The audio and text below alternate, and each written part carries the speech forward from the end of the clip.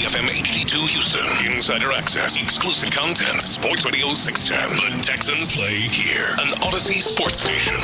Check out the BetQL Network, wagertainment for every fan. Get sports betting tips from the best in the game. Available on the Odyssey app and our assist station 650 The Bet. Sports Radio 610 presents Seth Payne and Sean Pendergast. We coming to H-Town. Let's get the work in, man. Let's go. Great day, great day.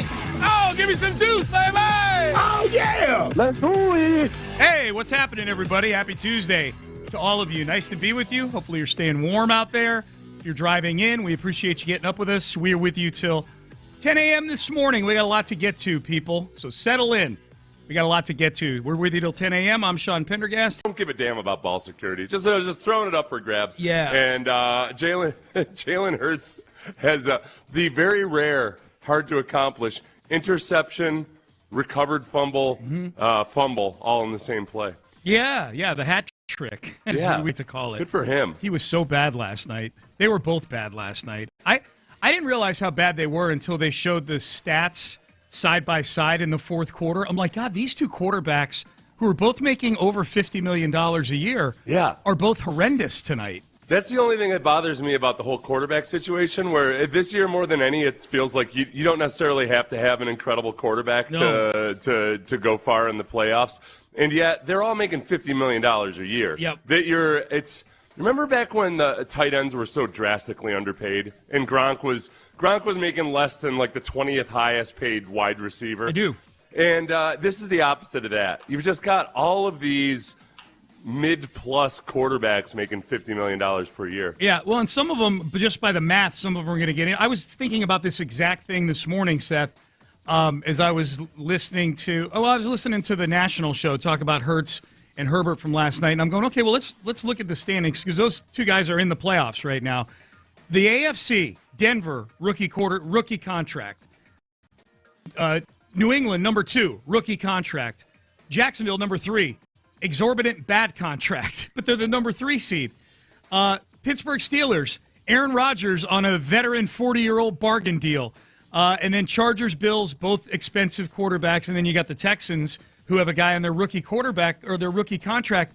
So you're right, it's a smattering here and there. The fact that Mahomes, Lamar Jackson, and Joe Burrow are at this point like almost completely out of the picture. Like the Ravens and the Chiefs are both 2 games back of the Texans, but they both lose the head-to-head tiebreaker. So those two teams with 4 games to go are really 3 games outside of the playoff rope right now if the Texans are the bar. The Texans are the 7 seed right now. For those who missed it, Seth alluded to it. I don't even know if we said who won the game. We just said the quarterbacks played bad. The Chargers won last night, 22-19, thanks to Jalen Hurts throwing his 4th interception down near the goal line in overtime of that game. Jalen Hurts was awful in this game. I can only imagine what they're saying in Philly this morning. But the wild card hunt, I mean, it's a good thing the Texans are on a 5-game winning streak. If they were even just 7-6, if they had lost to the Chiefs on Sunday night, I mean, I suppose we'd still feel okay about getting in because it would mean the Colts are the 7 seed, and they're about to try out Phillip Rivers today. Not a joke. They're about to give 44-year-old Phillip Rivers a tryout at quarterback today. So I suppose we'd feel okay that the Colts are eventually going to work themselves out of this thing because their quarterback situation is a mess. He's a literal grandfather. Yeah. He's got 10 kids, and some of them have kids. That's exactly right. He's a 44-year-old Gramps. But it took – that's my biggest takeaway from – aside from my biggest big-picture takeaway from the last few weeks, not specific Texans takeaway. The takeaways there are easy. The defense is amazing, and the offense is, to be kind, a work in progress right now. My biggest takeaway is, holy crap, for a team that had a 5-game winning streak, whose record wasn't 0-8, it was 3-5. It took forever just to get to the damn 7 seed in this thing. Right. Teams are winning, right? Like, nobody is falling out of this thing right now. Right. And it didn't get any simpler or easier other than the schedule. The schedule eases up. But the playoff picture, I mean, right now you're slugging it out through the rest of the season with very little room. Very little room for error. Right now, the Chargers have one more win than you, and you get to face them, but that's a critical game. This Cardinals game versus notable Texans killer Jacoby Brissett is a really big deal. And the Texans haven't been playing well enough that you can say, oh, they can take any opponent lightly, or they're just going to breeze through this game. They've got issues on offense still, and the defense has been incredible, absolutely incredible. But this is going to be a very harrowing 4 weeks to come. You needed a last-second field goal to beat the Tennessee Titans a few weeks ago. You were 6-0 at halftime with the Titans at home earlier this season. You're absolutely right. When you're mediocre at best on one side of the football, especially the offensive side of the football, you have no license to take anybody lightly. You don't, and I don't think they are. I think D'Amico and this team. That was a tough road to get back to 8-5, man. It was an incredibly hard road to get back to 8-5. You can't blow it with one. You can't blow it in 60 minutes this Sunday. You lose this game to Arizona, and you get back everything that you had worked for the last 5 games. Yeah, I don't think anybody on the team or in the fan base has any illusions about it. I don't think you're sitting there looking at this win streak and thinking, yep, the unbeatable force that is the Houston Texans.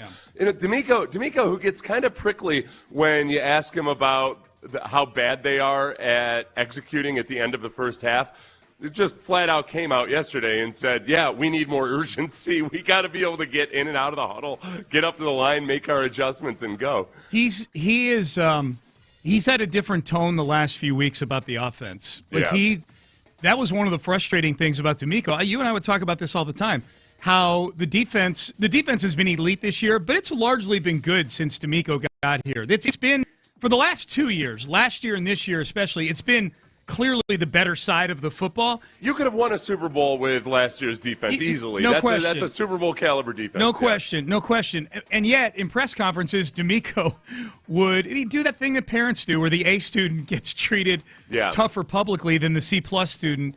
C+ is being kind to the offense last year, but you know what I mean. He would really soft play the offense. He's not doing that this year. And if I'm Nick Caley, I'm hearing that and going, look, man, I don't feel like my side of the football's performance is necessarily tied to how far this team goes in the playoffs. I think, honestly, I wonder how much of that simply has to do also with the fact that D'Amico's more involved with the offense this year. Yeah. That he's more hands-on with it, and he was trying to be the good coach and give the offensive coordinator and that side of the ball a little bit of latitude, not micromanage them. But now that he's actually over there and he's telling guys the same things, the same way he coaches the defense.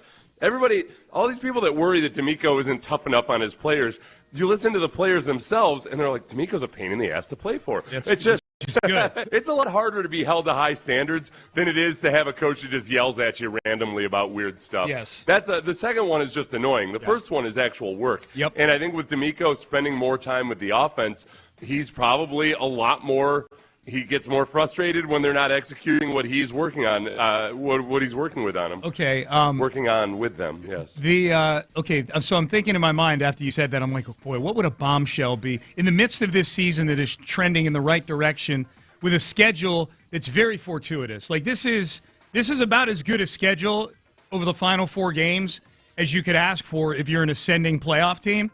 You've got 2 teams that look like they've cashed their chips in, and the Cardinals and the Raiders. You got them both at home. So this isn't me looking past them. This is just the reality of the situation. You have a Chargers team that, look, I watched that game last night. That's a gettable game in Los Angeles. The Texans, whatever the Texans' game has been over the last 5 weeks, that beats whatever the Chargers were putting on the field last night against the Eagles. That's where you go in 3 weeks to play. And then you play the Colts, who might be starting Phillip Rivers at quarterback in Week 18, and that game's at home. So it's about as good. Okay, so this would be the bombshell. What if D'Amico pulled a Dan Campbell and took over play calling of the offense? Oh yeah. Oh boy. I don't. He's a defense. I don't think that'll happen. Right. But the tone, his tone is one that is not happy with this offense. The biggest realistic bombshell would be just swapping out Davis Mills for C.J. Stroud. Did I say realistic? I don't know if realistic isn't the right word. C.J.'s healthy. I don't think that's realistic. Yeah. But I think, and honestly, the way C.J. and Davis Mills have been operating over the past 6 weeks or so, I think pre-snap, it's largely similar. The biggest difference is always just, all right, what kind of a defense are they facing? When Davis was able to get the ball out of his hands quickly, and there were options early in the down, then Davis was really, really good. When he had to move on to his second or third read, that's where things got hairy. Yeah. And when the Texans offense going up against the Chiefs defense, I think they did a good job of taking away the options early in the down. Yeah. CJ and Davis have both been getting rid of the ball faster than they ever have before. Well, it's CJ especially. I'd have to check Davis in various schemes. But the ball's been coming out quick, like in the top quarter of the league. Yeah. It's just, there's two things. One, if it's a defense that's good at taking away those first options. And two, if there's a tough interior defensive lineman, this offense has really, they struggled against the Titans when Jeffrey Simmons and Tavondre Sweat were both in there. They had a really, really hard time with that. And likewise, when they faced a tough defensive lineman this last week in Chris Jones kind of ruined their night. He just threw a huge monkey wrench into everything. It's funny you bring up Davis. I think as long as CJ's healthy, there's zero chance he gets swapped out. It's an interesting conversation, though, and this goes into, I think, some of the things we were saying after the Bills game. And the reason I bring up the Bills game, CJ was 16 of 31 for a little over 200 yards in a touchdown. No turnovers in this Chiefs game. And I think there's people looking at his game going, all right, I mean, he only had 3 completions in the second half. I mean, what's going on here? Davis Mills was 16 of 30 for 153, almost an identical completion and attempt line for less yards, 2 touchdowns, no interceptions, 35 yards in the second half of that Bills game. The Bills game and the Chiefs game, from a quarterback perspective, looked virtually identical on the box score. The difference is that I think CJ made a few throws in that Chiefs game that Davis Mills just doesn't make. I don't think Davis Mills escapes Chris Jones, has 3 guys beating down on him, and throws a missile to Jaden Higgins to keep a touchdown drive alive. Yeah, I don't know. Davis had some clutch throws at the ends of those victories, though, as well. He did. I'm merely talking about the physical tools. Right. Play like that. Yeah. I don't know. I mean, he also. Yeah. He might do it in a different style, but neither of the quarterbacks have been all that impressive this year. Yeah. You're +3. It's yet another game where you're +3 in the turnover margin and you score 10 points. Yeah. When the defense is gifting you all of these opportunities and you have short fields to work with, it just speaks to the razor's edge that you're on. If Texans don't take the ball away 3 times in that game, they get destroyed. When you say they scored 10 points, do you mean they only earned 10 points? Yeah, what's that? You said they were +3 on turnover. They only win by 10 points. They only win by 10. Okay. They win. They only score 20 points. They win by 10. I got you. You're +3, and one of those scores is on a very, very short field. Right. It's just That's what I thought you meant. I thought you meant like they had 10 that were on normal drives and 10 that were on room service. You got to score more points. There's no question. I just think it's funny. Like Davis in the Buffalo game had an almost identical game to what CJ had in Kansas City, and CJ was on the road. And all that is just what we were saying after the Buffalo game, which is, by backup quarterback standards, that's a really nice game by Davis Mills. CJ is judged by another set of rules. He's a starting quarterback who's going to get paid. I know people get super sensitive about it, so let's remove the names from it and just talk about the passing offense in general. Okay. It's been a bad passing offense, and you can blame Nick Haley, you can blame CJ Stroud, you can blame Davis Mills, you can blame the offensive line. Whatever the case may be, it's not a good passing offense. It's not a rushing offense. Yeah. The texter says Davis is better in the red zone. They're both subpar in the red zone. Texans were 2 for 4 in the red zone this time around. I would sign up for 50% in the red zone for the rest of the year, including the postseason right now. I would sign up for that without knowing what's behind door number 2.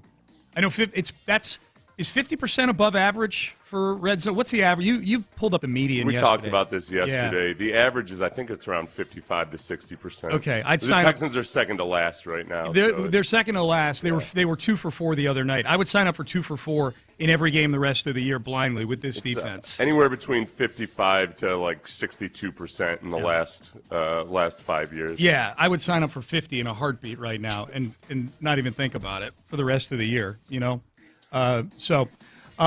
Yeah, so the Texans didn't get any favors done for them last night by the Eagles. The Chargers win last night. We're officially in scoreboard watching season. We can do that now. The Texans are inside. They're inside the playoffs. I was thinking about this yesterday. Jonathan Alexander's question before the Chiefs game about he was asking going into the game, was this a regular season game in Texans history? And now that they've won, can we look at it and say, is this the biggest regular season win in Texans history? I think there's a case to be made. It's definitely the biggest one in the DeMeco Ryans era. Maybe mathematically it's not, because it's not Week 18 like that Colts game was a couple of years ago. Like, that got you into the playoffs. I would still say, in the DeMeco Ryans era, I think that play-in game was the biggest one. Because of the stakes? This one, I mean, that was for the stakes. Yes, the stakes were high. You're on the road. It's a primetime game. I think so much of this game was also what's built into it is, hey, it's the Kansas City Chiefs. It's Pat Mahomes. It's all of that. But that's a story more about the Chiefs season in general. Yeah. That's ultimately what you just did was, at the end of the day, you look up and, we just beat a losing football team. Yeah. It's the Chiefs aren't the same team. And in some respects, you made their defense look better than they have on average all season long. So I'm just left wanting after that game. I'm greedy. I was so excited about the defense all day yesterday, and I knew going into Tuesday, Wednesday, Thursday this week, it's slowly going to turn into, crap, we still got that. It's like if you get a huge bonus at the end of the year, but then you remember, like, oh yeah, I still do have all that bone crushing debt that's piling up on top of me. But it was nice to get that bonus. The analogy is that we just realized that this isn't the real Chiefs. Is that what you're saying? Like this, the win doesn't mean anything? No. It's not even that it's right. Yeah, for one, it's not the real Chiefs, but also two, it was more about the defense than anything else. Yeah. I mean, nobody after that game, look in the national media, anywhere else, nobody is saying, wow, look at that Texans football team. Yeah. They're saying, wow, look at that Texans defense. That defense is incredible. That makes sense. Yep, that makes sense. The one thing I would say about the Chiefs, if we're comparing the wins, because my answer to Jonathan's question, and this is not just the DeMeco era, I think that Colts game in 2023 is the answer to the question franchise-wise at that time. Because of what it meant, it got you into the postseason. It symbolized that the rebuild was 180 degrees. You'd flip the script on what you were the year before with Lovie Smith and take it to the extreme, David Culley 2 years before that. Holy crap, we're a playoff team now, and it only took 1 year to get back into the playoffs.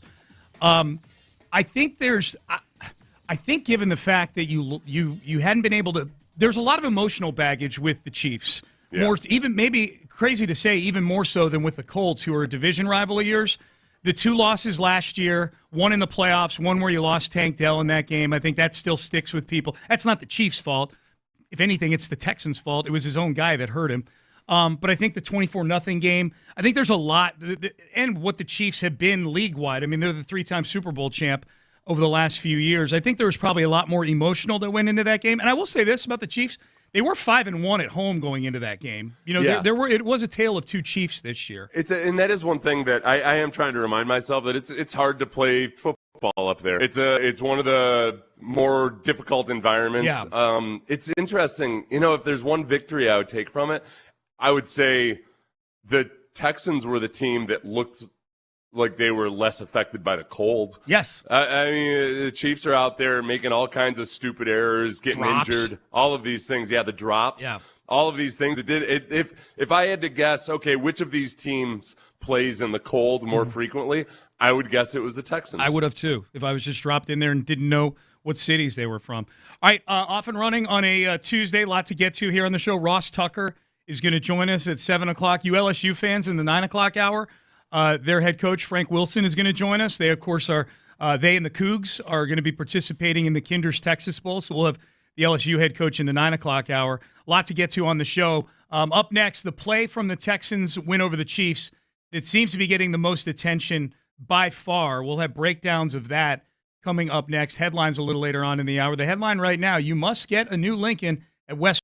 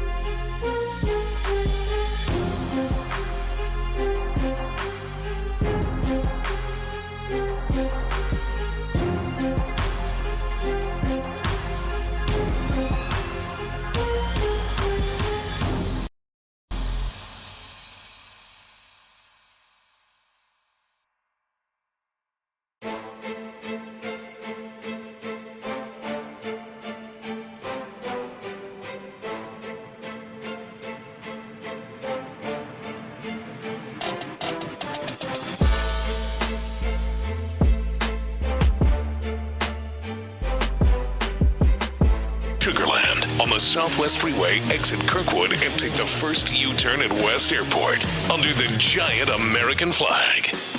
Live from the Mokaram Injury Lawyers Studios, Sports Radio 610 presents Payne and Pendergast. Mahomes takes the snap, steps to his left. Mahomes now back to the right.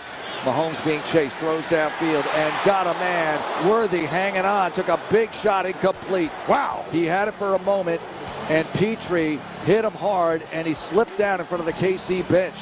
Hopefully he's okay.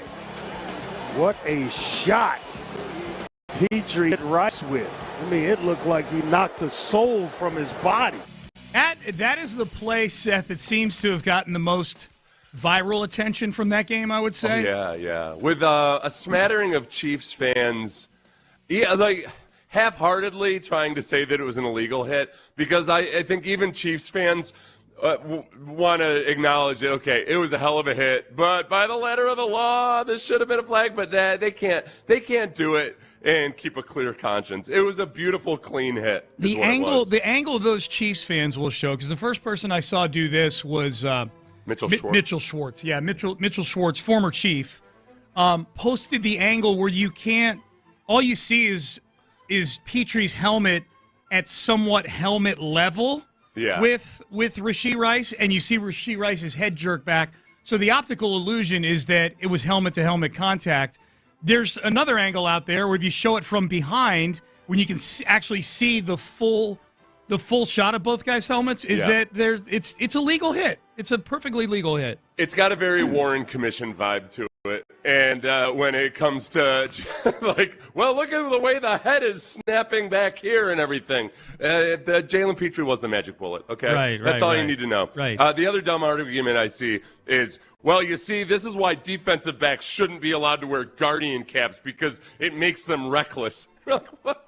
He's wearing a guardian cap because he was already reckless. Right. You watch Jalen Petrie.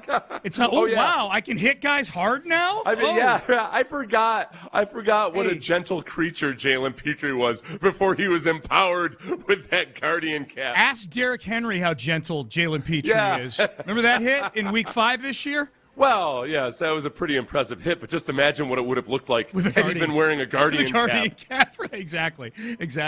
All right, so that hit got a lot of attention.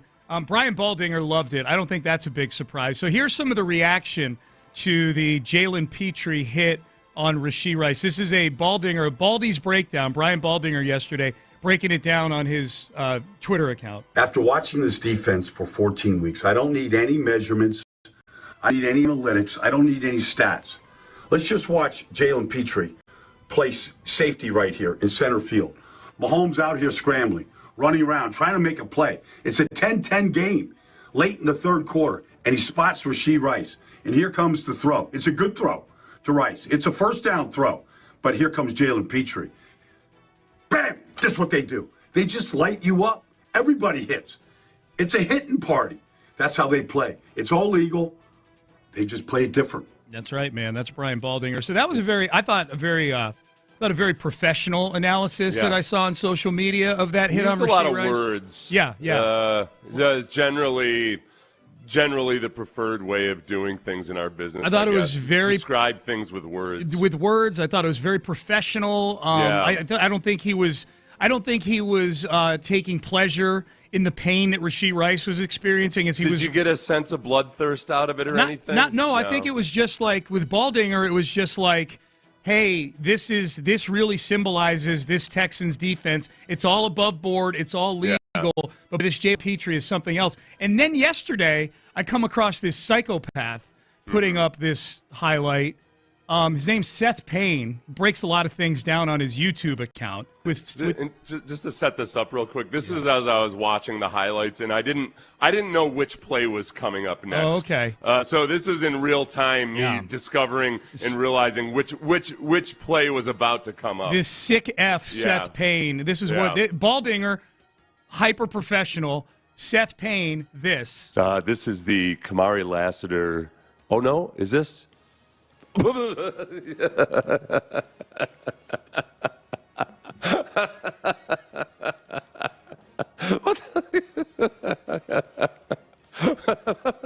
Watch this.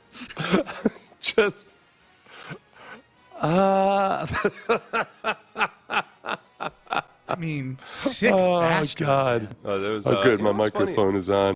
Oh, good. My microphone is on. Very I have an issue on my live stream with turning my microphone on. Yeah. I didn't go to communication school. Sorry.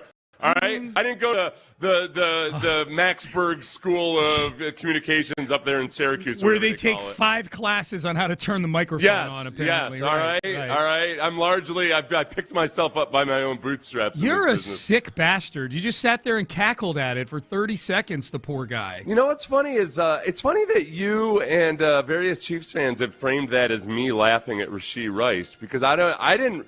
The first time a Chiefs fan came at me with that, I was like, huh. I wasn't really thinking about that laughing at Rashee Rice. I was just laughing at what a magnificent hit it was. Oh, okay. Kind of a filter into your worldview, I suppose. I've spent a lot of time around you, and I feel like you've got that in your bag, that you would be laughing at somebody like Rashee Rice, who almost killed a few people last year on the Dallas highways, experiencing a little bit of pain. That could have been Mother Teresa, and I was going to still be laughing at how great the hit was. Yeah, of course. There was some Chiefs fan. So some Chiefs fan account run by an anonymous person but with a pretty good following said this after that: "It's always unaccomplished guys who never won a ring, laughing at guys who did win. Laughing emoji, laughing emoji, laughing emoji." And I thought the choice of emoji was kind of ironic. So it's like, he's laughing at you. Yeah. I was like, all right, anonymous guy on the internet. Right. I guess, yes, I never won a Super Bowl with the otherwise so incredibly accomplished Rashee Rice. Right. Like he accomplished so much. Oh, yeah. But okay, I guess I'll have to take that L from you, fella. Yeah. Oh yeah. No, he got you. He total burn. He burned you, Seth. Total. Is that? I think that's in the conversation for the greatest hit in Texans history. I mean, when you think about it, like Jalen Petrie checked, especially in the day and age we live in now, where you got to be a little more careful about that stuff. Yeah, he checked every box. It was perfectly legal. The opposing player left the ground. It was a true decleater. Sometimes people will say something was a decleater when there's still a couple of cleats on the ground. That was an extreme decleater. And he knocked the ball loose. You know, so it was he accomplished what he wanted. The goal of the play is not just to hit the guy hard; it's to get an incomplete pass out of it. You know what? I'd have to go back and watch the TV copy of that, but I think in that moment, I don't remember any discussion about whether or not they should have ruled that a catch. The problem was Collinsworth was so much more obsessed with waxing poetic about the Chiefs. Yeah. In a way that wasn't, I'm not even going to accuse him of being biased in the game or anything. He was almost Tony Romo-like in his inability to actually talk about what was going on in the field because he wanted to wax poetic about something else. Yeah. There should have been a discussion about whether they should have called that a catch. I think ultimately it wouldn't, because there was a little bit of a bobble. So he didn't really, if he had caught it more securely, he had already taken a step or two, and then there should have been a discussion about, hey, is this actually a catch and a forced fumble? Did he take? I thought Petrie got there like bang bang right as the ball. Like I know he got there. I thought he got there with at least one step taken, which would have been considered a football move. But when you watch from the other angle, he's still securing the ball as he takes it. You're absolutely so if he had latched onto it immediately, I think it could have been considered a catch. Yeah, there was zero discussion. Boy, people love your reaction. They love the laughing. It was so genuine. I hadn't watched the replay yet, and this was at midnight or so on the night of the game, and it's one of the most aesthetically pleasing big hits I've ever seen. It's in the conversation for the greatest hit in Texans history. I mean, there's nothing. It's perfection. That's why I say it's in the conversation, because there's nothing you can nitpick at with that. He knocked the ball out. He decleated, legitimately, literally decleated the guy. The guy was writhing on the ground in pain. There was nothing illegal about it. And oh, by the way, Jalen Petrie punctuated it with a Hulk Hogan flex afterwards that got Creed Humphrey angry. He got the other team's offensive line angry at him. Creed Humphrey, for no reason whatsoever, was going up there and being all tough guy about it to a guy he outweighs by 100 pounds. Guy half his size. God knows what reason. Guy half his size on a legal hit. I mean, that hit was perfection. Yeah. There's nothing wrong with that hit. Okay, text message. Seth's reaction is superior. Text message, I'm dead. Seth is laughing so hard. Text message, I laugh every time I see that hit. It's okay, Seth. I know it's okay. I have zero qualms about it. Text message, I saw yesterday of Seth laughing. One of the many reasons I love Seth. Yeah, I'm watching the reverse angle of that hit right now. Yeah.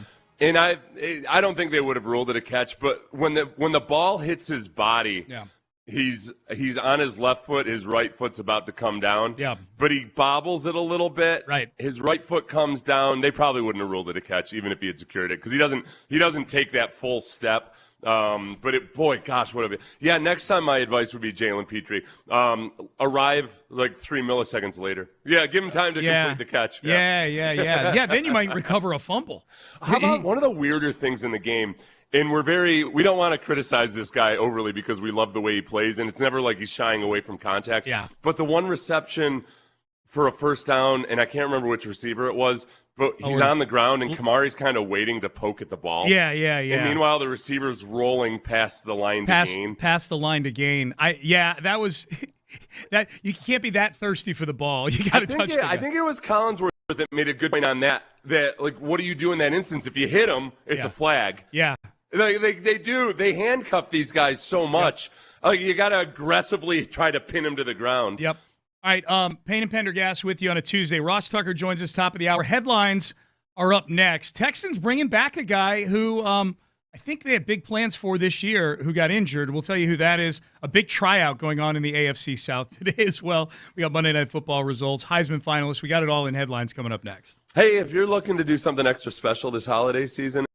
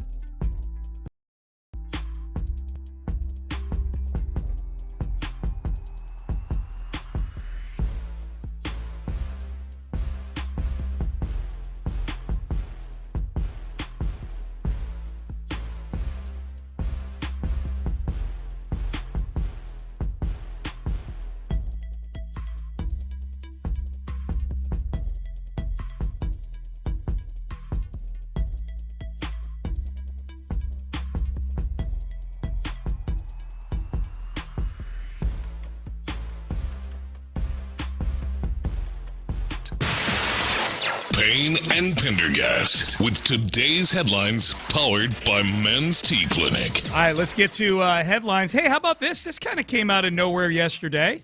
I like Brevin Jordan. I want Brevin Jordan to be healthy for a full season because I think he could do big things for this Texans team. Texans signed Brevin Jordan to a one-year extension. Brevin Jordan, of course, tore ACL in training camp. Man, it was a rough scene. It was in the bubble. A lot of media there. Oh, yeah, you were there. I was there, man. It sounded like somebody big game hunting, shot an animal. Like he was wailing. He was screaming at the top of his lungs. I mean, I felt terrible for him. I'll tell you one thing, having experience with this. Yeah. Both of the times that I tore my ACL in a game, it was – like sometimes guys will tear an ACL and they don't realize it. Yeah. Both times I did it, like I knew it immediately. Yep. It felt wrong and bad, and it freaks you out a little bit. Yeah. And I didn't I could see why somebody. It's not the physical pain. I could see where just the emotional shock of like, what the hell just happened to my knee? Emotional shock. Well, he had torn his ACL the year before and missed the entire 24 season. And that was after he had that big play in the playoff game against the Browns the year before, the 76-yard catch and run. And there was big plans for him. And then he tore his ACL in 2024, tears it again in training camp in 2025, signs a contract. He's going to be back next year. And I'm really rooting for Brevin Jordan. Here was D'Amico Ryans yesterday on that signing. Yeah, I love Brevin Jordan and what he can bring to our team. I love the energy that he brings, the joy that he brings to our team. I think Brevin is a playmaker. He just has to continue to do those things he's doing in the background and working really hard to make sure he's healthy and ready to go for next season. So I'm excited to add him for another year. All right, so there you go. Brevin Jordan back for another year. What's funny is I'm going on a podcast tomorrow with Sam Monson and Steve Perizzolo, who used to work for PFF. And I don't know how much they're allowed to talk about PFF because of a non-compete or whatever. Yeah. I'm curious about how they feel about Derek Stingley's grades with PFF this year. We have a listener asking that very thing, like, hey, has Stingley been good this year? Because we don't hear his name at all on the broadcasts. Yeah. Oh, but the reason I bring that up is that because at the beginning of the season, I was listening to those guys' podcast, and they had remarked in the Rams game, wow, I would have thought that they would be out there in more, two tight end packages.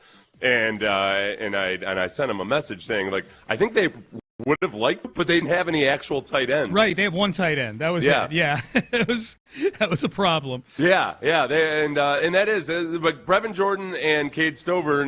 Like, say whatever you want about how much they would have gotten out of them if they'd been healthy. I do think that the offense would have looked different. I think they did plan on using all three of those guys pretty heavily. I think you can win with that tight end room, those three guys, if they're fully healthy, for sure. Texans also pick up a running back, Cody Schrader, off of waivers from Jacksonville. They are thin at the running back position right now. Well, they're banged up at the running back position. Nick Chubb only had one carry because of a rib injury on Sunday, and Woody Marks can't hold up getting 26 touches a game the rest of the year. Not with how physical these 26 touches have been for him. So that's Cody Schrader's NFL stats are 1 attempt for 3 yards in 2024. Literal 3 yards in a cloud of dust. That's it. Just 3 yards to his. So he is picked up off waivers from the Jags. Monday Night Football last night, the Chargers beat the Eagles 22-19 in overtime of a game where the two quarterbacks, highly paid in that game, were both terrible. Justin Herbert, not good. Justin Herbert did more damage with his legs than with his arm in that game, and Jalen Hurts threw 4 interceptions, including a game-clinching interception to seal the deal for the Chargers in overtime of that game. It's, he's such a tough nut to crack. I think because he's a classic guy where in the right circumstances, obviously, he can be very good and very potent, but the circumstances need to be right around him. Yep. When you have to rely on him to just load up methodically the way he does, and I always think of him as like a tank with a turret. It's like, when, especially in the movies, they make it look like it takes like 38 seconds for a tank to actually, turn the turret and shoot at you. Yeah. They're like, okay, there's this unstoppable force, but it just takes a while for him to turn and then load up and boom. Yeah. That's Justin Herbert. Okay, the one then. No, that's Jalen Hurts. Oh, Jalen Hurts. Sorry about that. Yeah, I might have said Herbert. I meant Hurts. No, that's okay. That's a little too much JH going on. Misunderstood. Yeah, exactly. So if that's what Jalen Hurts is, what is Phillip Rivers potentially? Because he's getting a tryout today at age 44. Hasn't played in 5 years. He's getting a tryout with the Indianapolis Colts, who, now that Riley Leonard has a knee injury, literally all of their quarterbacks are hurt. You know what he is? He's my father-in-law. He's 79 years old, but he could sit on his porch and shoot the eye out of an eagle from 500 yards with his 30-odd. You know, he could get out there and just sit in his rocking chair and shoot you. That's what he'll do. It's a great analogy because it's not like Phillip Rivers was relying heavily on athleticism to get the job done back when he was 38 or 39 years old, as long as the arm works. And it's not even like he relied on high-level arm strength either. Honestly,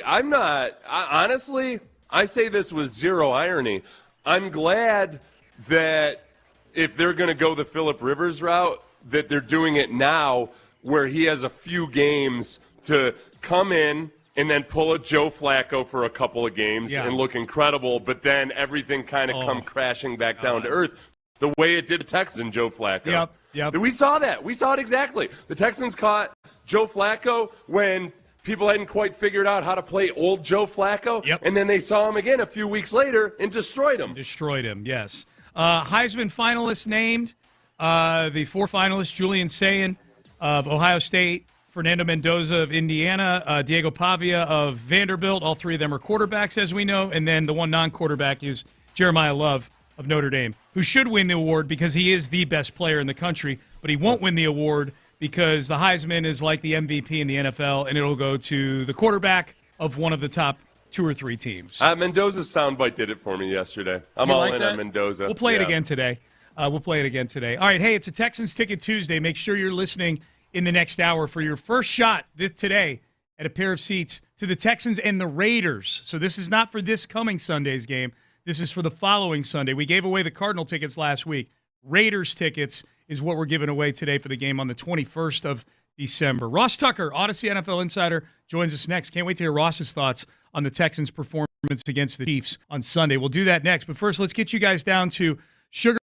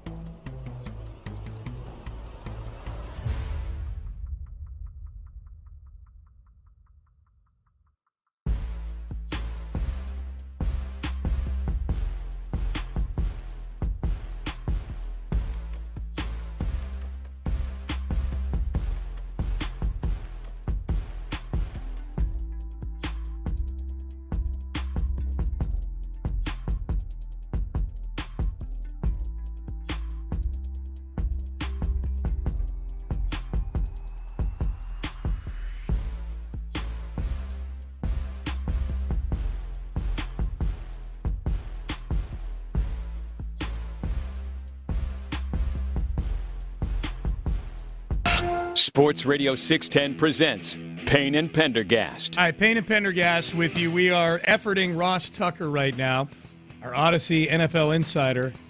Till we get him on the line. What the hell are we going to talk about if we don't get Ross? We'll find something to talk about. I'm just not giving a couple of vapid bimbos up here, you know? You think I'm getting a sponsor their read until we get that jerk on the phone? They got another thing coming, man. We'll have to. I give you permission to sing the nationwide jingle this time. You do? No. Ben's got it loaded up. There's Okay. a reason we gave him actual professional singers. So I'm excited to talk to Ross about just the offensive line in general. I think with the Texans so far this year, there really has been. It's been a combination of the offensive line having gotten better, but also through the whole season, some of the offensive line's issues have been masked by just the quarterback getting rid of the ball quickly. Yeah. And when you face a defense that takes that option away from you, all of a sudden, Chris Jones happens. Yep. All right, we got him. He's on the hotline right now. He is our Odyssey NFL insider, Ross Tucker. Insider Calls, of course, brought to you by Nationwide for your insurance and financial needs. Nationwide is on your side. Hey, Ross, how you doing? I am doing fantastic. It's funny because, as you guys know, I record the Ross Tucker Football Podcast Power Rankings before I come on with you. And then as soon as I'm done, I record the Even Money Betting Podcast, where, by the way, I'm up over 50 units for the season, which is incredible. Yeah. So anyway, my phone was on silent when Ben called me. I'm actually surprised it doesn't happen more often because I put my phone on silent when I'm recording my shows. I don't have like text messages dinging in or phone calls. So surprised it doesn't happen more often, but that's my bad. Well, we're glad to have. That's all right. We're glad to have you as always, Ross. All right. So you just mentioned you did the Ross Tucker Football Podcast Power Rankings. So on the heels of a fifth straight win and exercising some demons in Kansas City on Sunday night, where are the Houston Texans in your power rankings right now? You know, it's so funny because I do the power rankings and then I send them to my producer, Jack, okay? Because one of our sponsors, and I don't know if they're in Houston or not, but westsshorehome.com/Ross, they do the most improved team of the week because they're like a home improvement, bathroom, whatever. Yeah. And so I just send him the rankings, and then he has to go and figure out who moved up the most. And the Texans moved up the most. I think they moved up 6 or 7 spots. 6 or 7 spots, and they're 10th now. I have the Texans as the 10th best team in the NFL, ahead of certainly some teams with better records than them. But the Texans are going to be a tough out. And the thing I would be very encouraged by if I'm a Texans fan is, are you really that afraid of, like, the Broncos? Right. Are you really that afraid of the Patriots? I mean, it feels like there's a Super Bowl berth there for the taking in the AFC. Mm-hmm. Now, I'm not telling you the Texans are better than those teams, but could the Texans beat them? Absolutely. I don't think I would feel that way if the Texans had to go in the NFC and play like at the Seahawks and at the Rams back-to-back weeks. I think those two teams are really good. I think they're my top 2 teams in my power rankings. But I don't think there's any AFC team that the Texans should be afraid of. I mean, even the team that maybe has the best pedigree that's likely to be in the playoffs, the Bills, the Texans kind of own them or have their number. So I'd be really, really fired up if I were a Texans fan right now. I guess I think the thing about where the Texans are in a lot of the power rankings right now is that it doesn't take rocket science to figure out why they seem to be capped right around 10 or 11. It's that the offense is a mediocre to less than mediocre offense. And Ross, just with you watching them, where do you think this offense can improve, or how much do you think it could realistically improve over the course of 4 weeks? Well, it's weird because, you know, I felt that the last couple years, and then in the first playoff game, they like lit up the Browns a couple years ago. They lit up the Chargers last year. So I feel like with these young receivers, with Nico, with some of the plays that CJ made Sunday night, and getting enough out of the running game, I feel like the potential is there for them to score enough. I mean, they're not going to score 30 points, in playoff games, but I feel like playoff wins for the Texans will look a lot like Sunday night. Playing against a good team, defense dominates, defense turns them over a few times, and you win 20-13, 20-17, 17-13. It's funny because you can definitely win a Super Bowl that way. The 2000 Ravens, 2002 Bucks, blah, blah, blah, blah, blah. My question is, and you'd have to tell me if you guys have talked about this, who's the last team that kind of did win it that way? Who's the last team Patriots over the Rams? I would say the Broncos in 2015. Peyton Manning's last year, when he was replaced by Brock Osweiler at one point during the season, but they had Von Miller playing at an elite level on that team. They had a high-level defense on that team. I would say that's the last one I can think of, because since then, Ross, it's been a slew of Tom Brady and Patrick Mahomes every year. But that Tom Brady, the Patriots over the Rams was 13-3. That was the one that it wasn't pretty. It wasn't like an offensive outpouring. But that was you're talking about Seth, though, the actual Super Bowl game. Yeah, it's not like that was how the whole run was for the Patriots. Whereas what Sean's talking about, the Broncos, like, that was very much a defensive-led team, and the offense just kind of did enough, which is basically what the Texans have to do. Yep. That's in the playoffs that year. The Patriots beat the Chargers 41-28. Yeah, and then the Chiefs think about this. 37-31. Right. It's funny because 5 or 6 weeks ago, we were talking about where the Texans go from here and disaster of a season and what the changes are. And now Sean's like, I'm just not sure our offense is good enough to win the Super Bowl. Things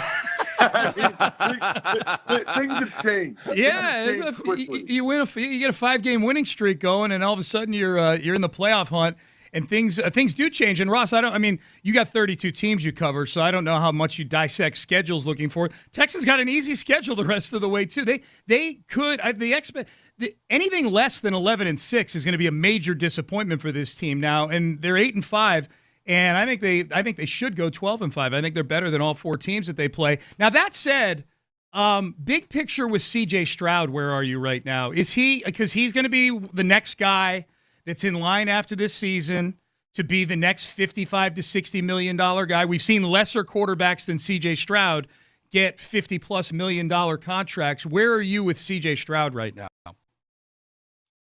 Well, that's a really good question. He made some big-time throws. Yeah. Big-time, I thought. Big-time throws and big-time plays Sunday night. Mm-hmm. If you go back and watch, and actually some of them, more of them were second reaction than I think of when I think of CJ. I think he's pretty clearly the guy, like, good enough to be the franchise quarterback for years to come. But the question there is he a top-of-the-line guy, or is this like a Purdy contract where, he's going to get his $50 million, but he's got to realize he's not really at the top 5 level where he should get, the $60 million. That'll be an interesting discussion. If I'm the Texans, it's like, listen, man, we love you. We want you to be our guy. We're going to give you over $50 million a year, but you got to work with us a little bit. We're doing it 2 years before we need to, and we haven't, gotten over the hump in the playoffs. Maybe this year they will. Like, what can we do here so that we're, like, structure this the right way now with 2 years remaining on your rookie deal, so we can spread out the bonus money over 5 or 6 years, try to free up cap space, give you enough guarantees and enough per year that you and your kids and your kids' kids are set for life, but that you're not feeling like you need to be at the top of the market. Because if he really pushes to be at the top of the market, then I would probably slow play it. I'd be like, okay. Now, other people have different philosophies on that. Other people would like, the Eagles would probably just pay him top of the market and then realize by 2 years from now that would actually be under market and not worry about it. But I don't know. I don't feel like he's done what Hurts had done at that point to kind of get that. So that'll be an interesting negotiation. You know, I think if he's willing to be the third to fifth highest paid guy right now, that they would probably get it done. Yeah. How do you see? I'm not trying to look past the Cardinals here or anything, but people are a lot more focused in on the Chargers right now, who the Texans will face in 3 weeks. Where do you have the Chargers in your power rankings compared to the Texans?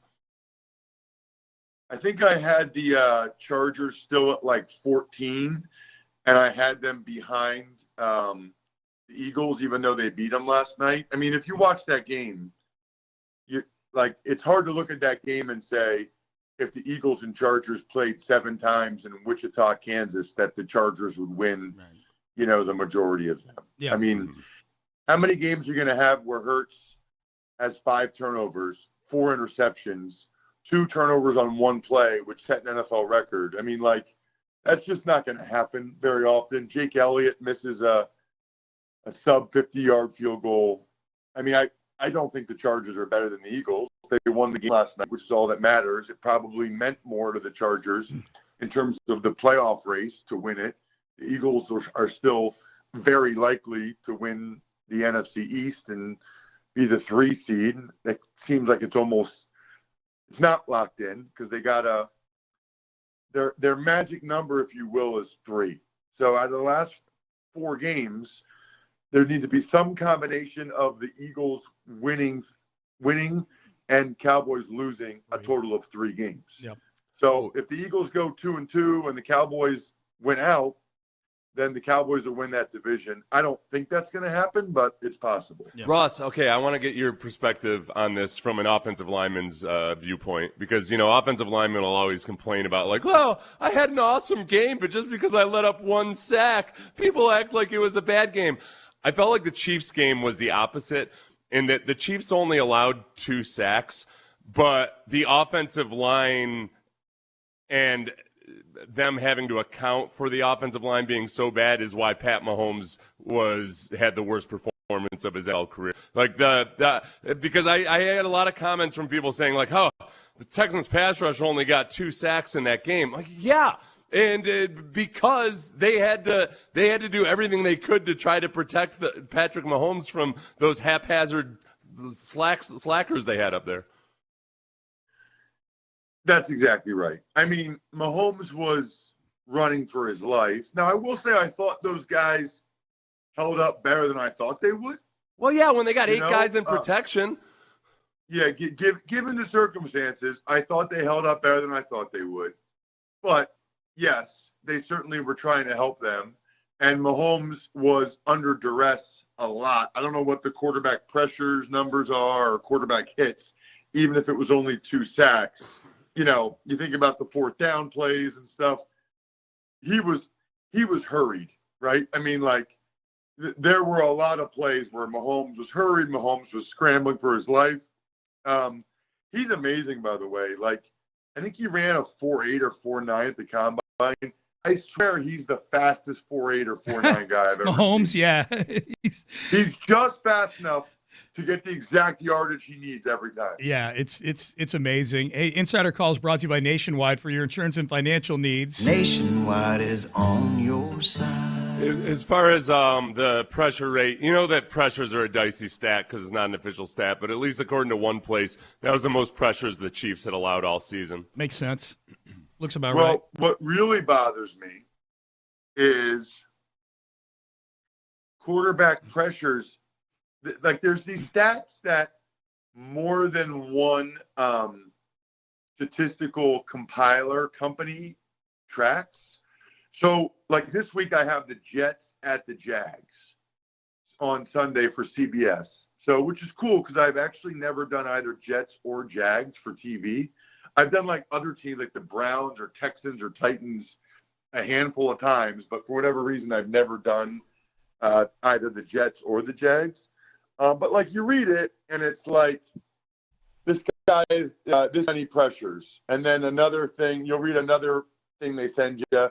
This guy is this many pressures. Same guy. I'm like, well, what number are we going with? Right. And the one will say he's number 1 in the NFL. The other one will say he's 5th in the NFL. I mean, that's a big difference. Or even I did the Lions-Cowboys last Thursday night. And, you know, I got 3 different numbers as to what the win probability or the playoff probability was for each team with a win or with a loss.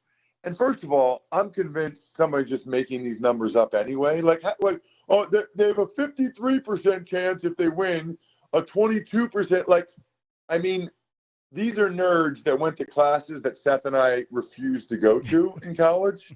But I still think they're just making them up. Like, what are those numbers even based on? Yeah, it's crazy. All I know is wherever you go, the Texans are like 90% now. That's all we care about here. You know what, Ross? I choose to believe those numbers. Now that they favor the Texans, those numbers are 100% correct. That's how I feel. And obviously, you know, with the Daniel Jones thing, that changed the dynamic significantly. Yeah, that last thing, and I know you got to get out of here, but this is quick. Along those lines, because I love power rankings. I love your power rankings. You mentioned the Texans are 10th. How do you treat the Colts in your power rankings with Daniel Jones out now? They're 8-5, but they might have Phillip Rivers at quarterback coming up here. Are you like the college football playoff committee where you look and go, whoop, quarterback's hurt, dropping you in the power rankings? How did you treat the Colts this week? Well, so unlike the college football playoff committee, okay, I do drop you if I know who your quarterback is.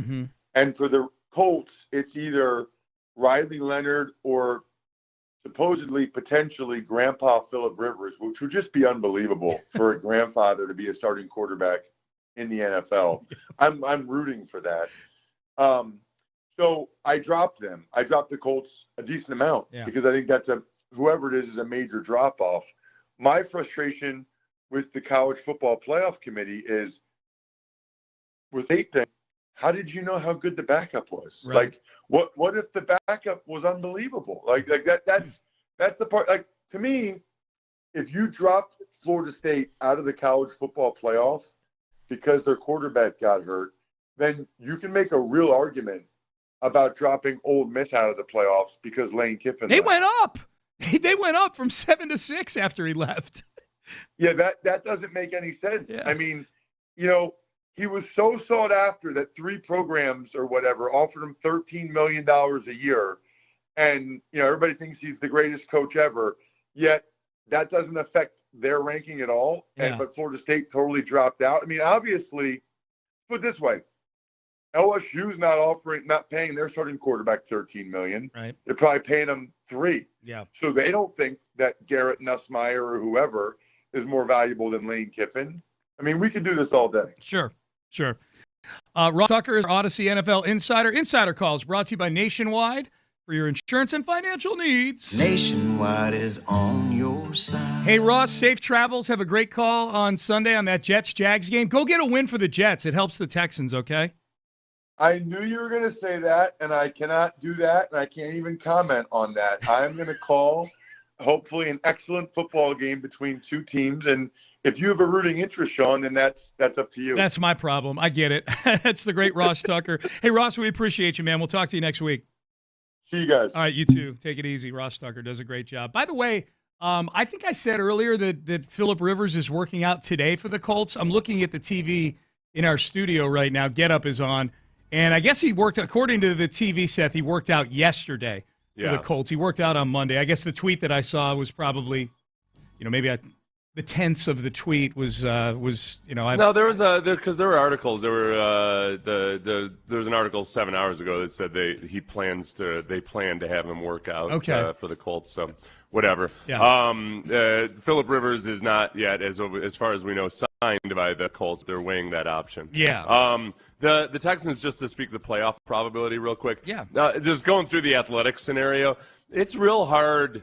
I mean, yeah. Are you on that playoff simulator thing? Yeah. If the Texans go 2-2 over the next 4 games, in pretty much any scenario, they still have a 90% chance of making the playoffs. Really? Yeah. The Colts game is the biggest variable. Okay. That if they lose to the Colts, that knocks them down the most. But by and large, if they go 2-2 in a stretch where realistically it's a huge disappointment if they don't go 3-1. That means they're going to drop a game to somebody that they shouldn't lose to. Means they're losing a home game is what it means, because they have 3 home games the rest of the way. So I don't want to say it's slam dunk or whatever, but if you take care of business versus the Cardinals, if you beat the Cardinals and the Raiders and then lost to the Chargers and the Colts, 2 AFC opponents, both of which are technically in the playoff race, then you got a 76% chance of making the playoffs. That's the worst I could find is if you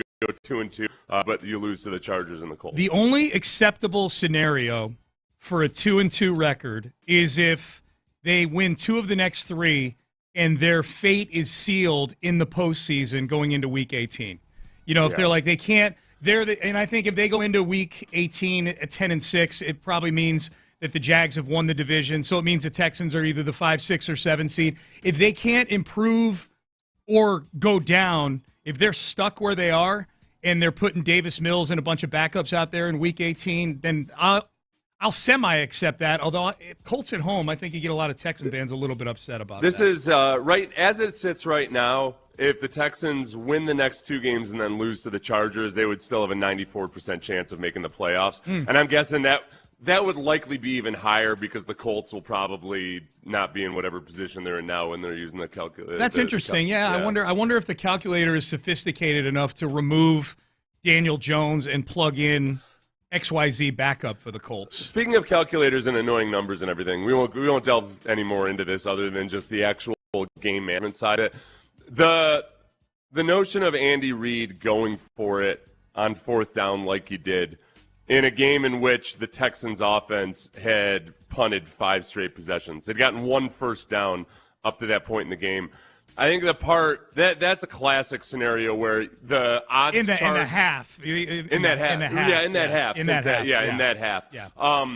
The odds chart and all of that factors into it, I don't think by a long shot factors in, or at least the ones that most people are using, that you're giving the Texans, who've been able to do nothing against you, a field goal. Yes. Like in failing that, you gave them a field goal. Yep. I still think it's inexcusable. It's excusable because it's Andy freaking Reid. Right. But still, it was a bad decision. It's interesting. Yeah, you're right. You can't just look at it as a generic 4th and 1 at your own 31. Time and place, opponent, trend in the game, how you've been playing as an offense, those things all factor in. Who you're going against as a defense.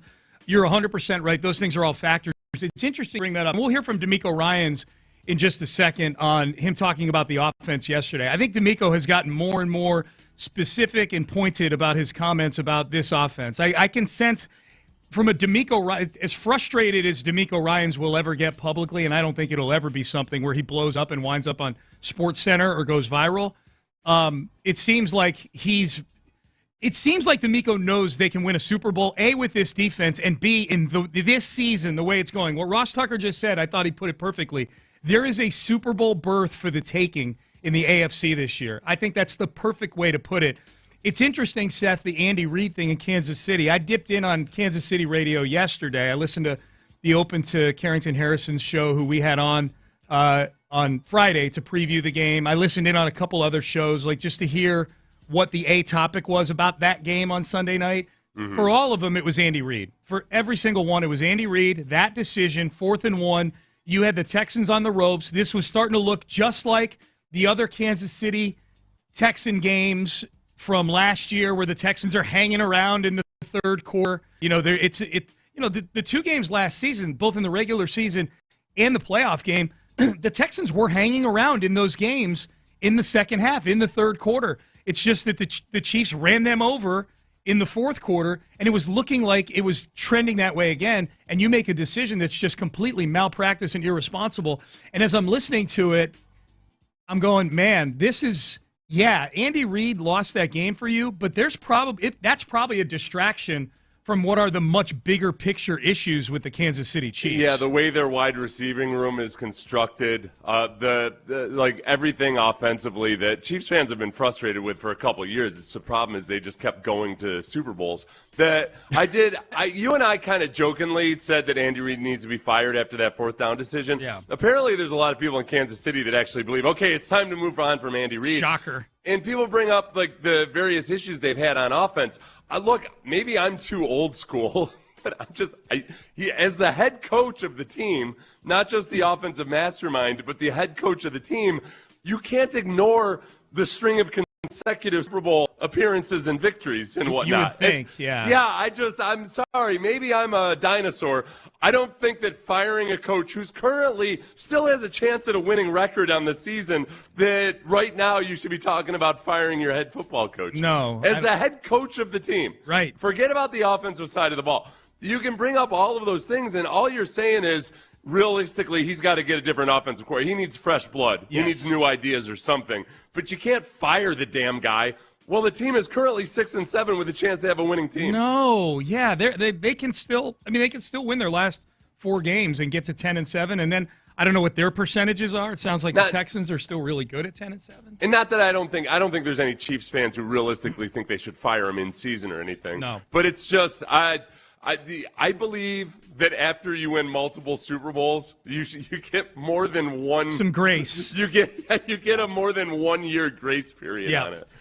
Here was DeMeco Ryans yesterday when he was asked, what does the offense need to do better? Look, there are a lot of things offensively I think we have to improve upon, specifically in the half, coming out at the beginning of the second half is not good enough for us. We got to move the ball better in those situations. All right. And when it comes to the pressures, there's things to learn from. We got to operate much faster with just the timing of everything, getting the play calls in and out of the huddle, getting the line properly, making the right ID, getting guys picked up the proper way. Like, we have to operate more efficiently. We have to operate with much more urgency on the offensive side of the football. You'll continue to see those type of pressures, right, that showed up. So there's a lot of room for improvement there, and we have to see that improvement very quickly.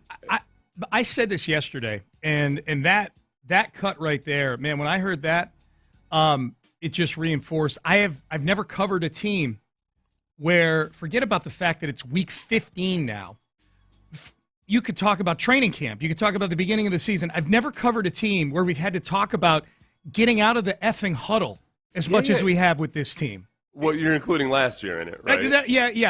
Like this era of the Texans. Yeah, probably last year too. Yeah, like no, we definitely did last year. Yeah, we never talked about it with any of the Bill O'Brien teams. We didn't talk about it with the David Culley and Lovie Smith teams. Like, this being a topic 2 years in a row, getting out of the huddle, the play clock, the execution, identifying the Mike linebacker, like what this is like. Well, it feels like I'm reading an instruction manual. A lot of it is, and what he did right there was he criticized every level of the offense. He criticized the offensive coordinator, he criticized the quarterback, he criticized the offensive line, the running backs, everybody, and picking up on the pass protection, all of that. Yeah. That was a criticism of the entire operation. Yeah. And like identifying the Mike is more complicated than it sounds. It's not always the actual Mike linebacker.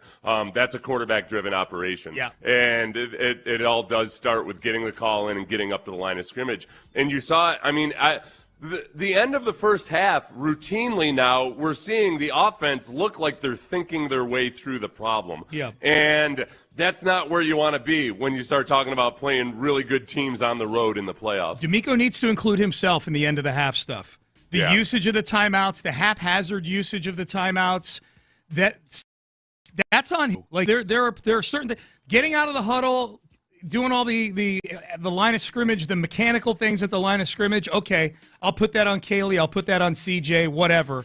But the overall flow and use of timeouts and the pace because I'm sure he's directing Kaylee as to, okay, we want to pick it up here. Hey, let's lay off the gas a little bit. There's too much clock there.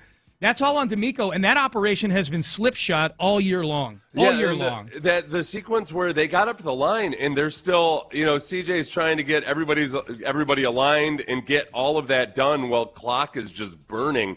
There's too much uncertainty in the entire operation. Yeah. And they've had 2/3 of a season now, 3/4 of a season to work on it. And I just don't know at what point, all right, when's the magical when you point out multiple issues with an offensive operation, that's not the kind of thing that feels like it gets into place all of a sudden. No, and it's week 15. So I guess maybe part of it is where we are in the season. I know I said earlier, man, we talk about this in the preseason and early in the season. I guess I'll give them a pass on it being a topic early in the season because, to your point, Seth, it was so bad last year. It's a new OC, so that is a topic. Like, all right, are we going to be – and CJ's got more control at the line of scrimmage, all that stuff.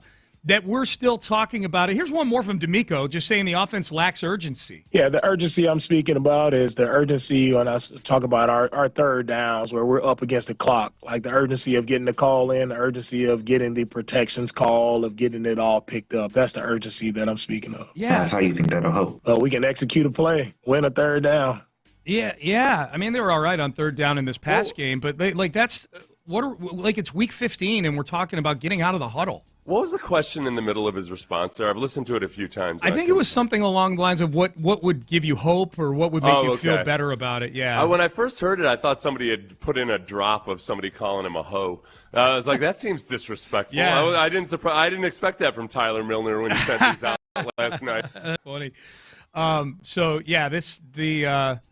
The offense, they got to fix some things between now and the end of the season. Well, and it is, and a lot of it comes down on CJ, too, where if you want more control at the line of scrimmage, this is the kind of stuff that comes with it. It's the quarterback directing everybody. It's being sure that you don't send a guy in motion too early so you get an illegal procedure. All of those little things, with that power comes great responsibility. Yeah. And everything's just a little too slowed down and laid back. CJ likes to call himself, hey, I'm more laid back than Nick Caley. Yeah. All right, cool. Be a little bit more hyper. Be a little bit more, a little bit more urgent at the line of scrimmage. Yeah, I think a texter puts it well. He says, more than anything, it sounds like D'Amico is saying we don't have a well-coordinated offense. And when I heard those... He called everybody out there, though, too. That's CJ also. He's calling CJ out there, too. That's fine, but they're not firing CJ Stroud. If I'm Nick Caley and I'm hearing those cuts yesterday, I sit up in my seat a little bit straighter. That's what I thought when I heard it yesterday, which is we're experiencing a lot of success right now, and it's despite all this stuff going on the offense, not because of it. It's the one thing where I always have to hold back a little bit on criticizing coordinators is that you just never know exactly what they're asking the quarterback to do and how well the quarterback is doing it or how well he's receiving the instructions, understanding the instructions, and then executing it. And there are a lot of times where coordinators get blamed for not being creative enough when it's the quarterback himself who's the greasy wheel in the operation. Yep. You mentioned Andy Reid going for it. Not the greasy wheel, the rusty wheel. You mentioned Andy Reid going for it on that 4th and 1 at their own 31-yard line with 10 minutes to go in the game. This was an interesting question. D'Amico Ryans was asked, did he see that or did the defense see it as disrespectful that Andy Reid thought, hey, we can get a 4th and 1 on our own 31 against you guys? No, I didn't see it as disrespectful at all. I saw it as knowing that was my first thought, just knowing Andy and knowing how he's been. They're an aggressive team on 4th down. It hasn't shown up in those situations, but I just felt like how the game was going. It wasn't surprising that he would go for it there. And in that moment, he felt like they would have made a play because the previous play, they had one open and they felt like they made it and the guy dropped the football. So I see why, he went for it. And, he went for it there and our guy, Stingley showed up and made an outstanding play there on 4th down, which is what he did. Was that last week? Previous week we had another 4th down. Yeah. We got to stop all these 4th downs at the end of the game. But no, Stingley made a play on 4th down last week, and it shows up again, in a critical moment. They don't give the ball, they don't throw the ball to him much, but in those critical moments, seems like he shows up on those 4th down plays, and he makes a huge play for us to really seal the game. I think it was, if anything, it was more disrespectful to Andy Reid's defense that he would go for it there. I think that's a classic offensive coach versus a defensive coach, and Andy Reid not really seeing with his eyeballs exactly what the Chiefs' defense was doing to the Texans' offense. That's a great take, man. You think the dam's going to break here at some point? If you actually watched and seen what your defense is doing to this Texans offense? That's a great take, man, because I was only thinking about based on the question, it got me thinking about, boy, what's it like in the Texans huddle? Do they feel disrespected about that? My guess is, knowing this defense, they were probably like, all right, let's just go stop it. I don't know that they were feeling hell of anything. They're probably salivating a little bit like, oh, my God, we're going to get the ball back for our offense on their 30. I hadn't even thought about how the Kansas City defense felt about that, and I think you're 1,000% right. They're probably all over there going, hey, man, hunt the ball back to these guys. We'll get you the ball back, and we'll get you a new set of downs at the 30 ourselves for you. Yeah, well, and the Chiefs' defense has been the better unit yet again this year for the Chiefs. They haven't gotten a bunch of sacks. They haven't been as opportunistic as they have in the past, but the last couple of years, that team has been driven by the defense by and large. Yeah. The one thing the Chiefs' offense has been good at, or one of the things they've been good at this year, is converting those short yardage situations. So it makes sense that they might go for it there. But, don't ignore the fact that your defense is just they were putting on a show versus the Texans. No doubt. Chris Jones was a one-man wrecking crew. I wonder how Chris Jones felt about that. That guy. I wonder how he felt. He was destroying the Texans in the second half of that. That's game. Where I would imagine Chris Jones, even though he had a great game, I know Chiefs fans were frustrated with him because of his inconsistency this season. You had pointed this out in the show notes, I think, is Chiefs fans got to feel a little bit like, oh, great. So this is when you decide to really show up. Yeah, cool. I'd Thanks, be pissed. bro. I'd be pissed. It's a little too late. Yep. Yeah, I got my observations. We'll get to those later in the show. Hey, I want to pivot to the Astros for a minute because the winter meetings are going on right now, and it's been quiet, and it has me fearful about something with the Astros this season. We will have that for you coming up next. Yeah, baseball will be here before we know. You can do lineups, including baseball on Prize Picks. That's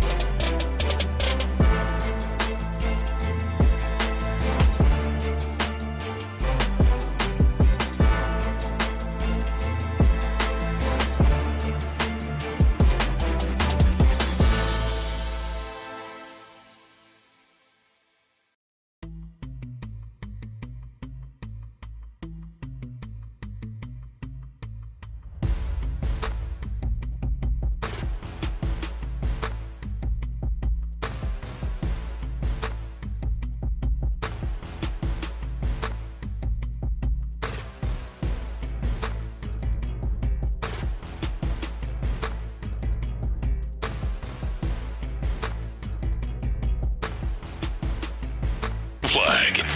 Live from the McCarran Injury Lawyers Studios, Sports Radio 610 presents Payne and Pendergast. All right, top of the hour, Pettycast time.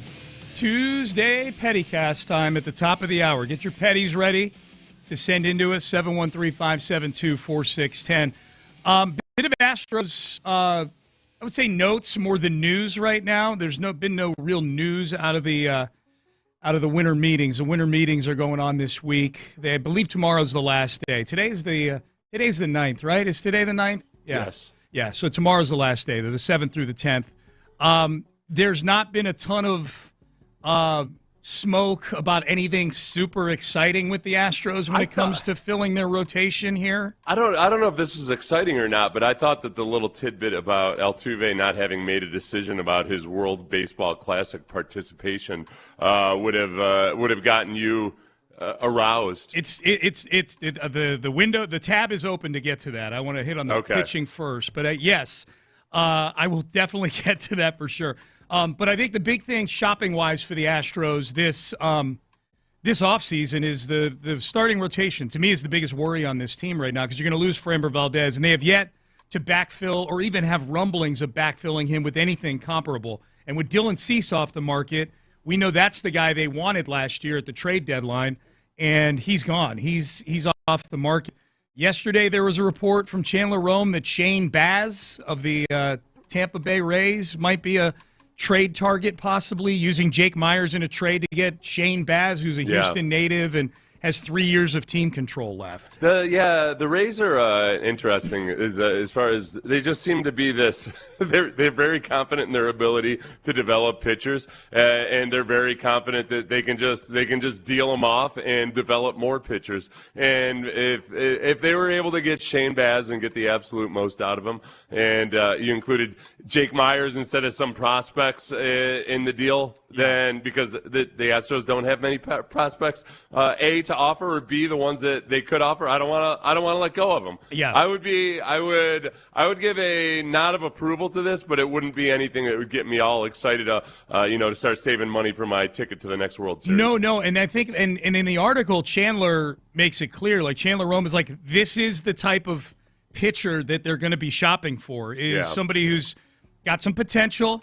Maybe they're sort of, Shane Baz underwent Tommy John surgery a couple of years ago, so that's so I don't know how the Astros view that, but it's something that's on his ticket right now. But the big thing is 3 years of team control left. So trade for him, and now we know what our cost level is going to be for this guy. Yeah, I don't think anybody bats an eyelash at Tommy John's anymore. Remember we were talking to who were we talking to when I asked him if his son had his Tommy John yet? Oh, it was Bob Merrill, whose son is a pitcher in college. And I just asked him, has he had his Tommy John yet? That's just, at some point they're going to have one. Well, some teams might view it as a positive. Okay, he's already got the Tommy John out of the he's way. got it out of the way. Yeah. And then I know guys have had to go back and do it again. We know that very well here. Everybody's different. But the biggest thing for me, Seth, is this will be the first winter I'm feeling like in a long time where there's no wow move. There's no, at the very least, the last 3 years.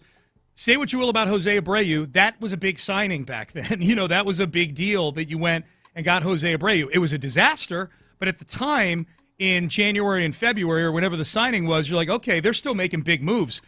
Josh Hader was a big move. They made him one of the highest paid relievers in baseball, and that came out of nowhere. And it was a 5-year deal to a free agent, which Jim Crane had never done before. Last year, Christian Walker, again, these are all signings that have varying degrees of working out or not working out.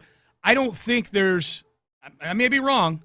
I don't think there's a $20 million a year signing coming this offseason for the Astros. Right. I don't think there's a big move. I think this is all going to be little tweaking going on for a team that didn't make the playoffs last year. Yeah, and I think there's ultimately what hopefully is a good tension between Crane and Dana Brown, and that Dana Brown is wired for developing things through the pipeline and everything else, and whereas Jim Crane is just perpetually ready to just at any given moment might decide, nope, that's it, we're going all in, Dana, go spend my money. And Dana's like, no, I don't want to spend your money. Spend it, Dana. Yep. I think the biggest move that if I had to guess, the biggest move they would make would be something like, I'm talking like financially, would be like bringing Verlander back on a $13 or $14 million deal or something like that. That to me is probably the ceiling. I don't think they are shopping. I don't think they're shopping for 5 or 6 year free agents in the starting rotation. Otherwise, I think they'd be making a run after Framber Valdez to bring him back here.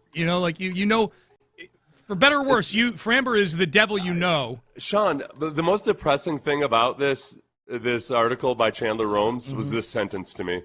In 2025, his first full season post-injury, Baz posted a 4.87 ERA across 166 and a third innings. That's not the depressing part. Volume Houston does not have on its current roster. Totally true. I mean, it's just we don't really have a whole lot of guys that have a lot of experience pitching, even at a 4.87 ERA level, the normal amount of innings for a major league pitcher. Getting to what you had referred to before, Brian McTaggart had some tidbits. I guess Joe Espada did some media at the winter meetings. Yeah. And yes, you're right, Seth.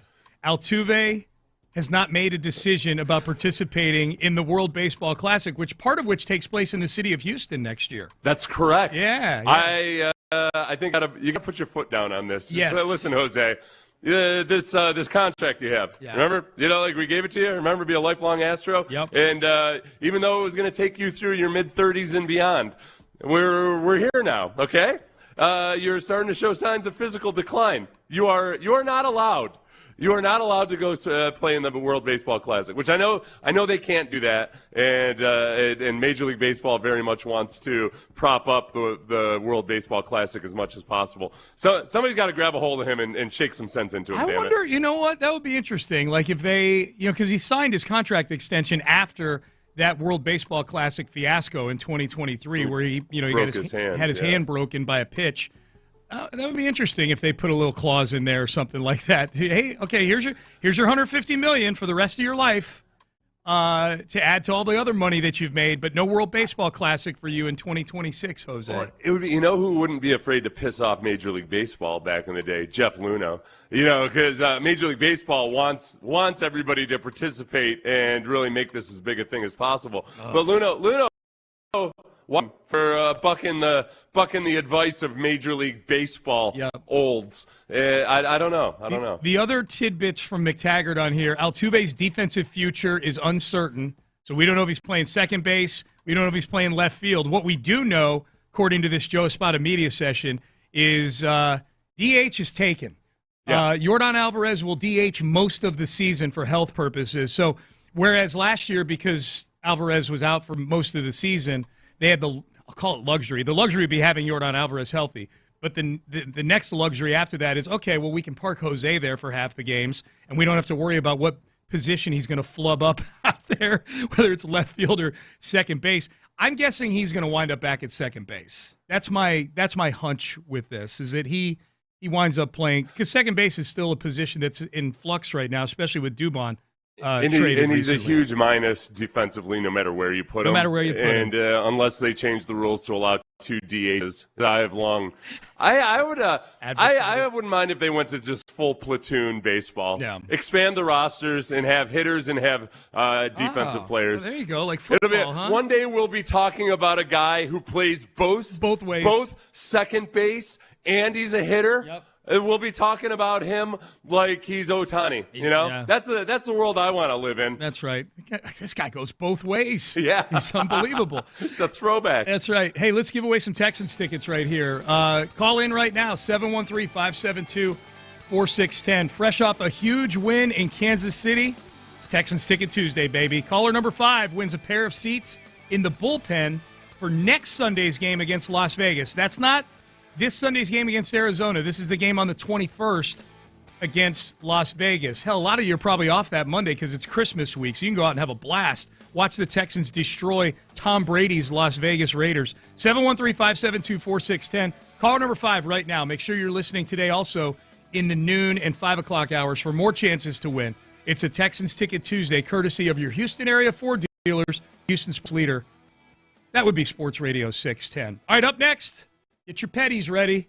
Pettycast time. It's the Tuesday, 8 a.m. Pettycast next. Yeah, my actual most ambitious plan is to have unlimited DHs. You can have as many DHs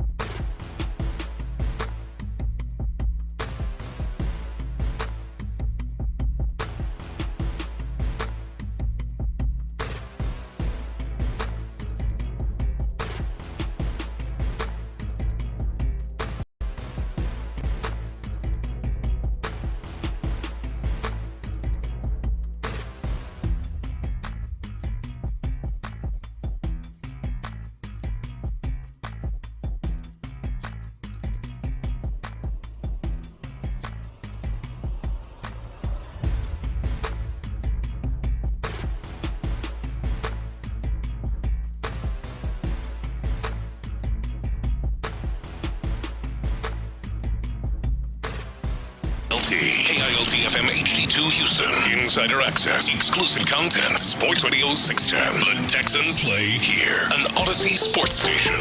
Sports Radio 610 presents Payne and Pendergast. This will be a nice segue into the Petty Cast because the first Petty that we have is Josh Reddick talking about Mike Fiers. Ooh, so this will be good. Yeah, this will be. He was on with AJ Przinsky. First, before we do that, congratulations to Malcolm in Lamarck, who's going to be headed to the Texans Raiders game and sit in the front row in the bullpen. Nice job. Texans Ticket Tuesday. Good job, Malcolm and Lamarck. I hope you guys have fun. Have fun. Next chance to win noon and 5 p.m. hours here. Noon hour and 5 p.m. hour here on Sports Radio 610. All right. You ready to get petty, dude? Yeah. You're always ready. I'm good. All right. Especially I heard Przinsky. Yeah. I hear Przinsky, and I'm like, but I actually enjoy his podcast. He's good. No, he's really good. Josh Reddick was on his podcast. I enjoy Reddick. I think Reddick does a good job on Space City. I think when he goes on Chandler's podcast, the Crush City podcast, Chandler and Tyler. They do a really good job. Here's Josh Reddick with AJ Przinsky telling a story about Mike Fiers. We all know Mike Fiers was the rat who narked everybody out in the trash can banging scandal. This was another anecdote. Apparently Mike Fiers was none too happy when they went and traded for Justin Verlander to take his spot in the rotation. It's kind of that's upsetting when you're trying to go out there and win it all, and you're already one of the better teams in baseball, and then you get a guy like Justin Verlander to your rotation. You're getting mad about it. Like I've told this story many a times, and I tell my friends and guys, like, look, if I could compare that, it'd be like somebody like me losing their job to Mike Trout in his prime, and I'd be like, I'm gonna be mad about that. Like, bro, go get me a World Series ring. I'm good. Like, I'll be the man top step high-fiving you every time you go deep. Like, yeah. What? What are we doing? Like, be a team. That's just not a team guy. Like, that's just not being a team guy. And like you said, that's a brotherhood that you've not only broken, former teammates' trust, you're broken guys that don't even know you or played against you's trust. Like, it's just not just. So I hope he's happy he did it. I don't know if what he's doing nowadays, but. Good for him. I guess he can sleep better at night. It is funny. Like, I wonder, everybody around baseball, like Cody Bellinger's the, classic gold standard example of somebody who got very, probably hypocritically so, very indignant about the Astros after the sign stealing was revealed by Mike Fiers. So are you telling me that if there's some sort of baseball reunion or convention that guys are walking up to Mike Fiers and dapping him up and stuff like that? Well, that's the thing with Fiers. There's there's no evidence we have, as far as I know, of him actually throwing his World Series ring in the ocean or anything like that. Yeah. And the big Fiers was the way in which it happened. So back in 2017. Not every team, but lots of teams were doing some stuff with sign stealing, and that's why MLB decided to crack down on it, because it was going on in a lot of places. And what happened was, because the Astros continued to be so good offensively, Mike Fiers decided at some point, well, clearly they're still up to their shenanigans, and he actively sought out the Athletic to tell them this. Yep. And that's the part of it that's just so dodging, and I think it speaks to what Reddick was talking about there. There's a side of him that just doesn't – it sounds like he's got 0 cents for the bro code or anything else like that. Anything, yeah. I'm always amazed that in this day and age where it seems like everything becomes available, that group texts aren't more often exposed by somebody in the group text. Yeah. But you know why it isn't? Because we are bound by the honor of the group text. You're not there's so much crap. Yep. You know how many group texts I've got on my phone that could probably get guys fired or whatever? I would never do it. Some of them from people that I hate. I would never do it. Right. I would never ever do it. Because you just don't violate the sanctity of the group text. And yet somebody is going to at some point. Oh man. Yeah. No, and I'm saying, it's happened. There's examples of it and everything, but there's way more. Just talking about ones that I'm on. Yeah. Yeah, there's way more than you would ever expect.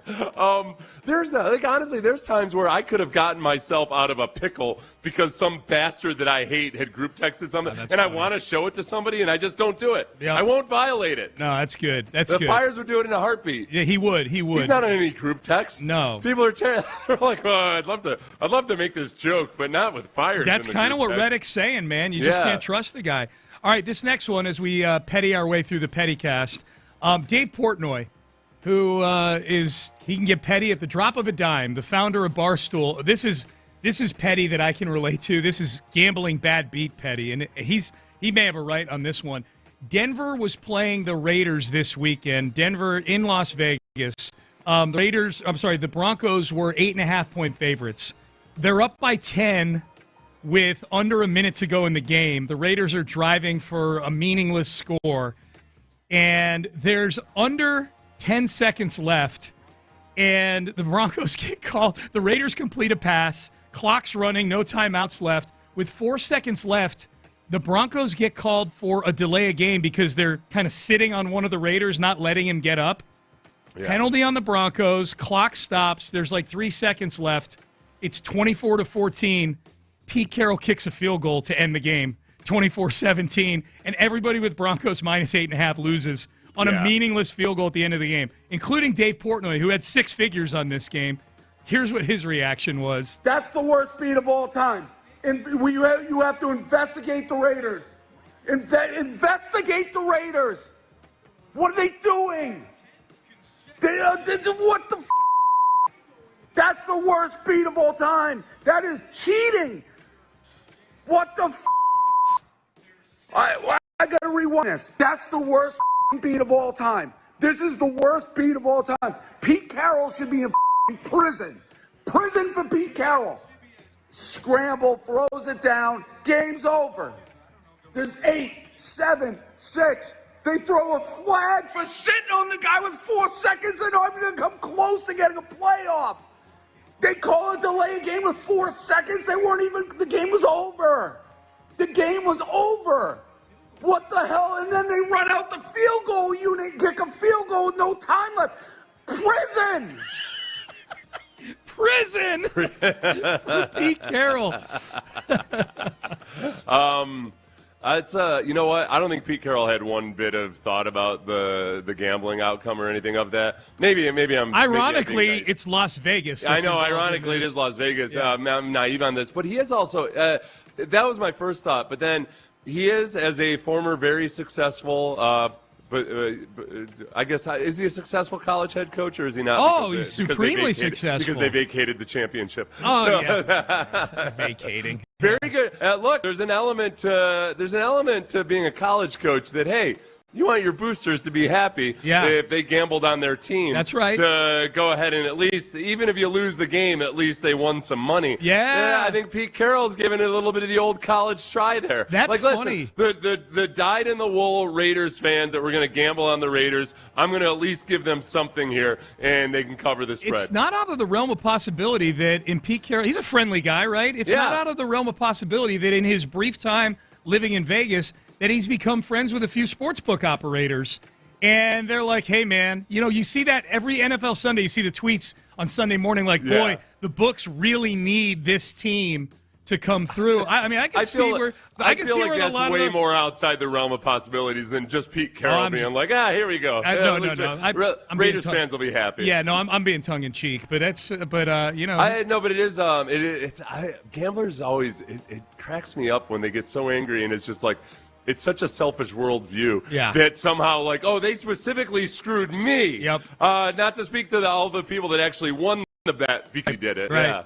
Yeah. There must be something up. There must be something up because I personally lost out here. That's Portnoy for sure. All right, this is a quick one here. This is Aaron Rodgers after the Steelers win over the Ravens on Sunday. It was kind of a long week last week in Pittsburgh. Aaron Rodgers kind of intimating guys were late to meetings or weren't showing up for meetings. They hadn't been playing well lately. Here's Aaron Rodgers asked about that after the game. What does it mean to get a win like this after the week that you guys have had and the week that kind of Mike Tomlin has had too? Means maybe you guys will shut the hell up for a week. Yeah. To the media, yeah. The question was, what does it mean to get a win after the week you guys had last week? Yeah. Maybe you guys will shut up. If I had to guess, I'm going to guess that they won't shut up. It's a fair bet, I think. I will. For the most part, though, by and large, Rodgers hasn't been nearly as much of a story this year, which is weird because he's on a more competitive team. Yeah. Except kind of a mediocre competitive team. Maybe that's why. It's more interesting when you're either really good or really bad. Yeah, they're kind of in the middle. They're raised up by the division they play in right now. They're leading their division. It's a bad division. So that was Aaron Rodgers.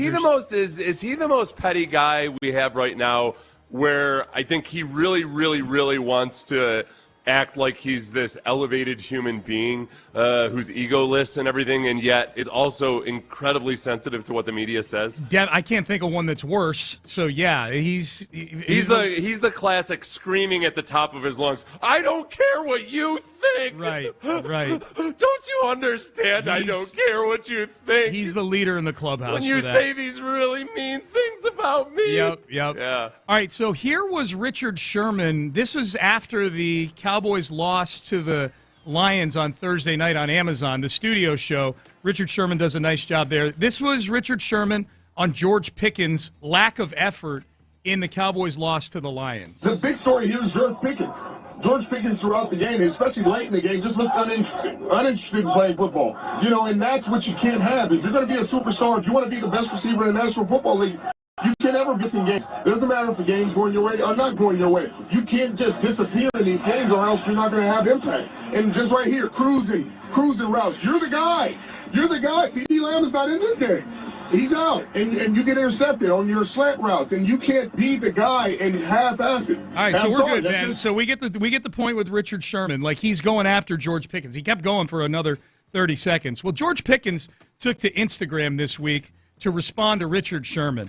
And I'm not going to read the whole thing. And I know the part that you find most disturbing about this post on Instagram, Seth, and it's not something the listeners can see right now. It's the margin. He chose to right margin. A his right post. Margin, so you have to. It's like I'm reading some kind of creative poem or something. Like I'm reading a sonnet or something. Yes, yeah. But I'll read the highlights of it. He talks about stop becoming an analyst and talking about one player when he's playing a team game. A lot of bleep has to go right. I'll get to the all caps part here. Richard P-word ass Sherman, who, by the way, ain't bleep without the Legion of Boom. We all remember San Francisco, brother. Much love. Don't speak on me unless you know the game of football. As a former player, not a bleep-riding fan analyst that act like double team is not a thing or certain bracket coverages don't exist. You leech weirdo. Now, Twitter, eat this up, is what he says. Yeah. So, yeah. George Pickens, petty about Richard Sherman's actual analysis George of Pickens, his game. but didn't he actually address some of the things that Sherman Richard mentioned. Sherman was talking about, which is, great, you're facing double coverage. That doesn't mean you just stop playing football. Yep. Or on the plays where you're targeted, maybe even just try to aggressively go after the football. Yeah. I don't think you don't have to compare resumes here or anything. Right. Richard Sherman, because the other, I think that didn't he end up saying something also about Richard Sherman's episode that he had after, I guess social media did about the episode he had where he was trying to break into his wife's family's house or whatever. Yeah. That's got nothing to do with the actual on-the-field product. And Richard Sherman, you can have arguments about how great he is amongst great cornerbacks because he stayed on one side of the field, et cetera, et cetera. He was a better football player than you. Yes. And he was a better teammate than you for sure. No doubt. And he always played his ass off. Really good at his job. No question. All right, my turn to be petty. Here is Hunter Yurachek. And he was good in San Francisco, too. That's the other thing. Yeah. Here's Hunter Yurachek, the athletic director at Arkansas and the head of the College Football Playoff Committee, with his explanation on why the committee chose to flip Notre Dame and Miami around at the last second and move Miami up from 12 to 10, Notre Dame down from 10 to 11. Obviously, the head-to-head played into it. Here was Yurachek explaining it on Sunday. We felt like the way BYU performed in their championship game, a second loss to Texas Tech in a similar fashion, was worthy of Miami moving ahead of them in the rankings. And once we moved Miami ahead of BYU, then we had that side-by-side comparison that everybody had been hungering for with Notre Dame and Miami. And you look at those two teams on paper, and they're almost equal in their schedule strength, their common opponents, the results against their common opponents. But the one metric we had to fall back on, again, was the head-to-head. I charged the committee members to go back and watch that game again, the Miami-Notre Dame game, because it was so far back. And we got some interesting debate from our coaches on what that game looked like as we watched it. And with that in mind, we gave Miami the nod over Notre Dame into that 10 spot. Okay, so Notre Dame going into the weekend, better than BYU. Yeah. BYU better than Miami. If what he's saying is, and I got one more cut from him here where he basically says this, if the BYU game had been more competitive against Texas Tech, then BYU would have stayed at 11. So BYU getting their asses kicked means Miami is better than Notre Dame. It's illogical. It speaks to the hilarity of the entire process. Of the committee, no general. question about it. All of a sudden, this is when the head-to-head really matters. I think for me, it doesn't bother me as much because I just always feel like, they're punting on some of these decisions, and they're gaming it, almost just kind of waiting for certain matchups too, which Which goes back to, all right, how much weight should you put in the actual rankings up until the final rankings anyway? Should they be doing that Tuesday night TV show where they're hemming themselves into things all season? That's what did them in. If they just came out with those rankings at the end of the year, I think Notre Dame people would have been incredibly disappointed like they are now. But I think at least you wouldn't have been set up for this thought that all along that they're making it. You've been ahead of Miami the whole time, and then it flips. And Ben's just sitting in there like the cat that ate the canary. But Miami grad Ben Gary, our producer, is just in there still looking at me with this look on his face like he's superior. He's got his hands behind his head like this, like leaning back in his chair. Surely next year Notre Dame will have a tougher schedule, though, correct? Oh, God, no. Their schedule is really easy next year. How many service academies next year? They just one, just Navy. Okay. They play Rice, though. Rice is on schedule. Did I see correct that there's some talk about them meeting with the Big 12? Somebody said that yesterday. It's Twitter. Okay, that's the only place I saw it was Twitter. Now, there is a clause next year, and I'm sure people will love this, that gets invoked next year where if Notre Dame finishes in the top 12, they get an automatic bid. They get an automatic. So if that were in place this year, I say they would have made it. The committee probably would have found a way to push them down to 13. That's what I say. I know we're up against it. Maybe we'll play the other Yurachek one later. But Hunter Yurachek is not. He doesn't strike me as a smart man. I'm just going to say that. That's all. That's all. And I think there's some Arkansas people that would agree with me on that. I think. All right, that's a petty cast. All right, I'm sure I'm getting tons of love. Oh, join the club, Sean. Sign Longhorn fan. Yeah, we're all the same now, man. We all those Longhorn fans I was duking it out with. We're all on the same side now, man. Screw you, committee. All right, observations from the rewatch of the Kingslayer game on Sunday. The Texans slayed the King. Chiefs Kingdom, dead. I've got observations from the game. We'll kind of close the book on the Chiefs game. We'll do that coming up next. D'Amico's defense carried the load in the massive 20-10.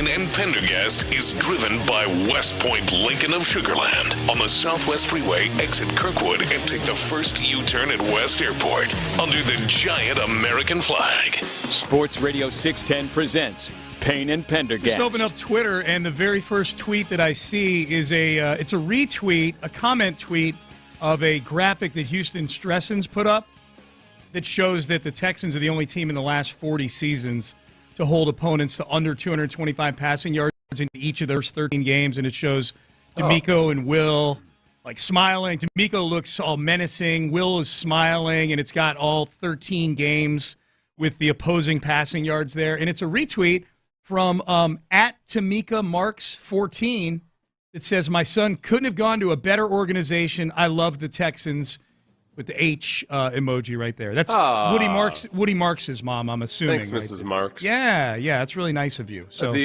that's impressive, considering especially the Texans have had 6 games versus teams that are top 10 in scoring in the NFL. Yep. Because the Jaguars are actually 10th in scoring right now. Mm-hmm. So it's not like they have by at least one. It was by DVOA. The Texans have faced I think the 3rd toughest schedule in the league. Yeah. Like it's not been an easy schedule for the Texans this year, as we remember and know. But they've gone up against some really good offenses and have just limited all of the passing offenses. And the 2 teams ahead of them on that metric are Arizona and Tennessee, 2 bad teams. Like the Texans have stood up against a bad schedule like that. They have a tough schedule too. Yep, they're 4th and Philly is 5th. So. That's it's an interesting number. So just some observations, Seth, we'll probably close the book on Kansas City today and tomorrow and start to look ahead to Arizona on Sunday. I won't get to all of these, but the officiating is always a big topic when the Chiefs are involved in a game and the Texans. I thought these refs were, especially early on, atrocious for both teams. Yeah, just including some of the ticky-tack stuff. The booth review being overturned by booth review. Yeah. What the hell? That was so weird. Because they got the call right eventually, but at first I'm like... They got the call right I'm like, are you allowed to overturn replay assist? I feel like that's like overturning God. There was a Jaden Higgins first down. Yeah. They ruled that it was a first down. Right. Correct. Or no, they ruled it wasn't. Then booth review said it was. And then Mike Tirico apparently is on the call as well. Apparently he's part of the booth review. Yeah. Mike Tirico correctly pointed out that it actually wasn't a wasn't a first down. He was annoying me. Yeah. It's hard for Tirico to annoy me, but he was annoying me in that moment, damn it. Yep. And then the illegal shift, though, which is, I know what you're building to. Yeah. On what would have been a Dalton Schultz touchdown. Yeah. And it was because he had 2 guys in motion at the same time by a millisecond, basically. Yeah. And that's where, you know why that's extra annoying? Because the Chiefs fans were all upset that on Tommy Togiai's sack, they didn't call offsides on or encroachment by Mario Edwards. Yep. I went back and watched it. Mario Edwards was not offsides. But a Chiefs wide receiver was moving towards the line of scrimmage at the snap. Yep. That should have been an illegal procedure. Yeah. That was illegal motion, and they didn't call it. The offsides on the Stover shove for what would have been a first down. Yeah. That was ticky-tack as hell. I don't know. Well, they called the wrong guy probably too. Yeah. But this is why they got to get rid of the tush push. Yeah. It's not consistently called. Nope. I was okay with that because I thought technically it was, and I would prefer that they call it like that more consistently, so the tush push wouldn't have such an extreme advantage. Yeah. You mentioned earlier, Seth, my observations. If I were a Chiefs fan, I'd have been mad as hell watching that game, watching Chris Jones decide to wreck shop tonight, on Sunday night. Like, this will be the game where I turn the switch up to 9.5, as opposed to the rest of the season where, reportedly, I don't watch all the Chiefs games, but his intensity level has been significantly less than it was when he decided to turn it on in the early second half. Well, the low light that everybody remembers is when they were playing the Jaguars. They're down in the red zone, and he just stopped playing. Yeah, the Jags won on the winning play. I mean, but that's been Chris Jones' entire career. Yeah. He's hot and cold, and he'll just kind of cruise through games, but then all of a sudden show up in the fourth quarter. Yep. But yeah, this was by This was his second highest grade of the season on PFF. He's only done it one other time the entire season. It was versus Las Vegas. Yeah. So, like, in games where it really matters, this is the first time he's really turned it up like this. I do like that every Texan player gave their college on the intros. They didn't do some stupid high school or hometown shout-out. It's there for you to tell what college. Did you play in the era where the intros included you guys saying what college you went to? Yes, and I think and guys would still sometimes say their high school there. Yeah. What did you do? Did you I remember? always just said Cornell because it was so rare that Cornell got a shout-out. Yeah, man. I wanted to be sure that I gave them their due. That's why I'm glad guys like Kamari Lassiter say Georgia, because Georgia doesn't get enough credit these days. Yeah. So I'm petty about that. I thought this game was a great example of sack numbers maybe being overrated, because the Texans, and I think last week's game against the Colts was an example of that too, but this to an extreme degree. The Texans were in Patrick Mahomes' kitchen all night long. Oh yeah, and it was. For one, the Chiefs a lot of times were using max protection to try to limit the defensive ends, and the bad offensive line. Because I had a couple people tell me during the game, like, "Whoa, I thought this offensive line was supposed to be bad," and I would say, "Yes." Do you see Pat Mahomes' numbers?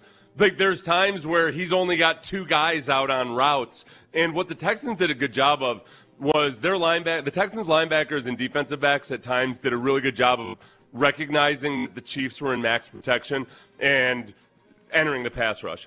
So, like, Henry To'oTo'o had a couple good examples of it. Kamari Lassiter came from about 15 yards out on one snap where he recognized that there was a receiver and a tight end that were staying on Danielle Hunter. So he said, all right, screw it. Here I go. And from 15 yards out comes in and dusts the tight end that tried to block him, or the receiver that tried to block him, and got the quarterback. So the sacks were overrated in this game also because the Texans' defense did a good job of rushing Pat Mahomes. And he still ended up being the biggest threat on the ground. Pat Mahomes still ended up having some pretty lethal rushes, but by and large, they made him really uncomfortable, and he had the worst game he's ever had in the NFL. Other than a couple chunk plays, the only real threat the Chiefs had was Mahomes scrambling out of the pocket. Well, the nice thing about being a defensive lineman on a defense like this is that a lot of times you'll have a really good pass rush and you'll get a pressure and it's still a complete pass for 25 yards. Here you get the positive reinforcement of, hey, we don't have to get the sacks. As long as we put pressure on the guy, he'll throw 3 interceptions. Or he'll complete less than 50% of his passes because we got the coverage behind us. And the whole complimentary side of it was really in full effect in that game. The Texans have to be more opportunistic. After the Jalen Petrie interception, they didn't do anything with it. That possession was around midfield. They were up 10-0. They could have buried the Chiefs early just by going. Even if you get 3 there, in a game like that, 3 would have been huge. But you go down and get a touchdown there, and that was when they were moving the football, too. That was in the first half. So there's no excuse. The last possession of the first half has been disastrous for this team more often than not just Sunday, but throughout the season. Just atrocious. 3rd and 16. They don't use a timeout. They let the clock go all the way down under 30 seconds. They're not in field goal range yet. And then they have to use a timeout to avoid a 10-second runoff because they have a false start. So it's just total amateur hour at the end of the half. And then the beginning of the second half was just as bad. They had a holding penalty on the first play of the second half, on the kickoff of the second half. And there was not a positive play for the Texans until like the 8th or 9th play of the half. They went 3 and out, looked atrocious. The first play of the second half was a hold on a kickoff. The first play from scrimmage was a negative 4-yard run by Woody Marks. And then the Chiefs' first play from scrimmage offensively was a 35-yard deep shot to, I think it was to Hollywood Brown. Just an awful start. Like the middle 8 is the new rage right now. The last 4 minutes of the first half, first 4 of the second half, and the Texans were an F-. there. Well, and the Chiefs' offense came out and drove on the Texans' defense. That's when you started to get nervous and think, oh, great, Mahomes has decided to wake up here. Big time. But then the fourth quarter, Mahomes had the exact same type of. I mean, that fourth quarter was so beautifully atrocious by the Chiefs' offense. I mean. The Texans, with full credit to the Texans defense for making them look like that. I mean, at that one point, Mahomes is 0 for 9. Including an attempt in the third quarter. But when Collinsworth said that, I'm like, yep, that matches the eyeball test. Yeah.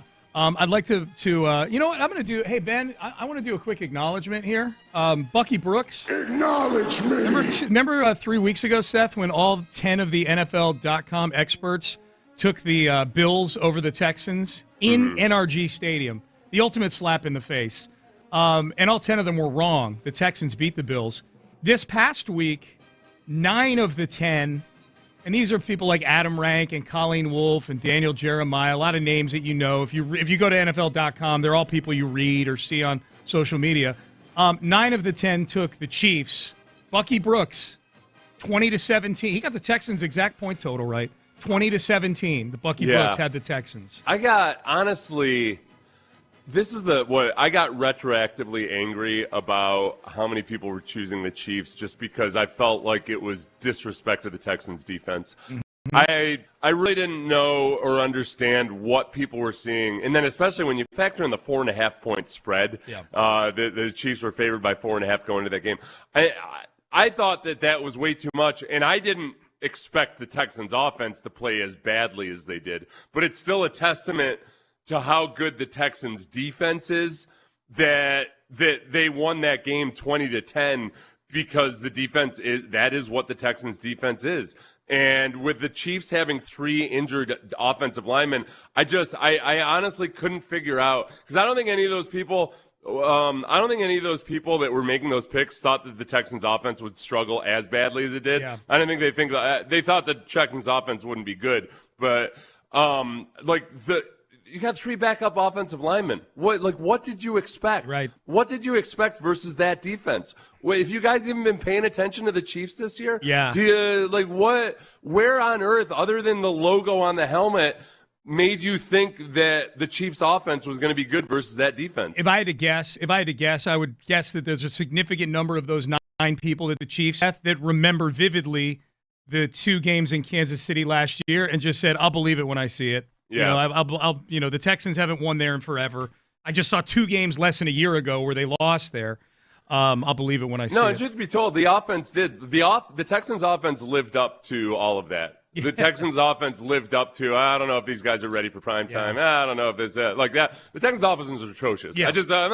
I was excited yesterday because the defense just delivered that win. Yep. But no, it's inexcusable for the offense to go out there and basically they were the exact same team they were last year. Kamar Lassiter was asked by the guys on Acho's show, I think the Speakeasy, after the game, who's the first guy off the bus when the Texans go on road games? Did he get the answer right? Who would you have as the first guy off the bus, the idea being to intimidate the other team? That's coming up next. Now, it'll be interesting to see who will LSU have be the first guy off the bus.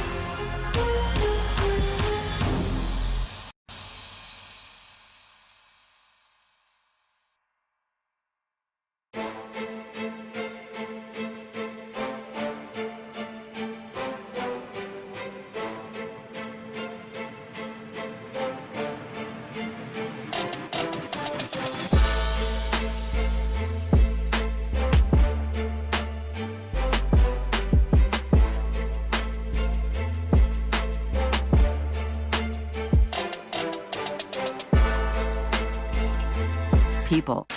Live from the McCarran Injury Lawyers Studios, Sports Radio 610 presents Payne and Pendergast.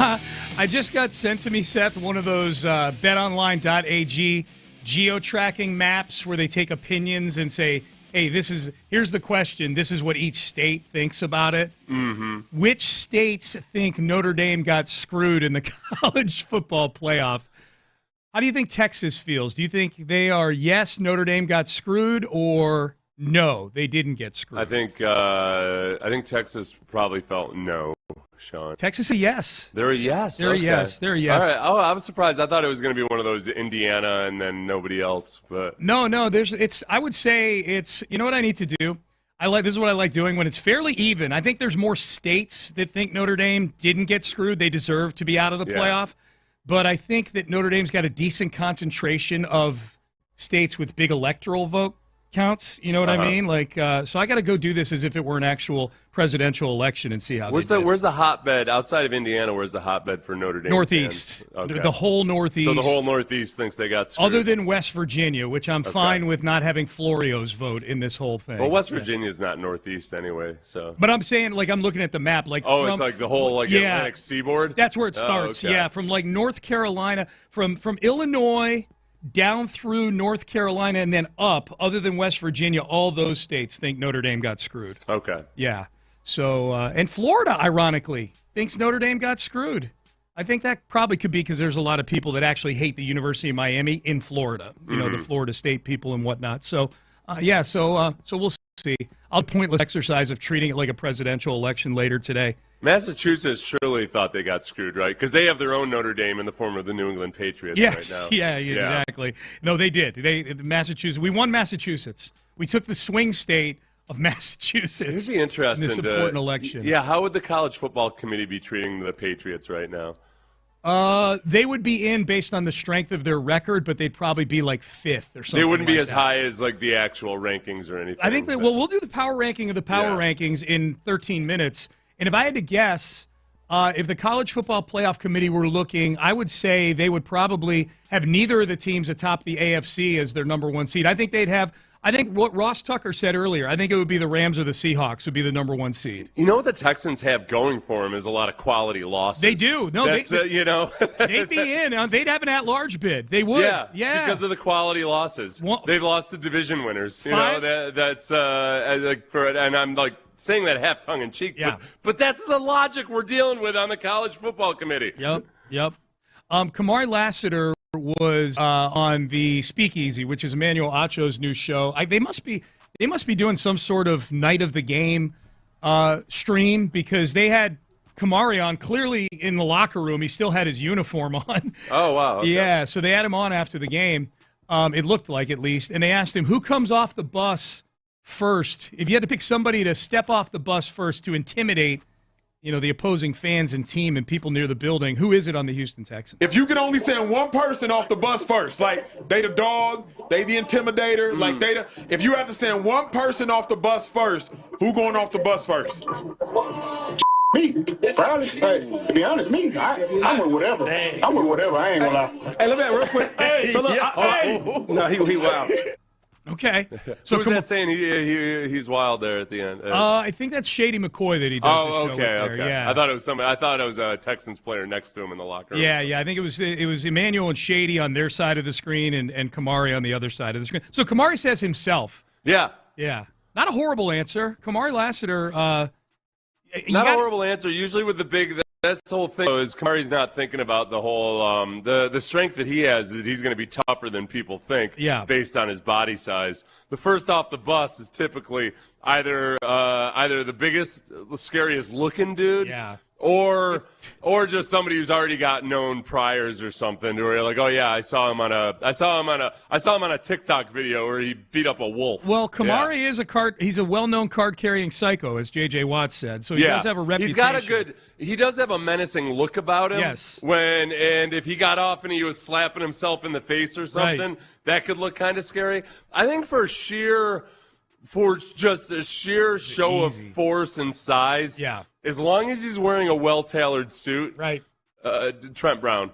Okay, so if it's covered, because he's got kind of that pear-shaped thing going on. Well, he's a massive human being. He's gigantic. There is, when it comes to just in-person intimidation, that's wwhy these bouncers, like none of these celebrity celebrity bodyguards are going to win a fight versus a 200-pound MMA guy. Yeah. But that sheer size is intense. And Trent Brown has just sheer size like very few other human beings have. Who's gigantic, and I hope I'm pronouncing it, the international player that they called up off the practice squad this week. I think he's number 64, and his first name is Haggai Chizom Nnabuisi.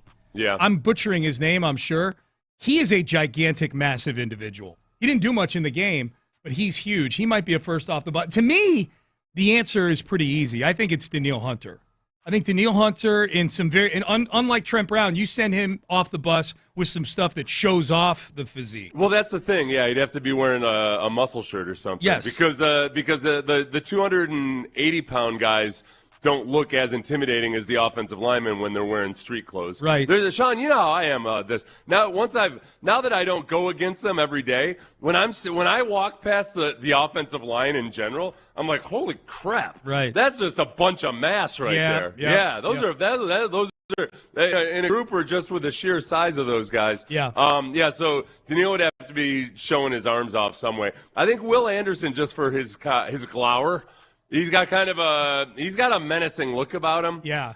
Did you see Rodney Harrison? Yes. Accused Will Anderson of mean mugging him before the game because Will was so focused. And it's so funny because Will is like the brightest, cheeriest guy when he's in that mode. But when he's in football mode, he's got a very intimidating look about him. When we were in West Virginia, I sent the video out every day on my Instagram stories of Will pacing out to the blocking sleds out on the far corner of the facility there. Yeah. Because he's by himself, nobody's near him, and he is walking like Stone Cold Steve Austin romping to the ring, man. He is a focused dude. Who's the first off the bus on the Sports Radio 610 roster? Probably you, right? I mean, if it's a sheer size thing. No, I'm not that big. I look like an English gentleman. Well, I'm not saying player. I'm not saying it's full of great choices. I'm saying I know. I think it might have to be.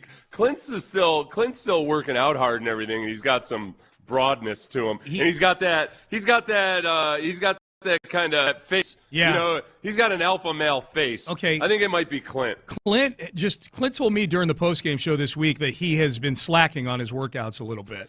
Yeah. But he's got broad shoulders, and I think if he's wearing his suit and everything, it might be him. He needs to change his haircut though. He's kind of grown his hair out long now a little bit. He doesn't look as intimidating as when he's got it kind of high and tight. If he's got it all slicked over and everything, he could look like a Guy Ritchie thug though. There you go. Okay, maybe. Yeah. Clint, boy, this would have been more like Benedict Cumberbatch than a Guy Ritchie villain right now. You're taking up too much space that is required for others, sir. That's me. I hit you with passive-aggressive insults. This was way easier when Ted Johnson still worked here. Yeah. He just sent Ted off the bus. Him and his no neck.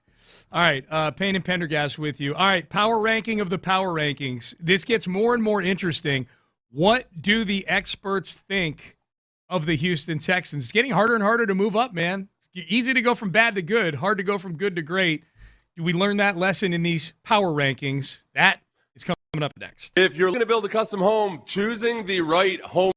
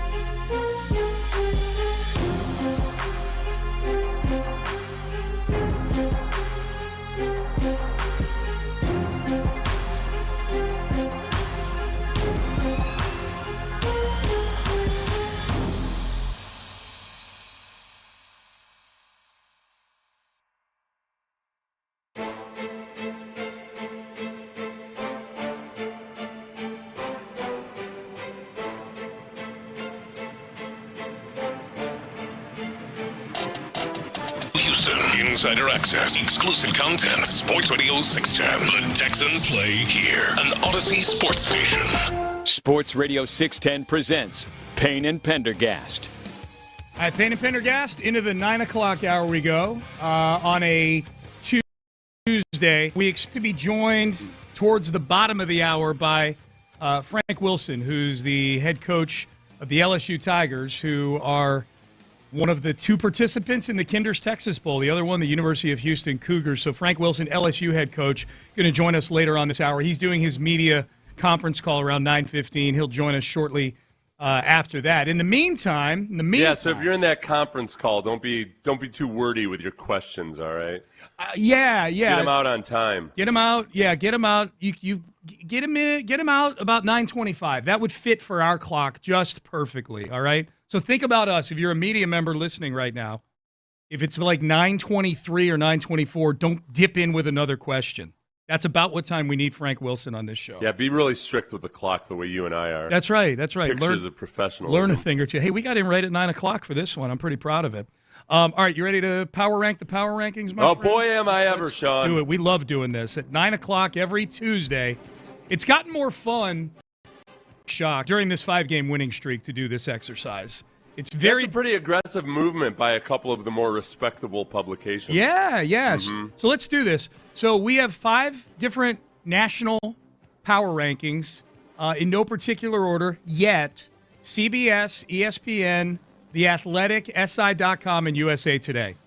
So let's rank these here, and we rank them based on how we think they did ranking the Houston Texans. Number 5, ESPN.com. DJ Bieneme, call your office, okay? ESPN.com is 5th out of 5. They've got budge. They've got the Texans 12th, and they didn't move them one iota. Nope. Not even a sliver. They kept them at 12. The category for ESPN.com's ranking, they do a different question for all the 32 teams each week, and it's most shocking statistical ranking for the team. So an individual stat that has everybody surprised. DJ says it's safety Jalen Petrie is 2nd in passer rating allowed. That's a good one. Says this, last season Petrie allowed a passer rating of roughly 113, giving up 5 touchdowns and an interception, according to Next Gen Stats. But he's allowing only a 43 rating this season, which is behind only Tampa Bay's Jamel Dean for best in the league. Petrie had a highlight interception against the Chiefs. He forced the tip pass up in the air and then found a way to secure the pick. The improvement matches the I rating. Yeah. I didn't know he was this good. Well, and I think part of it is that they have a better idea of exactly how to use him. I mean, they're not expecting him to line up and play press man against guys like Devontae Adams this year. Like he actually did last year. Yeah, like anybody could have told you before the season last year, like, hey, maybe just don't expect Jalen Petrie to be playing like a cornerback because he's not a cornerback. So they're using him much more effectively in the style of play that they have in the secondary. It's worked out really well, obviously. Yep. So they ESPN has them 12th and not moving this week. All right, up next, power ranking of the power rankings. 4th, SI.com. Welcome to the party, SI.com. Yeah, SI had been way down on the Texans. They were down. Yeah. They moved them up 5 spots this week. 5 big notches up to 11th. This is Connor Orr is the author of these rankings, and he says this. The Texans, through almost a complete NFL season, have more interceptions than total touchdowns surrendered. The team has also allowed just 16 points per game. 16 in italics. While I refuse to be a prisoner of the moment amid these Texans to the Super Bowl takes, and he hyperlinked somebody there, I think I can be convinced. So we could sell him on Texans to the Super Bowl. I think it's not. You know what it is? They've entered a phase now because of the dominance of the defense, where it doesn't seem outside the realm of possibilities that they could go to a Super Bowl. It would still be a big surprise if they did. If they played the exact same way they did against the Chiefs, it'd be a real surprise if they went to a Super Bowl. But it's not outside the realm of possibilities. You just have to have incredible defensive performance after incredible defensive performance in the playoffs. Yep. The good news That's all. But the good news is they're doing against good teams all year long. So, yeah.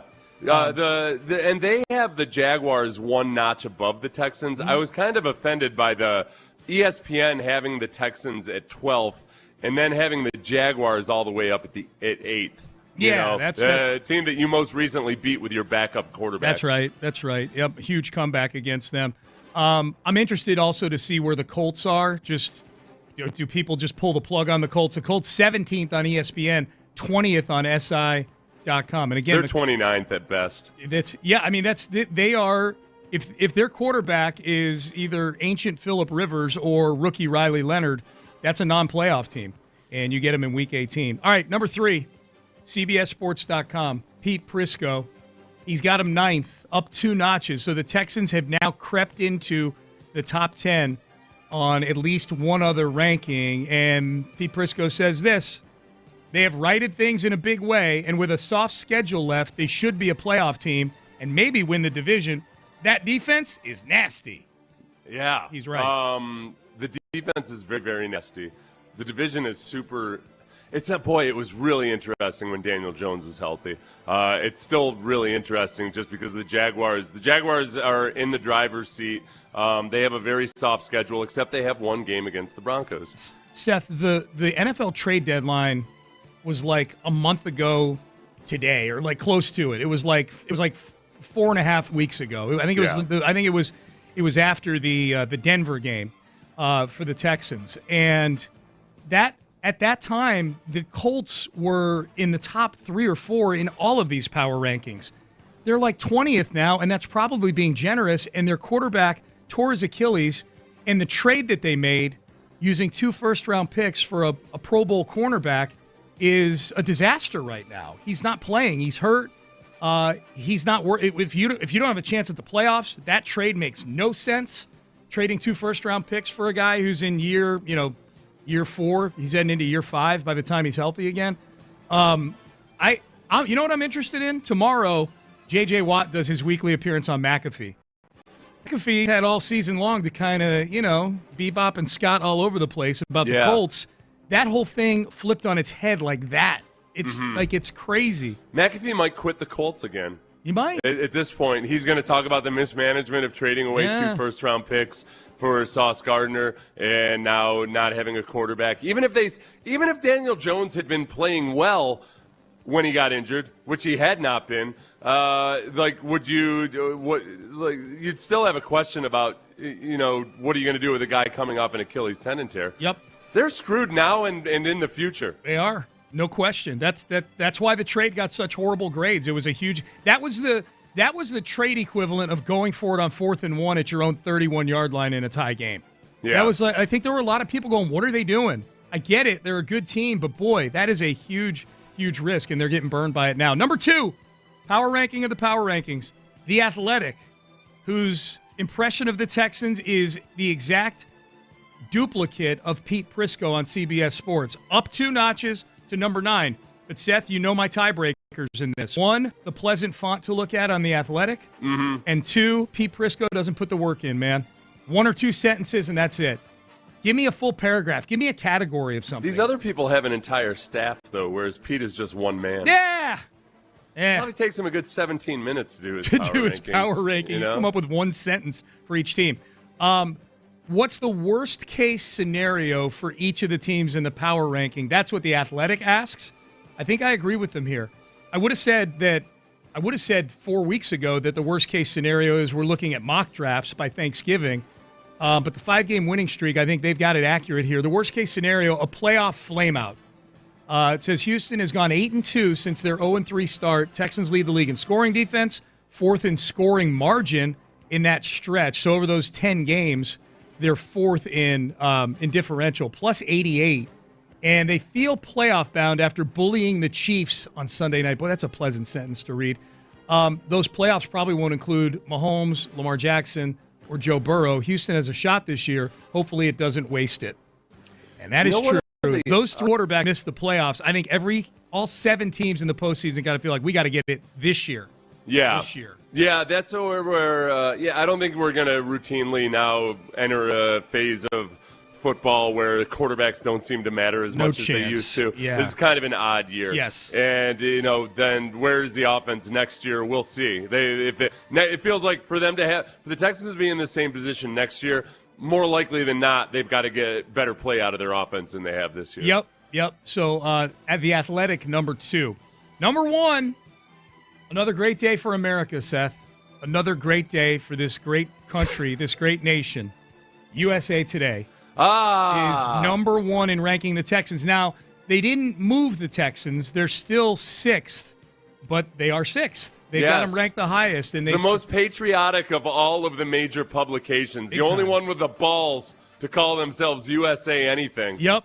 Yes. Yep. So they need to be rewarded. And they clearly, bald beagle balls. They love the Texans. They've got them at 6th. Here's what they say. They're holding steady at 6th and on the verge straight win with Arizona headed to Houston on Sunday.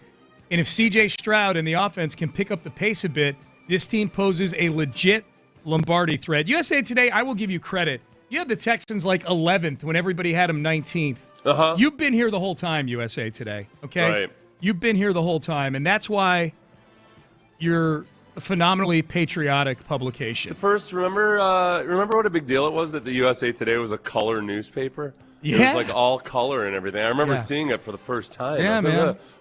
What magical wizardry allowed them to pull this off? It's like is that color on my newspaper? Yeah. My God, it is. Not just in the funny papers. When the Wizard of Oz showed up in movie theaters and it starts black and white, and then all of a sudden Dorothy lands in Oz, and bam, color Yeah, this movie. was once reserved just for the Sunday comics, but now here we have it every single day. Every page in USA Today. That's right. That's right. The one stat that I find really interesting, because in some of these various games for the Texans, a missed extra point or a missed field goal has been a key factor. Bills and the Colts, yes. People point to it as luck. They have Danico Autry on the team, who's getting up there and towards being one of the all-time greatest kick blockers, kick/PAT/punt blockers. Yep. And the Texans have the best opponent field goal percentage in the league right now.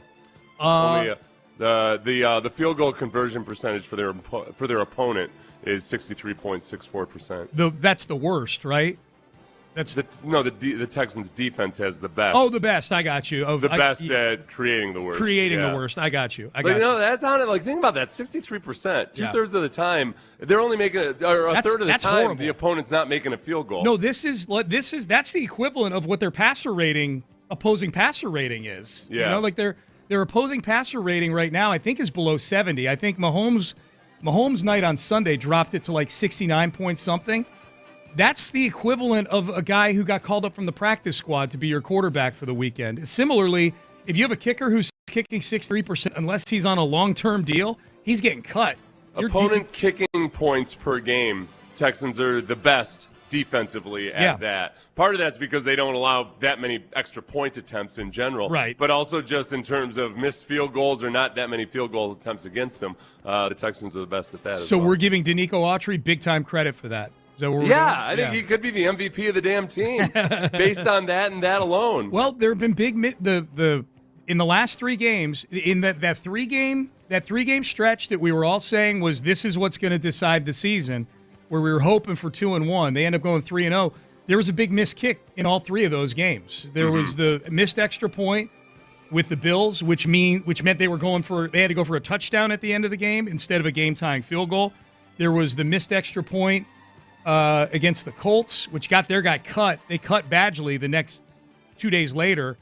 And the Colts were in a similar situation, down by 4 instead of down by 3 at the end of the game. So they're having to go for it on 4th down.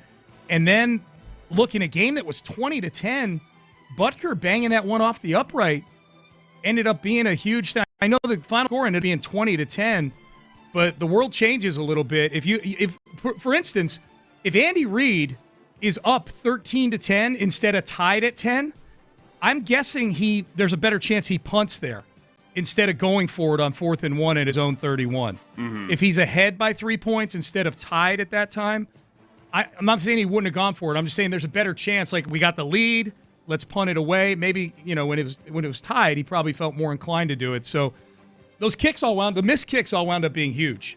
in all three of these Texans games. Wound up being huge. Most of these power rankings have the Bills ahead of the Texans. Those are the two I get a little bit disgruntled by, are the Jaguars and the Bills being ahead of the Texans, just because the Texans so thoroughly took care of the Bills. Yep. And yet, with their record and their quarterback, it makes sense. Yep. Where are you on the Bills and their chances in the playoffs, the way they've been playing and the way they're constructed right now? It's interesting because I think as of right now, they're going to have to go on the road. I think they have a major home field advantage. I think them dominating the division the last few years, the way the Patriots dominated it before them, I think has been a big thing, especially against a team like the Texans. I think if they had to play in Buffalo, Ross brought up the fact that, hey, the Texans kind of own the Bills. It's like, yeah, but all these games have been at NRG Stadium, all of them. Last time they were played in Buffalo, and under adverse weather conditions, especially, it wasn't so pretty. That's a whole different coaching staff year. and era and everything. But I have that memory of that. I think the feeling is that on a neutral field, the Bills would be a tiny favorite. They would be a more definitive favorite in Buffalo. I'm more of the two you mentioned, Jacksonville and Buffalo. I'm not flabbergasted about it, but I'm more. I would argue the Jacksonville one way more than I would argue the Buffalo one right now. And some of it's just simple. Like, Josh Allen is light years better than Trevor Lawrence. Trevor Lawrence will cough up a game.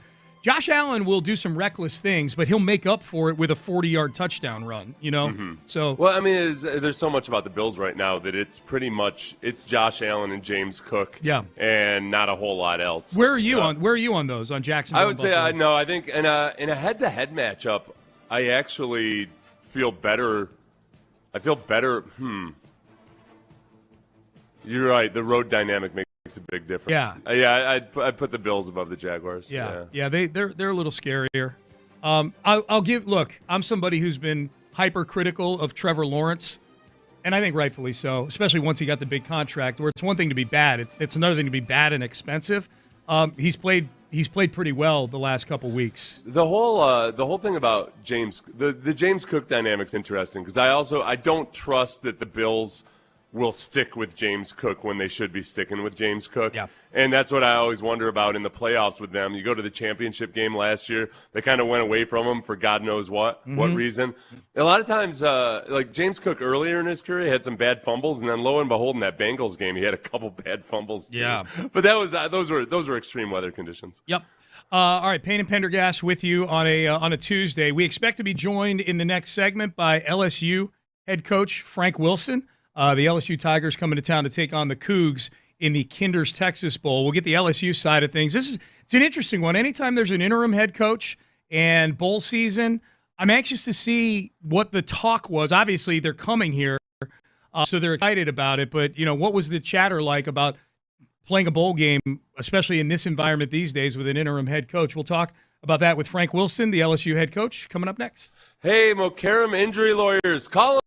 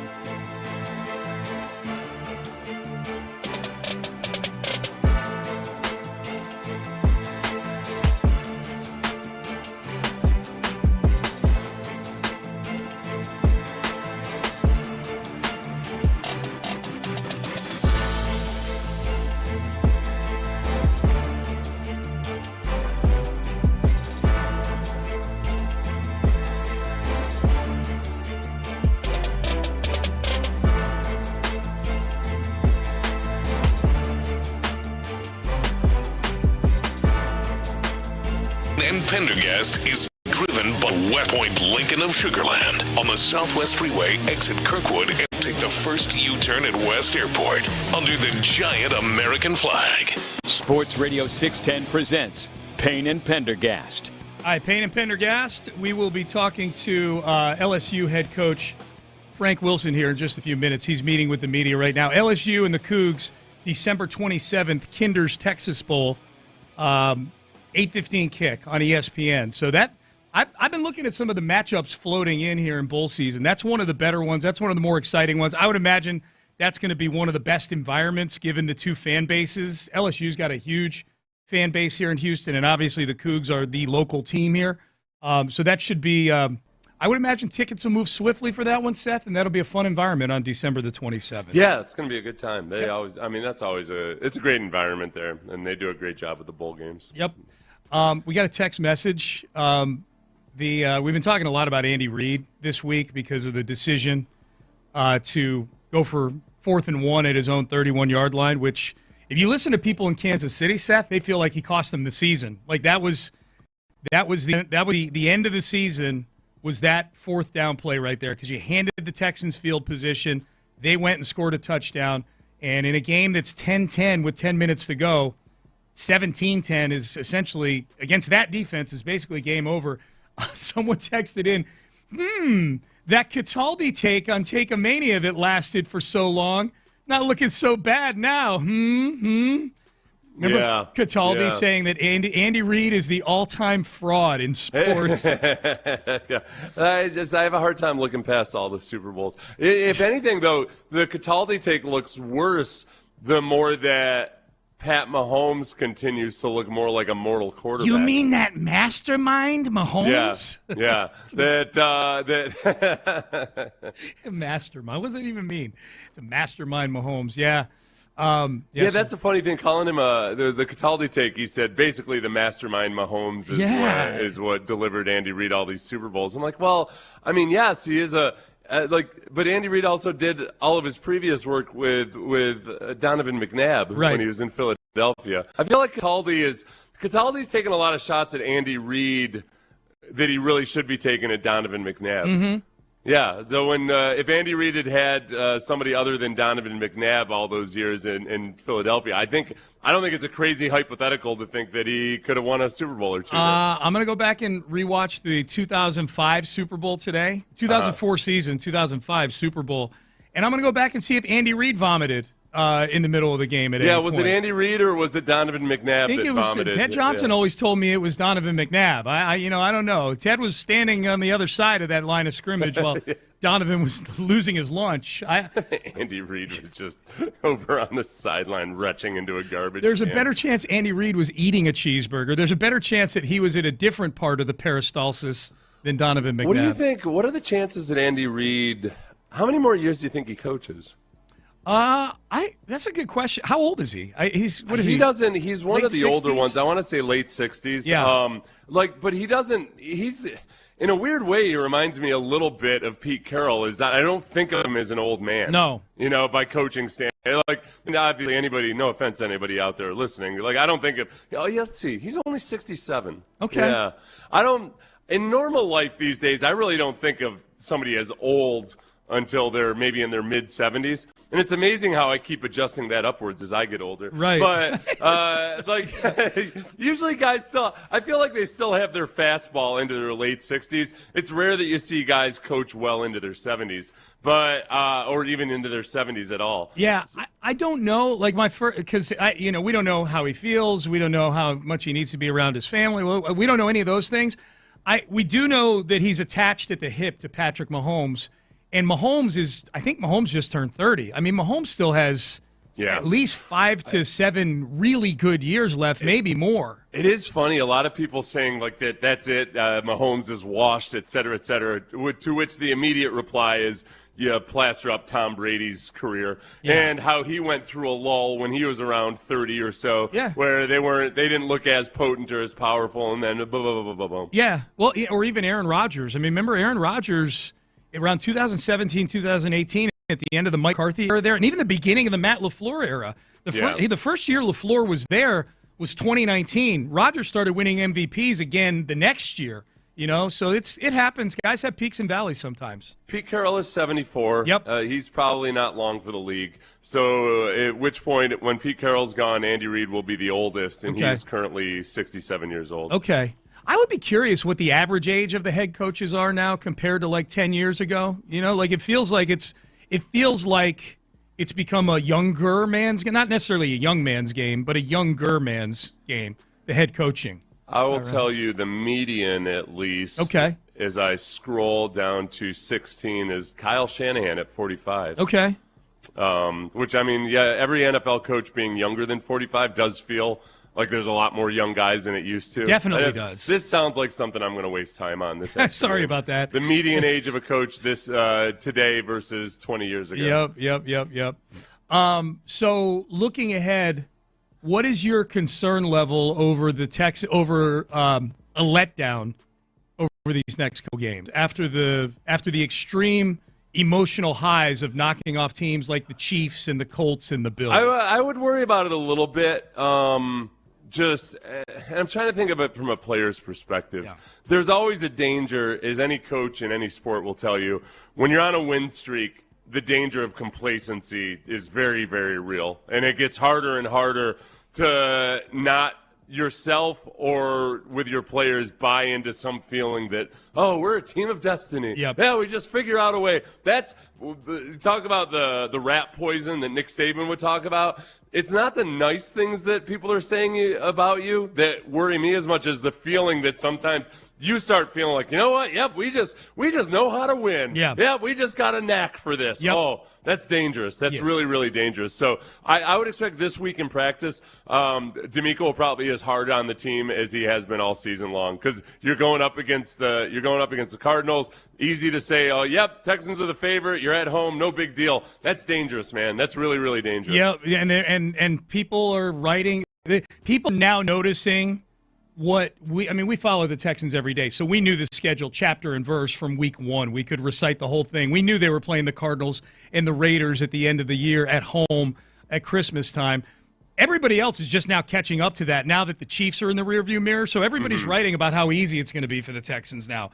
Don't read any of that. I love this answer from Kamari Lassiter. This was from the interview. We played the clip a little earlier in the show. He was on with Emmanuel Acho after the win over the Chiefs on Sunday night, and basically said, we got more work to do. Beat Josh Allen, you beat Patrick Mahomes. Have you turned the corner in your mind?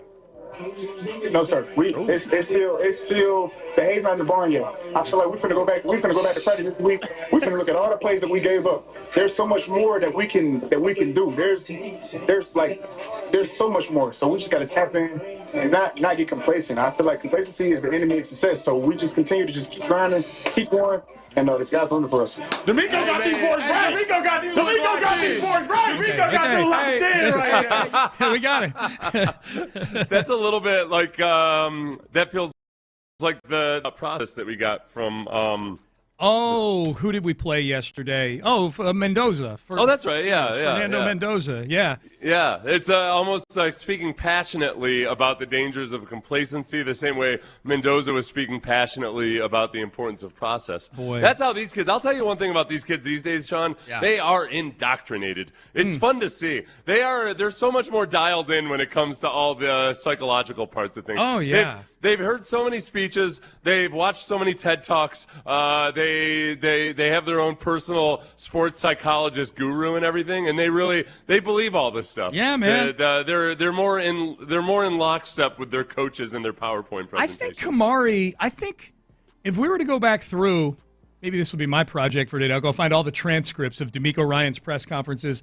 I think we were to go back through and see which player gets mentioned unprompted the most by D'Amico Ryans. I think it's Kamari Lassiter. He loves mentioning Kamari Lassiter and how serious he is and how he practices. Yeah. Just what a dog he is. Right. And he's a guy that if you look at his college scouting report and his 40 time and all of that, people had questions about just what his high-end physical ability or ceiling was.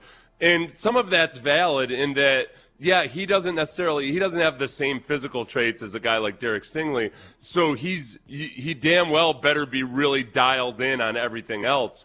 And he is, and he has been. And it's hard. Sometimes you forget that he's a second-year player. All right, let's go to the hotline. Of course, we know December 27th is the date, 8:15 p.m. kickoff. This is going to be a great bowl game with a ton of local flavor. The University of Houston Cougars taking on the Tigers of LSU in the Kinder's Texas Bowl. Joining us right now is the head coach of the LSU Tigers, Frank Wilson, joining us right now on the show. Frank, it's Sean and Seth. How are you doing today? I'm doing well, guys. How are you? We're doing fantastic, Coach. Hey, so let's talk a little bit. How excited are you guys and the kids on your team to get one more game together, especially one where this is an easy one geographically for you guys? I'd imagine there's Texas kids on the team and get to play the University of Houston here at a great facility in NRG Stadium. Super excited about it. Have a relationship with Coach Willie Fritz, and from his time at Tulane, a lot of respect for the job that he's done for so many years. You're talking about a 9-3 Big 12 opponent who's of high quality at a great venue, and as you mentioned, geographically allows our fans to travel in support, as well as the student athletes' family. So a great opportunity before us to go play a quality opponent, and we're excited about it. Coach, you took over with 4 games left in the season, and I know it's always a challenge when you have to take over a team mid-season, but then also you really put an emphasis on playing with more physicality. You added physicality into the practice when it's later in the season. Were you at all nervous about that strategy, like that you had to really sell it to the guys? Yeah, it's calculated, right? That here you are at the back end of the season, and you're playing tackle football in practice, right? And so you're conscientious of the potential for injury, but there's a want to display style of football that we desire, and it requires you to be violent. And so we segmented that in a controlled, as much as a controlled setting as we can, that demonstrated those things. And we went out and played 4 games, capturing victory in 2 of them, and playing well against two top 10 teams versus Alabama, and then one versus Oklahoma. That in the fourth quarter, the game was in a balance. We had chances. We're not able to get it over the hump, but was pleased with the effort, the physicality, and the style of play that we desired from our football team. And our intention is to catapult that and do it one more time in Houston. LSU head coach Frank Wilson joining us here on Sports Radio 610. Coach, your offense is orchestrated by a sophomore Michael Van Buren, who, as you mentioned, he had some good moments against some tough competition. Started the win over Arkansas, took over for Garrett Nussmeier. Started 3 straight games. Talk about your quarterback a little bit and what you're expecting going up against this Cougs defense. Yeah, like him, like his want to, like his moxie, like his ability to give us a chance from a duality standpoint at the position. For us, we'll have to do a great job protecting him and doing the things that caters to his strengths against a very quality opponent. When you look at this Houston Cougar team, and we're still in the infant stages of scouting them, as we're 48 hours now into knowing our opponent, but a lot of respect for the things that they do. And it'll be challenging for us to try to find things to take advantage, to give us our best chance to score points, because they'll be required to achieve victory in this game. LSU recruits Houston, obviously, and I know you got a number of players from the Houston area on your team. Are you planning on having them act as travel guides while you're here? Yeah, we'll get there Christmas Eve, and the Bowl has done a great job. As you know, we played in it there about 4 times or so, and so it's a great opportunity for us. It's a great venue for us. We're excited about doing those things that have been set forth with the Bowl committee, and then preparing to play football. So I don't know how much tourism we'll get involved in, but we're looking forward to participating into the Bowl activities. But probably more importantly, getting sound practices in to prepare for such a quality opponent. Yeah, and I've always been fascinated by college coaches having a game plan over the course of such a long stretch where you're going to have to deal not just with personnel changes with the University of Houston, but also just every little wrinkle that gets thrown in. So how are you looking at the Cougs as you start game planning for them? Again, we're in the early stage of it, of game planning. So for us, we'll be on the field today and tomorrow. And a lot of that is self-evaluation, self-development, and a lot of individual, a lot of unit stuff, offense and defense, respectively, from a technical, fundamental standpoint. And then we'll use the next 2 weeks to give Houston our undivided attention. But today we're strength and conditioning, we're running, and we're getting ourselves back into post-national signing day. Getting ourselves back into what we would call football and game-ready shape. And then on Thursday and Friday, we'll have moderated practice that are an hour and change, not much longer. And then we'll pick it up next week in our preparation for Houston. LSU head coach Frank Wilson joining us here on Sports Radio 610. Coach, I think two things I think are interesting. During the transition after Coach Kelly was let go, you guys had no opt-outs during that transition. I also think, given that we've seen some schools just say we don't want to go to a bowl game, that you guys are playing in this bowl game. What does it say about your staff? What does it say about the kids that you guys have had such little churn compared to other schools and actually want to go still compete here in December? What does it say about LSU, the kids and the staff? Yeah, I think it says a lot about our brand. It says a lot about our administration. It says a lot about our student athletes who want to finish on a high note, who are eager to finish, in some cases, their careers, in other cases, their season, in a manner that we think is right, and that's with victory. And so, again, we had a valiant effort against Oklahoma in our last outing, but was not pleased with the outcome. And so to have an opportunity to play football. The kids here love football. They come here to play football. So opting out or not playing in a bowl game was never even brought up. That was never a topic of communication. It was, do we play again? When do we start practicing again? How do we get an opportunity to play again? Do you know where we're playing at, Coach? And so they were always eager. And I think that speaks to the culture of our football program. Well, and for you personally, I mean, you're a native of New Orleans. For any chance for you to get to represent the state of Louisiana, bowl game or whatever it may be, I would imagine you're thrilled about that, right? You're certainly right. Just one more time to take the team out onto the field is something that I'm super excited about, that I'm blessed, I'm grateful for. And so we'll do it one more time. In this 2025 season. Yep. December 27th, 8:15 kick. The University of Houston Cougars against the LSU Tigers. We're pleased to talk to LSU head coach Frank Wilson. Coach, we really appreciate the time. Have a very happy holiday season as you prepare for this bowl game, and we'll see you when you get to Houston. Thank you guys for having me. You got it. Thanks. Coach Frank Wilson joining us here on Sports Radio 610. All right. We went a little over there, but good to talk to the coach. KindersTexasBowl.com is where you can get your tickets, and I would imagine tickets are good. Sales will be swift for this one, I would imagine. All right, final segment coming up. I want to dig back into a few of the numbers here. We heard from Kamari Lassiter saying there's no let-up with the Houston Texans. Some of the numbers that we're looking at right now with the Texans, we are looking at an historic defense. We'll dig more into that as we work towards the top of the hour. We'll find out what the guys got going on In the Loop as well. Stay there. You're listening to Payne and Pendergast. And I say stay there like right now. For the next 60 seconds, stay with me, especially if you're a landowner or you're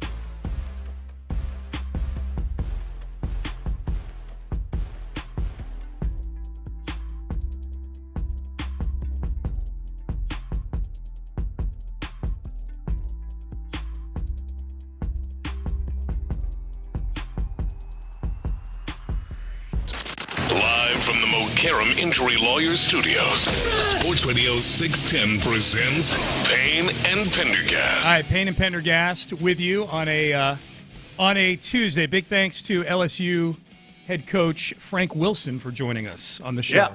That was cool. I was intrigued by the fact that he introduced more physicality to practice late in the season, and that's a tough sell sometimes. Well, it's playing full tackle football. Full tackle football. Well, let's face it. Full tackle football with kids who probably several of whom feel more like employees now of the university than players. You know, there is a much more transactional element to college football these days than there used to be. Yeah. You know?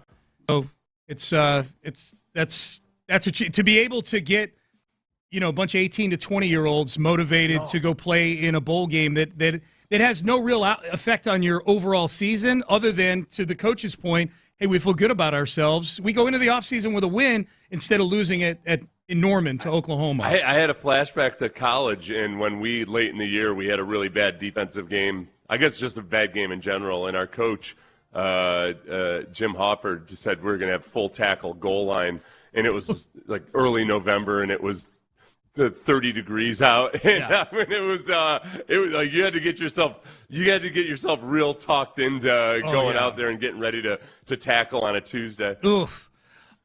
So some of the numbers, you touched on some of them earlier, Seth. What this Texans defense is doing and has done, both over the course of the season and just in the last 2 days. This is about as good as I can't remember a better stretch of defense that I've watched the Houston Texans play in the history of the team, given the level of competition, given the importance of the win too. They put themselves in this spot, but the 0-3 start put them in a spot where there has been no room for let up since that start. I mean, they've had a couple hiccups, obviously, with Seattle and with Denver, but the defense has done this virtually every week. And it really is. You're right. And it's gotten to the point where our standards are so high that they let up one good series to the Chiefs in the second half, and people on my timeline are acting like the defense has completely fallen to pieces. And, I thought they were supposed to be so good. Yeah. They've allowed 10 points through 3 quarters. Yes. Mahomes had 131 yards passing until late in the fourth quarter in the garbage series at the end of the game. Like, they were completely shutting down Patrick Mahomes except for his scrambling. And people were acting like this was a huge disappointment. No. It's really hard to prevent any offense from scoring more than 10 points in the NFL. It's difficult. Yes, yeah. 38 of 67 for 413 yards, no touchdowns, 5 interceptions, a 44 passer rating. That's combined box scores for Josh Allen and Patrick Mahomes. And those both took place in the last 3 weeks. So and one of them was on the road. Yes. You know, that's I do think I'm trying to be a little bit more relaxed about the offensive performance the other night, just because it was on the road in a really difficult environment. But it's those recurring issues that we've seen that you thought the Texans had made some progress on the pre-snap operation and everything, but all of those jumped up and kind of bit you. Yeah. I thought this mole was just sitting there not doing. I thought it was just existing there. It was a nice symmetrical shape and everything. I'd noticed it before, and all of a sudden I woke up one Sunday evening, and it's all jagged, and it's grown in size 3 sizes. Mm-hmm. Yeah. Yes. Yeah, that was a great analogy. Sure it was. It's exactly, we'll go with that. John Lopez and Reggie Atatula, they are in the loop. And they are here. Gentlemen. How are you guys moles doing? You especially, John. Show you, I got one right here. Yeah. I'd get that checked out if I were you. Getting a little bigger, yeah. I don't know if I have them all. I don't know if I ever have. I'd get that checked out if I were you. Hey. If I were to profile you, Reggie, you're probably not at risk of skin cancer just yet. Thanks, man. Appreciate it. You're a young man. Yeah, that all I do is spend time in the sun. Yeah. That's true. And I mostly spend time inside, so that makes sense. That makes sense. That's why. Yeah. Hey, quick question. Mm-hmm. Kamar Lassiter was asked by Emmanuel Acho, who's the first guy off the bus for the Houston Texans? Is this the question of the day? No. Okay, good. No. I was just curious who you guys would send first off the bus. Seth. Oh, for our station? Yeah. Oh, I meant on the Texans, but definitely Seth for the John. station. Yeah.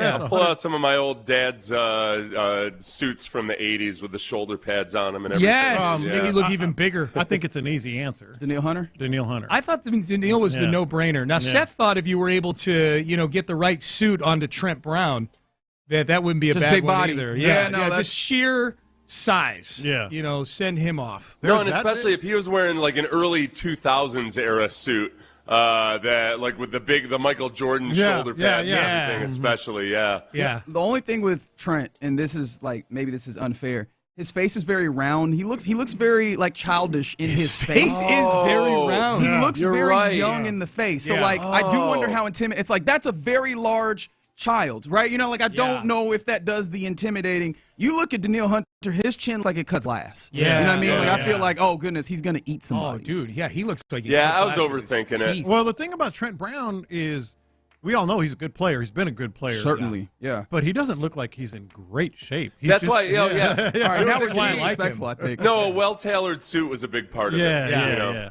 He couldn't if guys are getting off wearing their warm-ups, not as much. Then it's definitely Daniil Hunter. We're doing size. Is there anything for a dude coming off the bus just super excited to get the other team going? Like, oh goodness, that'd be Will Anderson probably. Yeah, that's a good answer. Yeah, I thought Kamari Lassiter at his most psychotic looking when he's slapping himself in the face and everything.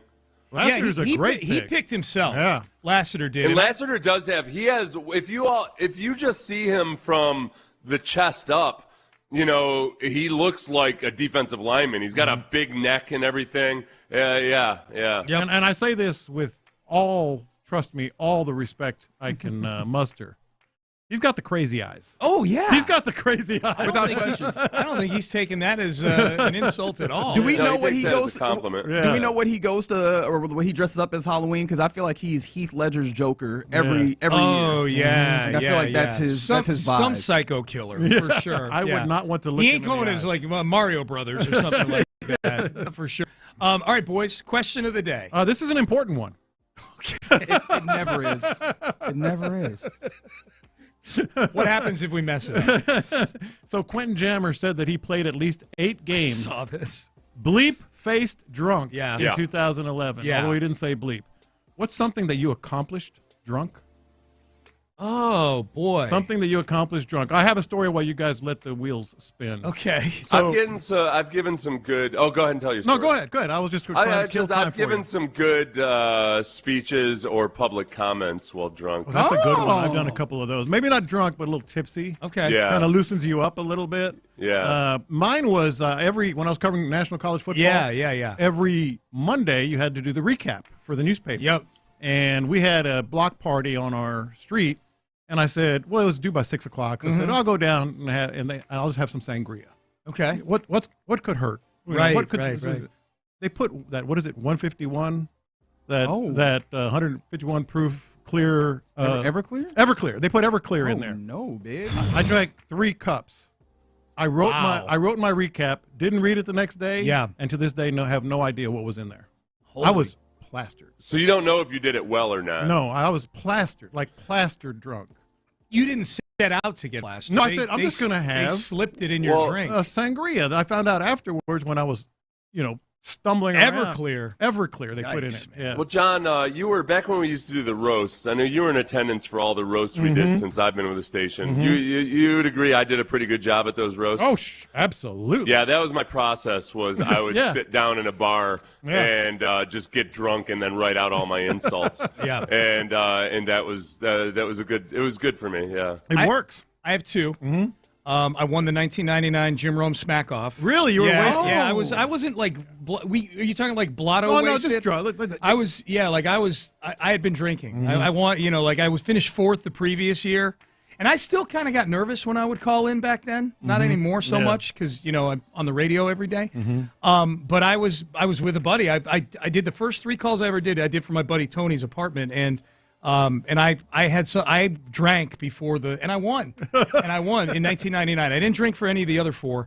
But the other one was I won a trivia night of Sopranos Oh, and yeah. Goodfellas and The Godfather. Yeah, you could do that It was asleep. a mafia trivia night. Yeah. I want. It was like a big one though at a bar. I mean, there were like 50 or 60 people. Yeah. I crushed it. You know the other I funny was thing? Bombed. I consider myself fluent in Spanish. I'm fluent, in understanding. Sometimes I have to pause and think about the words. Reggie's seen this, when I've been talking in Spanish here and there. When I drink, dude, it all comes back. For some reason, it all comes back. Liquor-induced language. Huh? Well, it's your memory. The language comes out better. Yeah. Or maybe I just think it. Or maybe does. the inhibition is not there, and you just go straight to the Yeah. language. Yeah. I've gotten worse about remembering things after a night, a heavy night out. Yeah. So I try to watch myself. But that particular night, I was in a zone. Yeah. I knew every character. I knew every scene.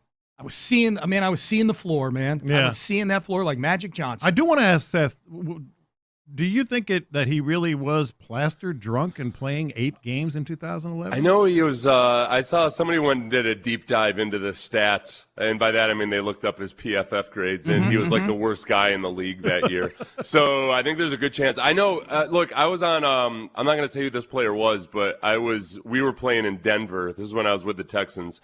And we were playing, it was an afternoon game, but I was sitting on the bus next to a guy, a defensive back, and he looked just kind of out of it. And I was like, hey, man, you all right? And he's like, well, I wanted to catch some sleep because I woke up early, so I wanted to, after breakfast, I took a few nighttime cold medicines. I can't remember what it was. It was like nighttime Sudafed or something like that. And he played like it. Like he missed a couple tackles where it was like, and this was, by 2 hours after that, we would have been, when he was looking groggy on the bus, where he idiotically took some nighttime medicine at 6 a.m. to try to go back to sleep. His reaction time and everything was slower. So yeah, he wasn't intentionally drunk. Yeah, but he was drunk. Yeah. I do wonder if also this works for different positions, right? Because Marshawn Lynch, I don't know if there were any games that Marshawn Lynch didn't take a little nip of Henny before he got out there. Yeah, but I'm like, that dude's job is run into people. Yeah. Easy. That's defensive back. There's a lot of read and reacting here, dude. Yes, and just more high speed stuff. Marshawn Lynch never has to hit 22 miles an hour on the GPS. He just needs to blunt force trauma people into slow death. Over and over and over. By the way, stock brought to you by D&M Auto Leasing. You're listening to KLTM, KLTFM HD2 Houston, an Odyssey sports station. I'll tell you another story, NFL story. I was talking to a guy once who was a practice squad player, and he was good. He was very naturally gifted. He was an offensive lineman. But he told me that he discovered this when he was in college, that he played better when he got drunk the night before a game. Huh. And I'm kind of, as he's telling me this, I'm thinking about his career so far and everything, and the fact that he's definitely not fulfilling all of his physical potential. He had to spend a couple years in NFL Europe, but that and he played in an FCS school. Where I'm like, yeah, dude, you went out and beat up on Towson State or something. Yes. Yeah. It had nothing to do with the fact kids. that you got drunk the night before the game. You were gonna beat those guys up no matter what. Yeah. You look like a mountain of a man, but in his head, he had it convinced that he needed to go out and get drunk every night before a game, and it was not working out for him. I tried to explain it to him. He got very angry. Did he really? I think he was drunk. That's what I was gonna say. You were messing with an angry drunk. This is how I know this is going to be a good segment at 10:40. Text message. I got my wife pregnant. Oh, you go. That's also one of those things that's within the realm of man, viability. if you're really hammered, that's probably not an easy thing to do. Yeah. By extension, all your little spermazoa were drunk too. So they weren't overthinking it. That's They right. were just like, all right, woo! Yeah. Let's go! That's a good looking egg. Let's do this! Let's go! Let's fertilize. There is a sweet spot. You don't want to go too far beyond the line. Right. Yeah. No, they weren't intimidated. That little spermazoa wasn't intimidated to talk to that egg. He was like, hey, what's up? Rolled right up with a million of his friends. Yeah. He has to fight off a million of them, All right, boys, we'll have a great show. Crosstalk brought to you by D&M Auto Leasing. Antibodies to you, Pope Zaza. Antibodies, and may all of your spermazoa hopefully be just too drunk to perform. I've been just it doesn't matter. You don't need another little pendy running around. I've been neutered. Don't worry. Yeah, Okay. yeah, it's all good. Shout out to Bob Bark. Yeah. Sometimes they force their way through. You got to be careful. They're not good at that. Yeah. All right, we are done. We are out of time. I mentioned who you're listening to. Yeah, we already we did the whole thing. Yeah, we did the whole thing. Then I made it awkward. Yeah, Reggie Atatula, John Lopez. That's what we love about you. Been drinking since 7 a.m. Reggie Atatula, John Lopez, Figgy Fig. They are in the loop, and they start now. Happy Tuesday to you. You are indeed in the loop here on Sports Radio 610. You heard the man. That's John Lopez. I'm Reginald Atatula, Figgy Fig on the ones and twos. And you rolling up with us, getting involved with the program via the text line, 713-572-4610. And as always, appreciation to the Mo Karam Injury Lawyers for the live stream. We keep it 100. On the YouTube page, Sports Radio 610, and on the Twitch chat, 610 Houston, John Lopez. That's not how I anticipated starting the show, but you know what? I should anticipate the unexpected whenever we do a cross. Absolutely. Yeah, nobody's drunk here either, so that's not good. yet at least. Yeah, we're starting. No, man, big Tuesday, big news day yesterday, even though you may not have noticed it, huh? Yeah. And it's funny because it's one of those kind of transactions for the Texans. I imagine we're talking about the same thing here. It's one of those transactions for the Texans that's easily not paid attention to, but I think it signals big things. So at least for the moment being, because I could see this being one of those waived, but also with an opportunity to return, whether practice squad or something other. Happy trails to Jakob Johnson, the fullback, was released in order to clear space for Cody Schrager, the second-year running back out of Missouri, to jump onto the roster. Mind you, I believe he has one carry when it comes to his career, one running back carry, and the rest of his plays have been on special teams. Make of that what you will.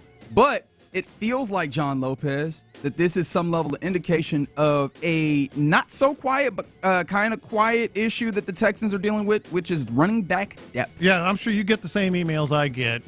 Texans transactions, and then you scroll through it. Okay, who got waived, who got practice squad, et cetera. I looked at this one and I went, okay, this is maybe a little more significant than a lot of people will give it credit for, because you mentioned it. Cody Schrader in off waivers, so that means he has to go to 53. That's important. He's going to the 53-man roster. Which I imagine is why Jakob Johnson ends up being the man who takes the fall. I mean, you have a lot of quote-unquote running backs. Obviously, you have two guys who are essentially fullbacks. And maybe they were like, all right, we can maneuver this, we can massage this. But, yeah, I think that's why Jakob Johnson ends up. But it signals Nick Chubb. There is some concern about Nick Chubb. I was looking at some stuff from some of the doctors and orthopedists I follow regarding Nick Chubb. And it could be anything from, well, maybe nothing. I mean, maybe he'll be back to a week, 2 weeks, depending on the severity of his rib injury or whatever his torso injury is. So that's why I'm saying this might be bigger than you think. If Nick Chubb is out and you got Cody Schrader on the 53, he's going to be a guy that you could turn to. And that means you got Woody Marks, Daria Gumbawale, and Cody Schrader. I don't know how that makes you feel, but it doesn't make me feel great. Oh, no, it doesn't make me feel great. And I see you on the YouTube page making note of the fact that Cody Schrader was a beast at Mizzou. He was. I agree. He was really fun to see. To this point, he has not gotten, a chance at this level to really run the ball. The tough part about it is you need guys that you could depend on, right? You've got guys in theory that you could hand the football to. Daria Gumbawale, in theory, you can hand the football to him. In fact, you did it in this past game, and it went pretty well. Shout out to the blocking that gave him an opportunity and churning them legs, getting a touchdown. You could hand the ball to British Brooks, in theory. There's even a question of what does that say about Jawar Jordan on the practice squad and the possibility of him being elevated, because it feels like he rarely, even in his seasons here, rarely gets an opportunity to actually apply his trade in a real way.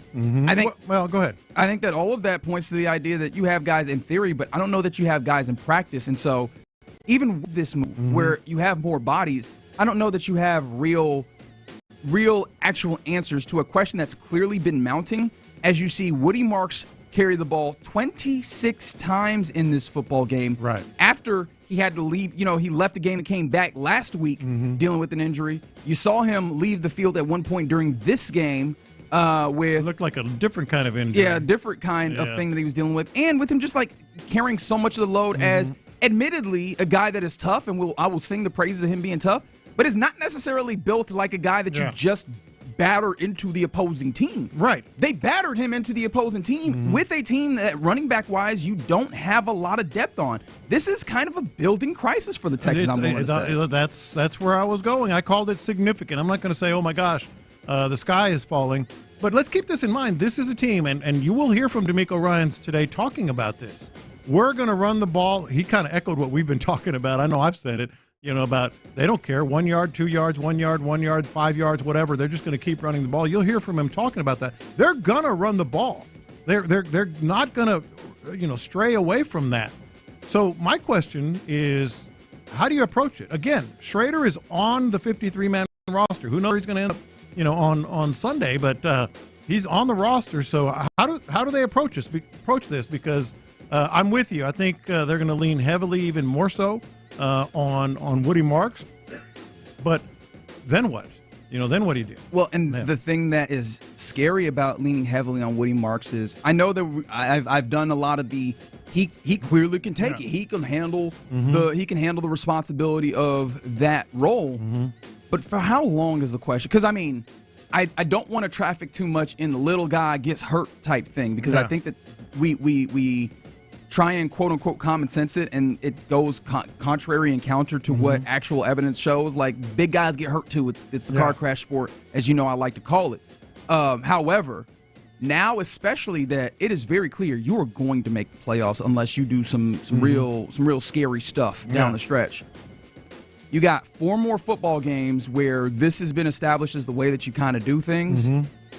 Is it 20 carries a game for him there? And then what is left in the tank with him being, a soldier and everything for the next, hopefully 4 games in the postseason, right? Like this is something that you have to consider when you're giving him 26 carries. Hell, I went and looked at it because I was curious. 26 carries. Do you know how many games Joe Mixon last year, and obviously Joe Mixon missing is a big thing in this year, but Joe Mixon last year, right? Joe Mixon, who was the bell cow last year, and it was like, oh man, he's a workhorse the way that they're giving him. Do you know how many times he ran or he had more than 26 carries last year? How many? Single solitary time, which was week 1 against the Colts. Oh, that Colts game, where it was just like, yo, feed him the rock and absolutely, tickle the tonsils. Well, what's up, Andrew? But like, that's Joe Mixon that we were talking about last year. And you have Woody Marks now doing that late in the season, and it feels like I don't know how much reprieve he's going to get because Nick Chubb is dealing with that rib injury, and it clearly to the degree that you needed to bring in somebody else in Cody Schrader. Cody Schrader hasn't had much experience in the NFL. Do they trust him to jump in a new system immediately and go and tote the rock? We'll see. Is Dare Ogunbowale going to get more opportunities, or are they going to lean more on Woody Marks? Are they going to bring up these are all questions that I have, and honestly, the thing that I think is probably a reasonable thing is to find someone else to share this. The thing that I think that they might do is just keep giving Woody Marks the ball. Well, this is where I'm going to sound crass and insensitive, but when it comes to running backs, the NFL traditionally is crass and insensitive. Sure. I don't care. Run him. I know it sounds awful, but at this point, he's your best option. He's your best running back. We'll worry about the long-term effect or whatever later. And this is true. Sure. Just run him 20, 25 times because I like that option better than the other options until I see maybe Schrader, do something or we know what Ogunbowale can do. I don't think they have a lot of confidence in British Brooks. And Nick Chubb is injured. Until that whole dynamic changes, hey, Woody Marks, you're carrying the ball. And I hear you on the longer scale because I do think that the callous way of looking at things is one of the reason why it persists in the NFL is because hey man, you're paying for this dude very minimal on a rookie deal, and this running back position is one that takes a toll on the guys that are actually doing the job. And so you get the yards out of them early before you really have to pay for the carries, so to say. That's kind of the expression. On the YouTube page, why is Reggie sounding super alarmed? Things are fine. Here's the thing, right? I think that you could see a potential breakdown within this season, at which point you're not doing it's fine, we'll figure this out later. No, though that is a possibility. He's hurt. That's a this year type thing, right? Like he's hurting for sure, right? I know that players talk about there's a difference between hurt and injured, right? And he's just playing hurt or whatever, or hurting or what have you. But at what point does that become problematic? And I think that you need to think in a longer scale, longer term thing. But the problem is, and the reason why I'm sounding super alarmed to get back to the comment on the YouTube page is this is all necessary to get them over the hump, right? It would be one thing if it was like, oh, we got room to spare, and so we can dial this back, so that Woody Marks not having to go 3 yards in a cloud of dust at the end. We can do without that. Mm-hmm. Did it look like you could do without that? I don't know if necessary. Now, of course, you got a few games, at least 2 games against teams that do not feel like that same, that don't feel like that same kind of challenge that you've had the last few weeks. However, the way that this offense operates, I'm still not certain that you can just do without Woody Marks toting a whole bunch of the load right now. And that's the reason why this pops up for me in my mind. And I go, is this an impending crisis for them in the running back room? Or is this going to be one of those things that's just kind of a little bit of an alarm, but you can go ahead and push through it? I'll say it. You miss Dameon Pierce? You miss Dameon Pierce? I'm sure they probably kind of do. Yeah. I mean, Dameon Pierce, a little bit, right? I guess a little bit, just because of the style. Does he not fit in the bucket of these other dudes that you technically have body over? But I don't know if actually answers the question. But just in this situation right now, right? Like you would like to have maybe somebody be a backup to Woody Marks that's not Dare. Give him 4 carries, and look, it's not going to happen. But what I'm saying is, you knew the system. You knew what you were going to get. It wasn't always going to be great. But so, it is interesting. You say kind of a burgeoning crisis. I think the reason that you're not overstating that, and to the texter's point, have you not seen how this Texans offense operates? Have you not heard D'Amico Ryans? They're going to run the ball, Reggie. They're going to run the ball. I think he said on the coach's show, and again, we'll hear that 30 times. He goes, that's perfect. He said, that's what we want to do 30 times. Well, they're going to run the ball 30 times, and Woody Marks, I say just put him out there for 25 of them, 26 of them. I think the other thing to be worried about is, Woody Marks go down, not for a game or anything like that, but because he went out not that long ago. Mm-hmm. But he came back. No, that's it. That's the worry. Yeah, once he go down, then it's the Dare game at this point. Yeah, and so that's one of the things that I'm looking at. There's a couple of, secondary things that I think a lot of people on the text line, again, 713-572-4610, making mention of Joe Mixon. And we haven't gotten any additional updates. I imagine if you're going to get Joe Mixon back by the end of the season, now is about the time when you need to see him being activated for the practice window and ramping himself up. And I ain't heard anything just yet. Well, the latest update was Nick Caserio on these very airwaves saying, remember when I said 3 or 4 weeks? Yeah, that wasn't it.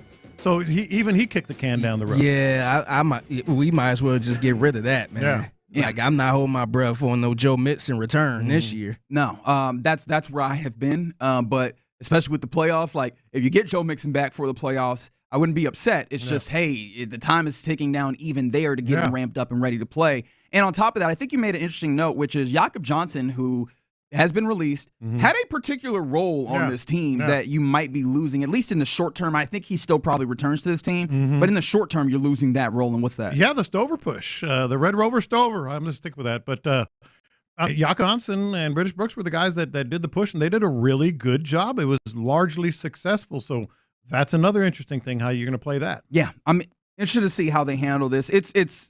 It's not existential, I don't think, but it is something that we absolutely need to watch, because that move, I think, told us a little bit something about what they're dealing with depth-wise, and you've put a lot on Woody Marks at this moment. All right, you're in the loop here on Sports Radio 610. Coming up next, I want to talk about the Houston Rockets. They haven't played since Saturday. They won't play until Thursday, thanks to NBA Cup stuff happening. However, I think with only 2 back-to-backs thus far in the season, probably the lowest of any team in the NBA, they already seem to be having a little bit of a problem.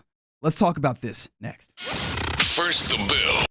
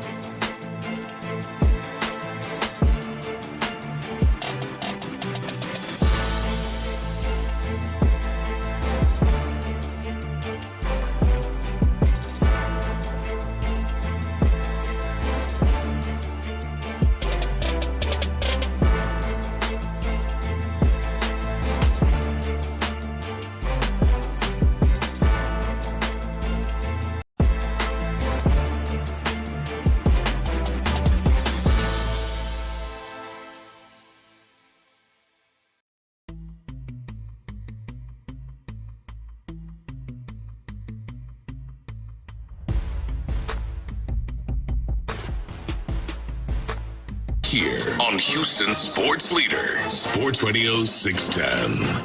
Biggie, let's hit him big time. Houston, let's get in the loop. You better get ready because we're going to show up and show out. With John Lopez and Reggie Atatula. Always live, always local. What do I do? Just take a nose hit? Just take a good whiff of that. It's my first. Whoa! God almighty. You're in the loop on Houston Sports Leader, Sports Radio 610. Yeah, happy Tuesday. You're in the loop here on Sports Radio 610. In fact, it's a Texans Ticket Tuesday, right? Giving away a pair of tickets. Is it to the Raiders game? Yep. So that'll not be. So not this week, but next week. There you go. We'll be doing that in the 12 o'clock hour here in the loop. And I know another giveaway will happen in the 5 o'clock hour as well. That's what we do on a Tuesday, Texans Ticket Tuesday. We make sure that you get a nice pair of tickets, sit in the bullpen, watch your Houston Texans that are playoff bound, at least if the season were to end today. And if they do what they're supposed to, they'll definitely Swarm City, baby. Absolutely. You're really trying to make He's that loving work. it. I'm trying. A couple people hit me up and like, "Hey, Figgy, what you said Swarm City was real good." And I'm like, I ain't want to take credit. I ain't come up with that. I'm not saying. I'm just saying. All right. Lopez like, if you won't take credit, you going to finish that? Let me get that credit that you got right there on that plate. I'll take that. That's right. So, yes, keep it locked here for that. All right. The Rockets. The Rockets have not played since Saturday. But Saturday was the second night of a back-to-back played up there in Dallas versus the Mavericks. It was their second back-to-back in the season. And really, they have not encountered very many of these this year. More teams have had these back-to-backs. But they will. And they will. Because they have not had that many this year, as the season goes along, they have a lot more, or they have a lot less real estate to get in more games than most other teams in the NBA. So back-to-backs are going to be a thing that they're going to have to contend with. And I think that they're going to have to contend with them in a particular way because they had a back-to-back versus the Utah Jazz, which was the first sign of what is happening here. It was both of them in Utah. They won the first game pretty handily, 129-101. And then they lost the second game by 8 points, but it was one of those, the whole way you were looking at this and like, why are the Utah Jazz up? Why are the Utah Jazz up? And the Jazz ultimately won. You had another back-to-back. Now it was a home and road back-to-back where you were here in Houston versus the Suns on Friday. Then you went to Dallas, and you got ran by the Dallas Mavericks, 122-109. And the question I have is, well, actually, it's not a question. It's really a statement. I think the Rockets have a second game of a back-to-back issue. You'll see this kind of shortened into Sega Baba, and I think about it in my head like that because sometimes I'm stupid. But like they do have an issue with these second games of back-to-backs, and I think it's inherent because of the roster, the construction, but also what we're seeing in these games as well. Well, you mentioned roster. I think that's the biggest thing. I mean, Steven Adams, maybe my favorite player on the team, and a lot of people's favorite player, doesn't play in those back-to-backs. Doesn't play in the second leg of those back-to-backs. Yeah, still managing him, even though he's another year removed from that. What was it, the knee injury? That he's still at this age, I think, and with those physical ailments, they're still managing him. So it feels like he's going to continue to be on the plan where he doesn't play second nights back-to-back. I think it reflects, like, they have to have a completely different identity on those second games. And that's a struggle in the midst of a season because their identity, they may not be as physically dominant or intimidating defensively, but they're still a really good defensive team. No Steven Adams, you're not quite the same defensive team. You're just not. And then the other thing, part of their identity is rebounds, particularly offensive rebounds. Yes. No Steven Adams, you're not. They got out rebounded in both those second nights of the back-to-back, if I'm remembering. I know Dallas did. I think technically with the Dallas game, did Dallas actually out-rebound them? Yes, I know Dallas did. I'm trying to remember the Utah one. No, the Rockets out-rebounded them, but they just didn't out-rebound them by very much. That's the thing is usually it was 37-31, the rebound battle. The Rockets won it. But normally in a game like that, the Rockets out-rebound that team by double digits, by 10, 15 rebounds. Like that's the way that typically goes. You're not the same defensive team, and your rebounding struggles, particularly offensive rebounds, and that's where he excels. So I think personnel is it. Obviously no Dillon Brooks anymore. You're not getting what you need to get out of Clint Capella by a long stretch. Yeah, was it B. Scott in last week that was like, Clint Capella? Yeah, I'm good on that. And you see why he was brought here as some level of insurance for this particular instance. When Steven Adams has to be out, particularly managing his health and whatever, you're like, oh, well, here's another big that we can turn to. He didn't give you enough of that. Like, he's not a bad screener, but you have an elite. You don't win games with screens. I think actually, in that role. In that role, you got to do more. Well, yeah. Well, I actually think that the screens are a big part of it because one of the things I noted as well, their offensive creation was a lot down. Now, some of this also like rebounds, defense. That's what he's there for. Oh, without question. Yeah. But I think also there's some knock-on effects of the other things that he does. He's become such a foundational piece for what they do. Steven Adams, this is all a credit to him and how good he is for this Rockets team.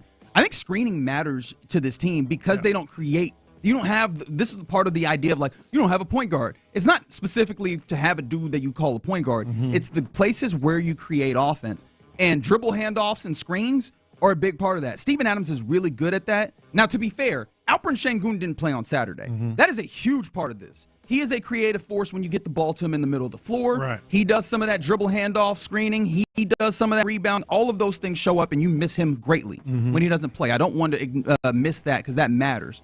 But the Steven Adams part of that as well is tough, and when you don't have that, I think you see some of the turnovers get exacerbated because they turn the ball over a decent amount when Kevin Durant has to have the ball in his hands a lot, and sometimes he can be a little sloppy. Men Thompson can be sometimes sloppy with the basketball. I think those things happen. It gets worse when you don't have a really good screen at the top, creating that advantage where you can put a guy on your hill. I don't agree with that. I think his strength is slipping screens and getting to the front of the rim.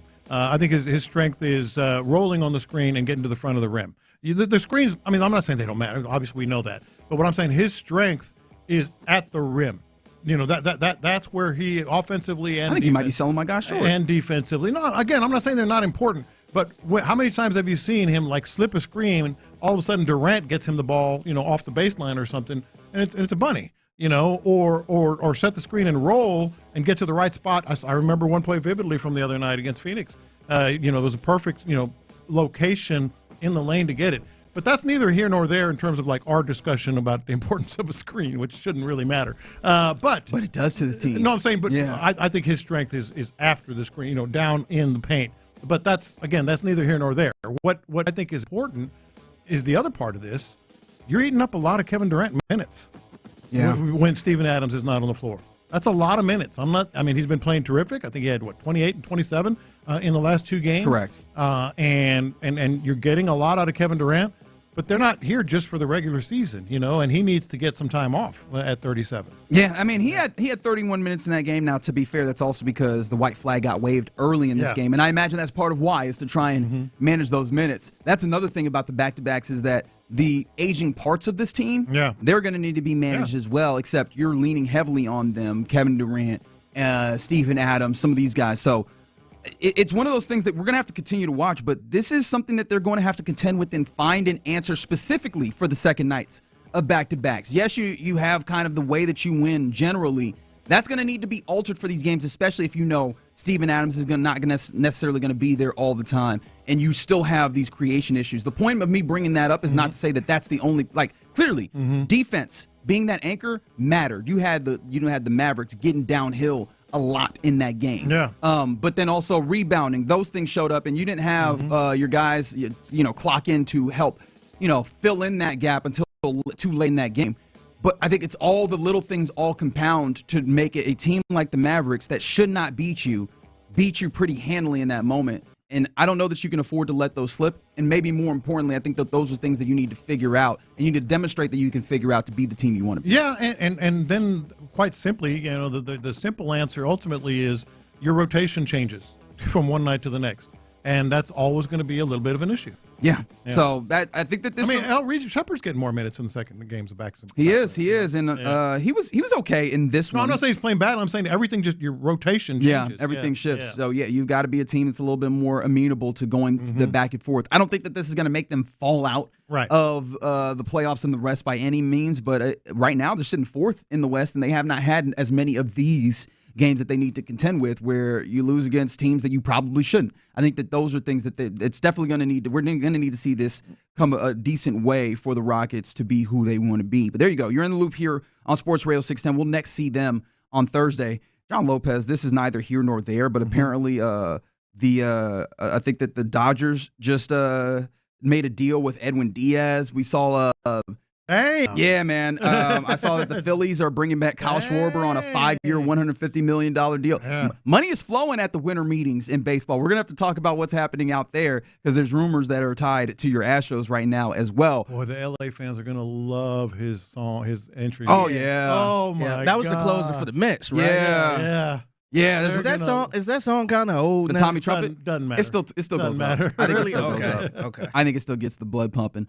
But yeah, we'll see what's happening with your Astros later on in the show. But coming up next, let's get to our question of the day, inspired by one of my favorite cornerbacks. I don't know if you know this, John Lopez, Quentin Jammer. I loved watching him play. You like drunks? Well, I didn't realize that I love drunks, but apparently Quentin Jammer played a whole bunch of games drunk, which got us thinking, what's something that you accomplished drunk? 713-572-4610, or just otherwise inebriated. Let's talk about it next.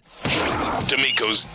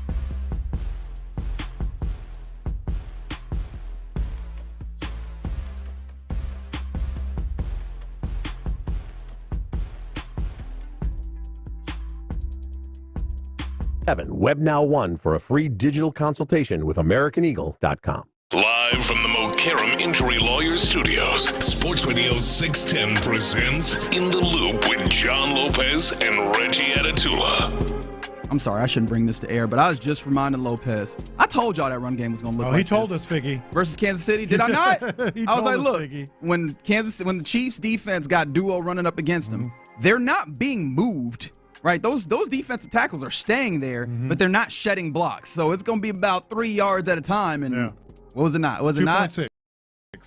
Go there. Round up. Reggie with the I told you so. Look, I gotta get it because there's a lot of times where I didn't told you so. Get so it when you can. When I did tell you so, get it when you can. I gotta try. All right, let's get to our question of the day here. I'm just marveling at all the money that baseball has going on right now. Diaz. How much you get? $69 million. 3 years, 69. Nice. It is nice. It is indeed nice for him. What is that? 23 a year. Crazy talk, man. Dodgers just don't care. Y'all can talk all you want about the Dodgers. Yeah, I need to find out how much they put on their credit card there. They're just like I'm just ready for the downfall at this point. All this money they spending and pushing back. Yeah, they just don't care. Oh yeah. Y'all are just buying a championship. Yeah, we are. Yeah, we are. All right. I wish I could relate. Yeah. Right. Yeah. All right. Question of the day here. Inspired by Quentin Jammer, what's something that you accomplished while drunk or otherwise inebriated? Because I feel like opening this up makes it more fun. John Lopez. What did Quentin Jammer do? Quentin Jammer admitted, I guess it was on Twitter, because I didn't see any audio, I looked briefly, that he played at least 8 games, quote, this is a quote, although he didn't say bleep-faced drunk. Like not, had a pop to loosen up or whatever, drunk. In 2011, he played 8 games. It actually kind of surprised me. I didn't characterize him, as someone. I mean, I guess you never know, but I mean, he was always like buttoned up and pro. And, yeah, all that stuff. But he did it. Now he didn't grade very well in 2011. Yeah, he didn't have exactly a great season, but he did it drunk. So what's something you accomplished? By the way, he said drunk? It wasn't just like I had a shot before the game. He said, man, I drank the whole game and all the way home. Okay, I have a feeling that something was happening at home. First of all, you need to have a discussion with someone about things. Yeah, clearly something was going on. Like this wasn't like I'm trying to beat the nerves or whatever, as some people might. No, this was just this is even hungover from the night. No, he was drinking. Yeah. Did he have like his own special Gatorade bottle? Yeah. No, he said just 2 tequila bottles in his bag. So I don't even know if he was hiding necessarily. Yeah. Somebody need to pull up the cameras on the sideline when he's on the side. Wait a minute. What the hell he was Somebody needs to talk to the equipment manager. That's one of the things I always love in sports or just any like business or company. There's somebody who's like in a support role that knows where all the bodies are buried. Oh, yeah. And in this instance, I want the stories from the equipment manager that was looking at Quentin Jammer like, you really going to make me put this tequila bottle in this Gatorade bottle? For real? Okay. I feel like we're burying the lead here. 2 tequila bottles? That's right. 1 is not enough. God almighty. That's incredible. No wonder the numbers didn't look all that great. No kidding. So how about you guys? I mentioned this earlier, and I was so embarrassed about this to the point that I still to this day have not read the story, but I used to do a follow-up column every Monday on college football back when I was covering it on a daily basis. And we had a little block party on our street one Sunday afternoon, and I said, well, I'll have a sangria, ate a little something, had some sangria. I ended up drinking 3, and I found out later when I was basically face planted on my laptop that they put Everclear 151 in the sangria. Which that person needs to go to jail. Yes. Yeah. Like prison is where you are. Like if you're gonna spike a drink, one Everclear. Yes. Like that is the nuclear option. We put a little corn liquor in there. Man, and I don't know what I wrote that day, and I didn't read it the next day, and I still haven't read it. It was probably just gobbledygook that they had to fix. Where is it at? Cron.com, man. Cron.com. You have to tell us what we. I have to find it. Watch, somebody's gonna be like, see, I see the drunk in here, and you're gonna be like, actually, that was a perfect. I'm gonna try to find it and then read it to Lopez. I gotta remember. Or make you read it. I gotta remember what. The other thing is, this wasn't me, but you always do things on a dare too. This was a long time ago. There was a stocked pond. Go figure. I went fishing when I was in college. There was a stocked pond in Navasota that I would, occasionally cut class or cut the day short and go try to catch some bass or something with a buddy of mine. And he was drinking his butt off. For some reason, I wasn't. I must have had a class later or something. But anyway, we were fishing, and there were some alligators, kind of off in the middle of the pond. Mm-mm. And I said, he got hung up. His lure got hung up on a tree. I said, you should swim out there and get it. And he did. Oh, man. He jumped into the water where the alligators were, swam and got his lure, and swam back. Yeah, that was the inhibitions were gone. That is crazy. Although gators, do they bother you if you're not bothered? But as soon as you just settle that water, they come see what's happening. It depends on the mood. Hey, man. I ain't trying to find out. Yeah, it depends. I see way too many videos. Yep.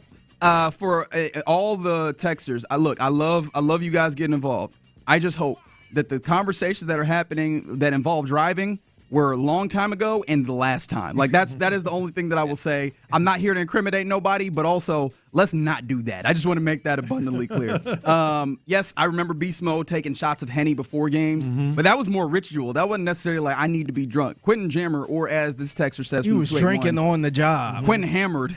He was in a different place. All right, so mine is not alcohol related, as you might mind, and I think I might have told you guys this story. There was a time where I had to go out for a dinner, like for the Reggie and Ron Radiothon. We auction off dinners. I did something like that at a previous stop, and so we went to go see the listeners that won our dinner and hang out with them.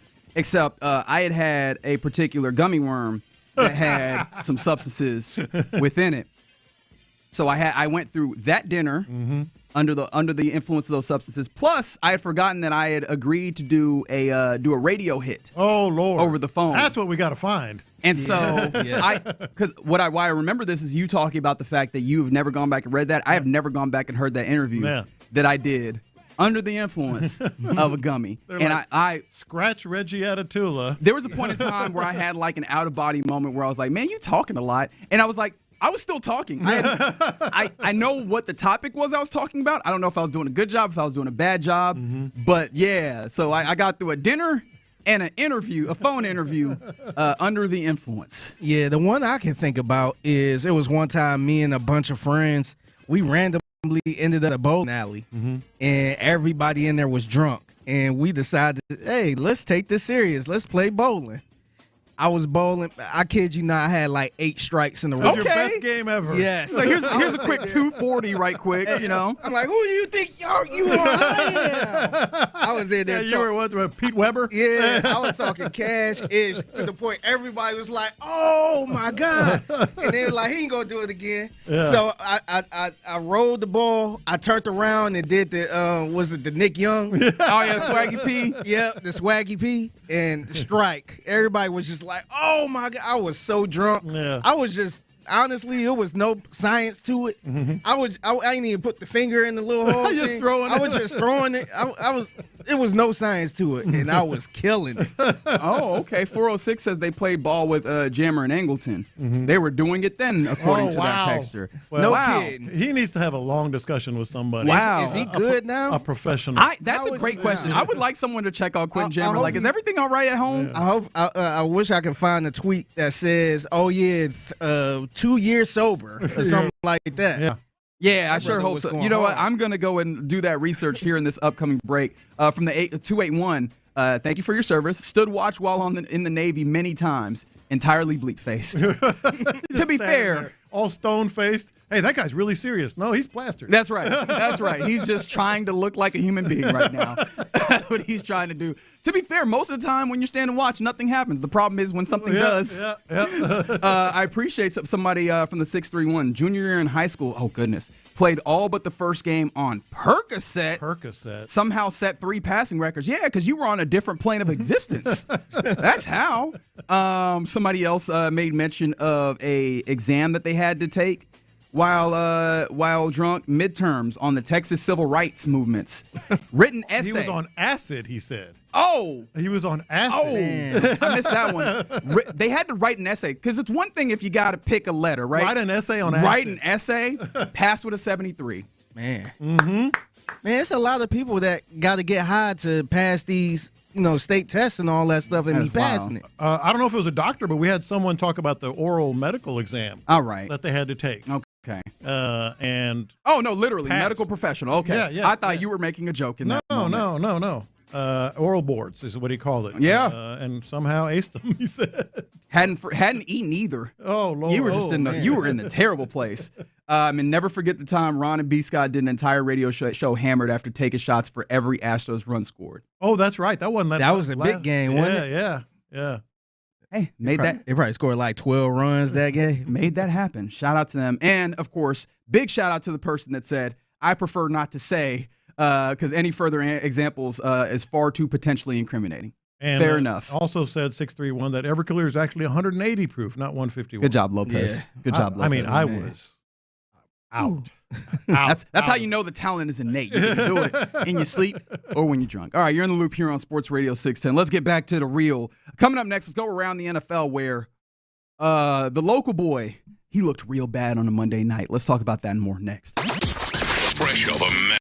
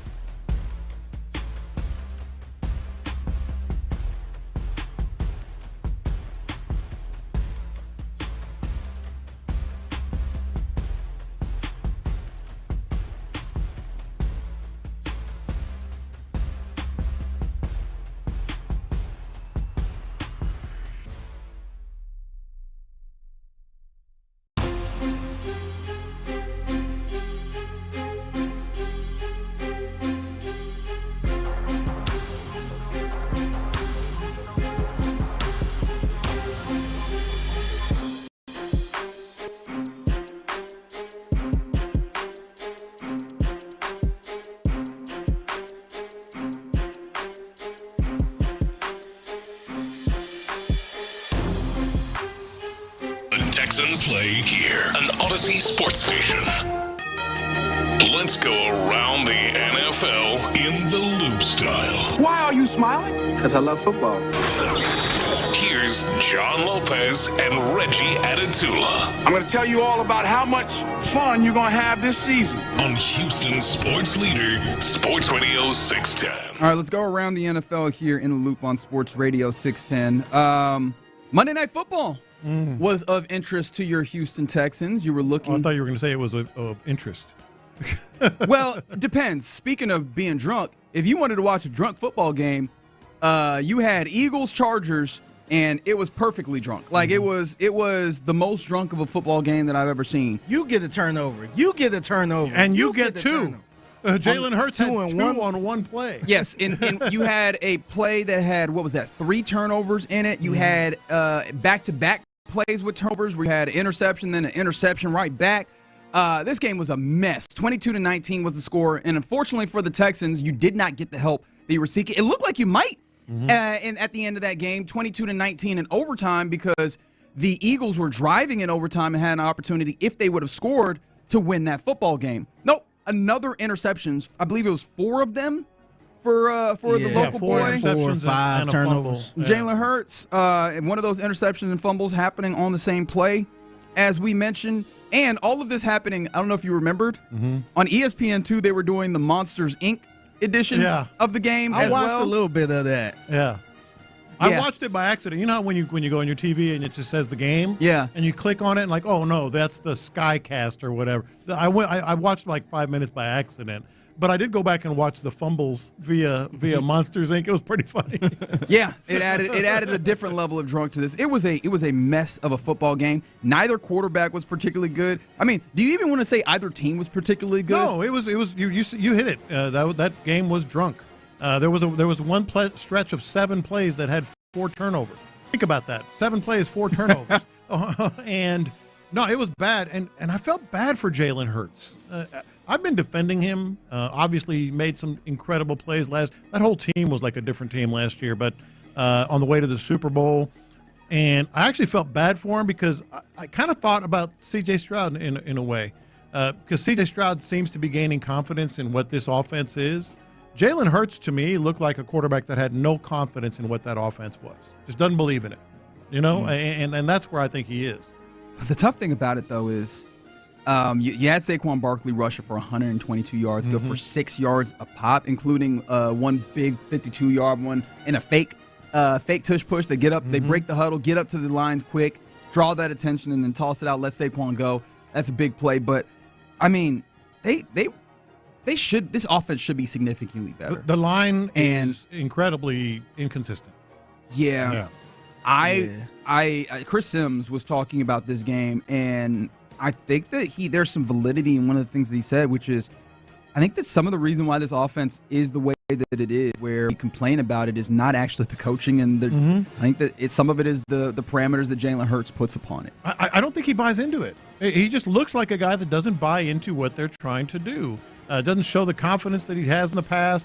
Makes some silly plays that were not the right read on that play. Actually, they just showed one on the TV in our studio. I mean, he threw one ball straight up the middle of the field that was into double coverage. That can't be the choice. That can't be the option there. Right. The way that the actual offense is working does not look like he's executing it properly or operating the way that it needs to. But then also there's something to be asked about the offense looking the way it is because of either demands or constraints on what he puts on the offense at this point. Yeah. Because we've talked around and round about A.J. Brown and Devontae Smith, well, more so A.J. Brown, but needing and desiring more opportunities with the football. We've seen them run the ball well at various different points in the iteration with him as a starting quarterback. It just feels like it all doesn't become cohesive in a way that it needs to. And that's rough for a Philadelphia Eagles team that even with this like 8-5, but they should be better than they are. Yeah. Like that is a massively talented roster. They were 8-2 and leading the Cowboys 21-0. Since then, now they're 8-5. incredible with class. incredibly winnable games in the midst there. And thanks for nothing. Shout out to Figgy Fig, because I think that would have been one that we would appreciate greatly, giving the Texans more opportunities to move up in the playoffs. Now, of course, the Texans still have a lot of control of their own destiny. I think the only thing that I'm most looking forward to is, week 16, I remember, with the Jags versus the Broncos. That's the one place where I will very much do I am rooting for another team to handle some of my light work, so to say, right? Which is the Broncos getting a victory versus the Jags. But outside of that, like, I understand that you don't need to and probably shouldn't be like, oh, I want this team to win. It kind of felt bad, though, where the Eagles had many opportunities against a Chargers team that also was looking to turn the ball over with a Justin. At least they had an excuse. Herbert was really hurting. Yes. Yeah. Yes, to the point where he clearly was running away from Laura Rutledge at the end of the game because he did not want to talk about injury. Yeah, he said, I got to celebrate with my teammates, but he was just really, I got to get out of here. Yeah, he had a 12 of 26, 139 yards, touchdown, and interception. A wild Monday night game. I think it was entertaining, though, at least. It was watchable because of just the craziness, and you didn't know what to expect next. Pure nonsense. Yeah. Pure, absolute nonsense. It did do something, though. What is that? I think it pretty much dang near set in stone, which is weird, the AFC playoffs. I think you can easily argue that the AFC playoff teams are set, and the Texans are one of them. It's just a matter of where they end up in the bracket. So as of right now, the teams that are currently slated to be in the playoffs, especially if the season were to end today, the Broncos and the Patriots both have 11 wins. Depending on how that goes with the tie break, one of those teams will be 1, one of those teams will be 2. They can duke that out. Currently, the Jags are at the top of the division, but they have 9 wins. They end with either 12 or 13 wins. That should get them into the playoffs, either as the champion of the AFC South or as a wild card, one of those wild cards that wins a whole bunch of games. Currently, the Steelers are 7-6. They have the tiebreak versus, I believe they have the tiebreak versus the Ravens after getting that victory. I believe that's how. I think so. And so they have a leg up in the AFC North, especially when you see the Bengals not able to actually get their win and try and win out. Bills 9-4. I don't know that the Kansas City Chiefs, all the other teams that are on the outside looking in are like 6-win teams. I guess the Colts are on the outside looking in with 8, have an opportunity to try and track them down. But they're a mess. Yeah. How much are they mess, though? With Phillip Rivers returning to play football. That's right. Literally a grandfather. Is he? Yeah. His daughter has a kid. Wait, really? Yeah. He's a grandfather. He's a grandpa. I never clocked this. Yeah. He's literally a grandpa. And that's uncomfortable. And apparently, and don't he got a kid that's in college? His too? daughter is older than Tyler Warren. Sheesh. And he's gonna be. I don't know what to make of this. He's been out of the league for 5 years. Has it been 5? Going on 5. His last season was in 2020. Yeah. Goodness gracious. Out of the league for 5 years. A grandpa. And his daughter is a kid in college. His daughter's older than Tyler Warren. Has all those kids himself. And he's back. He had a tryout last night, according to reports. Went well. And he could be back in the league this week. I do not know what to make of this. My favorite thing, every time you see something like this pop up, you always get that random tweet. I don't even know if it's real or not because we haven't heard from the guy. But Colin Kaepernick in the best shape of his life, still wanting to play. They were talking about Jason Kelce last night. Yeah, they was. Yeah. I was like, but here's the scary part, and it speaks to the playoff bracket being set in the AFC. He might be their best option. Anthony Richardson's still on IR. I guess that eye thing was significant, like even more significant than you could have imagined. Riley Leonard is dealing with a knee? And he has a knee injury of sorts. I can't remember exactly what it is. A knee strain, I believe. Strain, yeah. So that puts it like Brett Rippon. Or Phillip Rivers. 44-year-old Phillip Rivers. You got to say his whole name. Is that the best option for real? You tell me. Would you take Phillip Rivers at 44? Off the couch, who haven't played in 5 years. Or Brett Rippon? It got to be somebody else out there. You would think. That's what I'm saying. I don't know what to make of it. I really don't. That is insane. According to, I think it was Rappaport, his workout last night went well. Still negotiating. Is that the one quarterback you could call if you could try to get a couple more games out of somebody? Well, wow. In terms of the resume he had, but it's been 5 years. What about Big Ben?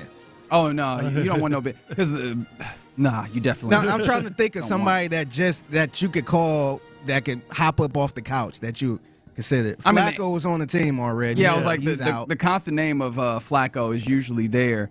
Carson Wentz is still on a team, even though I don't know how much you're actually excited about that. He is hurt. Mm-hmm. There's not a lot of great answers because this is not something you're supposed to have to do.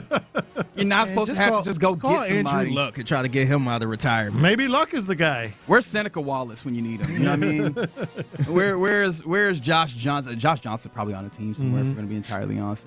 Yeah, that is really tough. That's sick. The crazy thing about it is I am not entirely to a place where I don't think that this can't be somewhat viable. I just don't think they're winning games. They're in desperation mode, and they're like I said, they're a mess right now. The Ravens are a mess. They're not getting in. They still have to play the Bengals, Patriots, Packers, and Steelers. The Chiefs are pretty much out. The Dolphins still have the Steelers, Bengals, Bucks, and Patriots. They're not getting in. And the best record the Bengals can have is 8-9. I mean, I'm here to tell you, outside of being officially official, the Texans are in the playoffs. Yeah, it feels like that's the case. As long as you don't do nothing stupid. Yeah. That's where you are. And now it just becomes how can you position yourself for the opportunity to be maximum successful down the stretch and into the playoffs. That's the thing. Somebody RG3, Brady comes in on the text line. Cameron Newton is a name. Any of these? Somebody said Warren Moon. You're playing the game right. And now we're just Fran Tarkenton. That's when we're playing. Troy Aikman, come on down. Well, at least he knows the game still. Troy Aikman. Adam Schefter actually made a little joke about that. Yeah. Like, hey, you never know. They might call us Troy Aikman. I think he's in his mid-50s now. I mean, not that far off from Phillip Rivers, who is 44. This is true. On Clint Center, man. Have him go down. Yeah, let's see what Clint. What you got, dog? Go ahead and warm up the arm, man. Let's see it. As we continue around the NFL, the flex is happening here. We have a flex. New England, Baltimore has been flexed out of or has been flexed into the Sunday Night Football game for Week 16. That's December 21st, and it replaces Bengals, Dolphins. That makes sense. Yeah. That game is not going to be of the same intrigue as one would have imagined. Patriots Ravens, though, as much as I think that is going to be an okay game, I also don't know if that has the same intrigue in Week 16. I don't know. It made me think about, is that Texans at Chargers game going to get flexed? Week 17? It's Texans at Chargers, Week 17. So we should find, I think you have to have, 3 weeks out? 2 weeks out? 2 weeks out. Yeah, something like that. So we might find out the Texans are playing a game on Sunday night at L.A. It would make sense, wouldn't it? I mean, that could happen. Yeah, it's a game that has an opportunity to be flexed. Both teams are going to have. I mean, that's probably going to be a game that has some level of influence or impact into the playoff race. Whether it's whether a team's going to win the division or not. Right. Well, I guess a team would have to be the Texans. I don't think the Chargers are catching the Broncos at this point. Yeah, but they'll be in the midst of maybe their run here in the postseason as well. Yeah, that's a possibility. I had not fully gotten to that place, but that one could be. As of right now, it's already in that. It's a TBD. Yeah, it's a TBD, but I believe it's. That does have quite the possibility. More names coming in: Hasselbeck, Ryan Fitzpatrick. I don't know if even Ryan Fitzpatrick. I think he's done. I think he's retired. Somebody said Andre Ware. Leave Andre alone. All right. T.J. Yates, Derek Carr. Derek Carr actually might be more realistic. That might be a better choice because he gave up when he still had juice to go. Like I know he's doing the podcast with him and David. Yeah, but he's got to. I would take Derek Carr over. What about? Would you get Tom Brady a call? No, I don't think so. I wouldn't. Yeah. You wouldn't? No. Mm-hmm. I don't think so. I think I would over Rivers. Really? Over Rivers? Yeah. Is Brady 47? Yeah, that sounds about right. Yeah. But the question is, he was playing good at the age of 45. I wonder if he's still keeping himself in that shape. You know what I mean? 48. He's 48. I wonder if he's still doing. We're gonna get a 50-year-old. Hey, and it's gonna be Phillip Rivers because he doesn't want to go home. If I had to get an old man, I would go with Tom Brady. Yeah. Okay, that's fair. A good one here, although it's never going to happen. If you could find a way to convince Andrew Luck That's the one I mentioned earlier. I think. Did you? I missed it. Yeah. He looked so retired though. No, man. he's that skinny. I think he was on the sideline of a Stanford game. I want to say, man, he ain't even look like the same person. He had a fun moment, but I know that he's got like the capability of playing. Though. Yeah, he just I don't know if he. I would try to guilt trip him into playing for the Colts, man. Said Matt Ryan. I wouldn't mind Matt Ryan if I had to, if I were the Colts. He was. All of these guys are Colts. The guys the Colts have already tried. Yes, they've already run through just this before. Shoot for Tom Brady at this point, man. I know he's the owner. Shot. I know he's the owner of the Raiders, but just shoot your shot. That is funny. That is funny. All right, and then we mentioned this on Friday, but I did want to dig a little bit deeper into this. There are the NFL, thankfully, is doing the playing surface thing.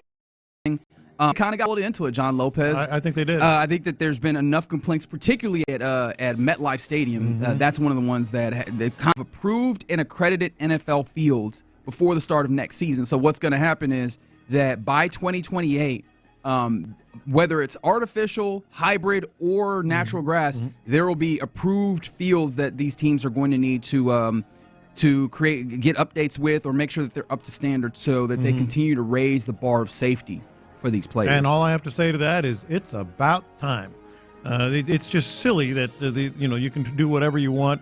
And I know they can point to some data and such up at MetLife, but it clearly is something that bugs a lot of people. And that's what they had been doing. They've been pointing to data like, actually, this is a lot safer than you give it credit for. Yeah. I think that if anecdotally it ends up being this problematic, even with the data, I think that you have to be cognizant, because sometimes it's less about the actual data and sometimes it's about making sure that you ensure confidence in what you're doing here. And so even if I'm interested to see what the actual new standards are and how many teams actually have to update, because I imagine that this might be one of those things where, hey, look, a majority of these teams actually already are within the standard. But at least I try and engender more confidence with your league and your players. I think that's going a long way, and I thought the NFL did the right thing. I agree. And one more, Deshaun Watson.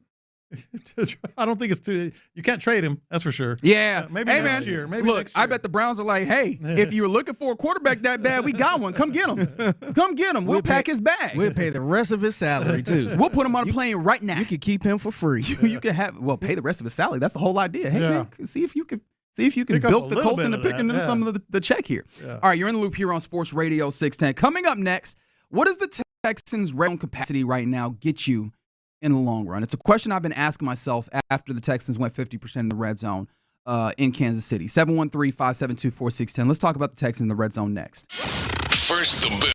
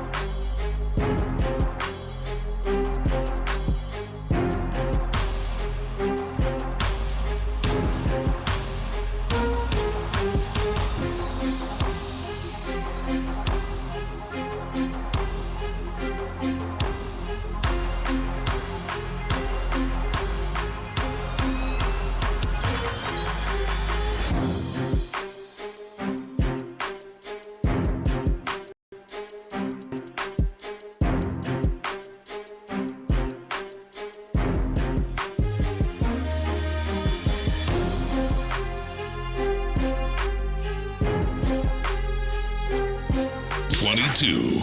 Live from the Mokaram Injury Lawyers Studios, Sports Radio 610 presents In the Loop with John Lopez and Reggie Atatula. Yeah, you're in the loop here on Sports Radio 610. We always appreciate you getting involved with the text line. Is a little bit of a mess, but in the best way right now, John Lopez. We've got people just texting in various different quarterbacks that they think the Colts should go for in a very tongue-in-cheek way. How about a little bit of Brian Hoyer? You want to bring him out? Where's he at? How old is he? People coming back with some Darren Orlovsky. Tom Savage. Taylor Heineke, a name that I had forgotten about somehow. But simultaneously, that's happening. Shout out to the YouTube page, Steve DeBerg. Bring him out of here. But at the same time, you also have people dating back to our question of the day, giving us times that they managed to successfully accomplish something while under the influence. And somebody said that they went 9 of 10 from 3 in a JV basketball game after taking shots with their team pregame. A lot of things happening there. A lot of things happening there. But I guess congratulations on your good shooting day. Turned into Steph Curry. One of the things that I would hope turns into Steph Curry when it comes to like efficiency and capabilities, the Texans in the red zone. Because right now, or at least starting the season, they were atrocious in the red zone. I think they've improved to a place where I would call them mediocre, John Lopez. How would you term that? Do you think that's fair? Of late, yes. Of late, mediocre. Last couple of games, I believe they've been 50% in the red zone, which, at least statistically, you go, all right, that's better. But with watching it, you feel the impact of, damn, this is not as effective as it should be. And the question I've been asking myself, especially now that you look at the Texans and you go, they're in the playoff position. They're where you wanted them to be to start the season with the opportunity to win the division and with a defense that's good enough to go and win everything. I think that there's unequivocally you're playing with a defense that is capable of winning a Super Bowl, point blank, period, end of discussion. And so I keep asking myself, especially as we look at this offense and we go, okay, this is the side where C.J. Stroud will constantly tell us we need to do better and add in. What does a mediocre red zone capability get you? Like how far does that get you as a team? See, to me, it's not so much being mediocre in the red zone as much as it's how often do you get into the red zone. And I think that's something that maybe might come back to haunt the Texans, if anything does. You said it. I've said it. We all believe it now. You have a championship-level defense. You have a quarterback who's starting to clearly buy in to how they do offense, but they don't get a lot of possessions. Because they run the ball so much, they tend to take longer. They're a big time of possession team when things are going well. So you're only going to get a few red zone opportunities when you're like that. Sure. You're not going to be lighting it up and making big plays and in there 5-6 times. You're going to be in there 3 times, maybe 4 times. This probably. Last time, yeah. But they really have only been in the end zone like 3 or 4 times at the most in most games.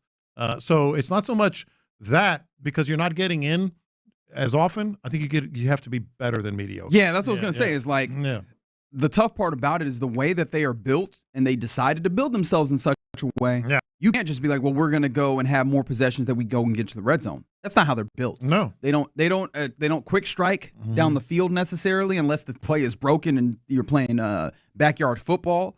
They're not getting explosive runs. They're not built to do that either. They are a matriculate your way down the field type offense. So the times, as you mentioned, rightfully, the few times they get in the red zone, rather, they need to be more efficient. And as of right now, do you think you could guess what their red zone percentage is efficiency-wise for the season? I feel it's still low. I'll say, so what is 50% the last 2 games? Yeah. I'm going to say 38%. 44%. All right. In the red zone. Not great. Not great. But better than I thought. Can I take you to the 2024 playoff teams? Because this is what I'm thinking of. How far can you go with this? Comparing to, let's say, last year's Kansas City Chiefs team, right? Obviously a Super Bowl contender or a Super Bowl participant is what I was trying to say. When it came to the red zone, 53.8, so 54%. And they did get in there more often. Right? And they got in there a lot more frequently, right? The Baltimore Ravens of last year, they end up tripping over a lot of times. But as an offense, pretty damn good. 74% efficiency in the red zone. 74? Detroit Lions. You want to think about them as a team? Maybe a little bit. Their team that runs the football a little bit? Yeah. 69%. Yeah. Nice. in the red zone. That's what we're talking about. Eagles of last year, even the Eagles of last year, right? They could grind things out. The offense, we've talked about it even today. Offense not always all that.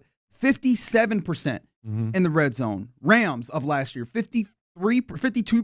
The Bills of last year, 72%. Like, think of the stratification that you're seeing there. The really great ones are getting in there, and 3 out of 4 times they're getting into the end zone. Right. And even the teams that you go, all right, they're pretty good teams. They're getting in there at least 2 out of every 4 times, except they're not going 4 times. They're going 6 times in a game. Right. This is something that has to change if you want to have, like, the constant battle of, all right, we just need to win a game. That's cool. But now that you're in a place where the floor feels like the playoffs, if you want to maximize the season and not validate all the they folks have that 55 or better, right? I think so. Yeah. I think so. Like, it just needs to be, and to be fair, the number is always going to be dragged down by the beginning of the season. So maybe there needs to be an accounting. Let's say 55 from here on. Yes. But as of right now, are you confident that they can do that? And that's the question that I have. I'm really not. I'm more confident. I'm not like I was at the beginning of the year when they were just talk about tripping over yourself. I mean, they couldn't do anything right. And part of the reason I'm a little more confident, but not to that degree, is I thought some of their red zone play calls, give Nick Caley a little credit, have been okay lately. I think the little pass to Woody Marks was terrific. That ended up being a touchdown. I have been having a hard time. I've been watching that playback a lot this morning even, and I can't tell if that was like designed to be open in that way, I think it was an option. Or if it was a circumstance that happened. The way I looked at it was an option. When he saw that linebacker coming, Nick Bolton in that instance, yes, he immediately leaked out behind him, which you're taught to do as a receiver. You know that. You played the position back in the day. You're taught. I like that you're giving me credit to like have an NFL understanding of the position. No, of Reggie, you played that position. But you don't have to have an NFL understanding. High schoolers do this. So I think I'll give them credit for that one. The one play that we didn't talk about this at all, and I don't know if it was in the red zone, but it was a crucial third down call. I could just see Bobby Slowick calling the play on the sideline. You called an end around to 150-pound Jalen Noel on a third and gotta have it. Was that in the red zone? It was close. I don't think that you were in the red zone on that play. But you know which one I'm talking about? Yeah. And I was like, oh boy, because then he get crushed. He got crushed. Yeah. That's what that was the one where Troy Aikman said, "You're not going to get a better form tackle than this." Yeah, because he lifted him up and drove him like 4 yards back. Yeah. I was like, why are you? It's okay to call an end around with Nico Collins. You scored on that one. He's 7 feet tall and 280 pounds or whatever he is. But he had Jalen Noel on an end around. I was like, oh boy. So a little more confident with the creativity, but not super confident. And I will give them credit. Yeah. Like, they did have one play that I thought was a really good red zone play in particular, and it was a touchdown to Dalton Schultz, except mental error. Yeah, you have mental error, which honestly, I do wonder how much of that you put on CJ actually, because Jalen Noel is going and getting set, but as Jalen Noel's, in his motion, CJ is already, he's already calling for the ball to be snapped. I do wonder if he needs to make sure that his guy goes and gets set before having that happen. That's one of those kind of timing things, and maybe that just needs to be worked out, but that's also another portion of this red zone conversation is you just have to be more efficient, not just in your play calling and in scoring it because, of what we're talking about. You can't afford to be shooting yourself in the foot. And it feels like more often than not, when they do shoot themselves in the foot, it is in the red zone. It's when it's nut cutting time, and now you're stepping back and making a longer field goal or taking yourself out of an opportunity to score and giving yourself a field goal chance, substituting 3 for 7. These are the things that are going to hold you back if you don't get them together. It was 3rd and 2 at the 26 when they gave the little. It was, I say end around. He was actually in the backfield, but it was kind of an end around action. Yeah, he motioned into the backfield and then they handed the ball off to him and just got carried 4 yards backwards. I was like, I probably could have taken that one back. No question. Yeah, so that I think that this is just point blank period. 44% on the season is not good enough. Now, I think that they know that and they're getting better, but even over the last few weeks, it's 50. And if you're looking at the teams that have been successful, at least even just last year, they were more effective in that place. And for the teams that were less effective of those good teams, they got in there more. It just has to be significantly better.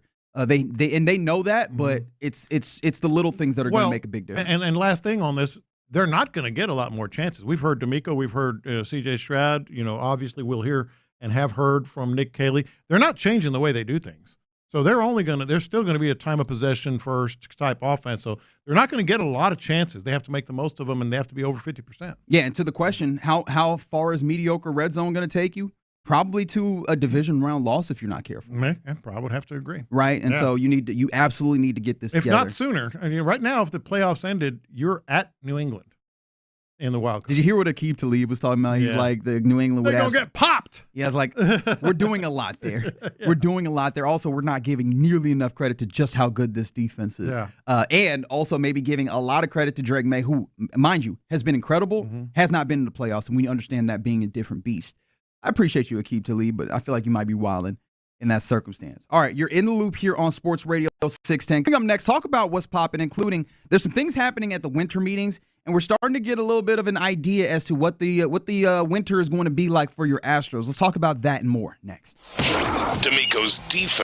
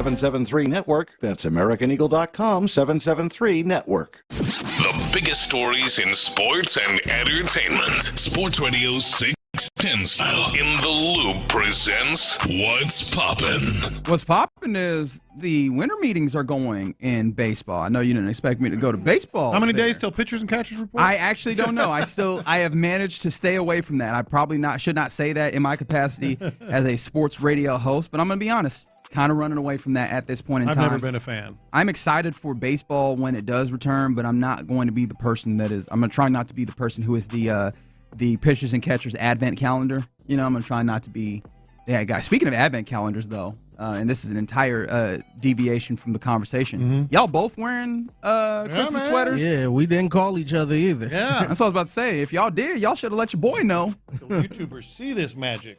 I'm pretty sure is that a AI generated image? No, okay, it's real. It says "'Tis the season" and has Santa Claus with a big giant trout. Okay. And then what we got over here, Fig? I just got like the little Brady Bunch theme of just different Christmas movies and characters and all that stuff made by my wife. Okay. Little known fact: Santa Claus is a big trout guy. Okay, yeah. All right. I don't know. Well, I guess he works one night a year, and then the rest of the year fishes the rest. Okay, that's living the dream. Did not realize that's how that went. Yeah, speaking of Christmas is going to be real good in the Schwarber household. I'll tell you that for damn sure. Wow. Kyle Schwarber is staying with the Phillies for 5 for $150, $30 million a year. There's some money going around at the winter meetings because the Dodgers also signed Edwin Diaz, so they add another fantastic arm to their bullpen. Edwin Diaz, 3 years, $69 million. Let's go Dodgers! Yeah, I know Lopez is they super just got better. So with that being the case, you go, they're getting better. The Phillies are getting better. What are the Astros doing, John Lopez? Hey, am I overreacting here? Yes. Yep. I don't even know what you're saying, but yes. Okay. Next, so Dana Brown was at the winter meetings, right? I'd hope so. Yeah. It'd be a real problem if Dana Brown. He did show up. Yeah, he at the house chilling.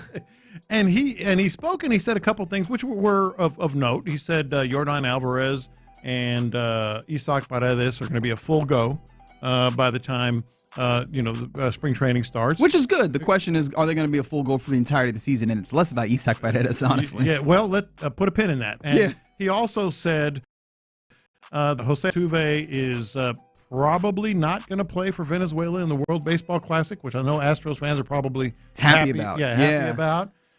But then less wear on his tires. Less wear on that.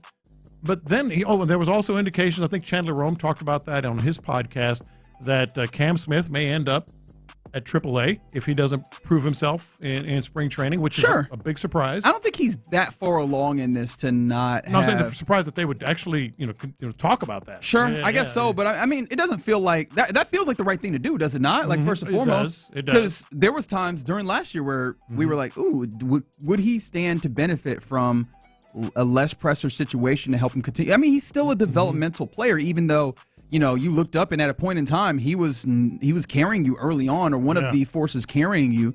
There's still an understanding that he's a young player and there's going to be ebbs and flows within a season that he's going to need maybe sometimes the confines of a AAA ballpark and more importantly the confidence that you can build facing AAA competition versus major league competition, especially pitching. To help build his confidence. I obviously spring training will tell us. I don't anticipate that he will need that coming out of spring training, but who knows, right? Yeah. Maybe he will, and I think keeping yourself open to that is the right way of handling it. But when you put all this together, he said that Yordan is going to play, quote, the majority of his games at DH. Yes. Yeah, and then you've got some outfielders that are already, pretty much set. And you've got some young guys that you're looking at. Obviously, maybe Cam Smith is in the mix as well. Yeah, they've talked about. I think it was Espada. I think it was on that Crush City Territory podcast. Shout out to Chandler Rome and Tyler Stafford. I think that he already said that they're going to give some of these young guys some looks. So Zach Cole, Jacob Melton, these guys are going to get some real opportunities to play in the outfield for this team. Which means two things, and Ken Rosenthal already reported one of them. Jose Altuve is probably going to be back at second base for at least the majority of his starts. I don't know how I feel about that, first of all. I don't think very many people feel great about it. But that also means you got a log jam. You got a log jam at third base, shortstop, and first base. And Ken Rosenthal reported that the Red Sox have been in discussions with the Astros about trading for Isaac Paredes. That hits funny. That's a step backward. Because he doesn't hit funny. That's the reason why. Like, of the guys that you're talking about at those corners, at those corner infield spots, obviously Carlos Correa, I think the leadership that's necessary and just the fact that he is a good offensive guy is necessary. But, like, I would love to keep Isaac Paredes, but that's the reason why he's the most probably the most desirable for a team coming in. He's still really young, while also being a really good hitter, particularly in the right circumstances. And I imagine it's going to be harder to move off of Christian Walker if you did indeed want to move off of him. Right. It seems logically it makes sense. I'm with you. It does feel funny. It hits funny, and also hits this way. And this is what he said. He said. He's under club control for 2 more seasons. Is yet another hitter whom the Red Sox expressed interest. They're also expressing interest in re-signing Alex Bregman. So it's not just you become. I feel you're not as good a team without Paredes on the squad. But we've been talking about this here in the offseason, the old grapefruit league, as they say. Mariners getting a lot better. Red Sox, if they keep Bregman and get Isaac, they're going to be in the mix. Obviously we know. The Blue Jays have been in the mix. You're taking a little step back, man. You're taking a little step back while these other squads are getting better. Now, the rest of what they do in winter meetings is going to tell us a lot about this team, and I think that inherently you probably are going to take a little bit of a step back. But they've talked about it. And Dana Brown, I think he reiterated the idea that they're going to make trade for pitching. That's one of the things that he said after the season. With control. Especially with control. Yeah. And a name like Shane Baz has emerged. He's currently a pitcher for the Tampa Bay Rays. He's got some control on him, 26 years of age. Interestingly enough for me, strong fastball guy, so that's always going to be interesting, I imagine. He's a ground ball guy. And one of the things that comes to mind when you think of Jose Altuve maybe playing second base is, well, maybe because right now the only guy that I know for certain is going to be there is Hunter Brown, and he's a ground ball guy. But maybe if you don't have the strong ground ball circumstance, you don't feel as bad about the defense that Jose Altuve has at second base. If it's not going to be, hey, there's a lot of balls peppered to second base with a ground ball inducing pitcher. Yeah. Shane Baz is that. So I do wonder if maybe that impacts it. But he is a pitcher that you look at quality wise, you go, all right, I could get into this to some degree, especially through the Astros car wash to take a guy whose ERA last year was a 4.87 and see if that doesn't come down. And then last thing, they did make official today, what we mentioned last week, they signed Ryan Weiss out of the Korean Baseball League. He had a 16-5 record in Korea with 2.87 ERA. They're clearly looking to just bolster the starting rotation with guys that they can control. Yeah. That's what they're looking for. That seems to be the objective, which doesn't it sound like this is a little bit of, obviously we want to be somewhat competitive this year, but really we're trying to get ourselves in a place where we establish this foundation for the next couple years. Yes, not rebuild, but retool a little bit, take that step back, kind of like what the Rockets have done in the past. Yeah, from the 281, no, we must keep Paredes. I agree. I think that would be a big move, man. I would love it, but I see the difficulty in you having 3 guys for corner infield spots and the dude who is the easiest to move off of being Isaac Paredes. Like, I do understand why that'd be a tough decision, but the tough thing about it is controllable, young. That would be a guy that I absolutely want, especially, and he fits your ballpark like a glove. Yeah, he does. And I still go back to the Altuve at second. I don't know, man. If Jordan's going to play the majority of his games as DH, that narrows it down. Yeah. Some other things that are popping. We have a Final Four in the Heisman Trophy race now been announced. Yeah, Notre Dame's Jeremiah Love, running back, and then the quarterbacks Fernando Mendoza, Diego Pavia. Diego Pavia. What are you sorry for? And Ohio State's Julian Sayin. I cast my vote Sunday morning. I can't say officially who I voted for, but I can predict who I think will win. The order will be. Yeah. Okay. I think it'll be Mendoza first, and then I think probably Pavia second, and Jeremiah Love third. Yeah, you did the Julian Love thing too, didn't you? I did. Yeah, I mean, it feels like that's the case. Indiana's had a fantastic season. I think Fernando Mendoza had a moment late, which is one of those things. He didn't have the best statistical year, if you really look at it, but he had the back of the end zone catch against, who was it, Penn State? Penn State, yeah. That was a comeback win. Yes, it was. And then he had the moment this past Saturday against Ohio State in the Big Ten championship game. Yeah, and it's the moments when people are watching that help set a narrative. I think. Yeah. And it feels like he has a narrative advantage here, and also Dio Pavia has been fun. I still have a little bit of trouble finding like the Heisman moment for him. And then I think that you just keep looking at like Jeremiah Love was really good, but I think Notre Dame is just constantly going to be in this weird place where they don't get the love that I think that they would like, and honestly probably deserve at times. Not to lean too much into it. One more thing, you remember Chris Boyd, former Houston Texan, he with the Jets, he had gotten shot earlier in the year. In his abdomen. It was actually last month, 2 a.m. during a dispute outside a Manhattan restaurant. Initially, he was listed in critical, but then stable condition with a bullet lodged in his lung. He was released from the hospital, and he surprised the Jets last Wednesday, in fact. Well, apparently an intensive manhunt ended with the apprehension of a suspect, a 20-year-old male, in that shooting as of, I think they said this, in fact, today. Okay. What was the circumstance? We don't really have a good understanding of it. I think it's like a restaurant type club, lounge type of place. From what I heard was maybe it was a situation that happened inside that escalated the gentleman going outside and meeting with Chris Boyd. And gets shot. Yeah. Man. Does he still have the bullet lodged? I actually don't have a good idea on that. Like, I mean, at that point, it was said that it was lodged. I haven't seen anything that says that it's been dislodged, I guess, for lack of a better term.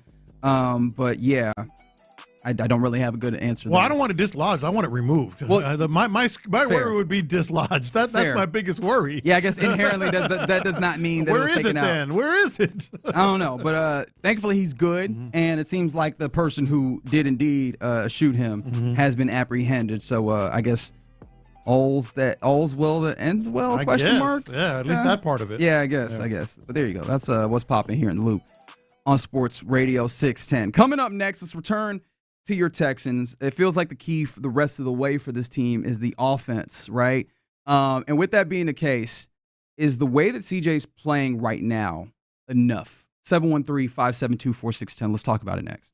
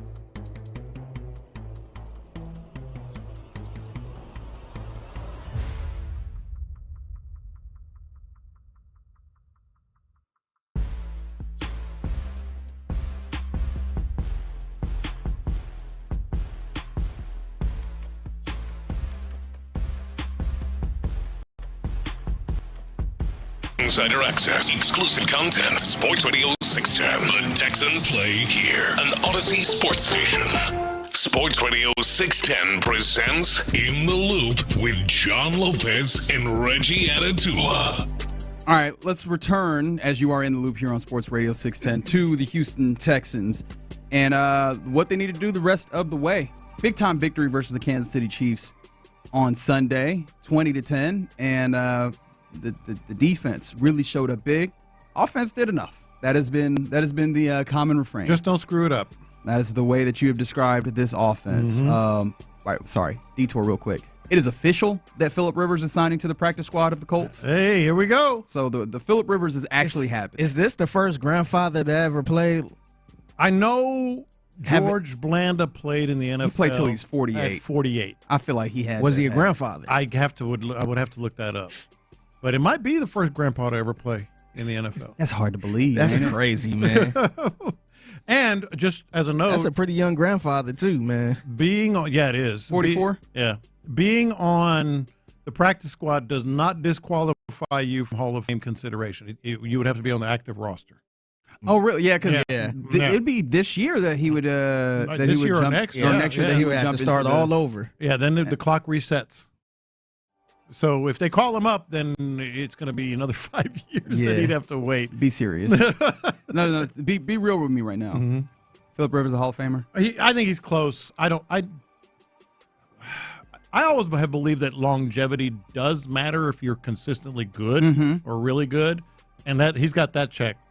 He does. And was he ever an MVP? I don't think so. I've had Phillip Rivers. No, he was not. But he's an 8-time Pro Bowler. I think he was never an All-Pro. Yeah, I think he's close. I don't know why I'm surprised by that, but it's just for some reason to him, he was never an All-Pro. Wow. So you saying Russell Wilson gonna get in over him? Who said Russell Wilson was getting in? Who said that?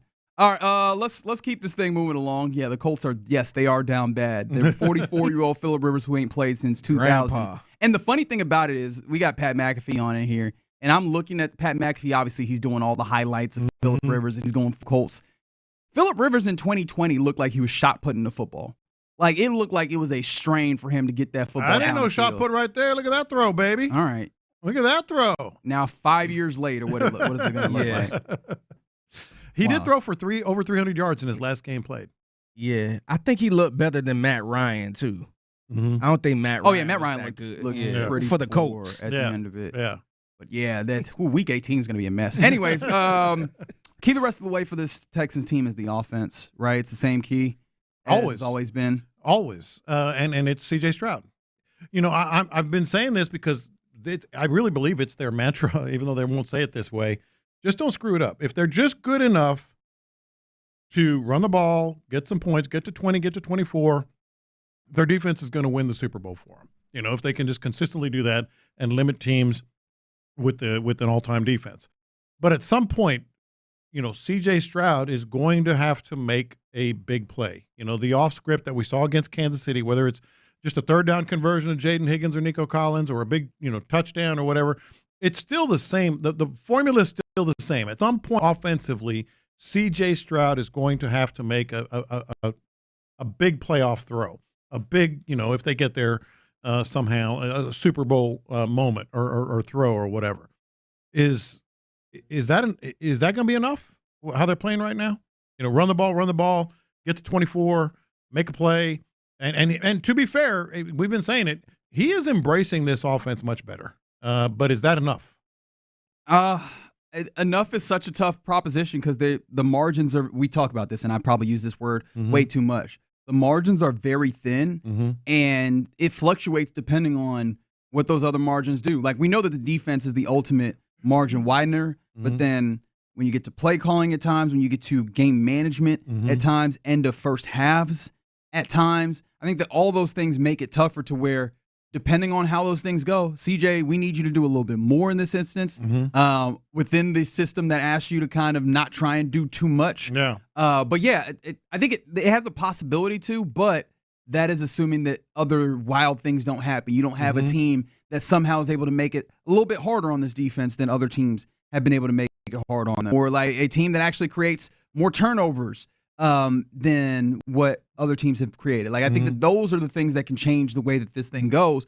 But for CJ, I think that what we started to see from him in the first half of this game would be enough. Right. And from him in particular, I think overall there were still some things that make you go, oof, with the offense. And I think that you're probably not going to outrun those this year. But CJ being able to know when to get out of the structure of the offense and go and make a play, I think is huge. And I think that he's starting to see some of his wide receivers also open up to the way they need to play in order to help him make those plays. I thought Higgins did a great job. I might have said it yesterday, showing him numbers and getting into open spaces in those kind of off schedule type moments or off script type moments. And I think that that's going to be really necessary to have somebody outside of just Nico Collins who knows, hey, my quarterback needs me. Let me go get to the football. I'm glad you said that because let's hear from D'Amico Ryans on the Coaches Show last night. And then I have a very important question for you. Yeah, the things I like for CJ is the movement, like the movement out of the pocket, escaping the pocket, keeping plays alive. I really liked him keeping his eyes downfield, making plays, especially some of the critical third downs he made to Higgins, Nico, Dalton. Like he made some really nice throws there. And also the next thing, probably I could have said this first, just some of the what I call the sack saver plays. There's some of those plays where he's feeling that pressure, guys are on him, where in the past we've taken those sacks. He did a great job of just dirting the football, getting rid of it, knowing, hey, they got us on this play. Let's not make a bad play worse. So great decisions by him there. And some improvements. I think there's some throws I think we could have back. I think we can make a better throw there to Nico so we can score on the first play. And we the first explosive where we run past the defender. But I think he'll just keep working into it, keep improving, making better throws, but overall, really great decision-making by him to not turn the ball over. That's always the most important thing. Didn't turn the ball over and made great decisions when bad things happen. All right, so since Reggie was flexing a little bit earlier, I'm going to go ahead and – Was I flexing? Didn't I say that exact same thing yesterday? Yeah. Didn't I say the exact same thing yesterday? So, but my question is this, and this is the important part. Has CJ developed enough with this offense where D'Amico Ryans could encourage that a little more? It sounded like he was kind of encouraging, or at least encouraged by his decision-making to make the big play when it was there, the off-script play like you talked about, and then when to dirt it. Or is it still like, hey, we're going to run the ball, don't turn the ball over, See, I think you're going to have to see more of that from C.J. Stroud, not less of it. And I think that the governor on them not doing more of that is less and less C.J. Stroud as time goes. I think the third quarter was very insightful in one of the things that they have to be cognizant of, which is someone asked on the text line, why don't they spread it out? I don't think that your offensive line can stand being out here solo with the defense being able to scheme upon them because the likes of I can say Chris Jones was just a monster. And I want to apologize to Ed Ingram because while he did get his ass whooped, and I will not step away from that, he wasn't the only one. They were moving Chris Jones around. He got Ariante Ursery. He got big number 77 Trent Brown at times. Like everybody was getting it when it came to him. But it's not just him. Like George Karlaftis that hadn't had a good year doing things. There were some other dudes in there that were making some plays on that. Drew Tranquil off the edge was making some plays, and I think that you could look at those and go, like this is what happens when that line is over leveraged at times. When you want to get to the place where you think that you can, all right, they've gotten good enough where we can. No, they still need some of the training wheels, for lack of better terms, some of the assistances that have been put in place there, even though they are improved from where they had previously been. Getting the ball out quickly, some of those other things have helped make that improvement, but I don't think you can just get to a place where you're going, oh, we trust CJ to do a whole bunch of this stuff at the expense of this offensive line not having that balance that the defense has to keep an idea on and the opportunity to go forward. Yes, but forget about spreading them out. I'm talking about giving CJ Stroud more room to say, hey, it starts to break down, get out of that pocket, we trust you to make the right play. Are they going to allow him to do that more? I think it's a possibility, and I think it's probably the best formula given the confines of this offense and the constraints for them to actually, make a push. I think this is where the moderation and everything does come in because getting out of the pocket, extending plays is longer times for that offensive line to have to block. That time to throw is not something that I want to see tick up to a large degree. I think that the moments when you need it, you want it to happen. And it's less about trust of CJ. I think it's just the entirety of what they've built starts to break down when you start doing it that way. Mm-hmm. And maybe some of it is about CJ in that I don't know that I can put it on him like Patrick Mahomes at this point, because it's those are different things that we're talking about here. It'd be unfair expectation. Mahomes plays. He did in moments, and more moments than I think that some people would have assumed with him going in. Mm-hmm. I think that also we're talking about a Mahomes that has carried in a larger way in the past. And also we're seeing the effects of him, of a team building themselves for him to have to carry them over there in Kansas I guess City. what I'm getting at is, has CJ proved himself enough to DeMeco? Because ultimately it's going to be DeMeco's call. To DeMeco? For him to trust him enough to go off script more and make those Mahomes type plays. No. You don't think he's trusted? And I think that's inherent with DeMeco. We've talked about it time and time again this season. Yeah. DeMeco Ryans, this offense was largely made, even if it's not in the image of exactly what he wanted, but in the image of what he desired from an offense complementary-wise. Are they living up exactly to the standard of what he desired? Maybe not, but this is an offense that they're turnover averse. Yeah. They run the football. When they're doing that about as well as they can, they're having long drives to give his defense some time. Man. Like, that is the way that this thing is designed, and what you're talking about kind of goes a little bit counter to that. And I think that there's an understanding that you need to do a little bit of letting your quarterback who has these special talents display Aren't those you wares time to constraining time. him then? Sure. I mean, we know they've been constraining him. We know there was a level of frustration early in the year, but I want to let C.J. Stroud make plays that very few quarterbacks in this league can make. I'm not saying willy-nilly and just chunk it and all that, but hasn't he done enough for you to compromise a little bit? Hasn't he showed enough, especially in this game on the road in that environment that we talked about, that he was smart enough to be able to say nope and just throw it to the dirt, and also smart enough and great enough to make a play across his body that helped change the game? How much of that is C.J. Stroud and how much of that is Nico? Or not Nico, trust Neely. I don't think a lot of it, well, the play call was Nick Caley, but I don't think those off-script plays were a lot of Nick Caley. I think that's where I'm going with this. But what I'm saying is I think the off-script plays are – you can't script off-script in a way. You get what I'm saying? Like, exactly. These have to come within the plays, and I don't think you can go, well, we're just going to have Nick Caley call more pass plays and then just hope that CJ fixes them. I think that got them into some issues with Bobby Slowick. You remember it's incumbent upon CJ to make me right in those instances. That was one of those things that was rough for CJ in this offense last year. I don't know that DeMeco Ryans wants to put that on CJ, even though I think what you're saying is fair, that he clearly has demonstrated that he has more capacity for it.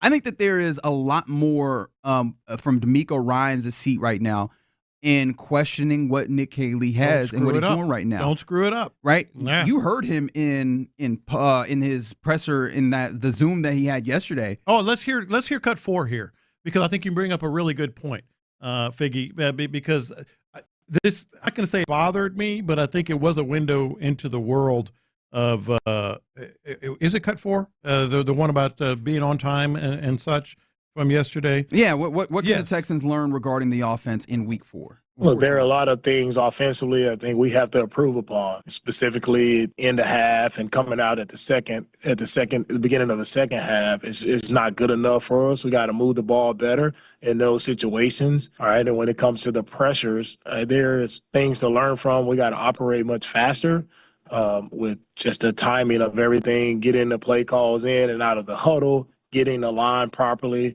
making the right ID, getting guys picked up the proper way. Like, we have to operate more efficiently. We have to operate with much more urgency on the offensive side of the football. You'll continue to see those type of pressures, right, that showed up. So there's a lot of room for improvement there, and we have to see that improvement very quickly. Here's my question for you guys.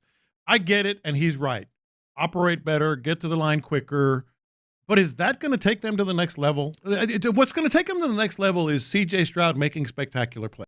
Yeah, but I think also, again, making spectacular plays on what foundation, right? Is it the foundation of having to get to the line late and having to, it will help them. I think that's more of the thing, right? It's not opening this up while the offensive play caller still shows that there's a lot of room, and all of those improvements, or a majority of those improvements that he's talking about, are actually offensive coordinator. Getting that play call in early. I see you on the text line making note that, give him 2 plays in the huddle, allow CJ to flip sides, change the run from. all of that, being able to have that machination starts with your coordinator having a very clear intention with what's happening. And I think that that's still lacking to some degree with this offense. But here's where I would disagree. Getting the play in quicker, getting to the line of scrimmage quicker, that will help that particular play call.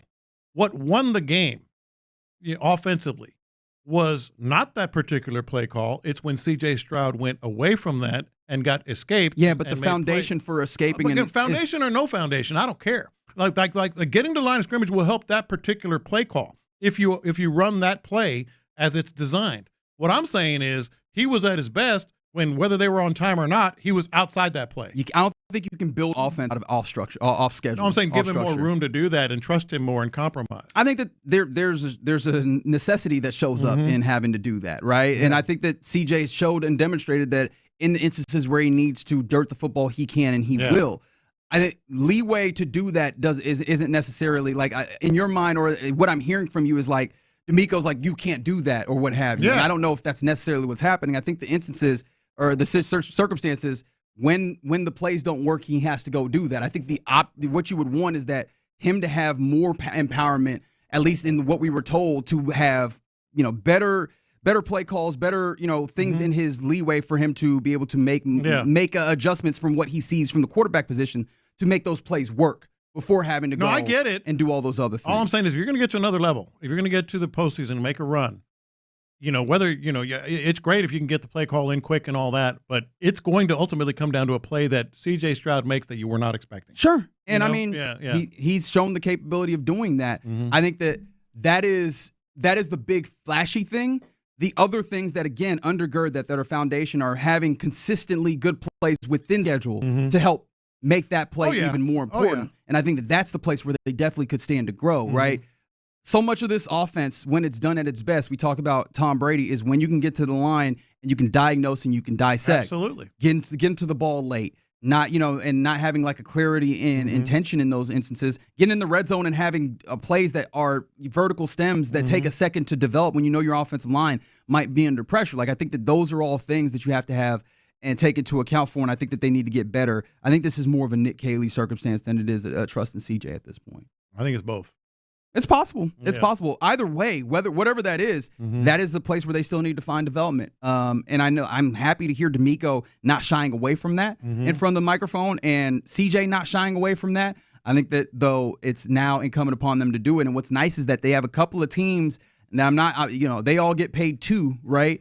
But a couple of teams that are not at the same level of the Bills and the Chiefs or what have you that you've seen recently, that hopefully you should be able to get that done against, right? Not that I'm calling for style points, but I'm calling for a clear evidence of improvement in the next couple of weeks in that way in particular, to help be a better team and a team that can go deep in the playoffs. All right, you're in the loop here on Sports Radio 610. Coming up next, and I see you, yes, we have said it, that the Colts did sign Phillip Rivers to the practice squad. He is back after 4 years of not playing football in the National Football League. Wild stuff. All right, coming up next, let's do our lunchtime confessions. First the Bills.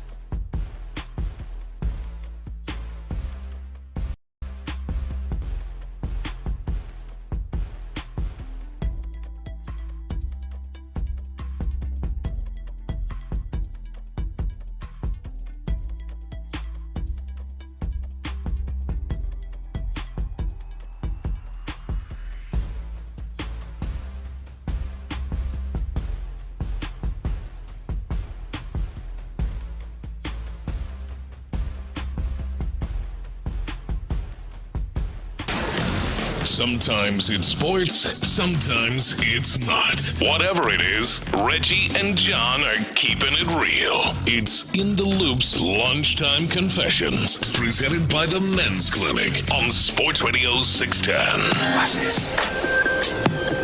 These are my confessions. All right, you talked about it in the last segment. It's officially official. Phillip Rivers has been signed to the practice squad of the Indianapolis Colts, and it kind of leads to my confession. I think Phillip Rivers starts. This week? I think Phillip Rivers starts. They are hurting. They are hurting at quarterback. They're desperate. He's got a big brain, and they're playing at Seattle. They're playing. Oh, that's right. They're playing at Seattle. And oh, by the way, a little addendum to my confession. It happened, Figgy. It happened. What? Diana Rossini is reporting. A source close to Phillip Rivers says he's in better shape now than when he played. Best shape of my life. Shape of his life. This is Diana Rossini saying that. Yeah. That's a real source. So she doesn't have just spitballing takes, and all this. So stuff. you think he's in the best shape of his life? I don't think that. That's not my confession. Okay. That was just an addendum. I was about to say, you want to bet on that? That was just an addendum. But I think he starts. I could see it. It's just what an uphill battle.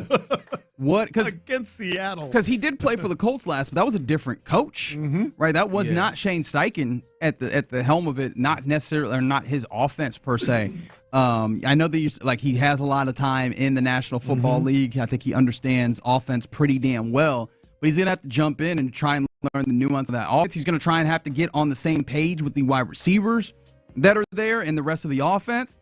And then that Seattle Seahawks defense is no joke. I know that if anybody competes with the Texans, it's Seattle defensively. There are a lot of things that you would point to analytically that would say that Seahawks defense is better. Now, I know ain't nobody around these parts trying to hear that, but at the very least, similar type defense over there. And that is scary for the old man Rivers. Yes, old man Rivers. He has 10 kids, 2 married children, and 1 grandson.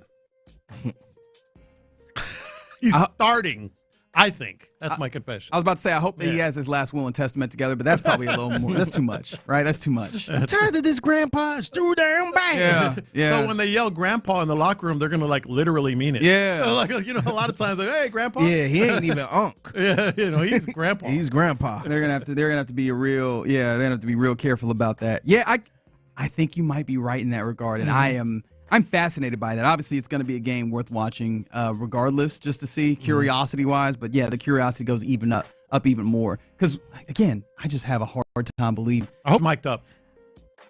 His trash talk is next level. And he trash talk without cussing. Yes, and it's awesome. He's really good. Dagnammit. Yeah. Somebody said, Brett Favre was a grandfather when he played last. Oh, man, that is wild. Was he? Damn. When he played last? Yikes. These are my confessions. So when it comes to Pro Bowl voting, it's something that I've forgotten to mention. Like Pro Bowl voting continuing to happen. Make sure you go and vote for your Texans, in particular because my confession is I am astonished that this person does not show up in the top 10 at position of Pro Bowl voting. So Texans that currently are in top 10 fan voting. This is good. For the Pro Bowl. Breaking news to me. Actually, you want to do this? This is the latest? This was as of yesterday. Okay. You want to take guesses? I feel like the guessing game is more fun. Well, obviously, Derek Stingley. Yes, Will Anderson. He's third. Derek Stingley's third at his position in Pro Bowl voting. Will Anderson fourth. Pro Bowl voting. Danielle Hunter. Danielle Hunter's fifth. I'm going to go ahead and say Jalen Petrie. What? Jalen Petrie is not top 10 in his. I am astonished. He might be all pro. We talked about it yesterday. Yes, that is the thing that I am astonished by. Is I was like, he's definitely a Pro Bowler. He might be all pro, and he is not top 10 in at his position in Pro Bowl voting right now. I think he's an all pro player. Lassiter? Kamari Lassiter, also not top 10 at his position. What in the hell is going on here? Well, I give up. Who else? Kalen Bullock is second at safety, interestingly enough. Okay. Good to see that the young man getting his love. And then Tommy Townsend, punting-wise. Kaimi Fairbairn also fourth at kicker. No Nico? No, Nico Collins top 10 in his position. But you might be able to hear me on that because, or rather get me on that because wide receiver, a wide, diverse position, and he had those early games where, they were not, the offense was not together enough to get him the football. Yeah. But defensively, Jalen Petrie, I understand that he missed some games with that concussion. And Aziz. who cares? Yeah. Like Jalen Petrie has been phenomenal in this. So yeah, get the vote up for Jalen Petrie is ultimately my point. But yeah, my confession is I am astonished to realize not top 10 at his position right now in Pro Bowl voting. These are my confessions. I gotta confess, man, I could be a complete jerk over something that happened yesterday for me. So have you guys ever been so upset over something that you can't really control and it's kind of goofy a little bit? Like you just kind of get into a rage or whatever. Not a bad rage, but just kind of get a little attitude. You lose it. It's as simple as like, let's say somebody stopped the elevator, and then they come on and throw everything off, and you just kind of irritated. Okay, Even though it's you shouldn't be irritated over that, but I gotta confess, I was so irritated yesterday. I decided to go to James Coney Island. Good for you. Oh, I miss That's James a throwback. Coney Yeah, I decided to go there. I had the taste for a chili dog. And I'm like, you know what? Let me stop there. And mind you, the one I go to, I never see not one car there. Except for this time. When I pulled up, it was a line. It was dragging that line was long. I'm like, man. I'm like, what y'all, like, it's supposed to be empty when I come here. Yeah. Like, why is there so many people wanting James Coney Island? Was it one of those days where they're doing the dollar thing? I don't know what it was, but it was way too many cars for my liking. And I'm the same way when it comes to Arby's. I used to stop at Arby's just to get a fry, and because the only reason I would stop there, like I like the fries, but I always go there because it's never crowded. So that's way better than waiting in a long ass Whataburger line or a long ass McDonald's line. But one time I went to Arby's and it was just jam packed. I'm like, what are y'all doing, man? And you lose it. Y'all making my life miserable right now. I should go right up to the window. Yeah. And then the worst part was the time when I went to Arby's.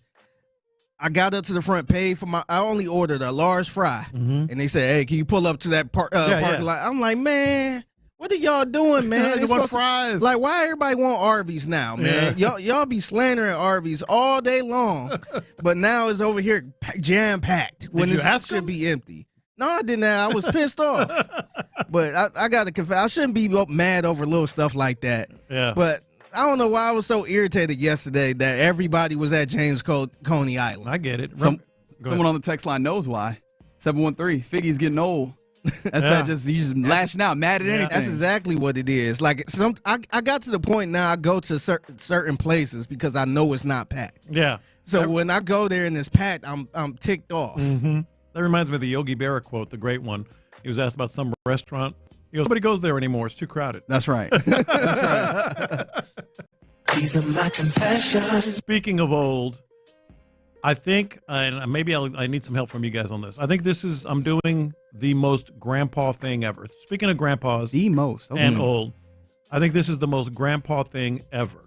So my granddaughter is having her first ever Christmas show tomorrow night. Nice. First ever Christmas show tonight. You gonna break out the camcorder? It starts at 6:00.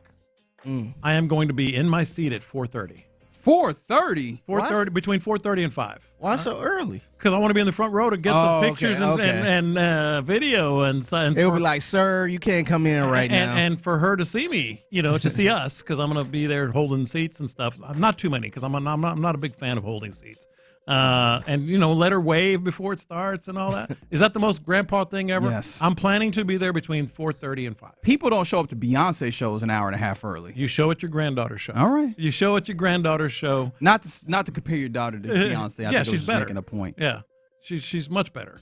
But you got to be. If you're the grandpa, you got to be seen, right? So for her to see you, that you're there and she can wave and all that stuff. Now the real question is, because she's she's real fella. tall. Yeah. Now, is she gonna be in the back row or is she gonna be? I in actually the front don't row? know. She might be in the back. Yeah. With the tall people. Yeah. The taller kids. But here's the other part of it. I don't care. I haven't been anywhere that early. Like not even a concert, not a game. Games I usually like to get in there, about 45 minutes or so, just kind of settle in, walk around, and all that stuff. Huh? You're part of the problem. I get there before the kickoff, that's for sure. But I can't remember the last time I got somewhere an hour and a half before. I'm just gonna sit there. People are with you. Yeah. Absolutely, get there on time. Lopez really thinks 4:30 is early enough. They're gonna have you in there right after the show for preschool. That's hilarious. Christmas show. That is hilarious. What if I get there 4:30 and I'm like in the back row? Yeah. Is she singing? What's she doing? She's doing some like they're doing a Christmas show, with the whatever those carols and all that. She's going to sing some, and they're doing like some. I don't know. I just heard they're going to do like some ribbon things and some. Walking around and all that. Sounds like a good show. Typical Christmas. I'll send you some pictures. It might be a scene like in Home Alone 2, where a little Buzz tried to put the little candles in between Kevin's ears. Yeah, I know she has something she's doing with like sticks, like keeping beat or something. Okay. Because we were at their house the other day, and she's like hitting these sticks. I'm gonna be laughing like Uncle Frank in the crowd. I'm gonna be right there, front row, unless this is actually like I'm late. Like a lot of parents get there early for their kids. 4:30. That's I imagine we're getting a video of this video. You will get a video. You should. Yeah, you better get a video. Yeah. Somebody texted, so you're going after dinner? That's right. Come on now. That's right. Come on. Going after dinner. That is exactly what is happening there. All right. Those are your lunchtime confessions here in the Loop on Sports Radio 610. And just because, how about we give away some tickets on this Texans Ticket Tuesday? Caller number 12 right now to 713-572-4610 will win a pair of tickets to see Las Vegas Raiders take on your Houston Texans at NRG Stadium. Not this Sunday, December 21st. Texans Ticket Tuesday, remember, is brought to you by your Houston area Ford dealer. So be caller number 12 right now. The number is 713-572-4610 for the chance to win those tickets. All right, coming up next, it's college football on a Tuesday, where I want to have a conversation with you, John Lopez, and listener. Are bowl games dying? Let's talk about it next. D'Amico's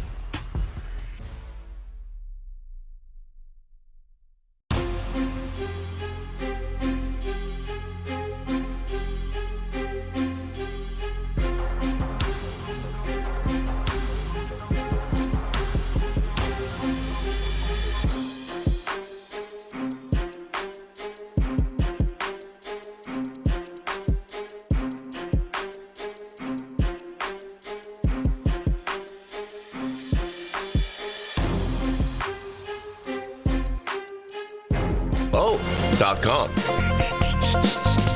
Live from the Mokaram Injury Lawyers Studios, Sports Radio 610 presents In the Loop with John Lopez and Reggie Atatula. Let's do a little college football on a Tuesday here in the Loop on Sports Radio 610. I just keep seeing college football stories that are fascinating to me, and there's only so much time to get to them. I mean, why is Utah still trying to – they're trying to do the private equity thing. University of Utah, that's right. Yeah. Not just the state of Utah. Vernon Maxwell, I don't know. How does he feel about the University of Utah? I'm guessing the same. Yeah, that's fair. But that's neither here nor there. Let's talk about the big thing, because there's a whole bunch of little things that we can hit. But the big thing I find is interesting is we got the college football playoff. We got it set. Your Texas A&M Aggies are in it. Your Ohio State Buckeyes are in it, Fig. OH? Yeah. Gig 'em. Hey, we might be set for a showdown here. Yeah, it's possible. Yeah. I ain't doing no bets either, man. Don't worry about the old little weird bets. Yeah, no. Side bets? Yeah. I mean, you're not going to put at least some smelling salts on it? I'm not singing no fight song. I ain't doing none of that crap, man. Okay. I just want to watch the game. I just want to get there. I try. Yeah. I just want the chance to lose to Ohio State. But clearly, these games matter. Like, they have some value. The problem is, it feels like if you're not playing in these college football playoff games, teams are showing that the bowl games might not have the same value. And so I'll ask you, John Lopez, I'll ask you, listener, I'll ask you, Fig.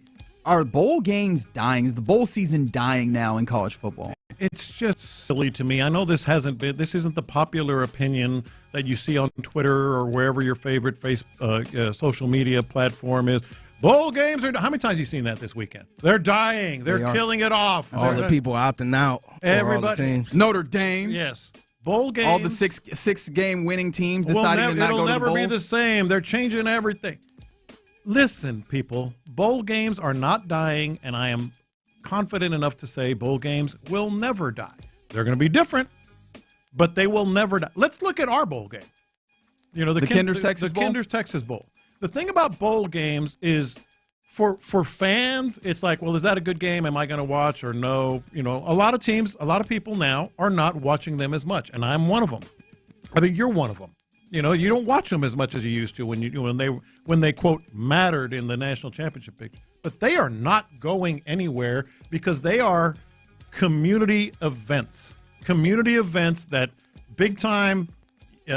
Whether it's from city and county leadership to the local chambers of commerce, and most importantly, sponsors, big time sponsors that want their name on a boat. They are never going anywhere. Mark my words, they're not going anywhere. They're going to be different, and they are different this year. You got 5 and 17. You got Rice going to a bowl game. All due respect, I'm glad they are. I'm just saying where normally they wouldn't. First Responders Bowl. Yeah, you've got teams opting out. Your Wildcats among them. Yeah, for a number of different reasons. Iowa State, I believe. I think there's like 9 or 10. Yeah, it's going to be a completely different landscape. But bowl games are not dying, nor will they ever. I think. When we say dying, I think that you're right. Like, you're not actually going to lose the bowl games, but I think the reason why you might be a little bit more optimistic in the reasoning why. I think the reason why bowl games aren't going is because they are TV products. That too. In the TV, that too. In our current TV landscape, nothing on live TV does anything besides live sports, and especially football. And how many times have you been between December 15th and January 5th? It's on. It's just like, what am I going to put on the TV? Oh, well, there's a football game, I guess. Yes. And so you're watching South Carolina and play versus, some Utah State. Shout out to Prairie View. Right? Prairie View is going to be playing in Celebrating Bowl. Like, you're going to have these games that during this time period, especially if you're off work, visiting family, just something to put on TV. I think those exist. But when I'm talking about it, I think that those will still be there. I think that seeing teams, not just individual players, but entire programs opt out of these things, I think that does say something about the viability of bowls. Yeah. Because it makes them different, sure, but like some of these bowls on the back end, like they exist because of the TV dollars, but the intrigue is not the same way. And I think from the program standpoint, it's not that they're making illogical decisions. I want to make that clear because I think sometimes when people make decisions, it's like, oh, that's stupid. It's like, no, it makes sense in the context that they're in. I think programs are looking at the way that the calendar crunches now with the coaching carousel, as we've talked about, but you're recruiting on 3 levels You're recruiting your players, you're recruiting other people's players, and you're recruiting high school. All of that now becomes even more of work that you need to do in this time period, that going to a bowl game, even the bowl game experiences are pared back somewhat. And so I think that some of the things that the bowl games have provided, even to the programs themselves, talk less of the fan bases, are not there in the same way. And I think that's what we're talking about is, yes, they are different, but I also think that different is not just different in the same way. I think they're different in a lesser value. But they're not going anywhere for that, and the reasons I said, and even more reasons. When are bowl games played? December and January. Yeah. That is bowl season, and that's not going anywhere. It's when people, as you mentioned, turn on the TV, leave it on, whether they're cooking their turkey or opening presents or wrapping presents or whatever. They're not going anywhere. The other thing is, and I think a lot of coaches are realizing this and have said so, the extra practices you get. That's always been the thought process. 15 to 20 sometimes. That's like a spring, spring training or spring football or whatever. They don't want to give that up. They're not going to give that. But more and more teams aren't giving it up. And I know, but I'm saying I think that's going to be in flux. So you got the December, you got the sponsorships, you got the cities, you got the coaches that are, a lot of them don't want to give that up. And then you also have, let's talk about one of the most important things. If I showed you this text right now, what would it tell you? Hey, our bowl pool is open. I got this from my son. Gambling. You got Saturday, December 13th, Boise State and Washington. I don't know a lot about either of those teams. I've watched them once or twice. December 13th. This Saturday. What bowl game is that? Why don't I remember? The what is this? Is this right? The Bucked Up LA Bowl? That is correct. That is the new sponsor of the LA Bowl. There's a bowl called Bucked Up? That's right. Where everybody's going to get to LA and get bucked up, clearly. Bucked up. That's right. Nuck if you buck. That's right. So my point is, I've watched these teams maybe once each at the most. I'm betting on it. I'm going to put a little something on it. And sorry to get super existential here and to get on my soapbox because I want to do that. I think that all of this, you're right, it's not going to go away, but the feeling of it is changed significantly in a lesser value. And I'll never disagree with that. That's the heart of it. And I think that what that is college football is becoming, or it's demonstrating and presenting more like the professional sports that it's been for a long time. And that is not fun. No. Like, even the bowl games that used to feel like they had more meaning and substance, like something like Citrus, but it's not in like the New Year's Six or whatever, but still felt like it had some value to win, now does not have that same feeling. No. And I think that those are the things that are shifting. Yeah. I'm watching it different than I did when I was, whether I was 12 or 32 or 42, I'm watching it different. But they are not going anywhere. If you're worried about that, just stop where I'm fascinated by these names. The IS4S Salute to Service to Veterans Bowl. And all these sponsorships are kind of what I'm talking about. These are all, a lot of times, local sponsors. Yeah. I mean, do you drive by the IS4S factory every week?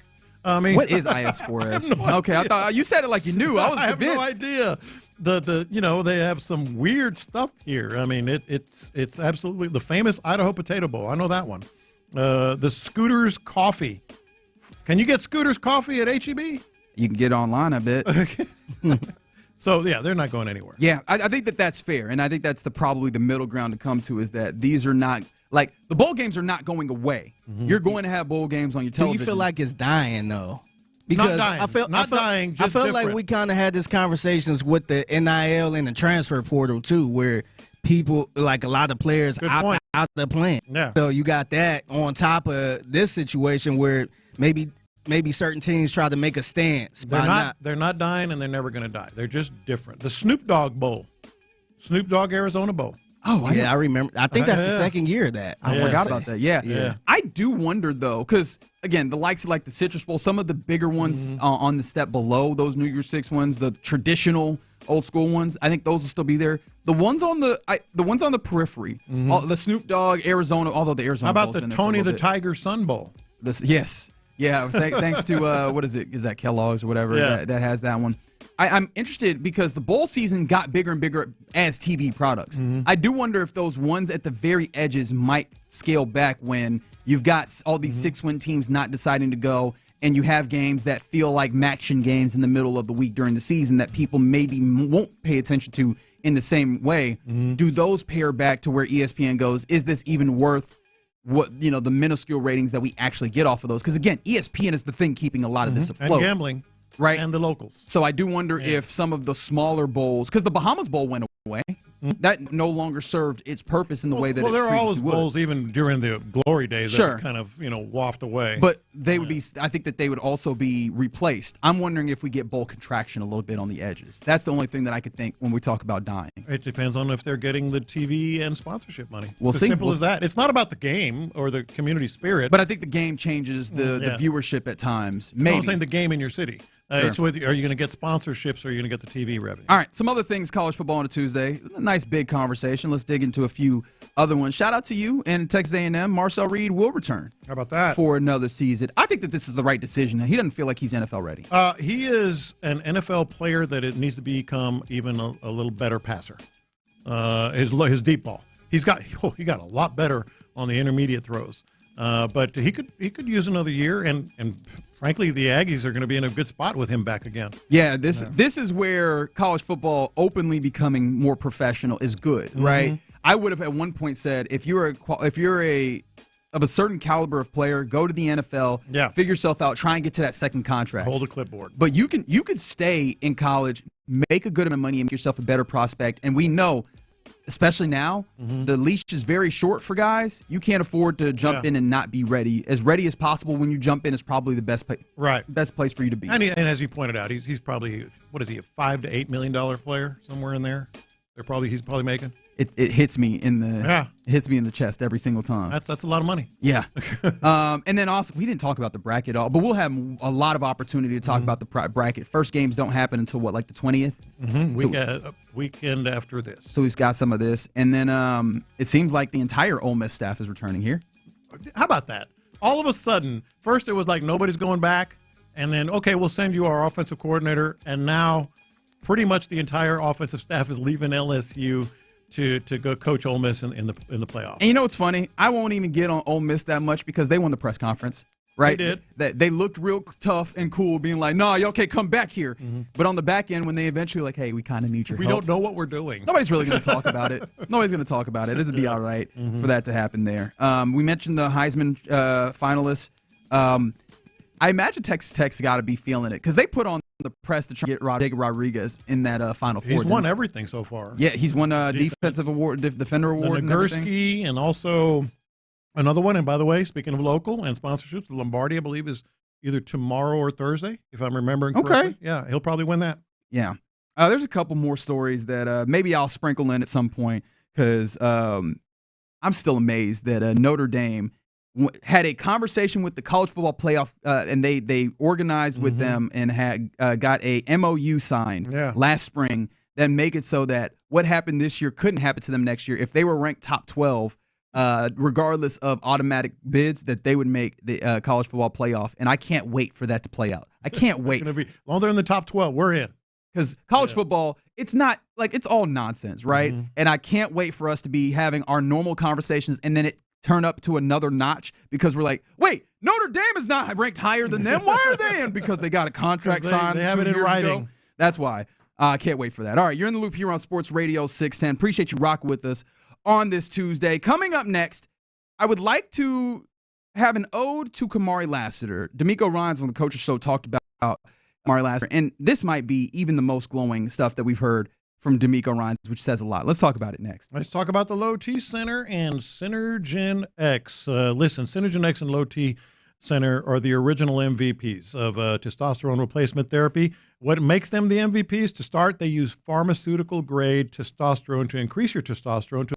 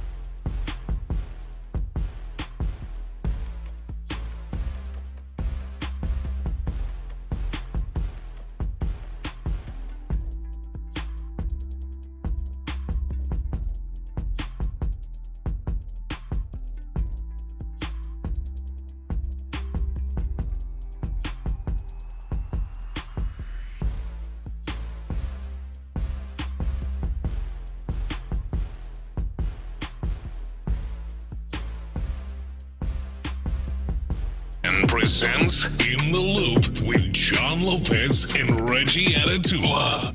Yeah, you're in the loop here on Sports Radio 610. I've never felt like my co-host John Lopez is more of a sicko than what I just experienced right before we came back. To be fair, I am a sicko. Yes. Yes. And I will call myself a sicko in various different ways. I watch all sorts of basketball games. Yeah. Sometimes I watch preseason basketball. I watch all sorts of international soccer, all sorts of different women's sports. I recognize there's some college we watch a football. lot of the same things. Yeah, but I don't think I've ever been so sick as to join a college football bowl game pool where you have to pick every single bowl game. And Figgy, 45 games, and you have to rank them by confidence, and he's picking 45 games. Yeah. That's sick. Crazy. That's sick behavior, Like man. Oregon over James Madison, I'm going to make that my 45-point game. That's sick. Yeah. And like if you don't have a lot of confidence, like Alabama, Oklahoma, you can make it like a 2 or 3 point game.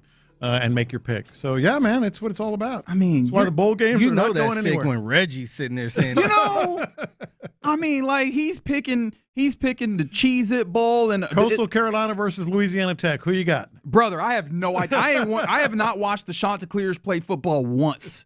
Not once this That's season. who I got. Everybody just have fun. Yeah, that's right. So that is just want wild. the kids to have fun. That is absolutely sick behavior that you got going there. But let's talk a little bit about Kamari Lassiter, because Kamari Lassiter is a fascinating player. I thought I was deeply impressed. One of the most impressive in this game, right? Jalen Petrie obviously ends up being one of those.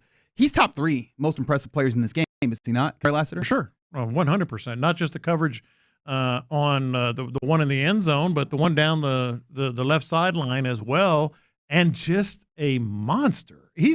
We're really seeing him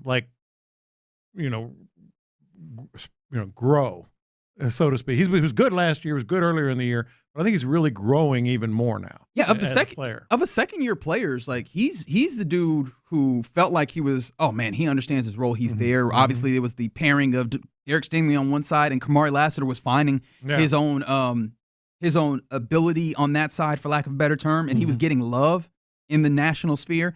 And he's gotten better. Yeah, he's gotten better in that. The physicality shows up a lot. He's gotten more. Teams are attacking him more as they try and stay away from Stingley, and he's answering the call. This was D'Amico Ryans on the Coach's Show yesterday, talking about the football IQ and the toughness of Kamari Lassiter. Yeah, it starts with the toughness. He's just one of the toughest guys I've been around. That's off the chart. He's dealing with the foot injury, and he's dealing with a lot of pain. A lot of people wouldn't know that by how he played, but he's dealing with pain. But I saw him walking. I was like, man, you going this week? It's like Kalen was walking with him. He's like, oh, coach, he doesn't have a choice. Yeah. He's playing, and that's his mindset. I know that's Kamari's mindset. Man, he's talk about a physical corner. He made a ton of great tackles for us, playing behind the line of scrimmage, the blitz. Yeah, it was a call blitz. He's supposed to be there. Yeah, all right. Okay, good. No, he made a great play there, hitting Mahomes. He's just all over the field. And by the way, on the injury, they really didn't decide until warm-ups, pregame warm-ups. Not if you listen to Caleb Bullock. Well, Caleb Bullock there, decided, and then also in the locker room after the game, I think it was Aaron Wilson got video of it where Caleb Bullock was like, y'all thought he wasn't going to play. He was always playing. Yeah. And those dudes are like inseparable, Caleb Bullock and Kamari Lassiter. But yeah, the idea that it was never a question, at least in his homeboy's mind, that he was going to play. He goes out there, and not only does he play, I think he played one of the best games that you had on that field. He absolutely did. You can talk about Petrie and Azeez Al-Shaair and some of the other things they did defensively. Lassiter was right there.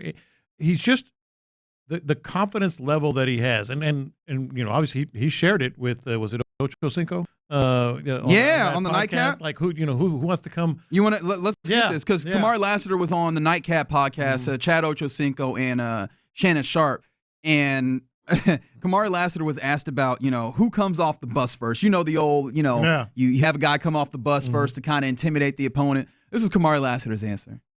If you could only send one person off the bus first, like they the dog, they the intimidator, if you have to send one person off the bus first, who going off the bus first? Me, probably. Hey, to be honest, me, I'm with whatever. Dang. I'm with whatever. I ain't gonna lie. Hey, let me ask real quick. Hey, so look, no, he wild. Me, and frankly, I don't disagree too much. I mean, I disagree, but it does not matter if I disagree because he don't. Like, not a second of thought. No, say it to his face. And I will not. I will absolutely. Kamari Lassiter has I don't even know how to do, because I was going to say he has like Black Air Force energy, except it's way more eloquent, right? And it's a lot more refined. It's not just like run up in your trap, take over your trap, but it has that essence, but it's focused. It's like, that's the thing that's fascinating. He's got, and across the street from that dude energy, except it's not cross the street. It's very much one that you want to embrace. It falls into authority. It does exactly what you need. It's not wild and it's not unvarnished. There's no wonder that D'Amico and Kirby Smart gush about this dude, because that's the level of player. Nah, he's the type of guy that's like, hey, he's kind of quiet a little bit, but I don't know about him, man. Nah, I'm scared of him. Even though he kind of, you ever seen somebody that was so quiet that scared you to death? Yeah, Derek Stingley. Yeah. See, what you're saying? But Derek Stingley doesn't seem like, oh man, I don't know what's happening in his brain. He might do. Derek Stingley just seems like he's chilling. Yeah. Kamari Lassiter's he's capable of anything. He looks scary, but he's not like all up in your face type scary. Look, he ain't selling you no wolf tickets. Derek Stingley is that guy, and you're right, Reggie. He doesn't look scary. He looks like just a regular dude, but he puts his hoodie on. He walks into the building. Eats a sandwich and goes to practice. So he's a lunch pail guy. He is the epitome of a lunch pail guy. A superstar lunch pail guy. Although some people would disagree with the character reference there, but that's neither here nor there. I wonder why. He is. Derek Stingley is a very quiet, unsafe lunch pail guy. I'm coming here to do my work. Yes. But he exudes confidence with it. Kamari Lassiter, to your point, it's like in that locker room, I think it's a lot different. I think he is, and you kind of got a taste of it right there. In with the way he was me. What are you talking about? Me? Yeah. And he does have the crazy eyes too. He does. Yeah. He does. Yeah. I appreciate this from the 832. Always love you guys keeping me honest here. That actually was not a Nightcap podcast. I don't know why I got to that place. That was Speakeasy, Emmanuel Acho and LaShawn Shady McCoy. Yeah. That was the podcast there. So apologize for getting that incorrect. But you still get that same energy from Kamari Lassiter. I want to go back to the coach's show. This is D'Amico Ryan's Cut 10, if you will. This is him talking more about Kamari Lassiter and redeeming qualities that he demonstrates. Yeah, the urgency I'm speaking about is the urgency when I talk about our third downs where we're up against the clock, like the urgency of getting.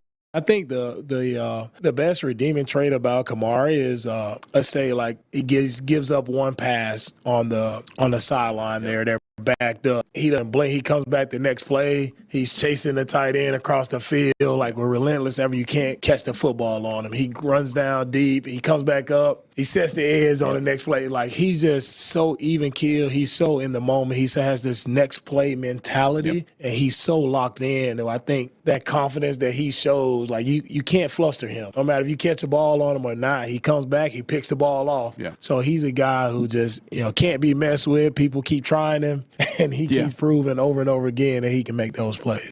What he said there, though, is absolutely maybe what separates Kamari Lassiter, even from Derek Stingley a little bit, even though Derek Stingley is all pro and nobody's taking that away from him. I think he does more things at a really high level.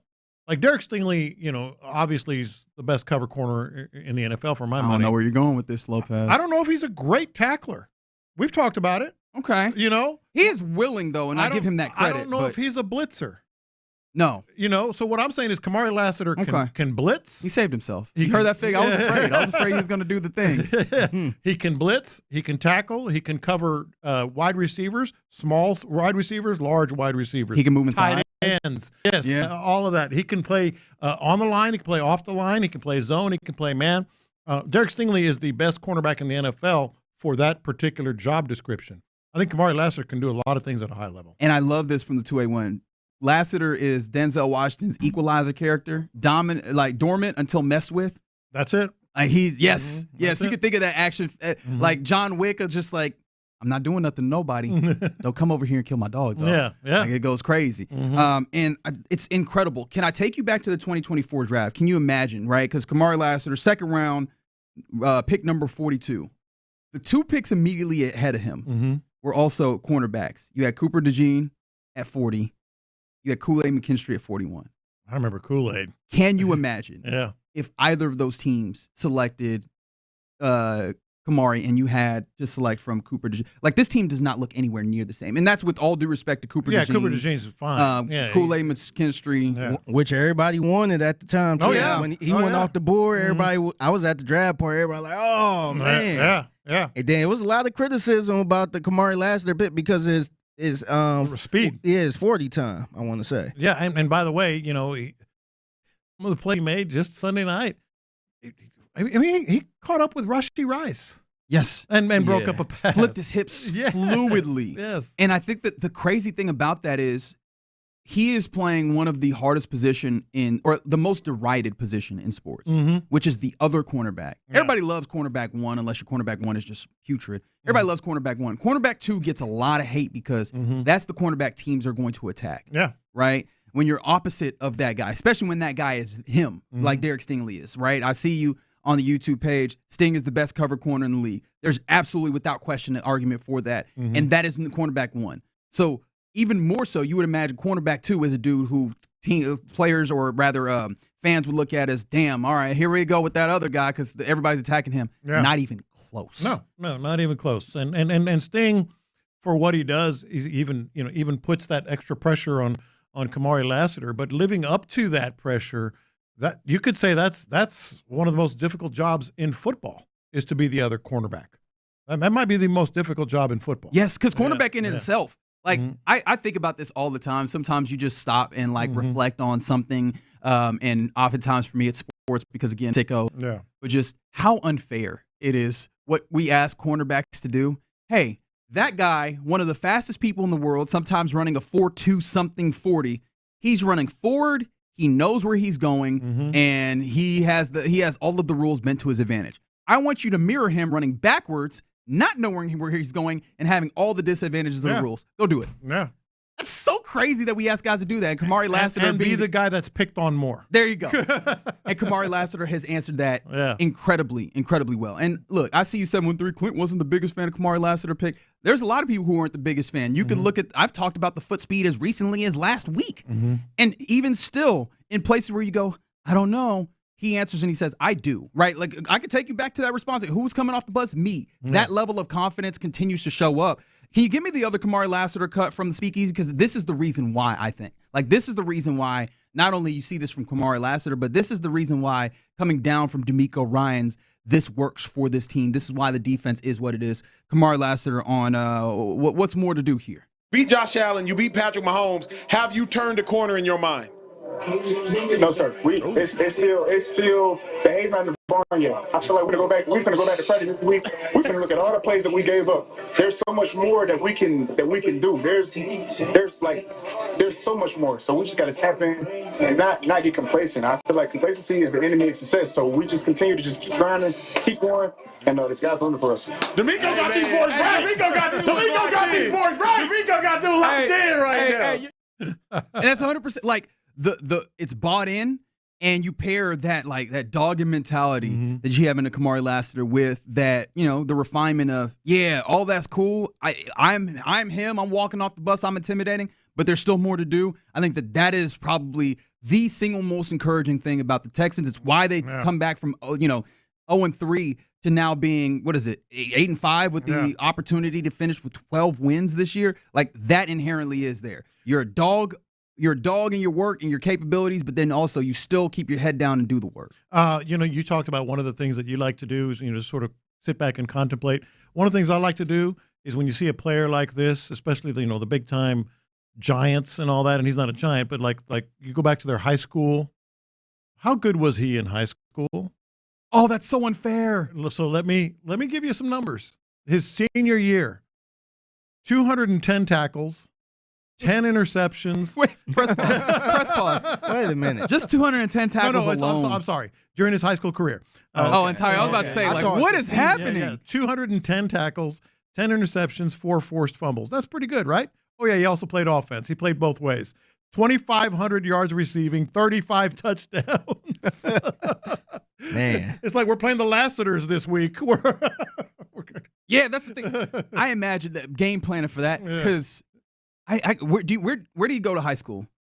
Do you know? He actually went to American Christian Academy in Tuscaloosa, Alabama. Okay, I was like, but he's from Savannah, Georgia. If you didn't pick up on that, he's got a great accent. Yeah, I'm like, I wonder if that was one of those situations where one dude on the team to worry about, circle him, and that's fine, or was that one of those?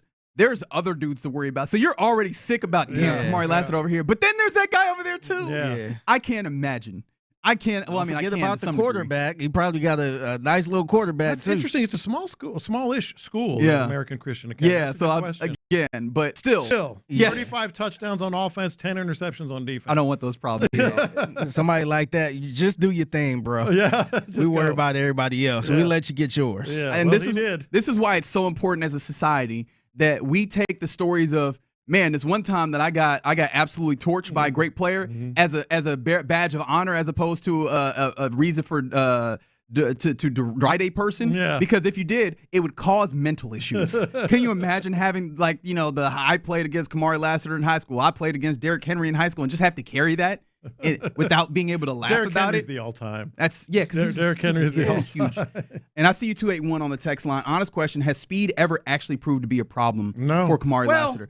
In very small moments, very little, yeah. But he absolutely 10 times over in other makes ways, up for though. it. He does. Yeah. 10 times over. Yeah. So, salute to Kamari Lassiter. Clearly a dude who, when D'Amico talks about him, he gushes about him, and you see why, especially in a game like Kansas City.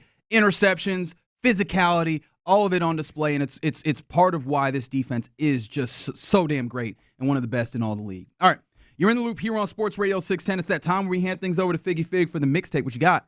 Yeah, could the city of Houston be getting way too high-tech-ish and advanced? Well, I got a couple things that's set to happen in Houston, and you might be interested, but you also might be a little nervous about it. Huh. Okay. Interesting tease. I would like to see what it is. Next. First the bill.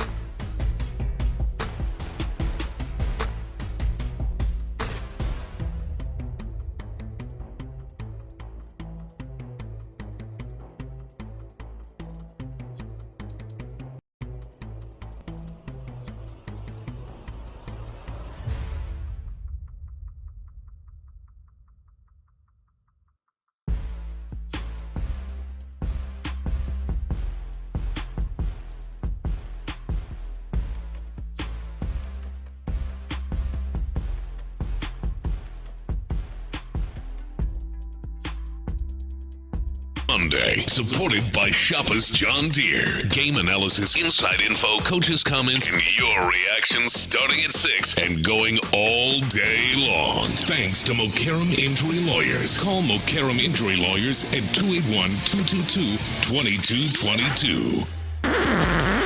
Pass the aux cord and crank up the volume. Figgy Figs in the driver's seat. Sit back, relax, and enjoy the ride. It's time for Figgy's Mixtape on Sports Radio 610. Yes, it is the Mixtape in the Loop, Sports Radio 610. It's your man Figgy Fig holding it down on a Tuesday. Happy Tuesday to everyone out there. I feel like it's getting a little, too advanced in the city of Houston now. We talked about the whole Waymo thing coming to Houston. I want to say next year. We see it's a disaster in LA, pretty much. I'm planning my my attacks on Waymo. yeah. I can't wait to see it because except not mine. If anybody's listening, you see what they did in LA, real quick, Figgy? What it in LA? Yeah, a group of like 10 friends. Oh yes, I did see this one. Went to the longest dead end street in LA and all called for a Waymo. And so 10 Waymos drove up and were like lost. They were just stuck there for I think like what was it like 30 minutes to an hour or something like that? Trapped. Yeah. So I feel like that's becoming the way of the world, and it could be the way of the city. Because first of all, I just want to salute all the truck drivers out there. Without question. Yeah, I know a bunch of them listen to us while they on the roads, and they be on the roads day and night and all that stuff all throughout the night. But a local company in Houston is trying something for the first time, and I think it might tick off the truck drivers out here. So here's KHOU with this update. Bot Auto just hit a major milestone in autonomous trucking. The Houston-based company completed its first fully driverless test run, so no one in the cab, no one in the backseat, no one controlling it remotely. The truck handled Houston traffic on its own, even at sunset, proving, the company says, that it can operate around the clock. The company adds this successful run sets the stage for humanless commercial cargo trips between Houston and San Antonio in the coming months. Is this too much? Yes.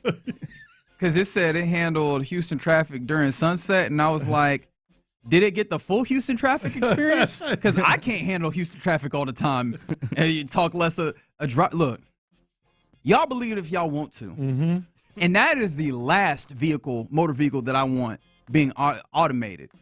Do you imagine, I hate to be morbid, but the damage that can be done by a mistake, just for a miscue. Oh my goodness! You're right on the damage, but that's not what I was thinking. What you was thinking? They carry some cargo that is highly toxic and/or explosive. Also a great point. Also a great point. And/or explosive.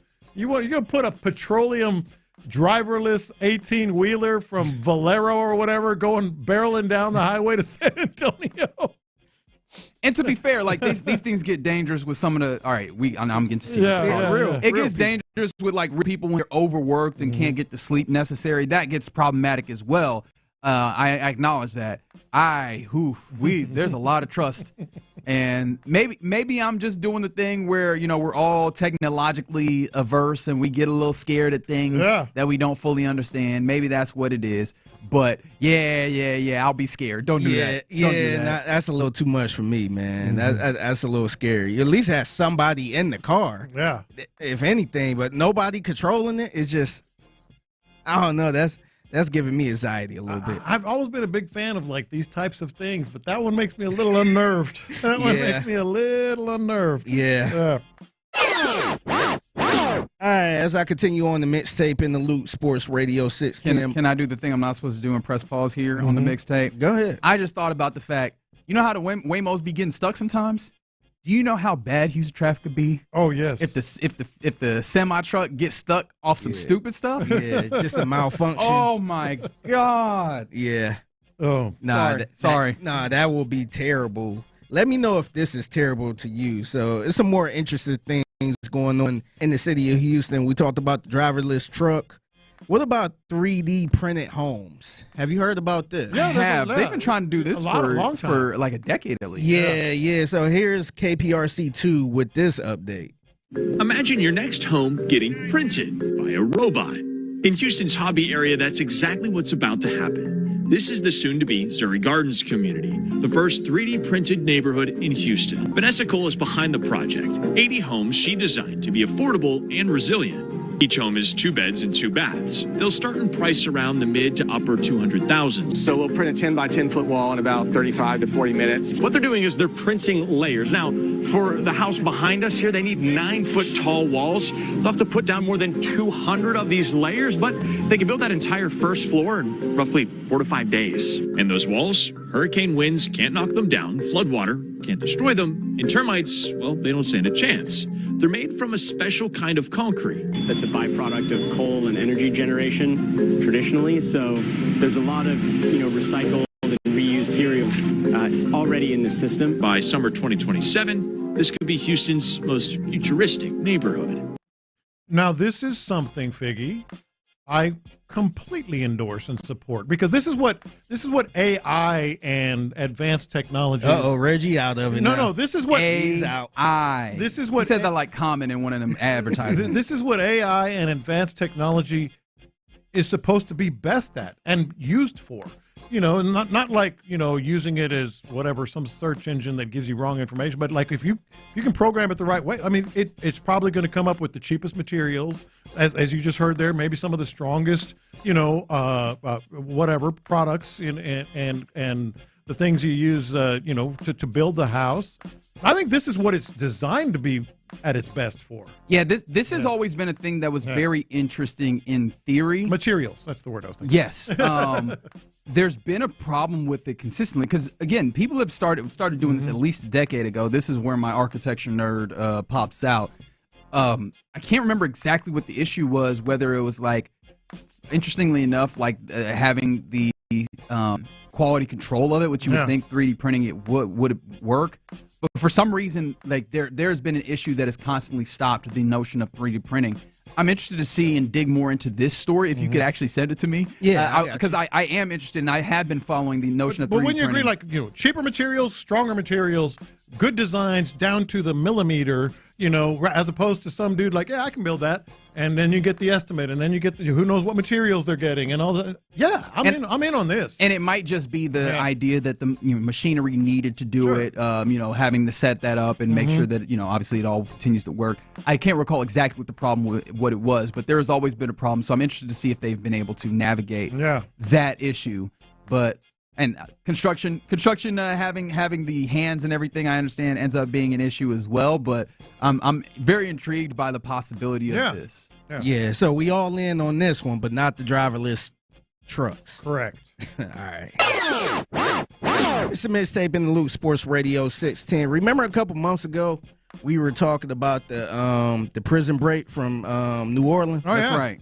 Well, apparently it's another break in Louisiana somewhere. Oh, boy. Let's go to ABC 13 News here with that story. Prison officials in Louisiana dealing with another escapee. After officials say there, 3 inmates broke out through a hole in a jail's wall. So take a look at your screen. This is the hole officials say the inmates squeezed through, adding that they used a sheet to climb up and through the opening before running off.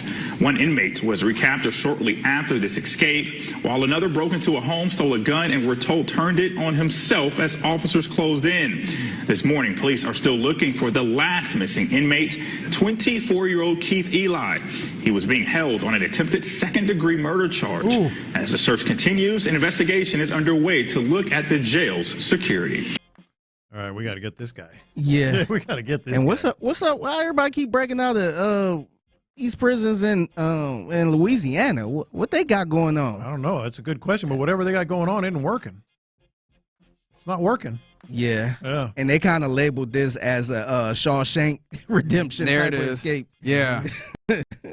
Yeah. So hopefully we get these cats off the street or this guy off the street. The one guy. Yeah, this ain't cute no more. No, that's what I'm saying. Yeah. This ain't cute. And I recognize this one wasn't as fun as the last one, Figgy. It's not. But clearly, is an issue going on with Louisiana and their prison systems, man. Like, I didn't know it was that easy to break out like that. Apparently so. And that was an old school one with the bed sheets tied, and they just climb on down. I don't think I could actually do that.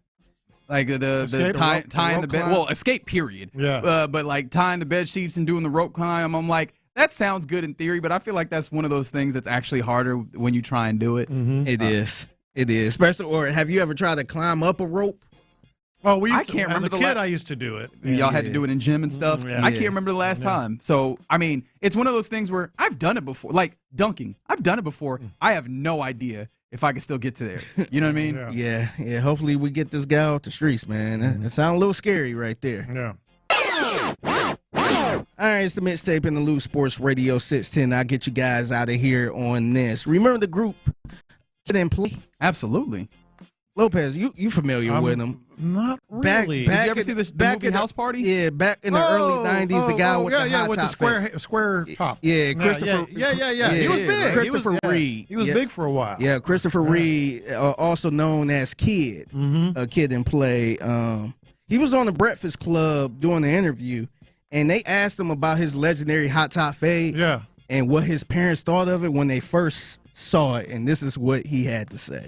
When you got that flat top and you came home with that, what did your mother say at that time? Like, Right. What did your family say? Well, my mother had passed by then, God rest her soul. So she did, I would have gave that white woman a heart attack. Okay, but no, I was raised by my Jamaican father, so he was none too pleased. He's like, your hair look like Abraham Lincoln's hat. And my father he was not, although he was Jamaican, he was not a proponent of the hip hop lifestyle. Yeah, you just love this black life, don't you?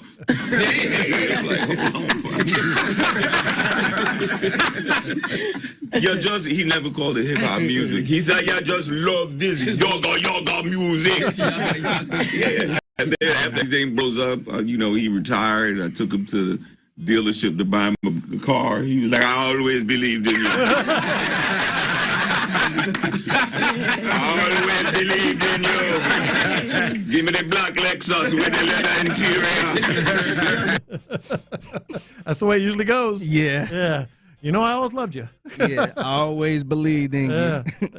Yeah. Salute the Christopher Reed, a.k.a. Kid of Kid and Play. What's he doing now? Does he still wear the hair? No, the hair's long gone. But I wonder how, like, it feels like a uniquely particular generation thing. But like every generation has some level of feel of that. Oh yeah. I'd never stopped think, what is the modern generation of, my parents just don't understand? Is it streaming? I think it's streaming. That's a good like the question. kids wanting to be a streamer. I know back in my day, influencers. You're gonna do what? Yeah. I'm a digital influencer. I know back in my day it was the big clothes. Like my parents didn't understand me wearing a size 42 jeans. Yeah. Or just big shirts and all that stuff. The do-rags, they ain't understand the do-rags. Like, why am I going out in public with that thing on my head? At one point, it was the braids. It was the braid. Everybody trying to get braids, and it was just like, you ain't walking around with no braids. Well, I was thinking more in terms of like things kids do, but the fashion thing. What is like the crazy fashion thing right now? I don't even like if you go home as a teenager and say, or a college student, and say, yeah, I'm gonna focus on my digital influencing, your parents are probably going to say, the hell you are, go get a job. But it is a thing. Yeah. But in terms of fashion, what is the fashion they just don't get it thing? Yeah. I know, kind of speaking on experience, my hairdresser, my lots lady, as I call her, Reese, her son wanted to he wanted to dye his hair gray. he got some real long locks. He wanted to dye his hair gray. She like, absolutely not. Like they had a full-blown argument. He's like, Mom, come on, Mom. Everybody else do. She like, no, you're not dyeing your hair gray. Yeah. She was just like totally against it. So maybe, I don't know if it's dyeing your hair or what. I think I have no idea. Thing right now. Yeah. So the kids are actually starting to go back to the 70s look. Bell bottoms, a little bit of the 90s, according to the 832. All right.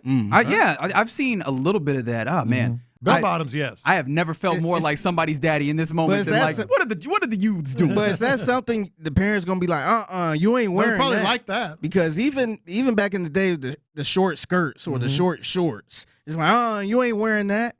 Yeah. So I wonder what that is today. Yeah, help me out because I'm very intrigued and I just don't have a good answer. All right, that's the mixtape. So at 1:20 p.m. every weekday right here on Sports Radio 610 at the Figgy Fig. Social media if you see something that you believe to be mixtape worthy. All right, we're going to keep this going. One more segment here in the loop on this Tuesday. We get ready to hand things off to the fellas of the drive. A little bit of news happening in the world of baseball, and it's not winter meetings. The Astros are having a change in their organization, and I kind of want to talk through it here, Lopez, if you don't mind. Let's do that next. D'Amico's defense carried the load.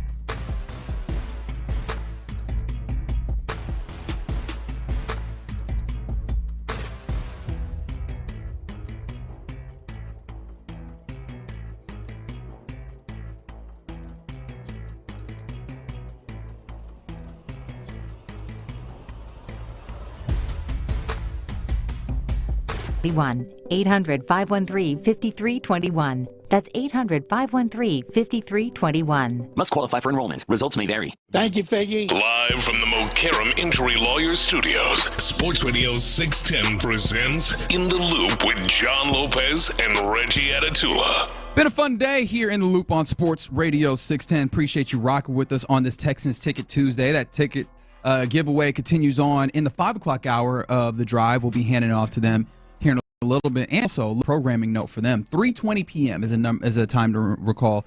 That is when the head coach of the University of Houston football team, the 9-win, in fact, University of Houston football team, will be on with Ron and Clint and T-Mill to talk about his team's upcoming appearance in the Kinder's Texas Bowl. So excited to hear about that and hear from him, and I'm sure you are as well, so that you can make an educated selection in your college football bowl. In the 45 games that I'm picking. Sick behavior. I won't call it sick, but very intriguing news coming from the winter meetings outside of just like players and acquisitions and stuff. The Astros made an announcement not too long ago that they are selling all, yes, I did say all, of their minor league teams to a group called Diamond Baseball Holdings, which is a holdings company of a larger private equity firm.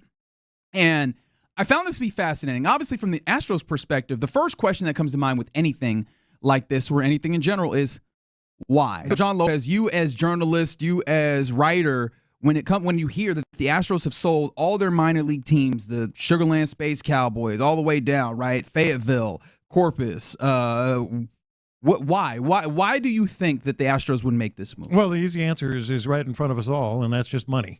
I think that this private equity firm, and it's worth noting, I believe they have 40? Something like that. They have a large portfolio of minor league teams under their purview. Yeah, so they can approach the Astros, and I actually see the logic behind both of these. From the Astros perspective, they are still going to be affiliates. It's not as if where are the Astros going to put their players? Their minor league players. No, they're still going to remain affiliates. Yeah, but the ownership from the Astros perspective, you're getting, I'm guessing, a pretty dang good chunk of money, and you don't have the headaches as much of. I mean, you're still going to have managers and that, but the day-to-day operations, yes, the stadiums, all that stuff is not going to necessarily fall in your lap ultimately. So I think it's a win for the Astros. Jim Crane's going to make a little money, which I know he and all of us like to do. I think from the minor league baseball perspective, it's good just in general, not even just the Astros, just minor league baseball, because if private equity firms, as we established and we talked about this week, today, are bad for like college programs because you're subservient and you're it's just not good for college. I just don't understand because the idea of the private equity, it's a loan, right? Here's some money and then you pay us back with interest. College football, I just don't understand how you take that money in, how you make more money to then pay back that loan or that ownership stake. That's the part that I don't get. But in this case, you can streamline everything from management. I'm not talking about on-field managers, from management to operations, to ticketing, to personnel, I think it sort of makes it more consistent across the board in minor league baseball. If let's say they have ultimately 80 minor league teams, they're going to make a lot of money because minor league teams by themselves don't. It's like, OG sauce. All right. If I sell 20 bottles in a month, that's just gas money. If all of a sudden HEB says, hey, we want you to be in all our stores, even though you're making just a little bit of money on each bottle, it becomes a lot of money. Sure. So I think the same thing in this case, even though you don't make a lot of money owning a minor league team, if everything's streamlined and the operations are all in, and you have the same management in charge of all of them, and you're making a little money on their terms in minor league baseball with 60, 70, 80 teams, you're making a lot of money. As someone who carries a pretty solid distrust of private equity in these spaces because, the track record has been that sometimes a private equity group comes in and they basically are trying to chop shop this thing and take it for parts. I don't think you can do that with minor league baseball. Can't do it. I am streamline it. I hope that the streamlining doesn't come at the cost of fan experience. That's the one thing that I ultimately hope. I want to bring this back to the baseball of it at the major league level because I think that's where a lot of people care about it. Although I'm sure there's plenty of people that'll go to a Corpus Christi Hooks game or obviously a Sugar Land Space Cowboys game and go see, the players play. From the Astros perspective, you talked about it, the money, not having to pay for the upkeep of all these different clubs, these 3 different clubs at these different levels. Do you think that at all changes Jim Crane's perspective? Because we've talked about him having an MO. Not paying, not years, longer than 6-year deals, and usually having a little bit of a cap monetarily. Is there any possibility that the whatever he gets back in not having to spend that money down the line of the org chart, does that at all show up on the field in your estimation? That's a great question. Because I think that would be the thing for those of us on the outside that makes this more than just an interesting thought experiment, tangibly beneficial for the Astros and the Astros fan bases if that ends up being something that helps them in the marketplace when they talk about players. I'm actually going to say no. I think this is just a good business move for him. Makes a chunk of money, but the baseball, operation, the baseball side, I don't think it's going to go unchanged. He still has his philosophy and his payroll and all that. I think this is just Jim Crane saying, sure, write me that check. You can have it, and we're still going to send our players there. Yeah. Just making as the 281 probably rightfully says, more of a lease decision as opposed to having to own all these minor league teams. You can allow others to own them and still have your organizational chart. You'll still have your managerial chart within there. Obviously, there's still going to be the affiliate nature of having, because you're still going to send your managers, your coaches, without question, all that stuff. But all the actual operations of it. That's what I'm talking about when I say streamline. Like these 70 teams are going to be pretty much operated under one umbrella, which is going to obviously make them money. And make things more consistent across the board in these stadiums and otherwise. Well, I was hoping that maybe you would see it that way to where, all right, well, now Jim Crane and the Astros maybe a little bit more willing to. You're probably right, because I also wonder how much money is coming back in not having to be spent at that level from the Astros organization. One could only hope that shows up, especially because did you see what Dana Brown said about the interest or the lack thereof in minor leaguers? It says a lot about where the Astros are with their farm system. I think he's actually setting. I'm glad you brought this. You think that this is him kind of setting expectations or bluffing a little bit? No, I think he's setting up an Isaac Paredes trade. Okay, because you have, for those who don't know, Dana Brown is sitting there going, yeah, they're not really showing a lot of interest in our young players, which could certainly be interpreted the way you're talking about. But I think that's him sort of greasing the skids of, and by the way, Ken Rosenthal did report that Paredes is being discussed with the Red Sox. I think that's him sort of, like I said, just setting the stage for a deal that's going to be not real popular around here. Yeah, because I'm already trying to find a way to. But I mean, somebody you got to make a move somewhere, don't you? No, you do. I just don't like that. Or one. do you?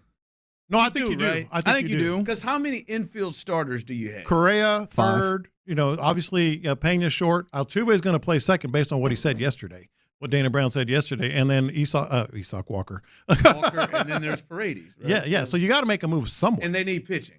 They desperately need pitching. I don't know. I mean, maybe the Red Sox, maybe that's what they try to do. But they got a couple pieces. Mm-hmm. They want pitching and control of that pitcher. Yeah. They want to start building themselves. The days are done about them going to go either buy pitching. Or especially if you trade Isaac. That really bothers. That's a step back. That really bothers. Yes, it should. Doesn't it? Yeah. Someone earlier was texting in, and I don't think that they're wrong. We are on the short-term timeline of how long is Jeremy Pena going to remain here. I just don't think they have the cojones to do it this winter, right?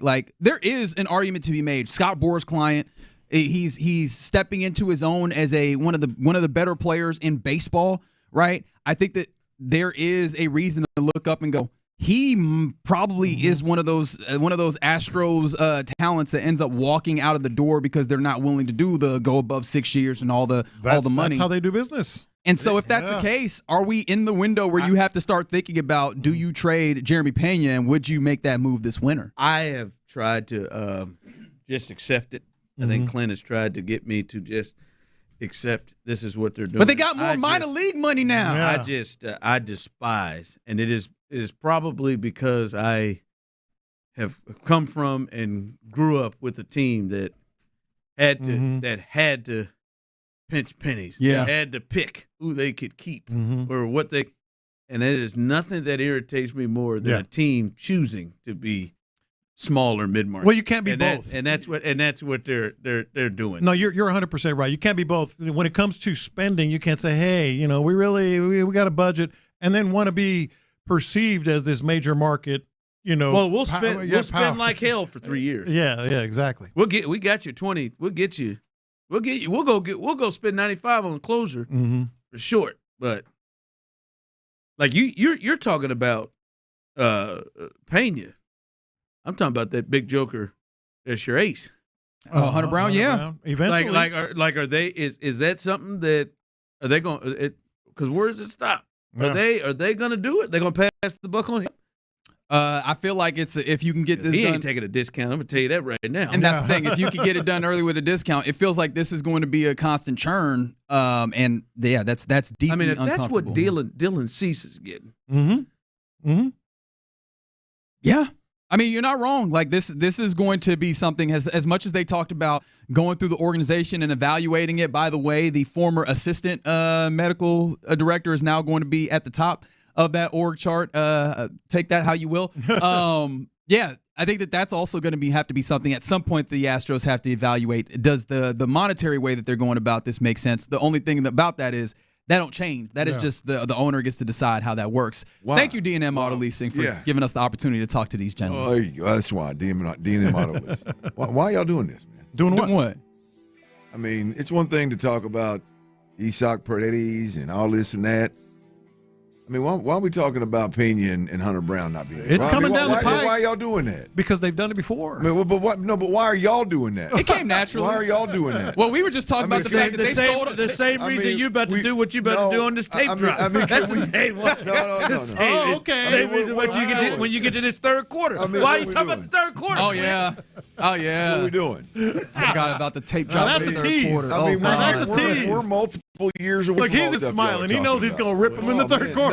We ain't multiple years away from Pena. I mean, y'all, let's stick with Paredes and Altuve playing second base, man. No, just one. I think they're going to trade him, man. It kills me. I hate this. But the way that they're running the organization, they need to.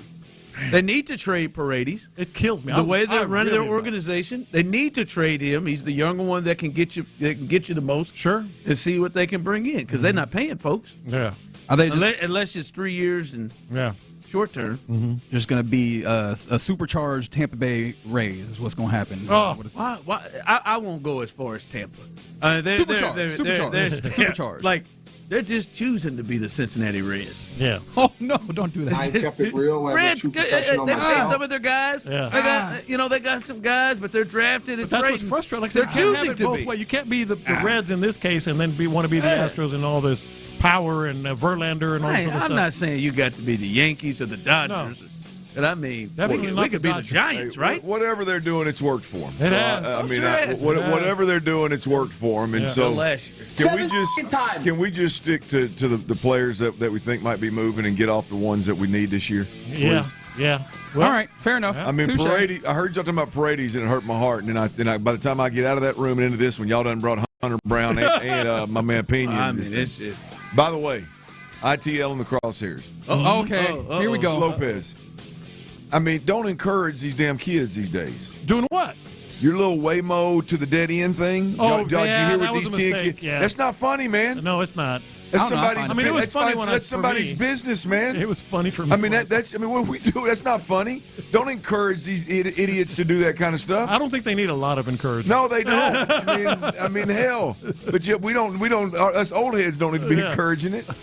I'm sitting there listening. I said, "Hell, that ain't funny, Lopez. What the hell you laughing at?" 10 Waymos in a dead end street. If that was if those were my cars, or if I was waiting on one of them joints, I'd be mad as hell. Yeah, you would be. That is fair. You would be mad. I think that's the part. Leave that stuff out in California. I am so excited. I don't know how I'd forgotten, but I'd forgotten the tape drop with my man Clint Stoerner getting into the nitty gritty of it. I'm excited. I did a little mini tape this morning just looking at Red Zone, and I was like, oh, so I can only imagine how deep you get into this. I'm excited to hear it. It's going to be, I mean, maybe I got a little backtracking, little backtracking to do, cleared some things up. Tape always does. I may have been a little emotional yesterday. Okay, all right. But the tape always cleans some things up. We got some issues to discuss. Ooh, okay. Excited to hear it. No, not you. We'll talk about the first quarter. Let's talk about C.J. Stroud's first quarter. That's right. I'm damn sure not going to talk about week 4 of 2026 season right now. I can tell you that. Who's the offensive coordinator week 4 of 2026? I don't know. We're not going to talk about that. Been coming at your ass fast. We're firing after the season, all right? Jeremy Payne going to come at your ass fast. That's right. All right, fellas. Excited to hear what you got going on the best damn afternoon drive sports show in the great city of Houston. There's a ticket giveaway at 5. There's Willie Fritz. And like we just talked about, tape right on its way. Courtesy of D&M Auto Leasing, we have another crosstalk. Right now, you're listening to KLTAM, KLTFM, HD2 Houston, and Odyssey Sports Station. And right now, the drive is live. That's right. The drive is live. And as Reggie said, it is a Texans Ticket Tuesday. So in the 5 o'clock hour, make sure you're with us. You need to be with us the whole way. But make sure you're with us in the 5 o'clock hour. You got a chance to win 2 front row tickets. And the way these boys is playing 5 straight in the playoffs, it's a hot ticket. It's gonna be a good time out there. It is a Texans ticket. Oh, tickety. I'm gonna take that. Listen, I feel like we should be able to say that. I'm not gonna. I'm understand that Tyler just took that low blow for no reason. I understand. I said breast one time on accident. Hold on, so you're just gonna let me hold it against me. I'm not taking it personal. Tyler expressed to us earlier that he is starting to develop a lot of gray hair, and I think it's getting to him. So I understand that you needed to just let some of that out, and that's all right, man. I like that version of Tuesday. I mean it as a compliment. I think it makes it jumps it up a notch. If you gotta let some stuff out, man, just let it out. I know that when you start to see a lot of that gray hair, they can get to you. Yeah, at 35, a lot of wisdom showing up. Yep. It's okay, man. You still look good though. I want to let you know. You're hanging in there. Always. That gray's attack. I tell you. He said it. Where'd you say it's real prevalent up top? Yeah, I got a spot in the front that is just going white on me the last Them habits you keep, Father Time's going to be whooping your ass in the next 5 years. Bill Clinton before you know it. Having fun? Yeah, actually. Oh, that's the price I pay then. I'm a little I'll keep it to myself. Okay. I'm a little disappointed. You have taken your funness down. Oh wow. Birthday not good enough. Probably fair. Your birthday was not good enough. It's called maturing, Tyler. Ron. No, it's not. I mean, just to take massive swings. Let's slowly get. What did you expect him to do on his birthday, other than him and his wife go to El Tiempo and have a few margaritas? I expected, as Trishelle said, in real world Las Vegas, to be 3 sheets to the wind. White boy wasted? I'm telling you, 21st birthday wasted. And instead, he was in bed by 11. T-Mill being T-Mill. A damn shame. Anyway, man. Hey, I'm proud of you. I'll step it up. I'm proud of you. Yeah, thank you. You keep doing exactly what you're doing. No, man. Ron's got a point. I'm disappointed in myself. You're 35. You're not 40. He's not doing That's it. a good point. Why is he not doing it? I am. What are you talking about? I was going to say that is He's encouraging you to do things. He's encouraging you to do things that he is. I was blasted all weekend. With my kids. What'd you do on your birthday? Huh? The guy is drunk. What did I do on my birthday? Exactly. You're not forgetting because you were drunk. I got drunk. I did. I'm certain I got drunk. Cinco de Mayo. Hell, you got a good reason. It's a built-in. I was going to say Cinco de Mayo. Yeah. Wow. I got blasted. I think Reggie got me started. I think Reggie brought in a jug of frozen margarita. That's right. He damn sure did. I'm always good raw dog in the drive. All right, man. Just telling you that last time, man, I was wandering around looking for you, and you weren't there. But no, ticket. I was karaoke. Texans Ticket Tuesday coming up 5 o'clock. Got a chance to win front row tickets, so stay tuned for that. Also, you heard Willie Fritz, head coach of the Houston Cougars. What a turnaround. Has those boys in the Kinder's Texas Bowl. We will talk to him coming up in the 3 o'clock hour as they face LSU. So it'll be a good conversation with Willie Fritz, Kansas City guy too. He was the head coach of the high school that I lived around the corner from right before we moved. Is that right? Mm-hmm. Yeah, Park Hill. Yeah, shout out to Willie Fritz. How long ago? Wow, a while ago. Mm-hmm. Yeah, a while ago. But no, we'll talk to him coming up in the 3 o'clock hour. But let's get to it. It is a Tape Drop Tuesday, and this is one of the biggest wins in the D'Amico Ryans era, Clint, and a lot in this game. A lot of good, a lot of not so good, a lot of dreadful. What did you take away? Where you want to go when it comes to Tape Drop Tuesday from what you watched? Well, I think it's fair to start in the second half, and I think it's fair to say that I may have been a tad bit aggressive on. I wasn't wrong, but I may have been a tad bit aggressive on the blitz or the inability to pick up the blitz. It wasn't just the blitz. It was Chris Jones as well. It wasn't as egregious as it felt because you felt like there was so much pressure that it was just blitz after blitz after blitz, and it wasn't. It was a deadly combination of Chris Jones taking the game over and beating guys one-on-one for 2 series, and then it was several series that you got in, about 3 series that you got into a 3rd and long because you had no idea what to do with a blitz and having any kind of outlet whatsoever. So did you at least see adjustments? No. Like did you at least see adjustments with Chris? Because yeah, you're right. Chris Jones, he was winning like this, but then there were other guys, and then there was the one where George Karlaftis, I thought, almost took him out, almost at the goal line in the second half. But you didn't. There wasn't adjustments. Was there a double to Chris Jones? Oh yeah, I mean there were times that we ended up with 2 people on him, but no, I mean damn, he made enough plays. It was like, and you got to win. So, I mean, look, we shut him down every now and then, and but there was just a run of plays there coming out at halftime, and this is what makes Andy Reid's decision even more criminal than it actually was in real time. It is blatantly obvious on film that 2 dudes came out of the Kansas City locker room and said, "We're gonna go win this game." Pat Mahomes and Chris Jones. And they were on their way to making plays. Look, I know you and I have talked about some stuff with Pat missing this, missing that. What the hell are you doing? But when it comes to using his legs to keep plays alive, when it comes to willing your way to first downs and points, they came out on a mission, those 2 guys, and Andy Reid just threw a wet blanket all over that joint. And so that decision is even worse than it was today. The blitz pickup for Nick Caley. It was not as bad as it was bad now. It was bad, but it was 5 or 6 times it was, and it felt like it was 20 in real time when you were watching it on TV. Chris Jones absolutely dominated. Like I said, there's 2 guys offensively that, I mean, I'm just going to be honest straight up with you. Texans don't score 10 points if C.J. Stroud ain't the quarterback. There's probably, I know this is hard to say because there's only 3 completions in the second half. There's probably 6 plays that were made in this game that just for comparison reasons that Davis Mills ain't making, right? That if you don't have an elite skill at the quarterback position, you're not making. It was by the way, had to go make a play. Just had to go. By the way, I'm not even counting the post over the top to Nico. That ball was underthrown. Hell, I could have threw that. That ball was underthrown. It was obvious. It was underthrown. It was not any quarterback could have made that. I'm talking other plays. There's at least 5 or 6 plays throughout this game that were either on scoring drives, on touchdown scoring drives, on field goal scoring drives, or like allowed you to chew up a little bit of the clock to make it difficult on Pat Mahomes. And then when Andy made his bonehead mistake, at that point you got to go get some kind of points, and you went and got a touchdown. On that drive, CJ just made that throw to Higgins that you mentioned. It was just big time. And so C.J. Stroud, I did not give C.J. Stroud the due respect and credit that he deserved because there was nothing easy on Sunday.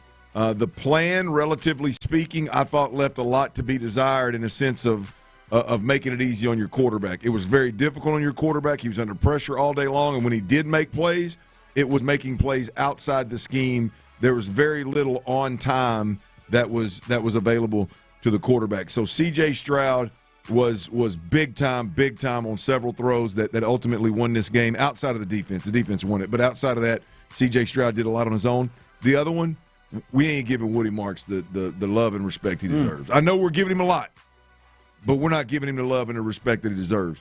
I mean, and Nick Caley is this what gives you a little hope for Nick Caley, y'all. This gives you a little hope for Nick Caley. The way Nick Caley is using Woody Marks, now I think he's doing a lot of it from a load perspective because he doesn't have another option because he knows that Chubb is hurt with them ribs. but the way that Nick Caley is using Woody Marks is really encouraging. I mean, the touchdown throw to him, there was probably a stretch of about 5 plays where 2 times he tried to throw him the football out of the backfield. I think once he caught it, and they weren't big plays, but just they're trying to use his ability. And I love the way that you got to keep him in the game. I know he's not, until you get another back that can do some similar things, you've got to leave Woody Marks in the game, because you never know when and in what situation that D tackle's going to break free and be standing 3 yards deep in the backfield, and any other running back on your roster, it's a 3 or 4 yard loss. With him, boom, he sidesteps, it goes to get 6. I mean, he had probably 4 runs in this game where it just completely changed the drive. I mean, it took the drive again from now you're in 3rd and 12 or 3rd and 9 to, hey, man, we're in a 3rd and 2. There were several times in this game when he did that. So that right there is on top of him catching the ball out of the backfield, the way Nick Caley's kind of using him. And when he's in the game, and he is getting 70% of the snaps, when he's doing that, he's getting 65, 60, 68% of the carries, he impacts the game in just such a significant way.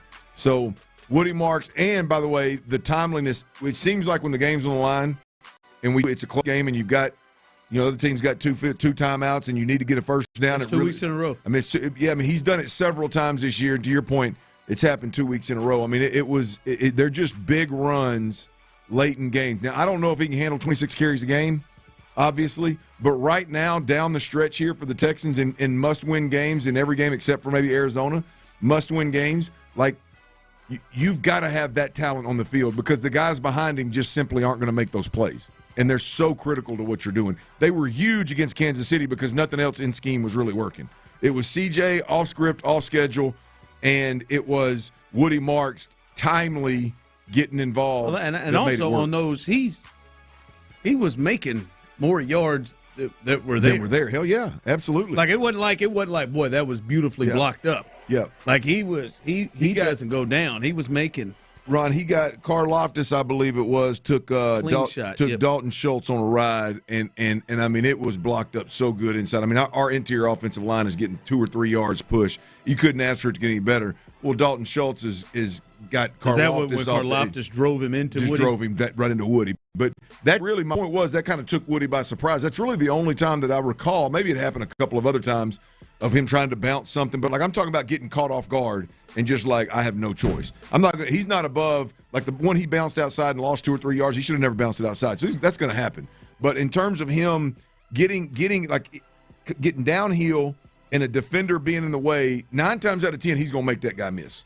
And a lot of times it turns into 4 or 5 yards beyond that. So Woody Marks is not getting the love that he deserves. C.J. Stroud, I did not give him the love that he deserved.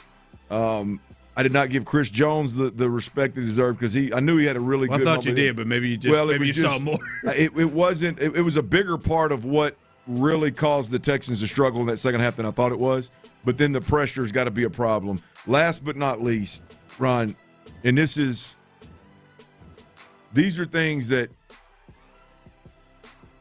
like the blitz pickup and not moving Nico Collins one time in the second half. I didn't pay attention to the first half. That's where I wanted to get. And what you can't. The offense just looked so predictable, stagnant. Like run. Well, you just don't like. It's kind of like keeping Woody Marks in the game because you don't know exactly how he's going to impact the game. Like, you've got to get Nico more involved in the motions and being number one in the progressions, because then you end up throwing the ball in a critical game. You end up throwing the ball to the sideline to a Christian Kirk who doesn't make the play in a critical moment, right? Was it a drop? I don't know. Did he miss him a little bit? Been a tough throw? Yeah, but Nico makes those kind of catches all day long, right? So you end up you can't continue to let defenses press Nico and roll a safety over the top and take him out of the game. And that no question happened in the second half. That's exactly what – and they never one time, changed the plan. They just left him over there, and there was a couple times they disguised it and maybe rolled out. There may have been an opportunity, but nothing that CJ could help. I mean, Nick Caley's got to do a better job with having – and it's not about blocking up the pressure. It's not about blocking up the pressure. There's just too many times where guys aren't looking – pressure's happening, And pass catchers aren't aware that the pressure is happening. As a pass catcher, and the closer you are to the quarterback, the more aware you should be. I don't care what your job is. If you're a slot receiver or tight end, and the ball is snapped, and you watch a safety and a nickel defender come off your side, at least look at the quarterback. There's a couple of times where Noel is. They don't even cut the safe. There's like a cover 2 looking safety. And Noel's out here to the quarterback. They bring everybody off that side. There's nobody within 10 yards of him, and we're not even looking that way. Which that's just like instinctually just natural. Like, hey man, Bing, let's just play a little uncovered game. Hell, I was doing that at Baytown Lee. Like that. Those kind of things are like they've got to do something with that. They have to. Or blitz is just you're going to get you may not get a steady dose against Arizona and the Raiders, but when it comes, we'll see. They ain't going to lose. But I just mean like when you start facing better teams in the playoffs and they start sending more, you're going to have a major dose of it in critical moments. So we'll see, man. But it was good to get the win. Very, very, very good tape to teach off of for all involved. All right, something that is happening in sports right now in football that isn't really talked about that much, but is potentially really affair. We'll discuss that coming up next. All right, before we do that, though, I got to tell you about advanced hair restoration. Here's the deal. If you are out there and you are you got some kind of hair loss issue that you're struggling with, and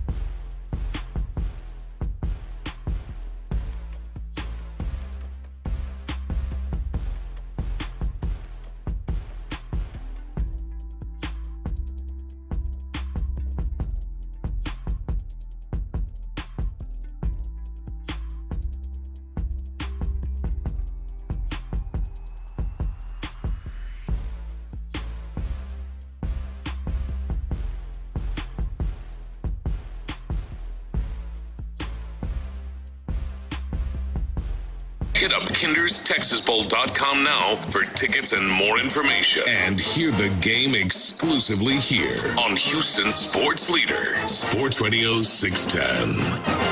Live from the Mokaram Injury Lawyers Studios, Sports Radio 610 presents The Drive with Stoerner and Hughley.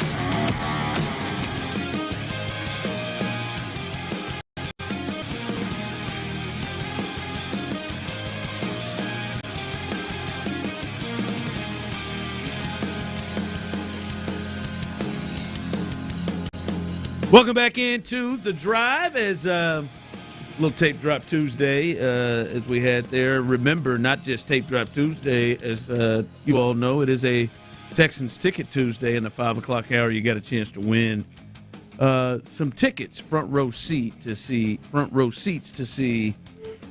the Texans versus the Arizona Cardinals coming up this Sunday.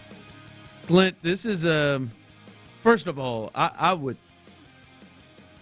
about tired of Notre Dame and their crying. Like, listen, I got it. Even with Texas, and even I'm sure Tyler, who can't stand them, you understand what Sark was doing.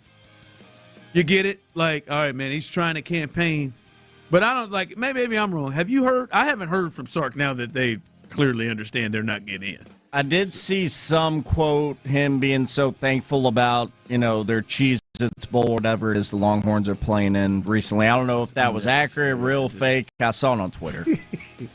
The Citrus Bowl that they're playing. He said they're going to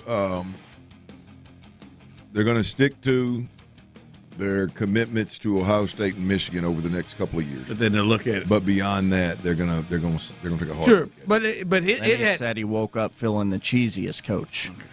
But he hadn't made a tour and gone off the way that Notre Dame is. Notre Dame is going off and crying over and over now. Is getting annoying. Yeah, I get it. Like I think Sean Pendergast even wants them to stop with all the crying. But Clint, the other thing that comes into effect next year is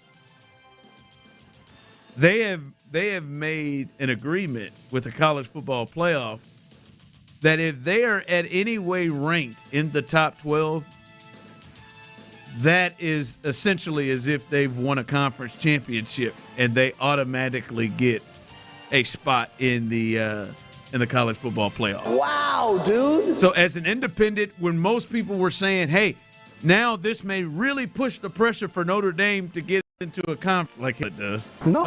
It never was. They're gonna find a way to keep all that money themselves, all that contract and that money from NBC they get to themselves. But now, Clint, even better, if they ever end up in the top 12 ever, they will get an automatic berth to the college football playoff, which is. Yeah, I'm glad you brought this up because I am not. I'll be honest. I'll be transparent. I am not as up on like all the reasons why Notre Dame seems to be dealt with in such a different fashion. They're the strongest independent, right? There's two of them. It's them and who? UConn. I mean, there's UMass or something. There's two of them. Is Navy or maybe it is. Maybe whoever it may be. There's not. I mean, that's not a reason. I mean, I just maybe I'm not. I don't understand, and I'm not aware of some component here that just changes the calculus, as Nick Casario would say. But I don't understand why they're held in such regard. I don't to me. When I heard the report that they were signing an agreement that would give them an automatic bid to the college football playoffs if they're ranked in the top 12 in the final poll. So you don't have to deal with the same things that Miami and Alabama and Texas and Michigan and other teams deal with if they're in, say, 10 through 14. They don't get to compare your strength of schedule or your head-to-heads or your losses because you're Notre Dame. Notre Dame, university, right? It doesn't compute for me. I mean, I understand the value and the appeal and who Notre Dame is. I don't think the value of Notre Dame and the appeal of Notre Dame today is what it was even 10 years ago. Damn sure not 20 years ago. Well, I don't know. Well, I wouldn't think it is, but we keep seeing things happen to make it seem like they. Well, yeah, they wouldn't sign. They wouldn't sign this kind of deal, I guess, if it wasn't. That's what I'm saying. I guess I'm completely. But when I hear something like that, I'm like, the hell are you talking about? I don't know why. Like I was saying this to you guys.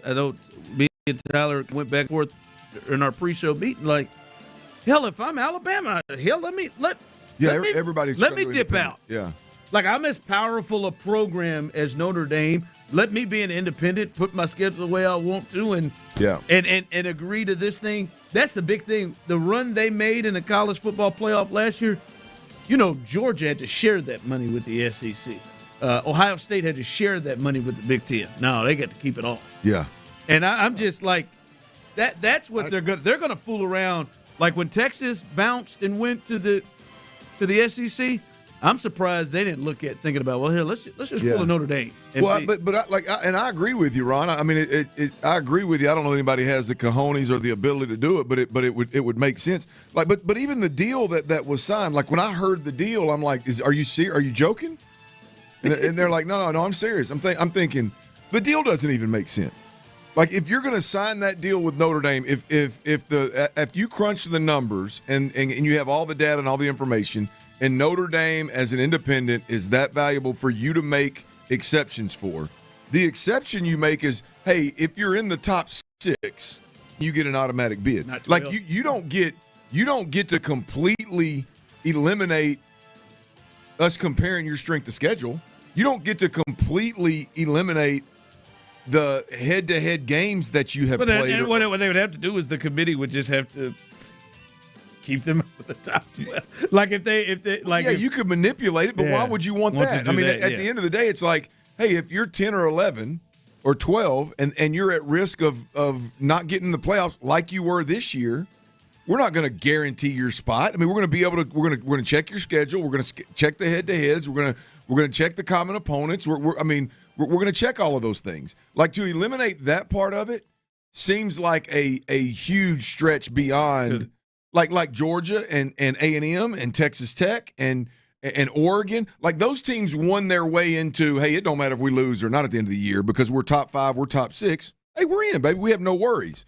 Like when you're in a large team and you're like 7, 8, I mean like 9, 10, 11, 12 didn't earn that right. So you're on the bubble. So what would have happened this year is Miami or Alabama would have had to leave because Notre Dame finished in the and would have been guaranteed that spot. And would have been guaranteed a spot.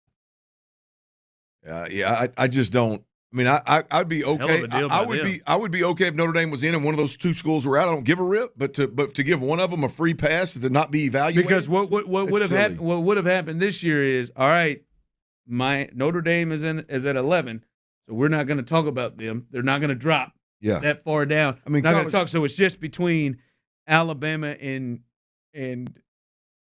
Miami.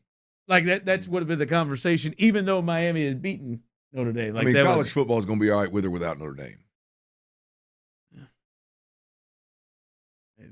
You get what you can get, and they getting that thing. All right, we're going to move up real or fake since we got the head coach of the Houston Cougars, Willie Fritz, coming up a little bit later on. Real or fake? I make a statement. You let me know if it's real or fake. We'll discuss that coming up next. Well, I'll tell you what is definitely real around these parts is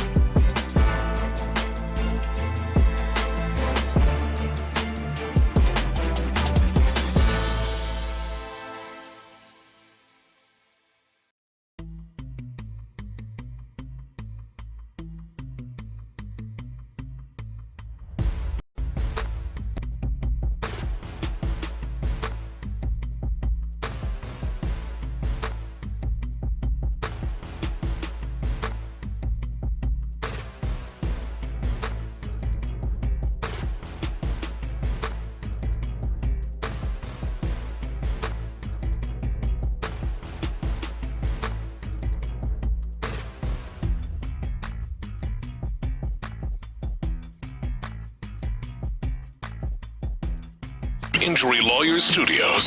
Sports Radio 610 presents The Drive with Stoerner and Hughley.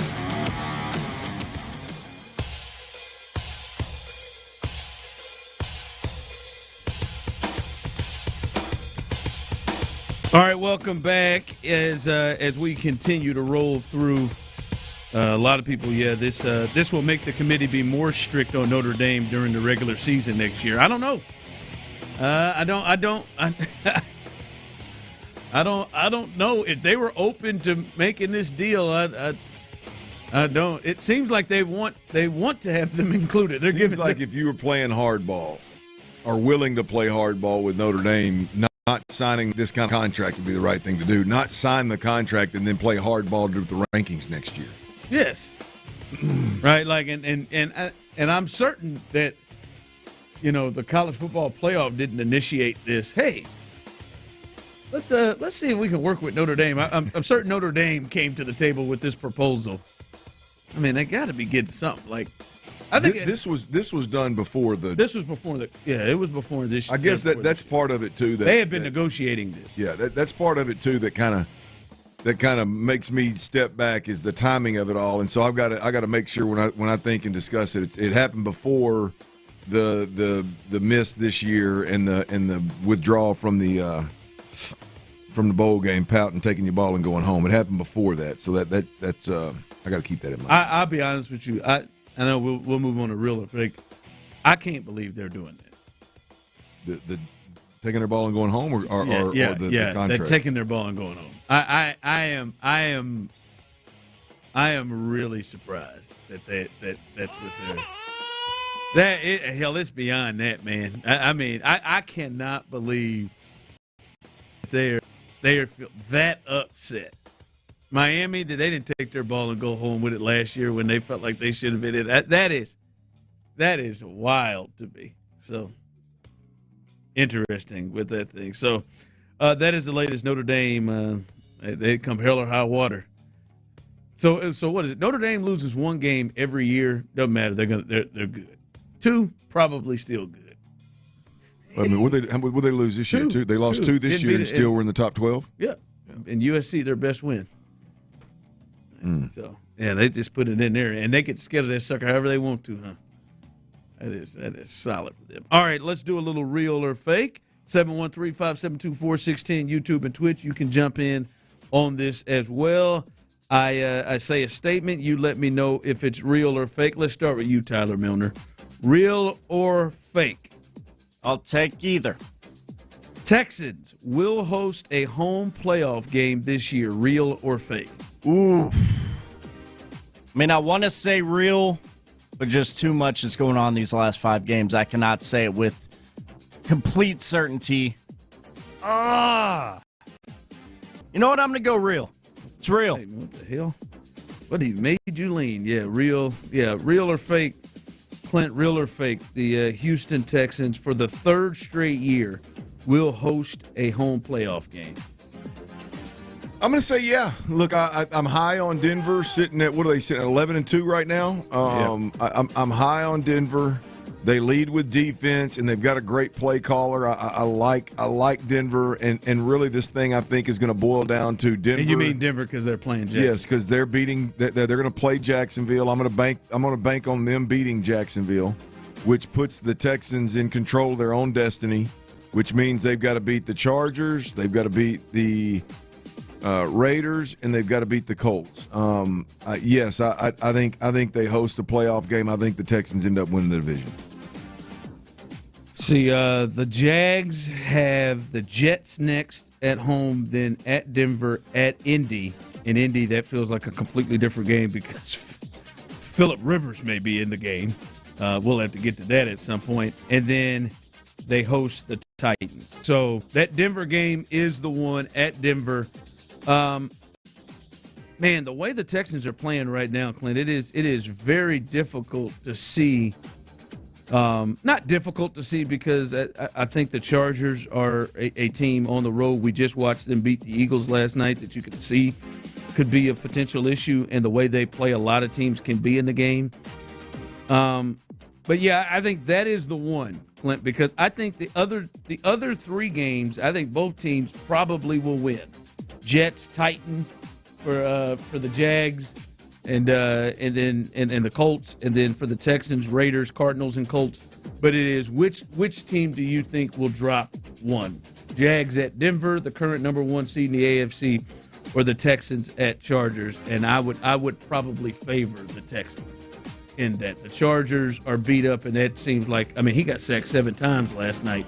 Yep. With the Eagles without Jalen Carter. Mm-hmm. So I think I would favor and say real. I think I would favor the Texans on them winning the division and hosting a home playoff game. Someone text in, absolutely real.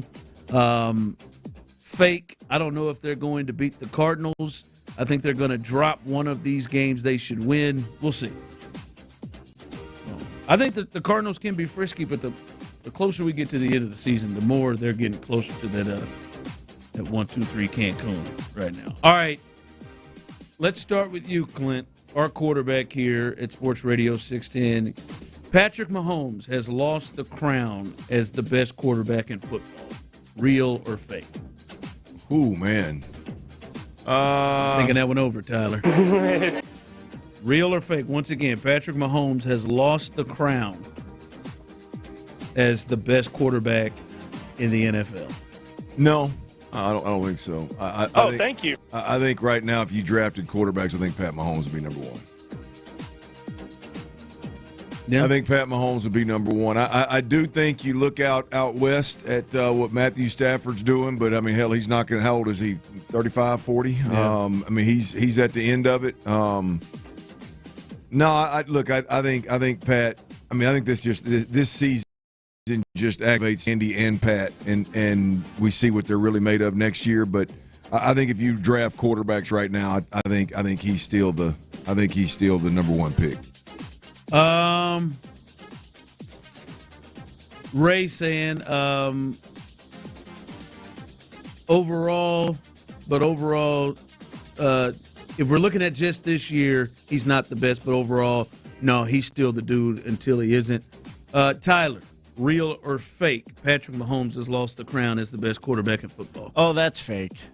As much as it pains me to say, find some solace, Texans fans, in the recent win at Arrowhead over Pat. But it pains me because he's been a nightmare for my squad, for the Texans. But no, that's fake. He's still on top until anyone can even come close, really. For the record, I think fake, too. I can stick to the rules here, my bad. I think it's real. I think how the turntables. I think Mahomes has gone from being one of the best to being the head and shoulders number one quarterback to being one of the best quarterbacks. Hey, old Kermit the Frog here. I think now this is a couple years now that his play has dropped from where it is. Now I do think, Clint, he has been doing more with less the previous 2 years. Right, his offensive line was falling apart. The year before that, receivers were really struggling, one, to be explosive and to catch the football. So I think there was a lot there. But I have to be honest with myself, and I watched this team every game. I don't think that they have 7 losses if Josh Allen is their quarterback.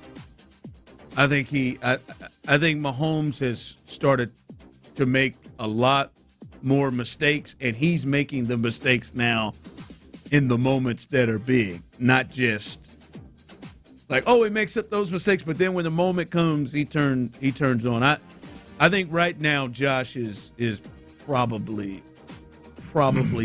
better than him. I would put him over the top over there, and after this weekend, that's for damn sure. I still think he's great, top 3, top 2, something like that. But I don't think he's head and shoulders the best quarterback anymore. That's a tough take because obviously Burrow's not in the conversation. But just his injuries, the guys that would be in the conversation. I mean, good gosh, it's Drake May, and I mean, you look at it, even changed last year from old buddy in Washington, man. I mean, you could argue old buddy in Washington was on the same level as Pat in the sense of that season in a vacuum, the plays he was making, what he meant to his team. But Josh has been right there with him, if not better, more consistent, game in and game out, I'd say for the last 2 or 3 years. But just when it mattered the most, he could never get him. And now we're starting to see it. Like, I'm just going to be honest. Mahomes got outplayed by C.J. Stroud. Mm-hmm. He's gotten outplayed by Bo Nix. He's gotten outplayed by Trevor Lawrence, you could argue, in that game. Just looking at the mistakes made in there. Right. Josh severely outplayed him in the matchup they had this year. I mean, it's a lot. They're not just losing games because of drops and other stuff. He's rolled down. Someone texted him, man, he ain't ever been the best. Put Mahomes on a crappy team and see what happens. That's what's made him great. Is like he had an offensive line where his offensive line was damn near in the same range as what the Texans were putting out last year and got to the Super Bowl. He had receivers that couldn't catch 2 years ago, so he had been dealing with less. All right, let's start with you here, Clint. LSU made the best head coaching hire in this college football hiring cycle. Absolutely, 100%, without a doubt. You think so? Mm-hmm. I mean, Lane Kiffin, what he was able to do at Ole Miss. I mean, I'm telling you, he's been there for 6 years, and I know that they think that they're on the same level with certain teams, but they're not. They're in the same tier. They're typically in the same tier that Arkansas is in. I mean, they're typically in a second or third tier college football team. And he turned them into that. And he turned them into double-digit wins multiple years, flirting with the college ball playoffs the last couple of years, getting in this year as a top 6 or 7 team, I think is what they ended up. Yeah, I mean, the way he handled the transfer portal, the way he relates to these kids and somehow raises the money to make sure that his team has the money to compete. I mean, all of that. And then you get to the field and the offensive mind. I mean, you go watch his offensive play.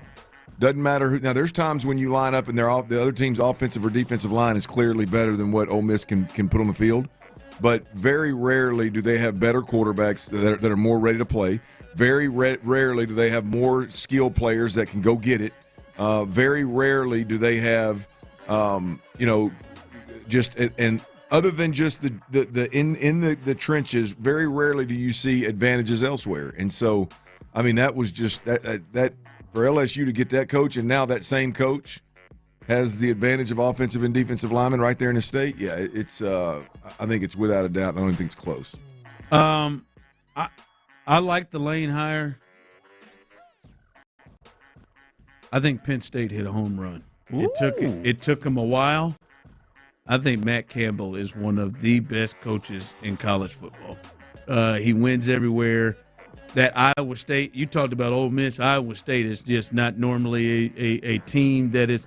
They have been for the most part, most years in the Big 12 race, and you can see him do a lot with less. And I think obviously he'll have better kids at Penn State. Lane is changed the culture, but I think Matt Campbell from around that area, I think that is a home run hire from it. And the NFL's tried to get him. Yeah. Like they've tried, like a lot of programs. Hell, I would have liked to see my Razorbacks get him. Yeah, now you know why they didn't. Yeah, he was being very, very choosy, and Penn State I think hit a home run with Matt Campbell. I like James Franklin at Virginia Tech. It's a good fit there too. I like that hire. But I can't get away from Lane. Yeah, can't get away from Lane. All right, coming up as we continue, has a blueprint been laid out? We'll discuss that coming up next. All right, y'all, when that lunch hour hits, make sure you fuel up like you mean it, man. What does that mean? Easy. Lunch at the Lodge, man, at local Twin Peaks Lodge. Look, they got that big hamburger you can sink your teeth into. Absolutely.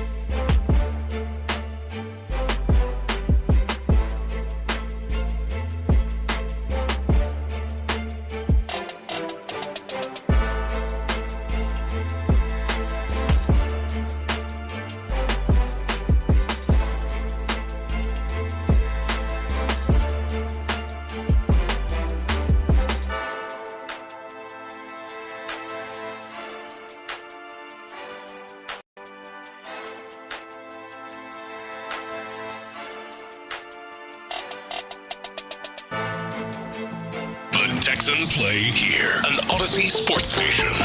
Oh, it's 3 o'clock. Sports Radio 610 presents The Drive with Stoerner and Hughley. All right, welcome back into The Drive here on a Texans Ticket Tuesday. Coming up in the 5 o'clock hour, you got a chance to win a pair of tickets. Front row seats in the bullpen for Sunday's game against the Arizona Cardinals.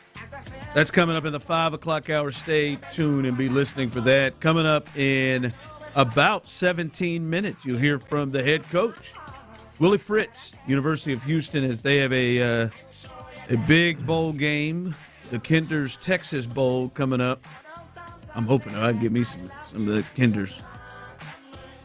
They got some sauces and some seasonings. I'm hoping. Oh, yeah. Hoping we can run into some of that. We'll probably get a little care package in here. If we can get us a care package. Shout out to you. Maybe Houston Rodeo. Maybe at some point you give us one as well. Nice. That'd be nice, man. You know, we talk a lot about you. Been going since I was knee-high to a grasshopper. I mean, I feel like it'd be the best use of a care package in the building. Tyler, you know I knew that was going to. I mean, I got a few years. I got a few exactly years why on. I said it. I like it. It grinds my gears, Is there anybody in the building, and you can include Salesforce if you'd like. Tyler, is there anybody in this building that's been going to that damn Houston Rodeo longer than me, including all these stations? We've got 6 stations. I'm not old enough. I'm going to think Andy. Yeah, he might got you. Andy might got me. Weatherman got me. You're right. Got anybody else? Got anybody else? Nope. Yeah. I don't know. Point per top down. I feel like my experience, my investment in the rodeo over the years should get us all a care package. All be in the drive, of course. You deserve one of those belts. Hell yeah, I do. With my name on it? Absolutely. Yeah. Kidding me? I mean, we're just going. If we don't get one this year, we're not saying the Houston Rodeo for a year. You guys good? I'm not telling stories about going. We're not saying it. We're just not doing it. I don't think that's the case. I think we have to. I'll stick to it. I think the Houston Rodeo. I think we'll probably have reads for tickets. Nah, ain't get no ticket. I'm boycotting. I'm protesting. And they say no. They don't just get to use us, man.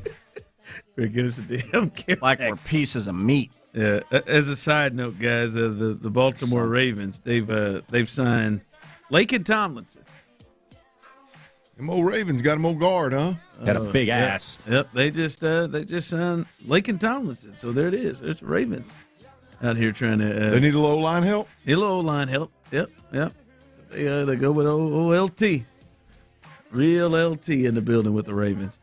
Hang out with us. Come on out and have a good time. Willie Fritz, as I said, coming up here in just a bit. Before we get there, Clint, I was listening to D'Amico Ryans on the Coaches Show last night, and you should as well. Every Monday after we get done during the season, the Coaches Show, he jumps out and especially coming off a game like the win against the Chiefs, it was good to hear from the head coach.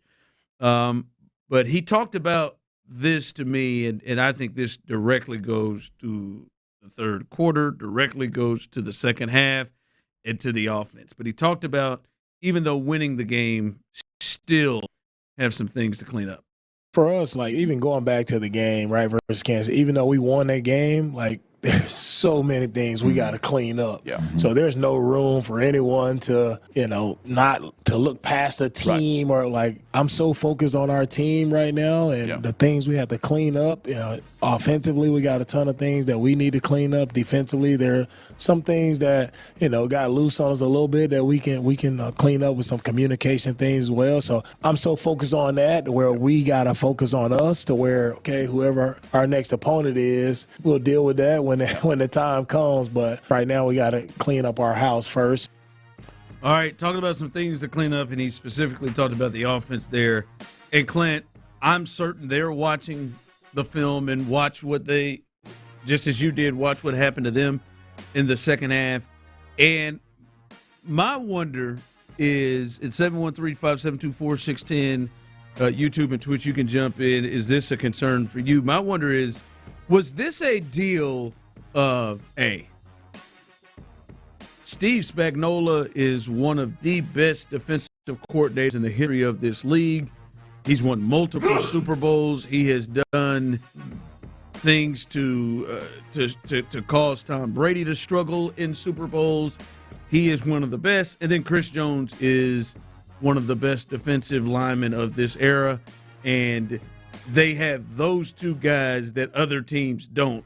So it was more that than, hey, this is a blueprint that other teams that the Texans are going to face are going to attempt to do. Is this something that is a blueprint that the Chargers will do? Hell, the Cardinals might do next week when they get into the playoffs. Did you think it was more blueprint that other teams can actually perform against the Texans? What happened in that second half where they only gained 78 yards and got 4 first downs? Or do you think this was more attributed to they got a great defensive coordinator and a great player that confuses Well, I think it had to do with both, Ron. I think it's not one or the other. I think it's the key here is what can the Texans control, right? That's the problem, right? I mean, the issues in the second half had to do with Chris Jones as an absolute monster and disrupted the first 2 series of the second half. See, that would make me feel better because everybody don't have that. Correct. That was the problem, right? And you're not going to do anything to get Mark Andrews any better. I mean, I'm sorry, Jake Andrews any better, or Ingram any better, or Trent Brown any quicker. Like, there's nothing you're going to do there. So you had one guy that is the best at his position disrupt the second half, the first 2 series. And then you had timely blitzes over the next 3 drives that put you in 3rd and long that really took the wind out of every bit of the wind out of your sails. So it was a great job scheming it up, and it was a great player on the other side of the ball. Now, the conversation doesn't need to be, well, what happened or who deserves more credit. The conversation means, well, how can the Texans help themselves, right? What can the Texans do? And right now, the reality of it is they were unprepared. They are unprepared, as they've been multiple times versus pressure, and it's an absolute jailbreak up front.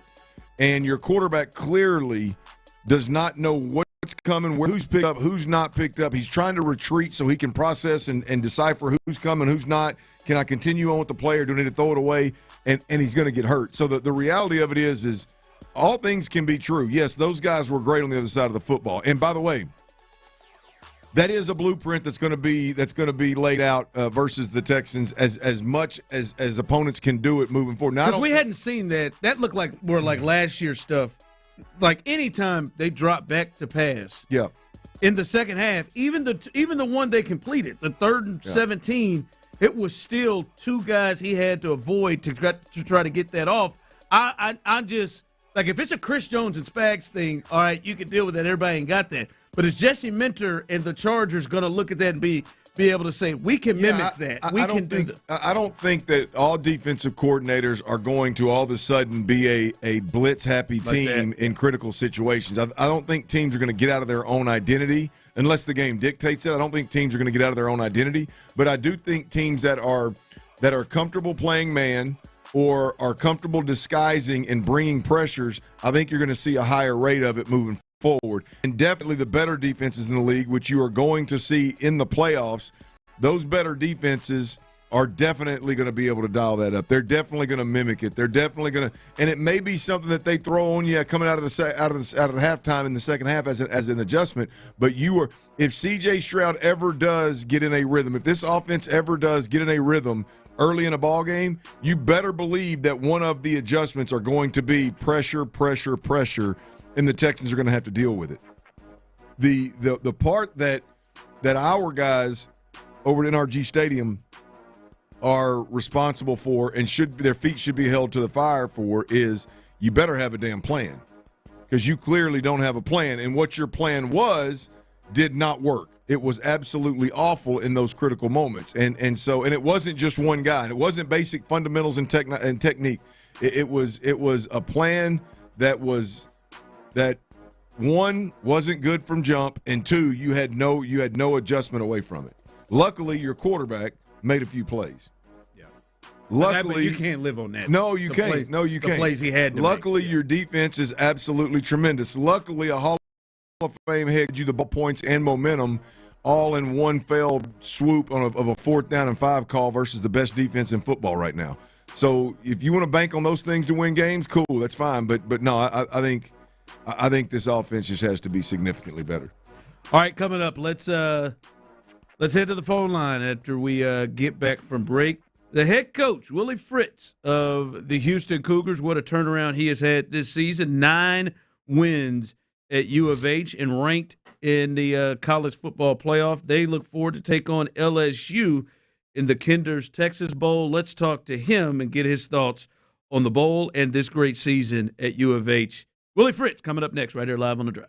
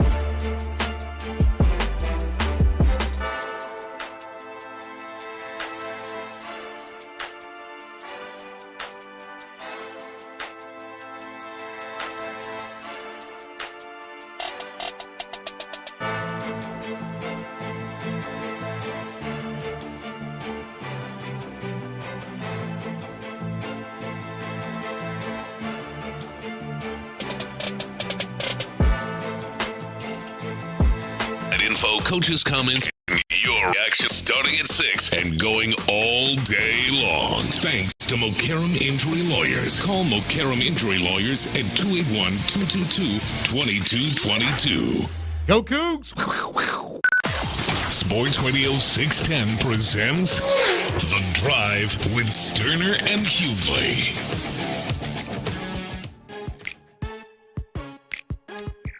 All right, welcome back here to The Drive here on Sports Radio 610 on a Texans Ticket Tuesday. Let's head out to the phone lines, and we're joined, happy to be joined by Willie Fritz, head coach of the Houston Cougars, and the 21st ranked Houston Cougars who are headed to NRG Stadium to face the LSU Tigers in the Kinder's Texas Bowl on December 27th. Before we kind of look at that matchup, Coach, one, we appreciate you joining us, and two, what's been the big thing behind this turnaround? A pretty quick turnaround, going from 4 wins to 9 wins and really competing in the Big 12, at least really competing for a championship in the Big 12 this year. Well, we had a little bit of time. That helped. You know, I took the job a year ago. It just did 2 years ago. We had to play an extra week. I was at Tulane, played in their conference championship. By the time I got there, school was already out. You know, it's out right now for us. And, so I didn't get a chance to meet the kids. And the portal was, a little different to navigate. And I didn't really know, what we needed, those kind of different things. Did the best we could. And we're very competitive in year one. But we did a great state of Texas and a few kids up from Louisiana as well. That's our primary. Coach, let's really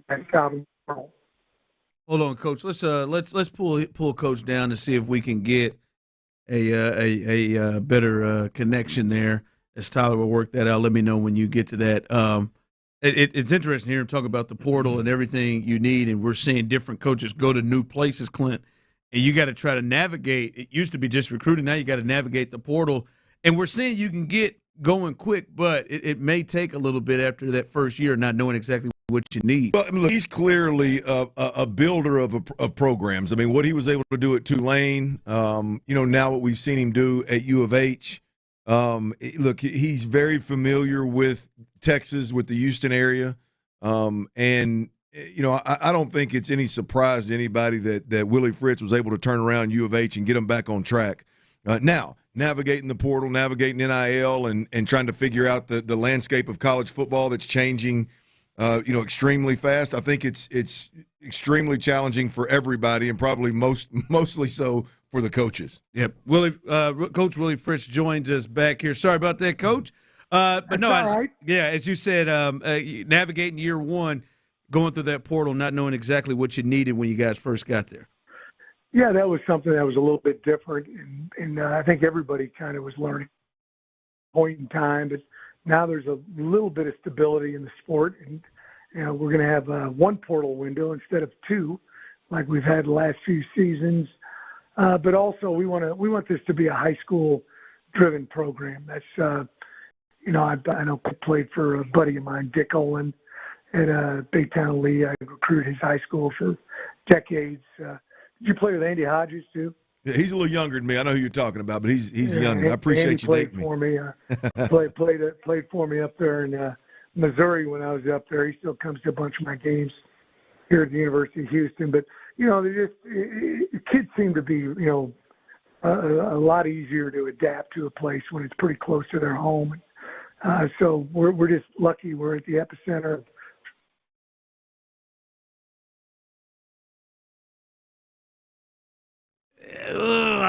damn cell phone's getting us. Yeah. Sorry, Coach. That is damn, man. He was giving you praise too, man. Talk about, look at Dick Olin got his name mentioned on here. I bet you Dick Olin's gonna call us as soon as he gets the chance to hear. But hopefully, at some point we get to hear from Coach a little bit. But this should be an interesting matchup, right? This feels like a matchup, Clint, of a team who desperately wants this game and wants to win and continue to take steps into their program at U of H against an LSU team that's kind of in flux right now. Well, look, I mean, you can't catch LSU at a better time right now in a sense of eyeballs on that program. And so if you're the Cougars and you're playing, you've had a hell of a season, you're playing in one of the better bowl games in bowl season right here at NRG Stadium, the Texas Bowl, and you bring on an opponent that's got a ton of eyeballs on it, man. You want to talk about, again, recruiting and folks knowing – everybody knows who U of H is, but getting that brand out there even more, this is a huge opportunity. This game is big time. Coach, if you're back with us, man, can you speak a little bit to just being able to play in this bowl game right here in your backyard and how big of a deal this is? Yeah, we were really hoping that we'd have an opportunity to play in the Texas Bowl. I've heard great things about it. I think this will help us. We talked about recruiting. I think this should help us in recruiting as well. And obviously playing a quality opponent like LSU, I'm very familiar with them, being at Tulane for 8 years. And, they probably have a top 10 recruiting class, every year the last 20. So we're going to play against some really high-level talent. Know a lot of the coaches on staff. A few of them have coached with me. Some different stops along the way. So it's going to be a tremendous challenge for us. I know when the pairing was made, our kids were excited about being able to compete against a great program like LSU. Coach, as we look at the bowl situation here, I'm curious from you, somebody who has been in college football for a long time, and I think a lot of people are excited about this matchup here at NRG between Houston and LSU. As we look at kind of the landscape of college football right now, do you have concerns that the bowl system is potentially going to change and maybe this may look different here years down the line? Yeah, I do. I've saw there's a few teams that opted out. There's reasons they might want to do that. I think you always want to have another opportunity. We love playing football here at the University of Houston.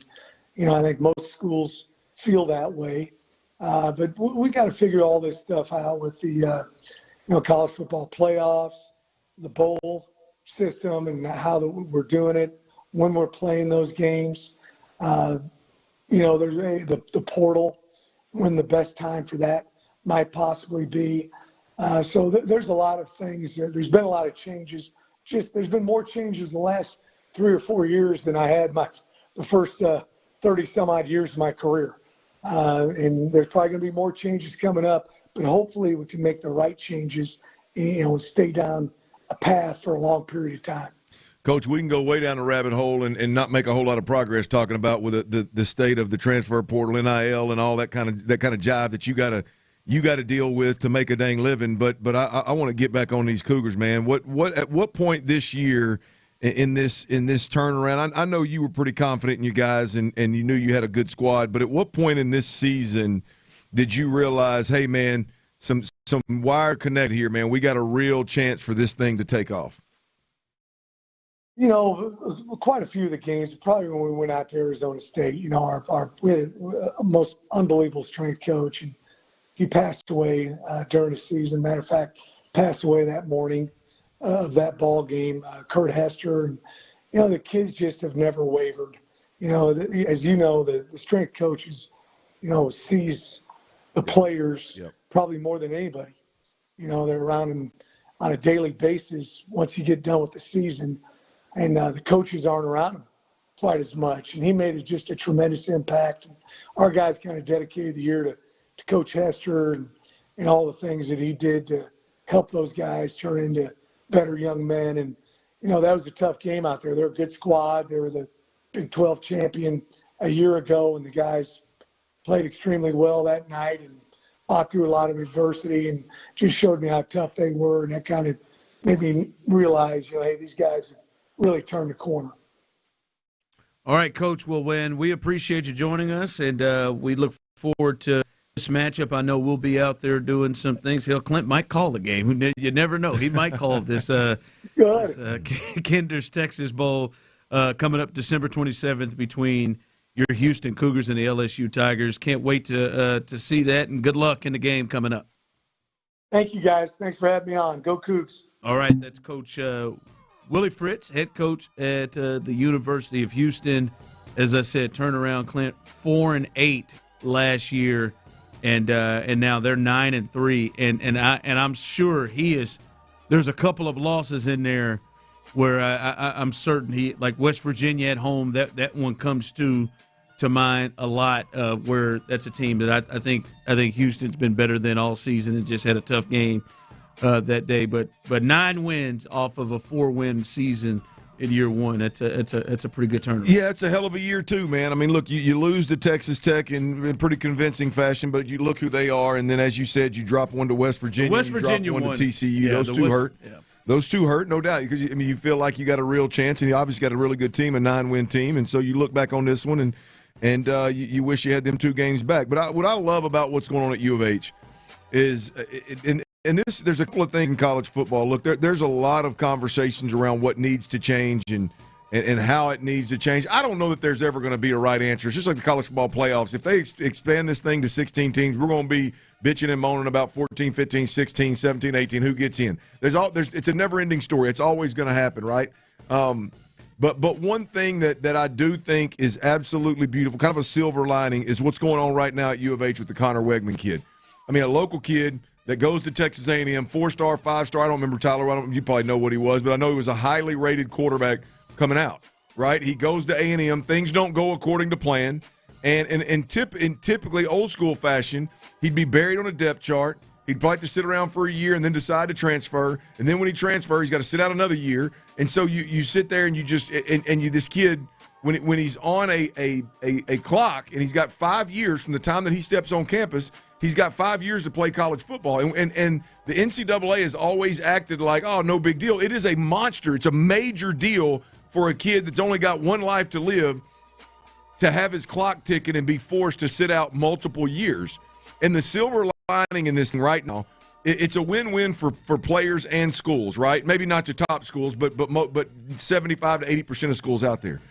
Connor Wegman realizes immediately, hey, this thing ain't working out at A&M. This is not where I am wanted. It's not where I'm going to get my run. So I'm a good enough player. I can go somewhere else. I can get paid, and I can play and enjoy my 5 year, whatever football is possible in my 5 years. He goes to U of H. He doesn't only go to U of H. He also helps a program and brings a 4-star, 5-star talent to a program that typically would have never seen that 4 or 5-star.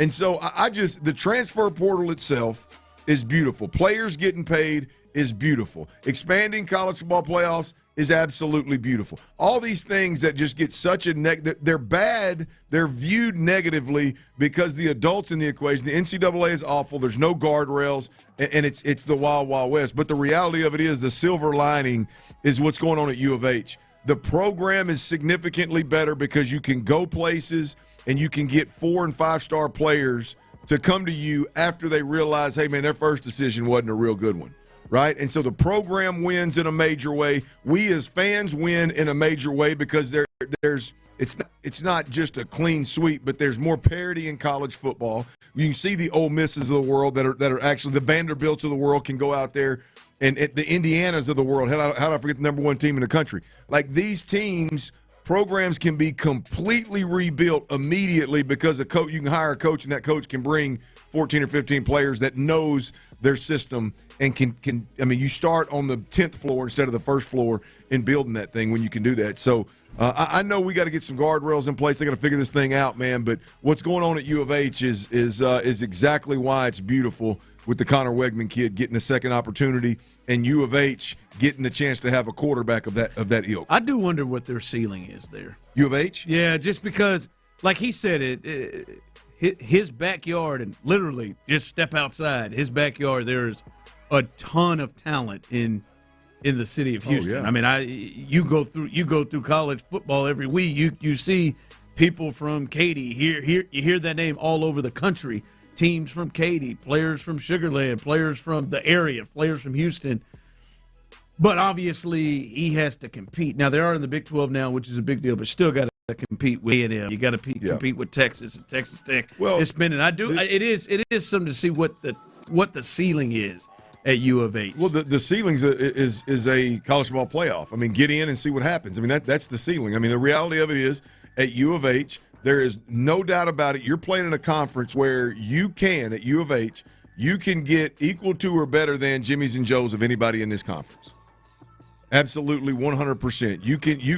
You may have a hard time competing with that money at Texas Tech right now, the way they're buying players. But I'm just talking about long term. There's not a program in the Big 12 that's going to go out there and year in, year out have better Jimmy's and Joe's than U of H. Now, if you go in there and you jack around and you don't recruit, you don't develop, you don't have a good offensive mind, a good defensive mind, that's a different story. But if you put the pieces together, you can go out and if you can identify the talent that you want to bring in the transfer portal and pay them. If you pay the right guys, if you find a quarterback that works in your system, that fits your system, that's a legit leader and a real player, not some guy that just has some tangible assets, but a guy that's if you find your quarterback and you pay the right guys, U of H can very easily be the best team in the Big 12, which puts you squarely in the middle of the college football playoffs. Texas Tech is telling you right now. In theory, your mind is, all right, as he said, we want to be a high school program. You get good amount of kids in this city, and then you pair it with, as you said, getting the right kids out of the portal. Yeah.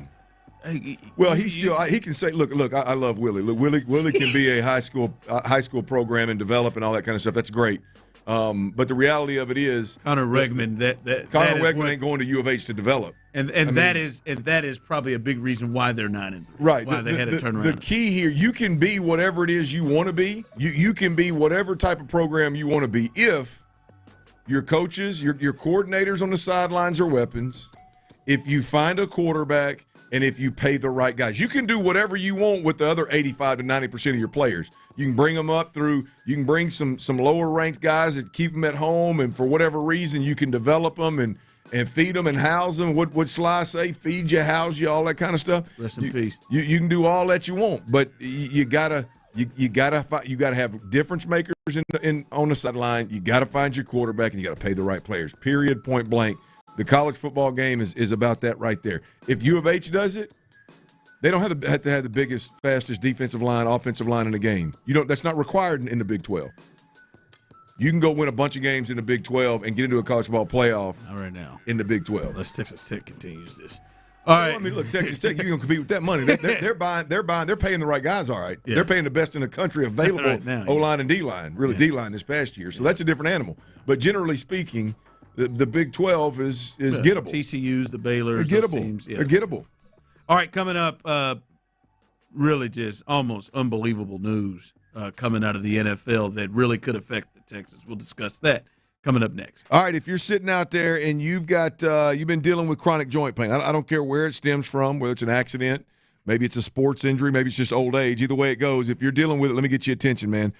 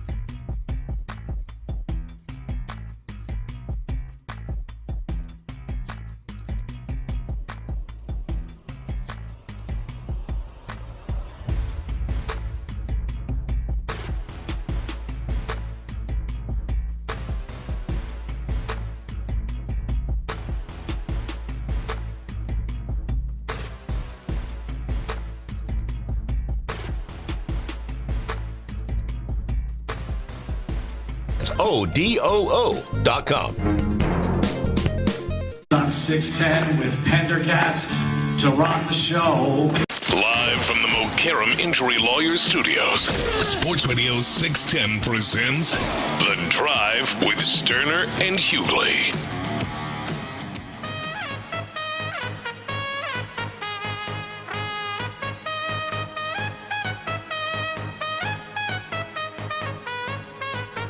All right, welcome back in. Shout out to Coach Willie Fritz, University of Houston, for joining us ahead of a huge bowl game. Kenders, Texas Bowl. Lane Kiffin going to join us? No, I think Frank Wilson might, though. The interim Is he? coach. I like old Frank, man. I don't know if he is. Really? Think he is. I know he's the interim coach. I don't know if he's joining us. I mean, Frank been around these parts now. He joined the fellas of Payne and Pendergast, I believe, this Big morning. Frank! Frank did? Yes, sir. I'll be damned. You know what I would have done? I'd have just conducted the interview the entire time as if he was Lane. So is this a hard decision for you? Like, I mean, what went down on why they what went down? How close was it for you to be able to coach this team against What are you looking for from this program in 2026, Coach? No, but Willie Fritz should be I want to say it should be a really good game. I'm not going to lie to you. I don't know what LSU players are going to be there. Because the last time LSU played in that bowl, they had a lot of dudes going to the league that just said, "Nah, I'm good." And we've seen that a little bit in these bowl games. So we'll see. We'll see how it is. I think U of H kids and their head coach sound like they're definitely excited about being in the game and want to take another step. And it is. You win a championship, Clint, win 10 games. And you win the Texas Bowl is a really good bowl. You win a championship. If you are a 9, 8, hell, I'll even say if you're a bowl eligible team, and you're not a team that you're building, like let's say you're building, and you're not a team that has hey, championship or bust type expectations. You just messed the bed. You won 6 or 7 games instead of 12, and everybody's exiting your program. If you're one of those programs that's building, or a program that year in, year out has to build, there's zero excuse for missing a bowl game. I mean, look, if you lose your coach or you're just ravaged by injuries, it's a different deal. But I mean, the programs that are canceling these games, foregoing the 12 to 15 practices, the ability to get your product on the screen, the ability to get out of town with your kids for 4 or 5 days and let them enjoy and see other parts of the country. I mean, it's a crying ass shame this is where we're at. And how coaches, I never thought I knew we would have the players that had NFL potential would sit out and not risk injury. I never thought we would reach a place where coaches and overall programs were like, nah, we're good. We don't need the 15 practices. We don't need the game reps. I've never met a coach that didn't believe that time on task and practice and games weren't important. Even if you're playing your young quarterback, even if you're playing younger players, to find out what these guys are all about when there's real bullets flying is extremely valuable. I can't believe we're at a point where there's certain teams that are just like, nah, we're good. Maybe it's been happening. Yeah. It's been happening. It's been happening a lot. All over the place. Clint and Tyler, the people, I have to, before we get to this Phyllis, as my wife calls him, Phyllis Rivers story, I wanted to be honest about something and where I am in the space I'm in right now. The Chiefs season is basically over. The Texans ended it, and then Jalen Hurts, Houston's own, did his best to really put the nail in the coffin yesterday with the Chargers loss, which really hurts the outside chances for the Chiefs to get in. And it's not their year. And I've said this before to you, fellas, and the listeners. Outside of the Chiefs, there's no other team that I want to win. I hope and root for the Texans to win every Sunday except for when they're playing against the Chiefs. And I want this Texans team, Tyler, to be the team that I root for. Yes! Clint, I'm gonna have to get off social media. Oh yeah, why's that? Folks making it hard for me to not get the human nature of me not to roll in. There's some people who are really enjoying or enjoy the happiness that my team has lost.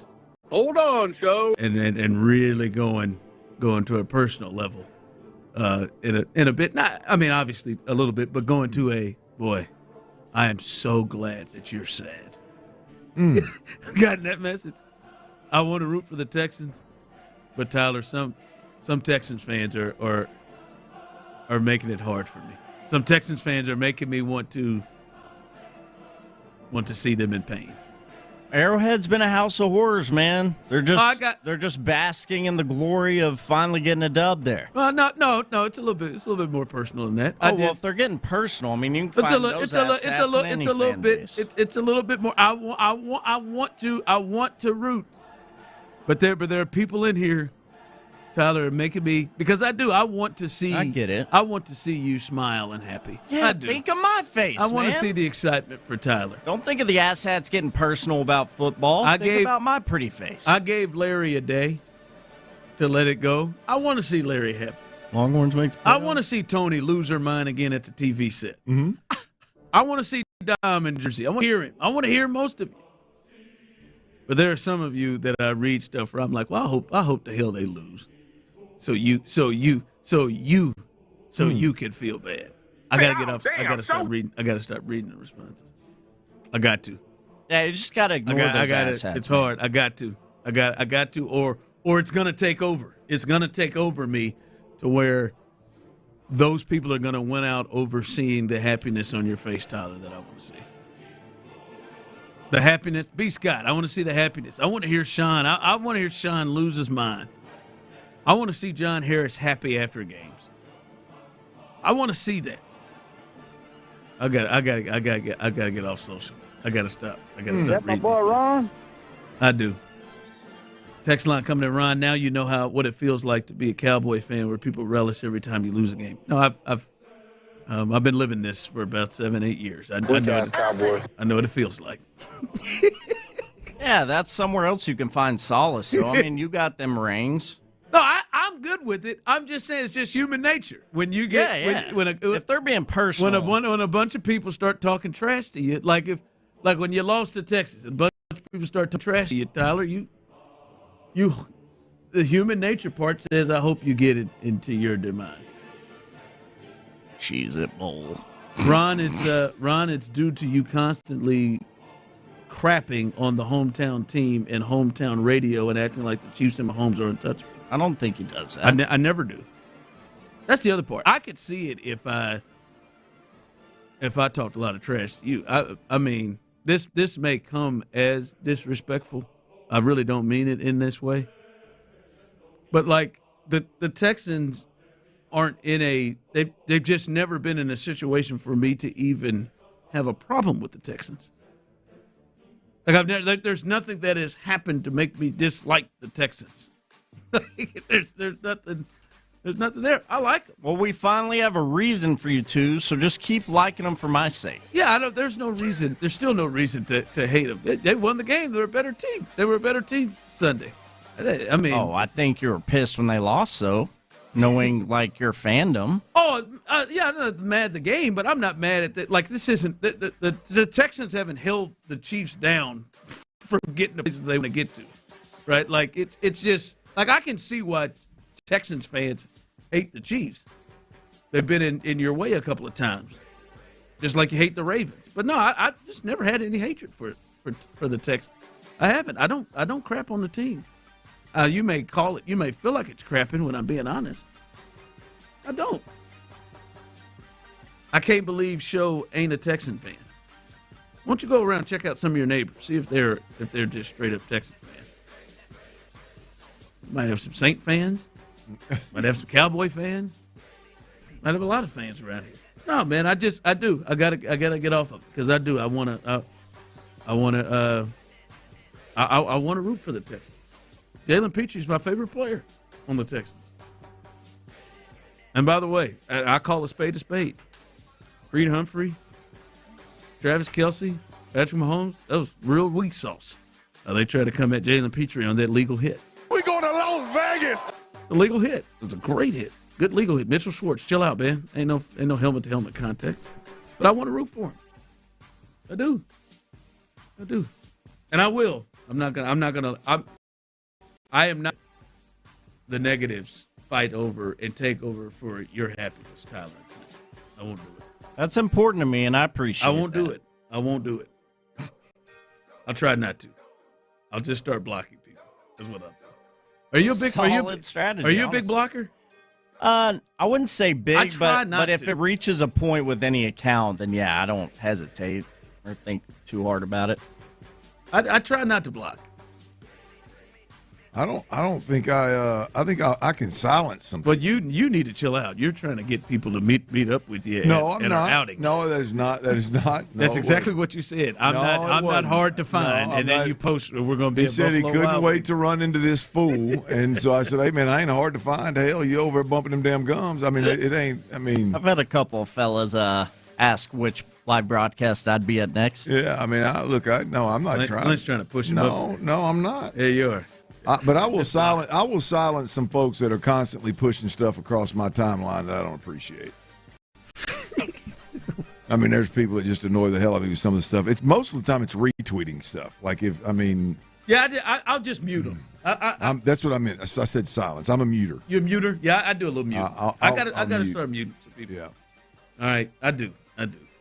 Right, that's easy, man. Mute the hell out of them, man. You have a long list. For the human. You can have a long list of mutes. The human nature jumps into me. Mute them so hard. What you got coming up? It's a Tape Drop Tuesday, y'all. It's a Tape Drop Tuesday, and I don't know. I may have got a little aggressive yesterday. We'll do that next right here on Sports Radio 610. Before we do that, though, I got to tell you about Dr. Mator, man. Look, breathing is one of the most essential parts of living, y'all. You got to breathe well to sleep well to live well. It is a very simple concept that most of us take for granted until we have some allergy problems, some sinus problems.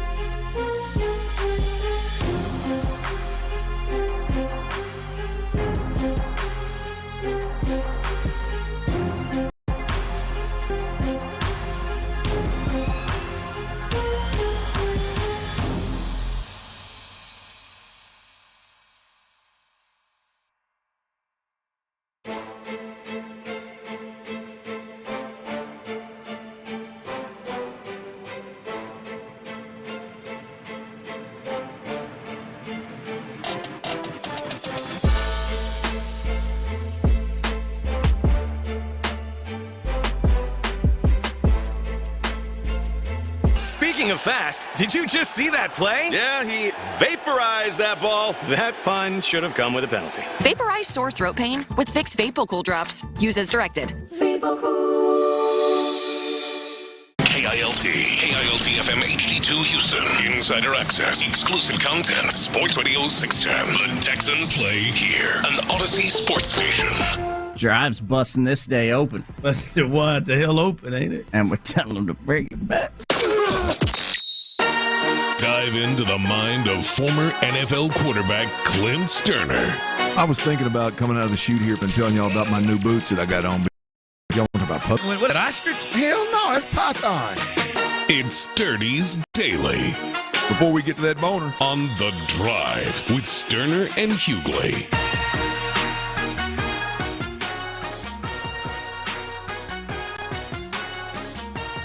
Dirty's Daily is powered by U of H Cougars coach Willie Fritz for giving your boy a little shout out. Used to recruit back in Air Baytown days over at Baytown Lee, baby.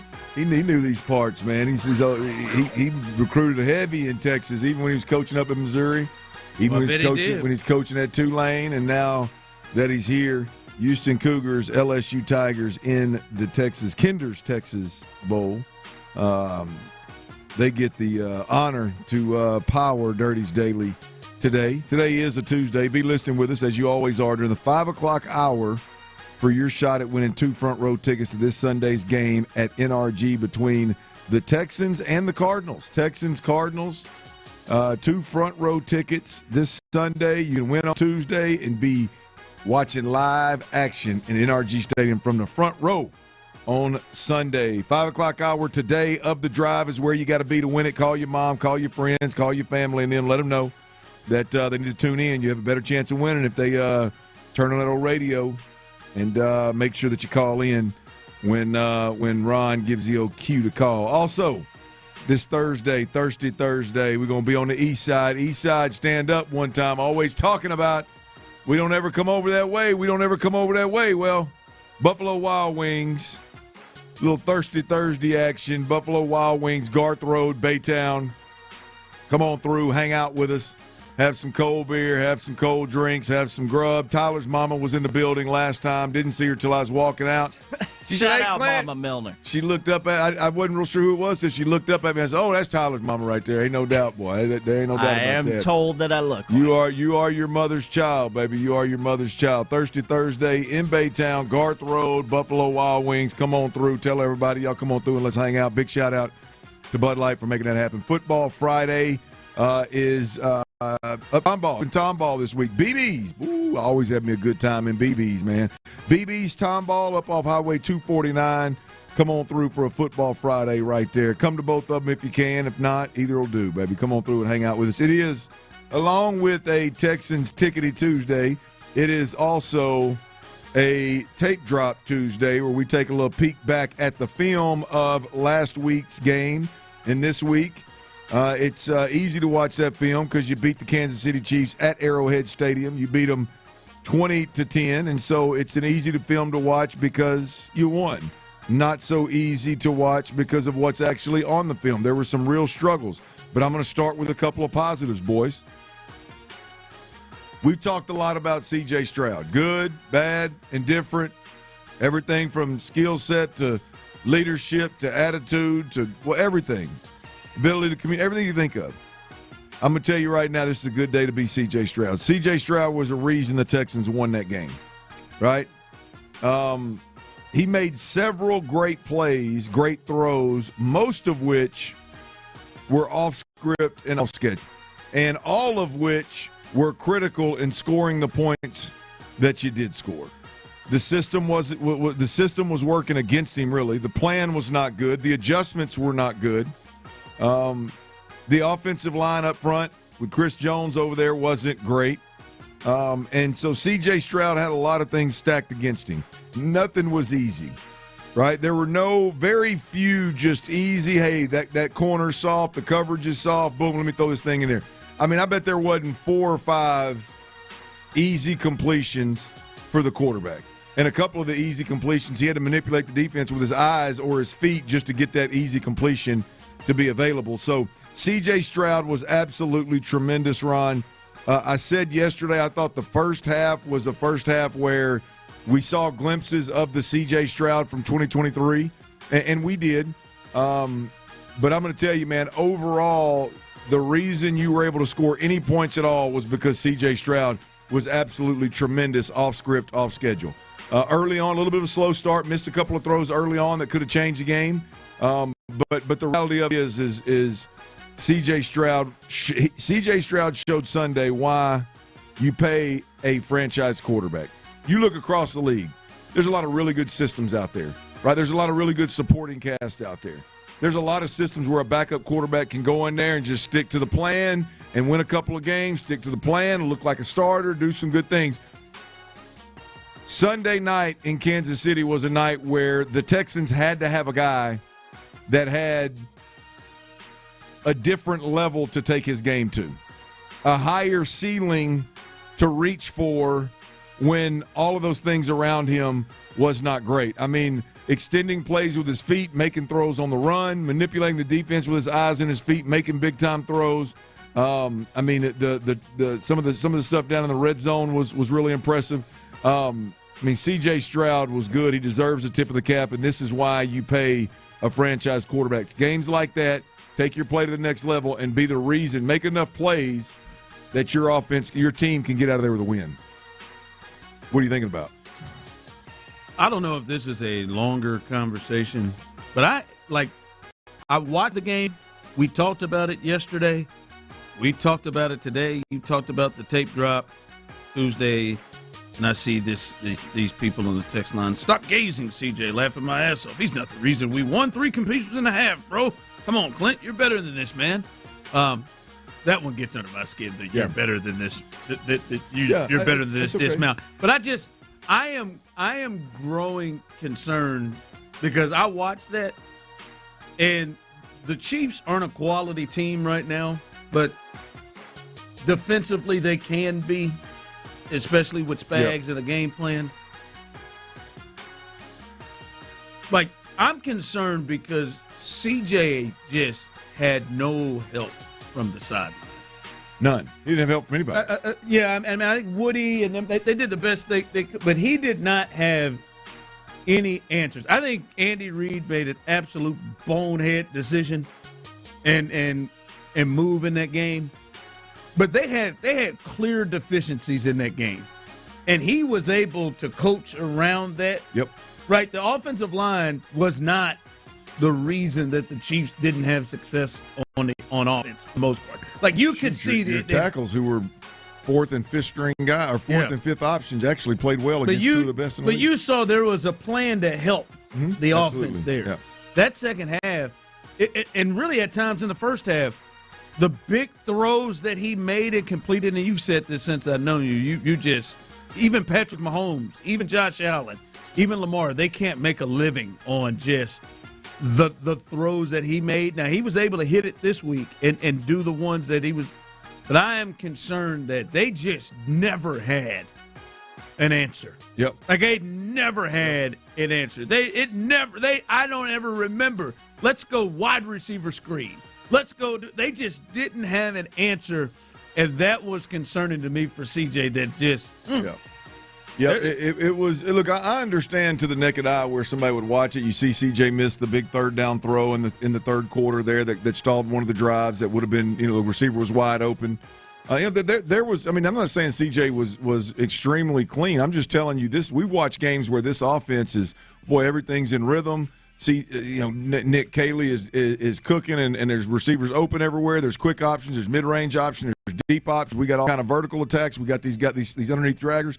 Everything's wide open, right? This was not one of those games. There was nothing. I mean, you can count on one hand the number of completions that C.J. Stroud had that were in rhythm. I mean, that were like, okay, there's a soft corner. Let me throw this ball to Jalen Noel over on the sideline. I mean, it happened 3 times, 4 times maybe. I mean, everything, like the plays that were made, which, again, it wasn't great. Hell, CJ was, 15-31? It wasn't great.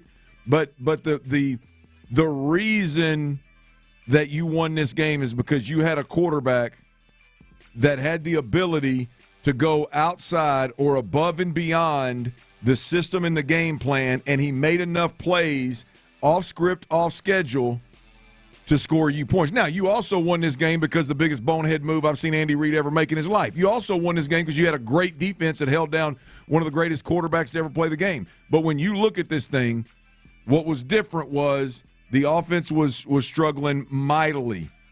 And C.J. Stroud went outside the scheme and made plays and made enough plays to continue enough drives to get you 20 points and to win that thing by 2 scores, and to take advantage of the mistakes that Andy Reid and Pat Mahomes made between the interceptions and the bad decisions. C.J. Stroud did a lot. Go back and look at it. A lot of it is off script, off schedule, under pressure, on the run, like low percentage throws that he just had the ability to fit in there. I mean, there was a position, and you just watched the All-22, so you get a different. It just appeared in the second half until – not even until, really, even when they got the lifeline from Andy, it seemed like every time he dropped back, he was screwed. Yeah. Right from the jump. Yeah, the plan was garbage. The plan was trash. We're still going to be talking about communication. We're still going to talk about technique and mechanics, but the reality of it is the same problem that you had against Kansas City last year when you lost. Your defense just did a better job. But here's the deal. Is, go back like the first drive of the game. Was it the first drive when he threw the post over the top? Second drive. That's when it ended in a field goal, right? Boom, there's 3 points right there. That was in scheme, big play over the top. That was good protection, ball over the top, ended in 3 points, right? The touchdown drive before halftime is the second quarter, I guess.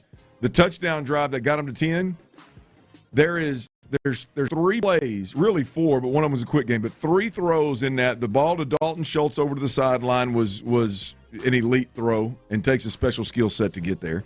There's 3 throws in a row where it's either an elite arm or like baiting the receiver in and baiting the defensive end, the defense in and checking the football down to a wide open Woody Marks. Like they're like really, really specialty plays that CJ was able to make or the old run hard to the right to the sideline and Nico keep coming. That's across, what it was. It was Dalton Schultz, then Nico, then a slant to Nico, and then it was the dump off to the okey doke to Woody Marks. That's your 10 points. And then you look at they turned the ball over and gave it to you on a 31-yard line on the 4th down. Then he makes a crazy throw to Higgins on 3rd and long to convert the first down. He made a crazy throw earlier in the game to Higgins across the middle on a 3rd and 14 or 15 or something. There you go. Yeah. None of those were in rhythm. All of those were hold the football, push up in the pocket, slide this direction, and drive the football. So I'm not going to argue with the Texans. I'm telling you, C.J. Stroud was absolutely special. I think he had 5 drives in that second half that were. Like you're wondering, what are they going over there talking about on the sideline? Yeah, it was bad. Because they're coming right back out and doing the same same stuff. Yep, and they ended up. He ended up making a play off script, off schedule, that got him in field goal range, and ultimately they ended up scoring a touchdown. All right, Woody Marks. Woody Marks is better than we think. Woody Marks means more to this team than we think, and this is the one guy that gives you hope with Nick Caley in a sense of taking a player and going, okay, this player has a unique skill set. Let's use him as such. The way in which they're using him and targeting him in the pass game, in the gimmick game, in the screen game, trying to target him a couple of times, and also riding him to 70% of the snaps where he's getting most of the touches. You never know when that moment is going to come where Woody Marks needs to sidestep a free defender, and him being in the game is the only way that you take advantage of it. He's getting a lot of snaps. And he is really, really good. Shout out to Nick Caley. He is using him really, really well. We've mentioned a little bit these 2 things here on a negative note. The lack of answers for pressure is scary. CJ snapping the football and clueless. Who's protected? It's protected. Who's coming? Who's not? Who's he going to throw the ball to? There is no plan, and it's unacceptable, right? The opponent's ability to take Nico Collins out of the game by just simply shading the safety over the top is absolutely unacceptable. Nico Collins didn't go in motion one time in the second half. He didn't go in motion. He just camped out over there, let them roll a safety over the top, and they tried to move the football without even involving Nico Collins. I think these are all like head coach call you in the office type issues. Yeah, man, you go look at those 5 drives ahead of the one that in which the Chiefs went for it on 4th and 1 and gave them the ball on their own 30. I mean, it was just like, I mean, they can't do anything. Like you can't do anything, and that just you can't have that many drives in a row. That many drives in a row where the only yard you gain is, all right, man, we just got a sack down inside of the 5. It's 3rd down and 16, and CJ was able to negotiate immediate pressure and hit Higgins downfield for a first down, and then that was it. Well, it's just, Ron, it's the lack of a plan that is worrisome. Look, you're going to play good defenses and you're going to struggle. It's going to happen. It's going to be ugly. Your quarterback's going to get hit. But man, for CJ to snap the ball and have no clue, and I bet he did it 4 times in the second half. I mean, that's a scary proposition, man.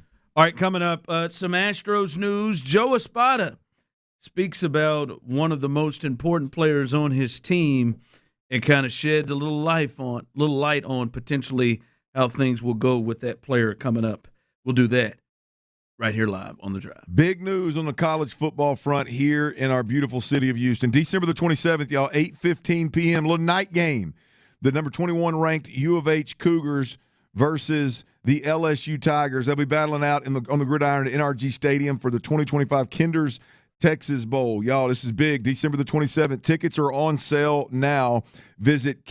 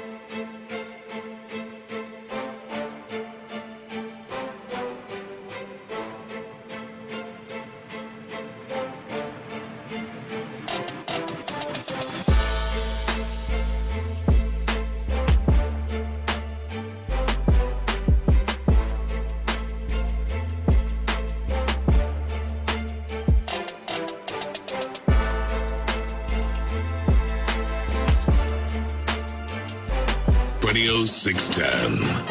Flip all these burgers. Sports Radio 610 presents The Drive with Stoerner and Hughley.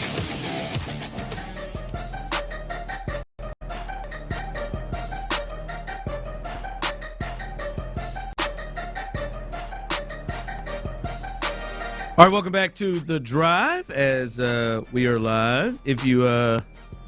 If you missed it, today is a Texans Ticket Tuesday. Coming up in the next hour, in the 5 o'clock hour, at some point, you will have a chance to win a pair of front row seat tickets in the bullpen. So stay tuned for that as we continue here on this Texans Ticket Tuesday. And hopefully somebody gets in the building for what I think the rest of the season will be a hot ticket, a place you got to be here in Houston at NRG as the Texans continue this late season push. All right, as the Texans get moving towards the postseason, the Astros want to return to the postseason after missing after 7 straight years. 7 times. There you go. 7 times in the ALCS. They missed the playoffs last year and looking to get back there. And they've got some things they got to juggle. And Joe Espada, as they are all meeting there, he was on MLB Network yesterday, and I found it interesting. He started to kind of talk about a little bit of the spots and guys playing in certain positions, and he spoke about his veteran, the heart and soul of this team, Jose Altuve, and talked about potentially what things could look like with him in the field. You know what? I like the fact that he is open to helping, to do whatever it takes to help the team. But I think second base is his prime position. I think we're going to see him play there more this season. Giving us some starts in left field. That's something that I will sit down and talk to him about that. But right now I need to keep our guys healthy. I think a lot of these players can play multiple positions. Paredes can play some second, third, and first base. Allows me to keep Correa and Walker healthy. The DH spot, I'm also going to use that spot to keep those guys off their feet some. So I got some really good players that once they're healthy, it's a really good team to. It's going to be a really tough team to beat. All right, Clint.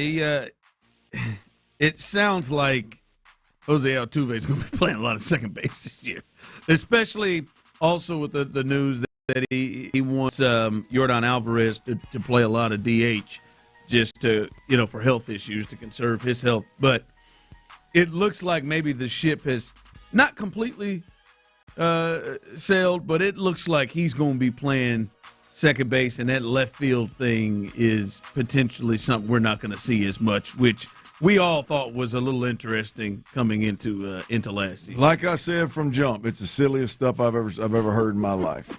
For multiple reasons. You ain't just going to move a guy to the outfield. Ain't played no damn outfield and play Major Remember League Tony Baseball. Gwynn came in there and tried to say it? It didn't sound like he believed it in his Come on, man. And then on top of that, all these advanced stats that tell you about Altuve at second base and he can or can't do this, man, to hell with all that. Put that man at second base and let him do his thing. And now, if you've got a surplus of infielders, and then you can figure out what to do with Paredes. You can figure out what to do with Carlos Correa and all the extra players you got, but putting Altuve in the outfield is plumb ass silly, man.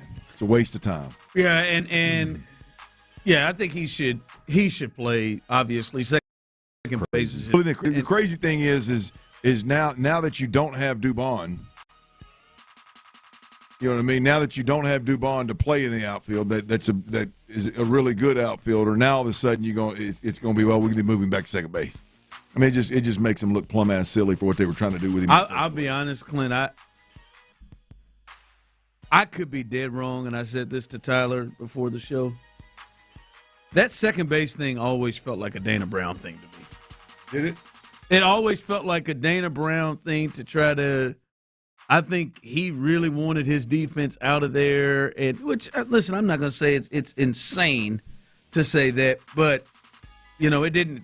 To me, it didn't feel like, all right, man, hey, go play this left field position in your mid to late 30s that you've never really played before while you've been in the big leagues. Like It didn't seem like it was going to be something that worked. And just listening to Joe Espada, it sounds like he's like, this is just more natural position, guys. We're going to keep him there, and we're going to do that because, I mean, you thought he was bad at second base. I mean, like you were crossing your fingers and hoping that the ball didn't get hit his way at times over there.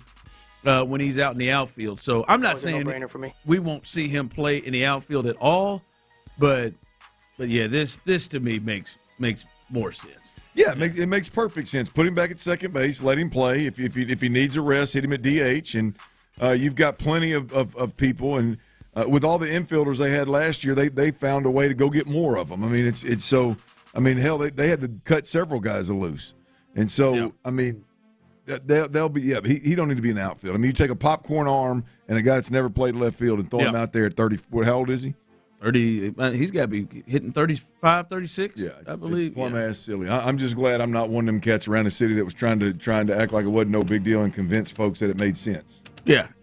He's going to be the second baseman, and maybe Jordan gets some games in the outfield, and maybe he DHs there a little bit. No, there's another one. There's another one we need to talk about. Jordan. Look, Jordan ain't rolling his ankle or breaking his hand because he's playing left field.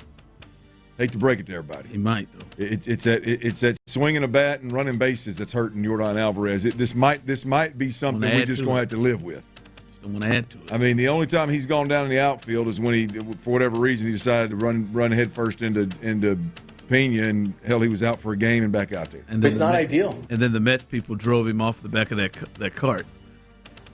Yeah. Threw that thing in high gear. That scared me more than a damn collision. Need to put damn seatbelts on these injury carts. Hey, man, I'm telling you, man. Play that man in left field, man. Nah, man, they've already said DH, baby. That's every year. It's stupid. It's just the knees alone. Man, let's play. Let's just minimize it, baby. Left field is not hurting that guy. The outfield's not hurting that guy. No, what is hurting him?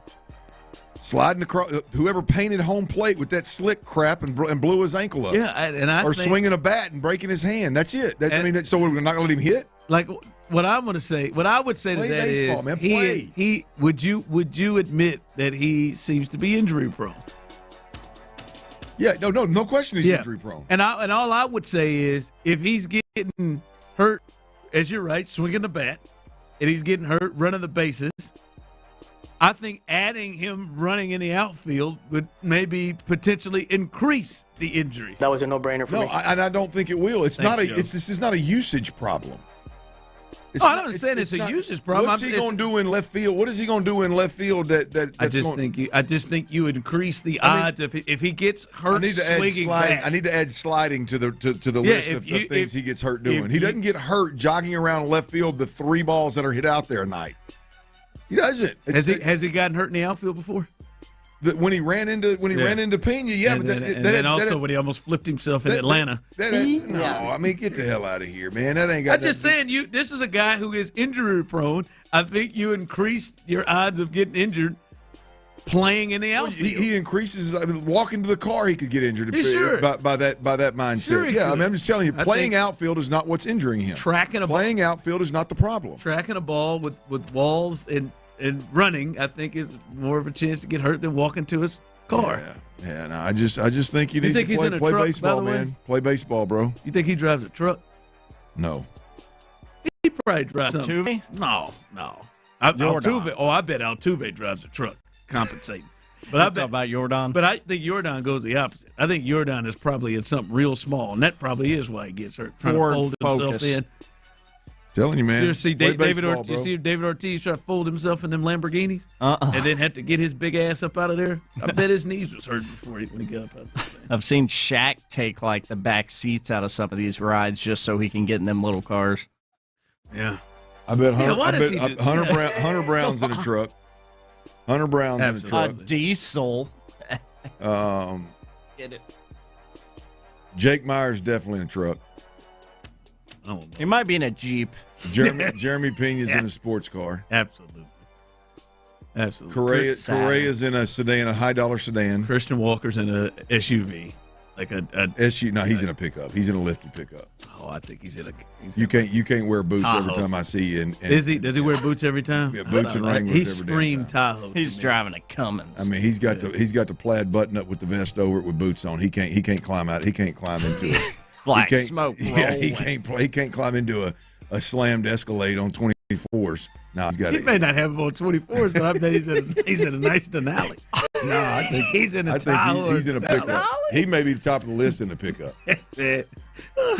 Not one of them like Ford Rangers. I think like Esak's just driving his first car. He got I bet now Esoc got a 2007 Maxima. Esoc strikes me as the guy. He's got to be in what's that truck that's the Raptor. He's got to have some speed, but you know what I mean. That's what my pops. He's a guy that's like got a mohawk and stuff. You know, I want to be a truck. I want to be real big, rough and rugged, tough guy, truck guy. But I got to give me a little speed in there. Things are bad, man. I love Raptors. Yeah. I wonder. Frommer's the one I can't put a. Sports car. You think it's sports car? Oh, for sure. But maybe like kind of an obscure one. You think he's got a sports car with loud pipes? Oh, absolutely. Fart cannon on that car man for sure. Is he underneath the Minute Maid Park hitting the gate? Ring, ring, ring. No, he's at the Daikin though. But I mean, that's what I say. Oh, I haven't said Minute Maid Park. What are you doing it there? Somebody said Tuve's in a Range Rover. I could see that. Mm-hmm. I could see that. I could definitely. I could see that. That is right. Fair. Hope it's not a Range Rover Sport, but I could see it. Coming up, let's look at this Texans team and Houston native. What in the hell is happening? We'll discuss that next. All right, y'all. I don't know what he's talking about, but what I'm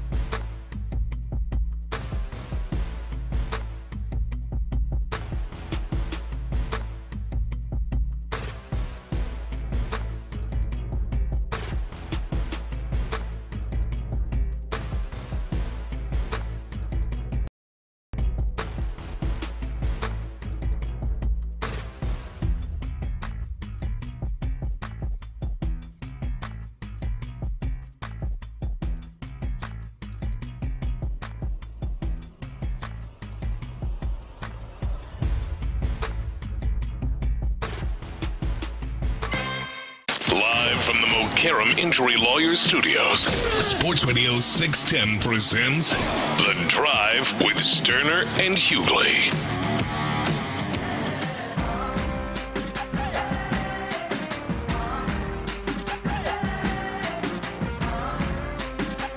Texans Ticket Tuesday coming up in the 5 o'clock hour.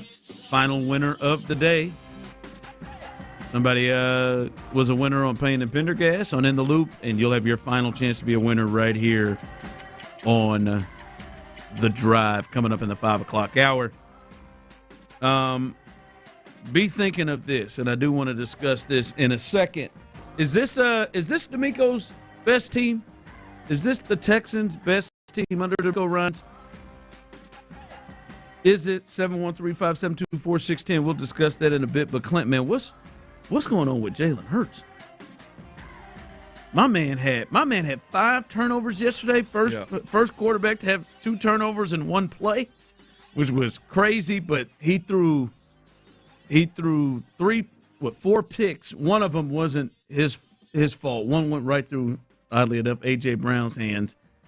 But then the last one to end the game, where they were in field goal range to at least tie, second down, he tried to force one in and threw a pick at the end. But, man, they've lost 3 straight. He has struggled and, again, culminated. I was just listening to our guy at WIP, our sister station in Philly.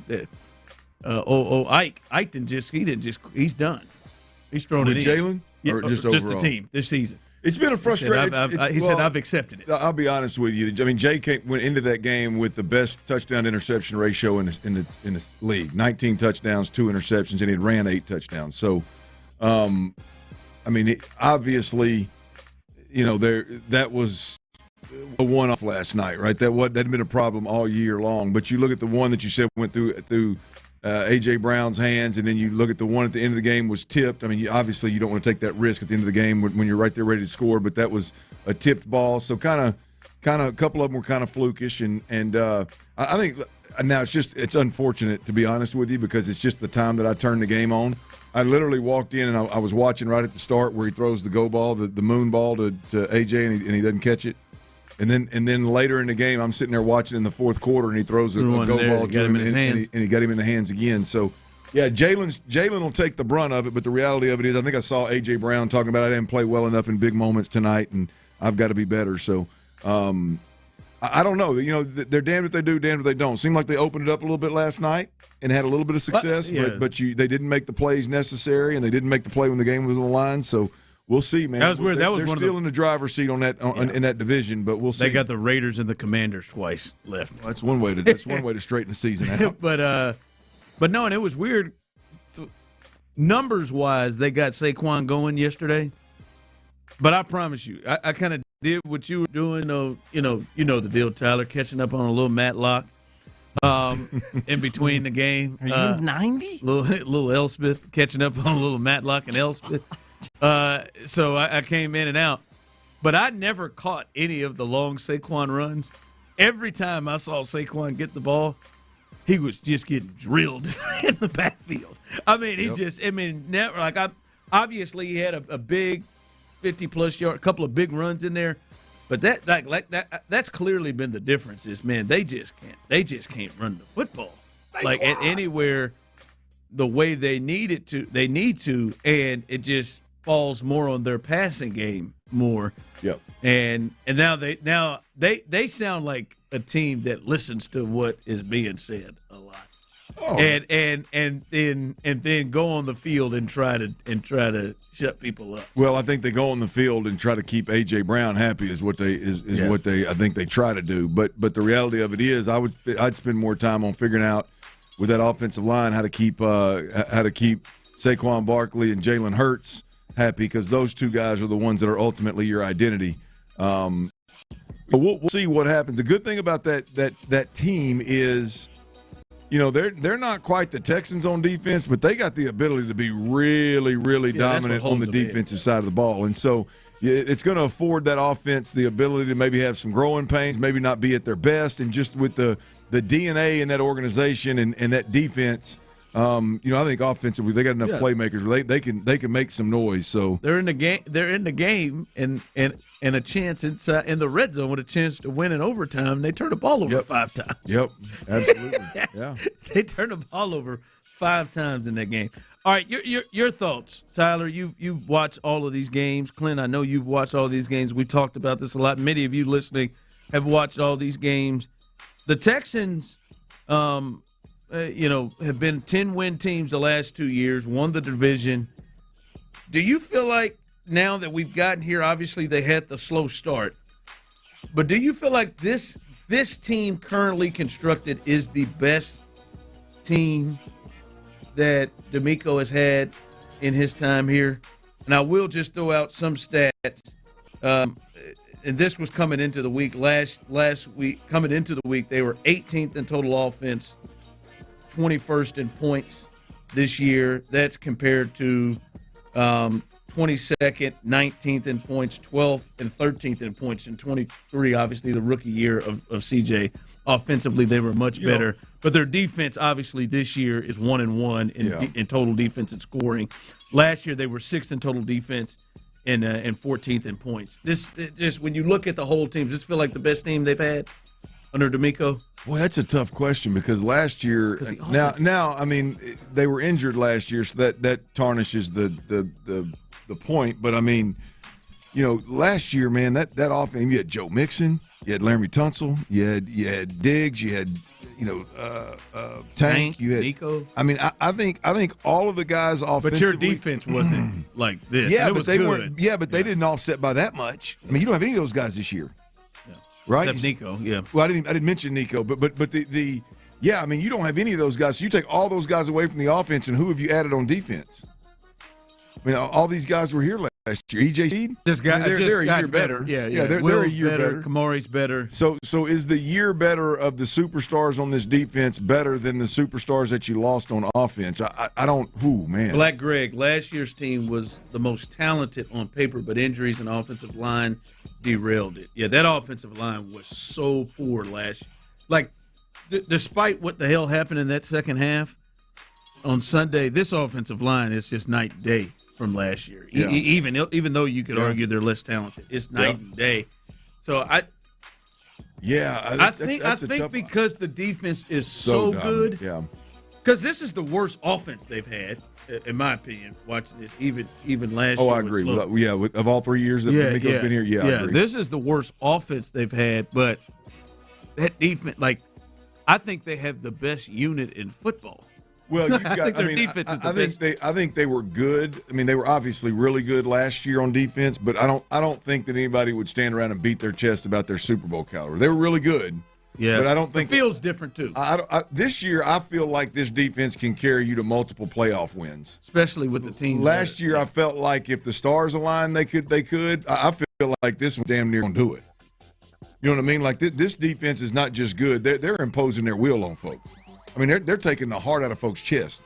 So I would say that this is the most talented team just because of how dominant the defense is. And I'll be honest with you, I think this offense has got a chance. I mean, they're not struggling because of lack of talent.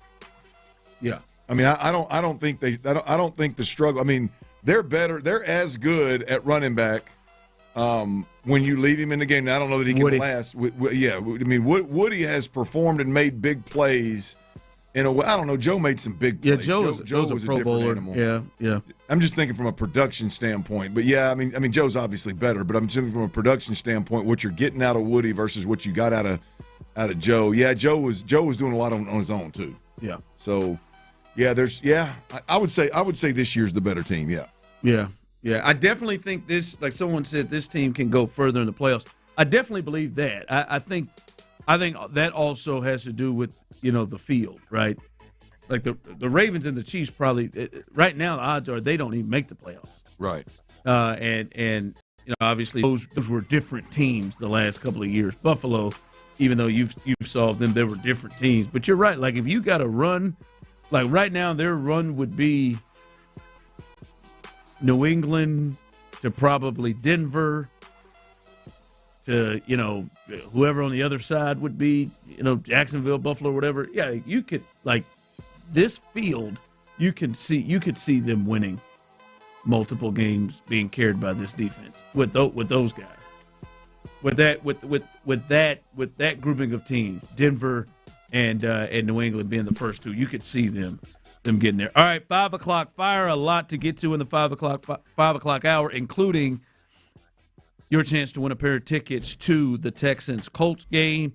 News involving the Texans. It's something that they will have to potentially check on. We'll discuss that.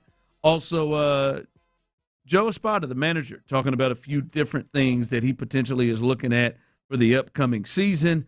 A lot to get to as we continue right here live on The Drive. All right, presenting your storm damage insurance claim can be difficult. Insurance companies are going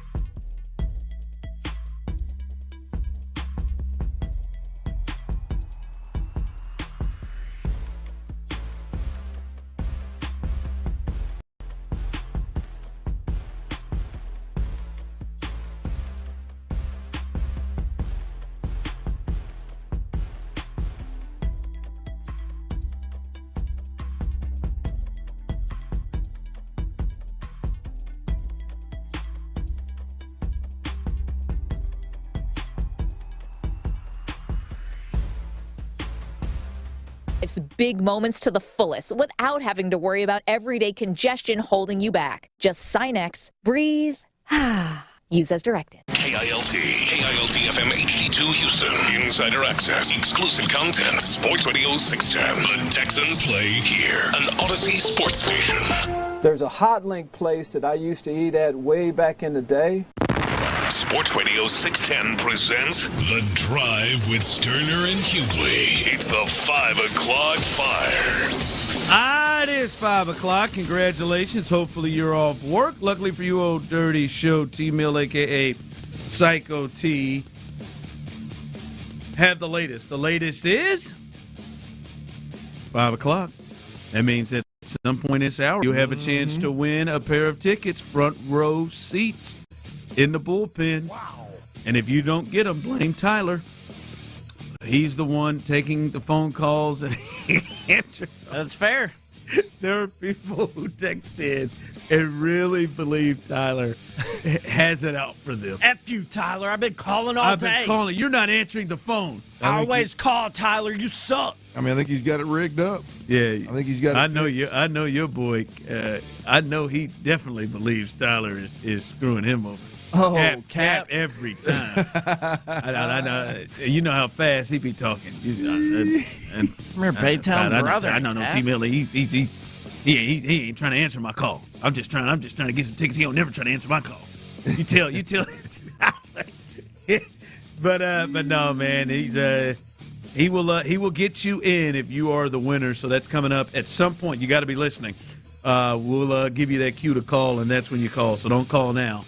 We don't have the phone lines open, but you'll understand and hear that cue, and that's when you get on the horn, 713-572-4610, for your chance to win a pair of tickets. All right, Clint, this this news here, 44-year-old Phillip Rivers.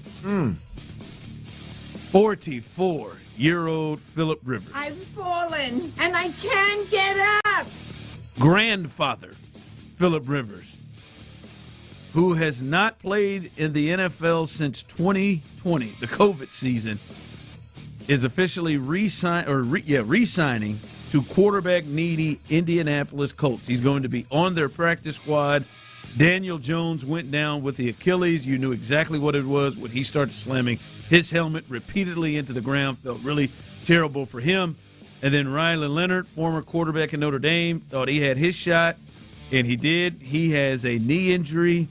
So they need quarterback help with Anthony Richardson, who is already on IR and not eligible to come off, even if he was healthy. So they are without all three of them, and they may have to potentially turn to Phillip Rivers, Clint, to get in there, who, again, as we said, has not played since 2020. Hell, Clint, Rivers is currently a semifinalist for the Pro Football Hall of Fame class of 2026, which I think has a shot to get in. Yeah, he's got a shot to be a first ballot, but if he's signed to the active roster, he had to wait another 5 years. He's got to wait another 5. Got to wait another 5 years. Maybe a lot of folks thought maybe he saw the writing on the wall, didn't think he was going to be a first ballot, so he said, what the hell, man, let me go ahead and pull my name out of the hat. So, wow. Yeah. I mean, that is wow. And this does affect the Texans. One, obviously the Colts have the same record as the Texans right now, and we thought they would have some struggles with their schedule. Now it really turns up. Good luck. Maybe he might have to jump in and play the Seattle Seahawks on the road to kick things off. But this really does, I think, hurt their chances even more having to turn to 44-year-old Phillip Rivers. Well, the reality of it is I don't think Phillip Rivers signs with the Colts to help young players get ready and learn how to prepare and be an NFL quarterback. I don't think he signs with the Indianapolis Colts to be a backup quarterback and an emergency quarterback. I think he signs with the Indianapolis Colts because they feel strongly that he gives them a better chance to win over Riley Leonard. And now, look, Riley Leonard at this point in time has that sprained knee, I believe it is, and literally it's a day-to-day deal. They haven't announced whether he's going to play or not, so it may thrust. But he may already the backup. I think he has to be. He has to be, right? Yes, they don't have anybody else. Yeah, but I mean, the reality of it is right now where we sit, I don't know that Riley Leonard's even practicing because of the knee. I don't know if they're – they could announce any minute that he's not going to play. And so this was a sign because they feel like Phillip Rivers is the best thing on the market, which there's not much out there, that knows the system and that could give them a chance to win. Now, it is important to note that Phillip Rivers does go back with Shane Steichen. Yeah. He knows this offense like the back of his hand, so stepping in immediately and mentally knowing this offense is not going to be a problem. The question, obviously, is physically can he still perform? Now, he's never been an athlete, a mover and a shaker, so he's going to be a statue in the pocket anyway. And look, he's been around the high school game, and I can tell you. Hasn't he been coaching or something? He's been coaching for 5 years, yeah. But the significance here is I can tell you, man, I could spin it as well as I could ever spin it as long as I was training quarterbacks. I was actually conditioning my arm more training quarterbacks than I was when I was playing. And so the fact that he's been involved in the game and probably been training his kids and has been throwing the ball around and all that kind of deal, the arm may very well still be there. I didn't lose it until I quit gripping a football every day and throwing it. So the ability to throw the football is probably there. The mental aspect of it is probably there. Will Father Time just simply say, hey, man, coming out from underneath that center and reaching on that first step of that drop, we don't have the groins for that anymore, boys. Yeah, Jonathan Taylor, Yeah, I mean, that's the part of it. I think it's the lateral movement, the pushing up hard in the pocket, obviously taking hits when 300-pounders, 250-pounders laying on you could be a problem. But, I mean, making a throw and knowing the offense, I really don't think is going to be an issue for him. I mean, look, he's 44, so what are your expectations? You think he's actually going to get in? Absolutely, 100%. You think so? I don't think he comes. God, but we saw CJ's rust after 4 games. Yeah, no, this is not. I mean, absolutely, he's going to play. Now, it may not be right away. They made hell, he's a Band-Aid. I think Brett Rippon is on their bad player on their roster. Not a bad player. They may see if Brett can get him Brett or Britt can get him through a game or two. But yeah, I think the plan is the minute he's ready and act physically feels like he can play. You think he probably get because they're 8-5. I mean they're not dead. I mean, not yet. They're close, though. That horse is barely kicking, Ron. I mean, this is going to be at what they got. I think Seattle, he's going to play, and I think it's going to be a rough go. At Seattle, home Niners, home Jags, at Houston. Correct. Second toughest remaining schedule in the league, I believe. Not to mention they're tough. 3 of those teams. I don't know exactly where the 49ers defense is right now with their injuries, but I know the other 3 defenses are pretty damn good. I've watched that 49ers team multiple times. I don't know how they have 9 wins. With all the guys they have injured, I don't know how the hell Kyle is putting it together. Yeah, I think he plays, and I don't think it's pretty when he does. I think Will Anderson will feel bad about hitting him. I don't think he will. I think he'd gladly go get him. I think he'll go get him, but I think he'll get him teams. I think he'll feel bad. By that time, let me help you. Like, what's Will got right now? Will got 12 yet? 11.5. No, this past game hurt him, didn't it? 10. Or somebody's got 11.5, and somebody's got 10.5 or 11. I know Daniil had more. So I think he's probably at 10.5.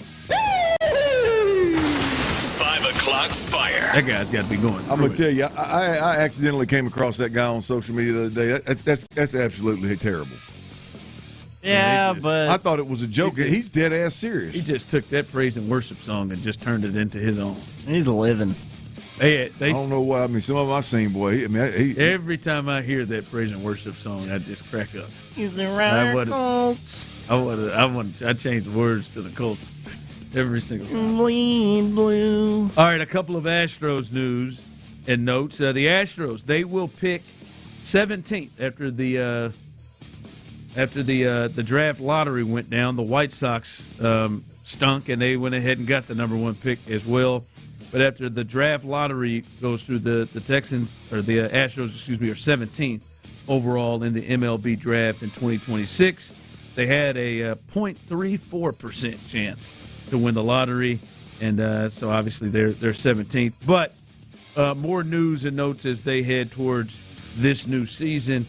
Astros manager had a few things to say injury-wise for players, talking about injuries and health is going to be a major emphasis this year for players like Jose Altuve and Yordan Alvarez. Right now, quote, I need to keep guys healthy, Joe Espada said. And it looks like Jose Altuve is going to be at the forefront of that with Yordan Alvarez. He said Yordan Alvarez will play most of his time at the DH spot to try to keep him healthy. And then he talked about this with the MLB Network in regards to Jose Altuve and how they want to handle him. You know what? I like the fact that he is open to helping, to do whatever it takes to, to help the team. But I think second base is his prime position. I think we're going to see him play there more this season.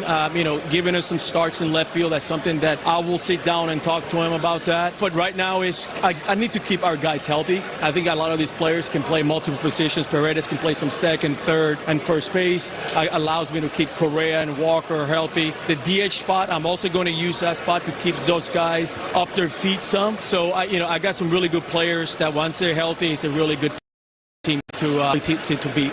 I can already see this, Tyler. This is going to frustrate Clint to high heaven this year. Oh yeah. Well, listen. It's solved. Hold on. But you got to understand. Before we get Clint in here and let him cut this promo, Tyler, what was what would you say is the number one reason that they ended their streak of going to the playoffs?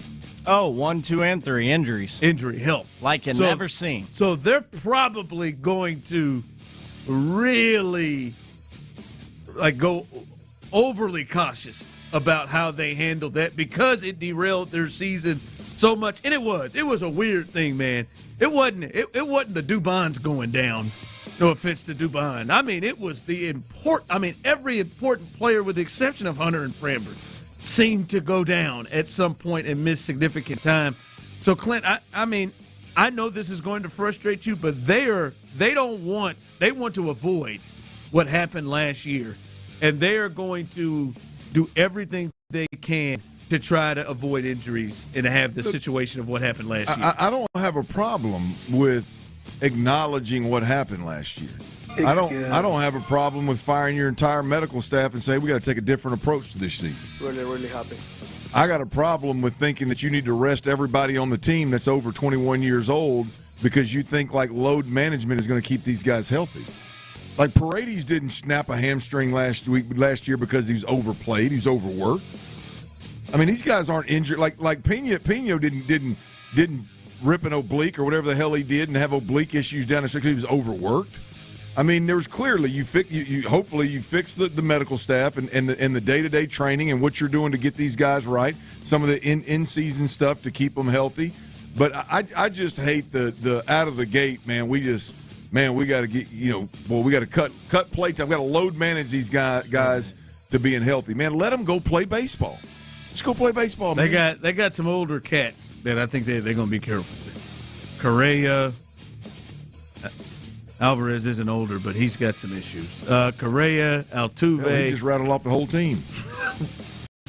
Maybe Walker can play every day at first base. No, he said Walker. He said that with Paredes being able to play three positions, he gets Walker and Correa some rest. By the way, right, one of them aren't going to be here. Right. Walker, Paredes, Correa, Altuve, who they just told us is going to be playing second base. Pena, those are all everyday players. Unless Paredes runs to the outfield or something, it feels like. Well, I know. Ideally, to my point, even better, even somebody's going to be gone. Yeah, but the thought, to me, if you're interested in putting the best team out there, you put Yordan's ass in left field. And then whoever of those infielders, 4 infielders you mentioned, isn't playing. I guess it's 5 with 4 because you're not counting Pena. Yeah. Those 4 infielders, whichever one is not in the field, is at the DH. It's that easy. So this ain't hard. Yeah, Yordan's got the DH spot. Got to make sure he's healthy, baby. Yeah. You know it. Yeah. I mean, he missed 116 games or something like that last year. Yeah. Sit your ass down, man. Stop running so hard, man. I guess we're just not. Are we even going to swing a bat this? No, he's going to swing a bat. Can we swing a bat since our hand was hurt? Maybe we'll slow down on tagging up. Can we just tagging up, bases to bases. Let's to the playoffs. Look, let's quit painting home plate. Quit painting home plate. And realize the guy's injury prone. It's going to happen. Get your ass in left field. Let's play some ball back. And wear your seatbelt if you're on the damn injury card. I ain't going to lie. For the love of God. I'm not going to lie. This is coming to me. The Chiefs and the Astros have a very weird parallel on this this year, or they dominated their sport year, and then they just had these weird injuries, both of them. That man went down on the first play of the game and tore his ACL. He's out for the season, probably next year too. As you said, that man slipped on home plate scoring. The Jake Myers one is the one that takes the game. That was my man didn't make it out to center field. The injuries that those guys ran into was just absolutely pathetic. You're not going to rest them to health. Not going to happen this year. Come hell or high water. 10 fewer games that Correa has to play will make a hell of a difference, man. It is silly. It is. It's going to make Sanchez was out there every day though. Who? Swinging out of his shoes. Jesus, man. That may be the was healthy as hell, man. That may be the craziest thing. All off season, all spring training, all we heard was, man, we're going to be more disciplined at the plate. And then at the trade deadline, they go get a guy that comes out of his shoes more often than Altuve, and let him play. And hey, man, prefer to have him out there. Yeah. Good God. He didn't do bad. Did he keep him? He's still around? I think so. I hope Yiner is somewhere throwing to second base. That's all I hope. Yeah. Somewhere in the crouch position throwing to second base. I got to guarantee that improves from last year. Catchers and throwing guys out. That has to improve. Them cats were. When they were still in base. When they were still in third with a. Standing up. With a lefty in the box. Bistros ain't loyal. Still in third with a lefty in the box. Standing up. Welcome home. Yeah. All right. Coming up, make sure you're listening. You may have a chance at some point, the rest of the show, you got to be listening. You may have a chance to win a pair of tickets to Sunday's game against the Cardinals. Stay tuned for that. And I got to know, Clint, is this blueprint that has been set for the Texans offense?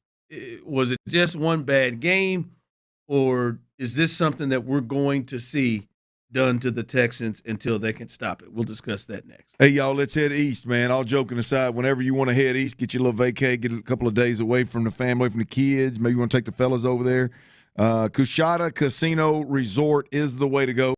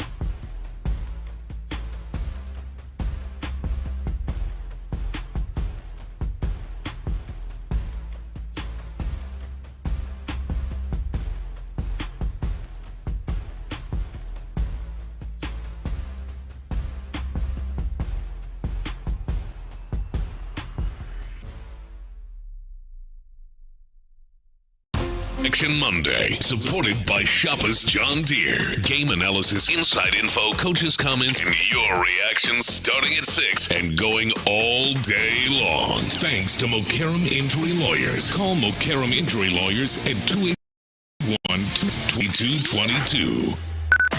Sports Radio 610 presents The Drive with Stoerner and Hughley.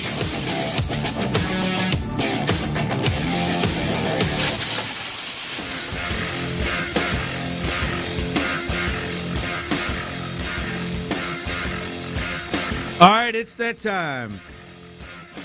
It is your chance, your opportunity right now to win a pair of tickets on the front row in the bullpen for Sunday's game between your Houston Texans and the Arizona Cardinals at NRG. Let's do it. Open up the phone lines right now. Caller number 4.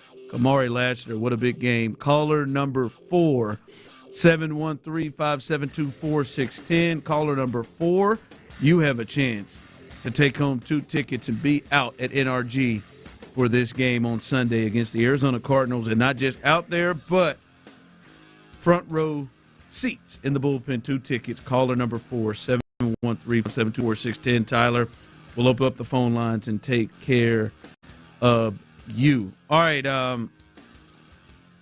Clint, I find it interesting what we saw on Sunday. And as you know better than anybody, you've played in it, covered it. I've just covered it for the last decade plus. It's a copycat league, right? We see one thing work on an opponent, and other teams will try to do the same thing, right? If one team sees like it's easy to be able to do this, to take out this type of player, they'll try to do it. A lot of people have tried to copy things that Belichick did defensively against other teams. The league does it. If you seem to struggle with 5-man fronts, they'll do it. You seem to struggle with pressure and blitz or whatever, they'll do it. What we saw Sunday in the second half, Clint, specifically, and really you could start it with the final possession of the first half, we saw the Texans. I would argue, Clint, we've watched some tough offensive moments in ball games for the Texans. That felt like the worst stretch that we watched of the Texans offense. Definitely in that third quarter, but I think you could argue the second half, their quarterback made a couple of throws that really, really helped them. And Woody Marks got a couple of runs there late. But that was a tough stretch. My thought, and I know you watched the film today, but my thought is, okay, if you're the Texans and understand it's a copycat league, everybody can't copy Steve Spagnuolo and his blitz packages and different things that he does to confuse quarterbacks. Might try, but everybody can't pick that up and know when to hit him. And then everybody can't just say, oh, all right, we got Chris Jones, so we're going to throw him out there and do that. The Cardinals can't do that, right? Most teams can't do that. Was it more that, or did you look at this and think, like you did coming out of the Tampa game? Boy, those duo blocks, that's what everybody's going to try to do to the Texans to run the football after seeing it. Did you feel like this is something that other teams are going to try to do that could stifle the Texans? Oh, I definitely think other teams will try to do it. Now, whether they can or not, to your point, Spags is pretty good. They didn't just wake up one morning and decide they want to be a blitzing team and have good, big-time blitz packages. But, you know, 2 things can be true. They're really good at it. Chris Jones is really good. And the most important part to all of us here in Houston is the truth of the matter is the Texans didn't have a plan. I mean, time and time again, I'm looking at it, multiple drives, probably 4 or 5, maybe 6 drives in the second half. They had free runners on blitz looks. And it's not like they're hard to see when it's coming and how it's coming and what's going on. They had free runners in situations. And the reality of it is the defense was able to get those free runners, and the most important part is clearly the Texans don't have answers. The Texans system didn't have answers. The Texans quarterback didn't have answers. The Texans wide receivers weren't looking for the ball. It is bad to put that on film And it's not the first time the Texans had. Hell, you can look back at the Kansas City Chiefs game last year.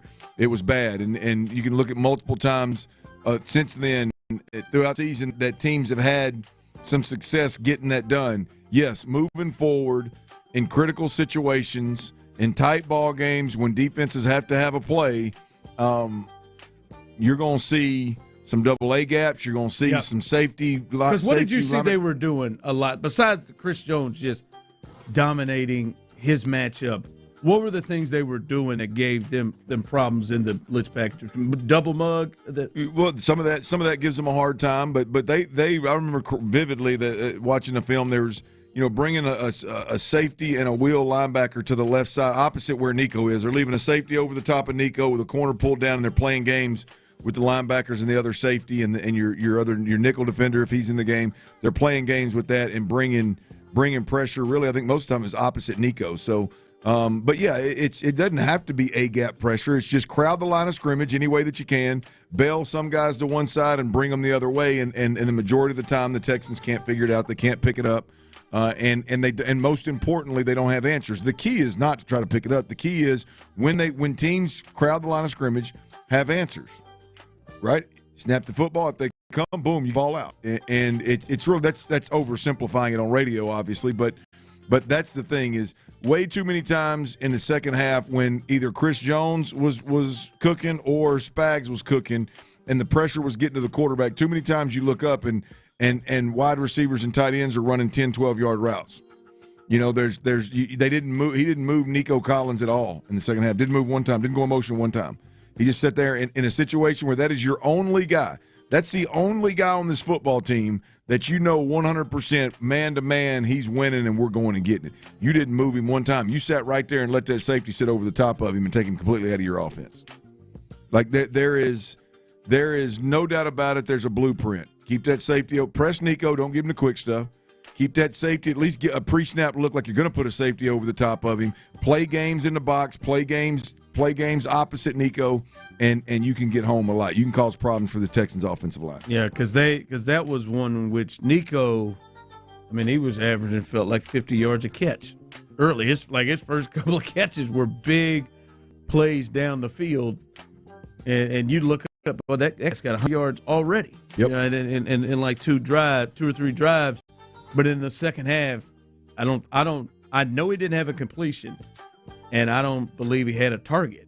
And that's not always just what Chris Jones was winning. Some of that is.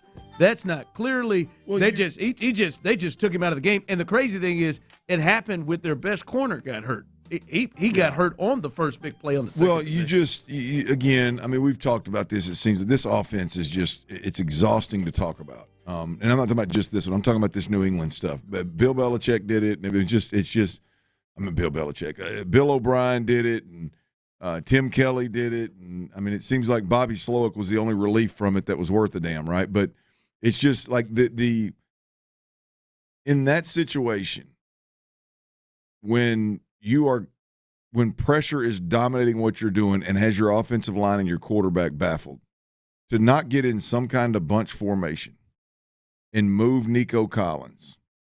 And when the ball is snapped, he's running full speed and he is in the flats right now. Or he's full speed and he's acting like he's going to the flat and he's putting his foot in the ground and he's banging that little H post across the face of a defender. Or there's some kind of snag route with him running a shoot route right off his hip, some kind of pick concept. All of that stuff is – you should immediately go to it, and we don't. We just leave him over there like everything's fine. It's hard to wrap your head around, man. Because some of it is a deal of like – that's why I brought it up. Because some of it's like Houston, you've seen this where, J.J. Watt is just dominating the game. He's just moving up, inside, outside. There's nothing you could do about anything. But there was some of that with Chris Jones, and maybe that, that's different with other teams. But to be able to take out your number one weapon, who was killing to begin with, clearly Spags and them got over there on their side and said, all right, well, we're going to do this and change this to not allow him to be able to take that out And then, guys, this wasn't just oh, man, that was a bad day of the office. It was, as you said, every time they snapped it and he went to drop back to pass, it was right now pressure. Yeah. No chance, nothing. Houdini act to even throw it away. Can't do anything. Can't go through a progression. But there's like every single time for 5 or 6 straight drives. That feels at more. Least once in, I think, 4 or 5 straight drives, and then one of those drives it was done twice. That feels more than just Chris Jones is kicking our ass. But Ron, there's not even like, again, I mean, it's easy in hindsight, but we've seen enough of this that it shouldn't be hindsight for them, for Nick Caley. Like there's not even a dummy cadence that we see every quarterback, it seems like, in football use every Sunday. When you play a defense that's got crazy blitz packages, like there's always a dummy cadence so that we can see who's going to bail and who's going to come. We're going to give our offensive line that advantage. We don't even have that. I mean, we're still the head coach is still talking about, well, we got to get out of the huddle on time. Yeah. I mean, that's the part that there's no quick game. There's no screen game. There's no motion. There's no dummy signals. There's no hard counts to try to draw the defense off. There's no the motions are just lazy shifts. They're not even motions. And so I don't know how DeMeco Ryans, I'm getting frustrated just talking about it. Like, I don't know how DeMeco Ryans goes up there and literally says to the media, yeah, we just got to get out of the huddle quicker. Like, we're still at that point, bro. That looked like that was more. That should be embarrassed. Like that. It looked like that was more than get out of the huddle quick. Well, I mean, look, there's no doubt about it that for whatever reason they could have got out of the huddle with 30 seconds left. Yeah, it just there's no doubt that may be a factor. But how is it still so much of a factor where we hear from the head coach? Yeah, it's wild, man. They ran like 9 consecutive plays and just lost had negative yards. They got to use a timeout out of a timeout to keep from getting to delay a game. Yeah, I'm just like, man, that is rough. All right, but they got the dub. They got the dub and won the game, and hopefully that isn't something that teams are alerted on doing and maybe putting them in the same position. Coming up, T-Mill's best bets, and we'll look at somebody who Clint said we're not giving enough credit to, and hey, he's got to be ready for another month or 2 of football potentially. Can he do that? We'll discuss that coming up next. All right, fellas, look, you wish you had started this earlier, man. I guarantee it. As a man, you got to know your T levels, man. You got to know that's where it starts. You find out with a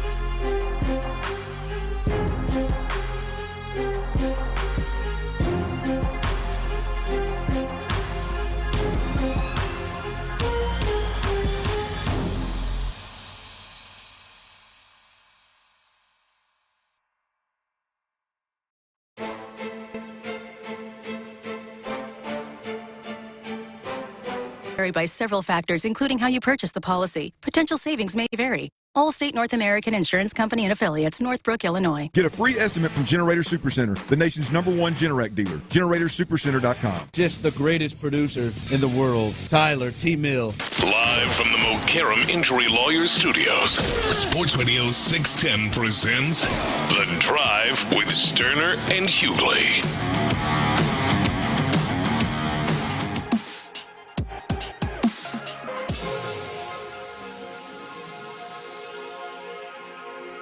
Congratulations to Christian and Willis, who is the winner of our tickets to the Texans-Cardinals game coming up on Sunday. Congratulations to all the winners today. Pays to listen to Sports Radio 610 as we had winners throughout the day.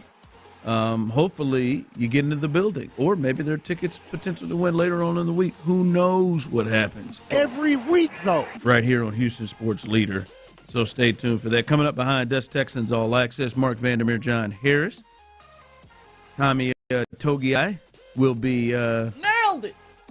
will be on the show tonight. Be a few minutes after we get done, so stay tuned for the fellas. And after that, Area 45, live and local. I know tonight's a big night for Tyler as he will be locked in as we've got the semifinals starting tonight of the NBA Cup, and nobody in this world loves the NBA Cup more than Tyler Milner. These courts do it for him, and maybe sucks the Rockets aren't involved in him this year. They were last year, but I'm sure the fellas, Area 45, will talk about a lot of different things. Maybe that makes an appearance as they got you late night, 8 to midnight. Sean, Bijani, Patrick Creighton. So make sure you stay tuned for that. T-Mill's Best Bets coming up here in a couple of moments. I will say this. There was someone who texted in as we were talking about just, is this a blueprint now that, hell, the Cardinals, the Raiders, the Chargers, the Colts, and especially when the Texans get in the playoffs, is this a blueprint that teams are going to look at what happened in that second half? Because they just, I mean, they couldn't move. They couldn't do it. They couldn't do anything. Someone texted in and said, Clint, my thing is y'all actually believe the hogwash about CJ having more control of the offense, zero hot reads, hand signals, motioning people, or any verbiage. I would say that's a fair thought, Clint. That was a big thing we thought coming in. Well, no. I think it's a fair thought. I think it's a untrue point he's making. I mean, I think everybody around here, and we've questioned multiple times, like, how come I don't see more hand signs? How come I don't see? I mean, I don't know who they're talking to, who the texter's talking to, but I believe we've talked about it multiple times. Of like, hell, we've talked about snap counts. Yeah, we've you talked agree about. with the texter. Hell, we've talked about it a million times. But go ahead. I'm sorry. No, I'm just saying. Yeah, I would say that's a fair thing. That does not seem to be the case, that he's got more control, and it doesn't seem like if he does, it's helping any better than it did last year, right? I think clearly they're coached better and they're working together better, that it doesn't look like the absolute train that it did week after week, snap after snap.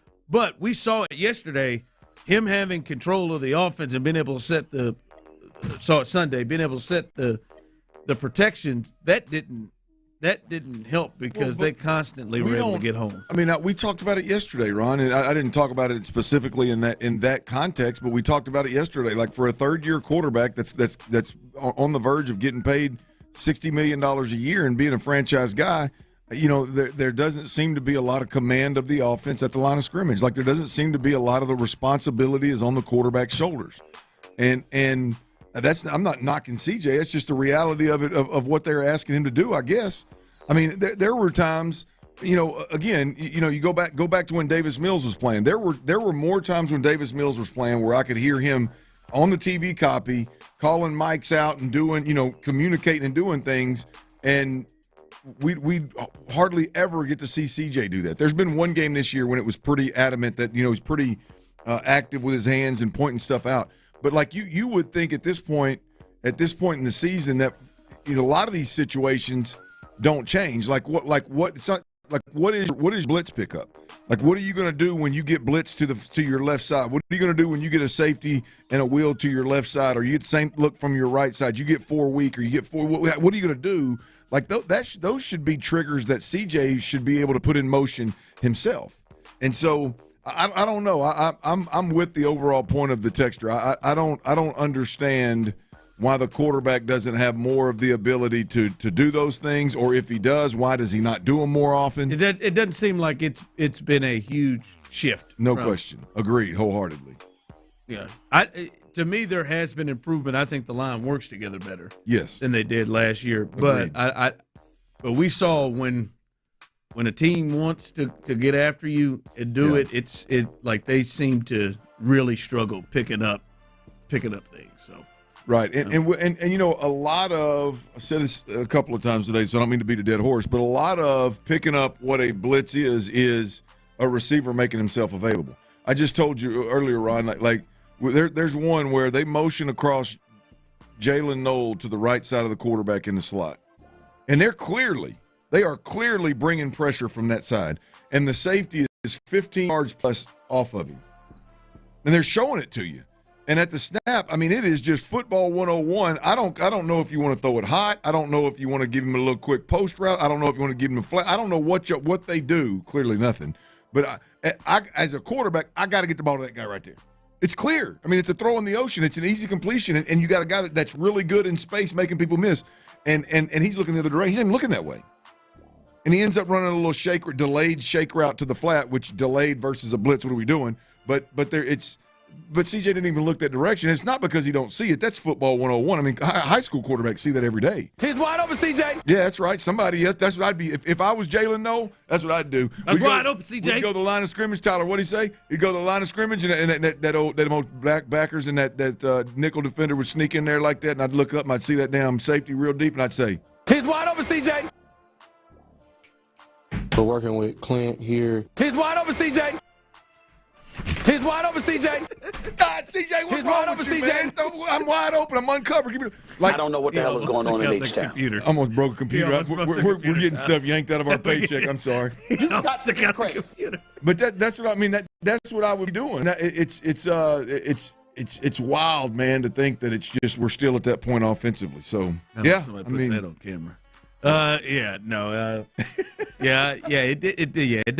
does not. You couldn't see my feet. I was in my wide receiver stance. I saw you. Damn near did break. Right foot forward and everything. No, man, we'll see. But it doesn't seem like there's a lot of change with it. All right, let's get these best bets in. T Mill's best bets is he was in the green to start the week off. Could have had a perfect day. Got screwed over there. What, with the hook twice? Twice. 2 bad beats of the 5. Those were our only 2 losses, man. Yeah, at overtime, 2 to get another catch from Keenan Allen. But let's get to him here as he's in the green to start the week. Let's make a little cash. If you do not remember these bets, you need to check them out. Head to @TMillRealDeal to get the rest of them. That's right. We're going NBA, of course, tonight. Not a lot going on. Only 2 matchups for this European-style basketball. The National Basketball Association's laying out there for us. The Cup. 2 games, Heat at the Magic and Knicks at the Raptors tonight. All 4 of these bets, obviously, fall within those 2 games. First, I got Raptors +6. Give me the points in Canada as they host the New York Knicks tonight for the Cup. Knicks at Raptors, same game. I'm on the over. I got it at over 225 between the Knickerbockers and the Raptors. And then 2 player props. Confidence now. Oh, I always do. Knickerbockers. That one get dicey. Didn't even think of that, honestly. That's a good call. Might not use that anymore. The 2 player props. Steer clear if I was you. Yeah, I did not even think of that. The Knicks will work. There it is. Oh, man. Good call. 2 player props, last 2 here. Both of them play for the Miami Heat as they're going to be taking on the Magic in Orlando. I got Tyler Hero under for 22.5 points for Tyler. And then Adebayo. I was close, right? No, that was it. Him and SGA I struggle with. And I say to myself a million times. Kendrick Perkins called him Bam Adebayo.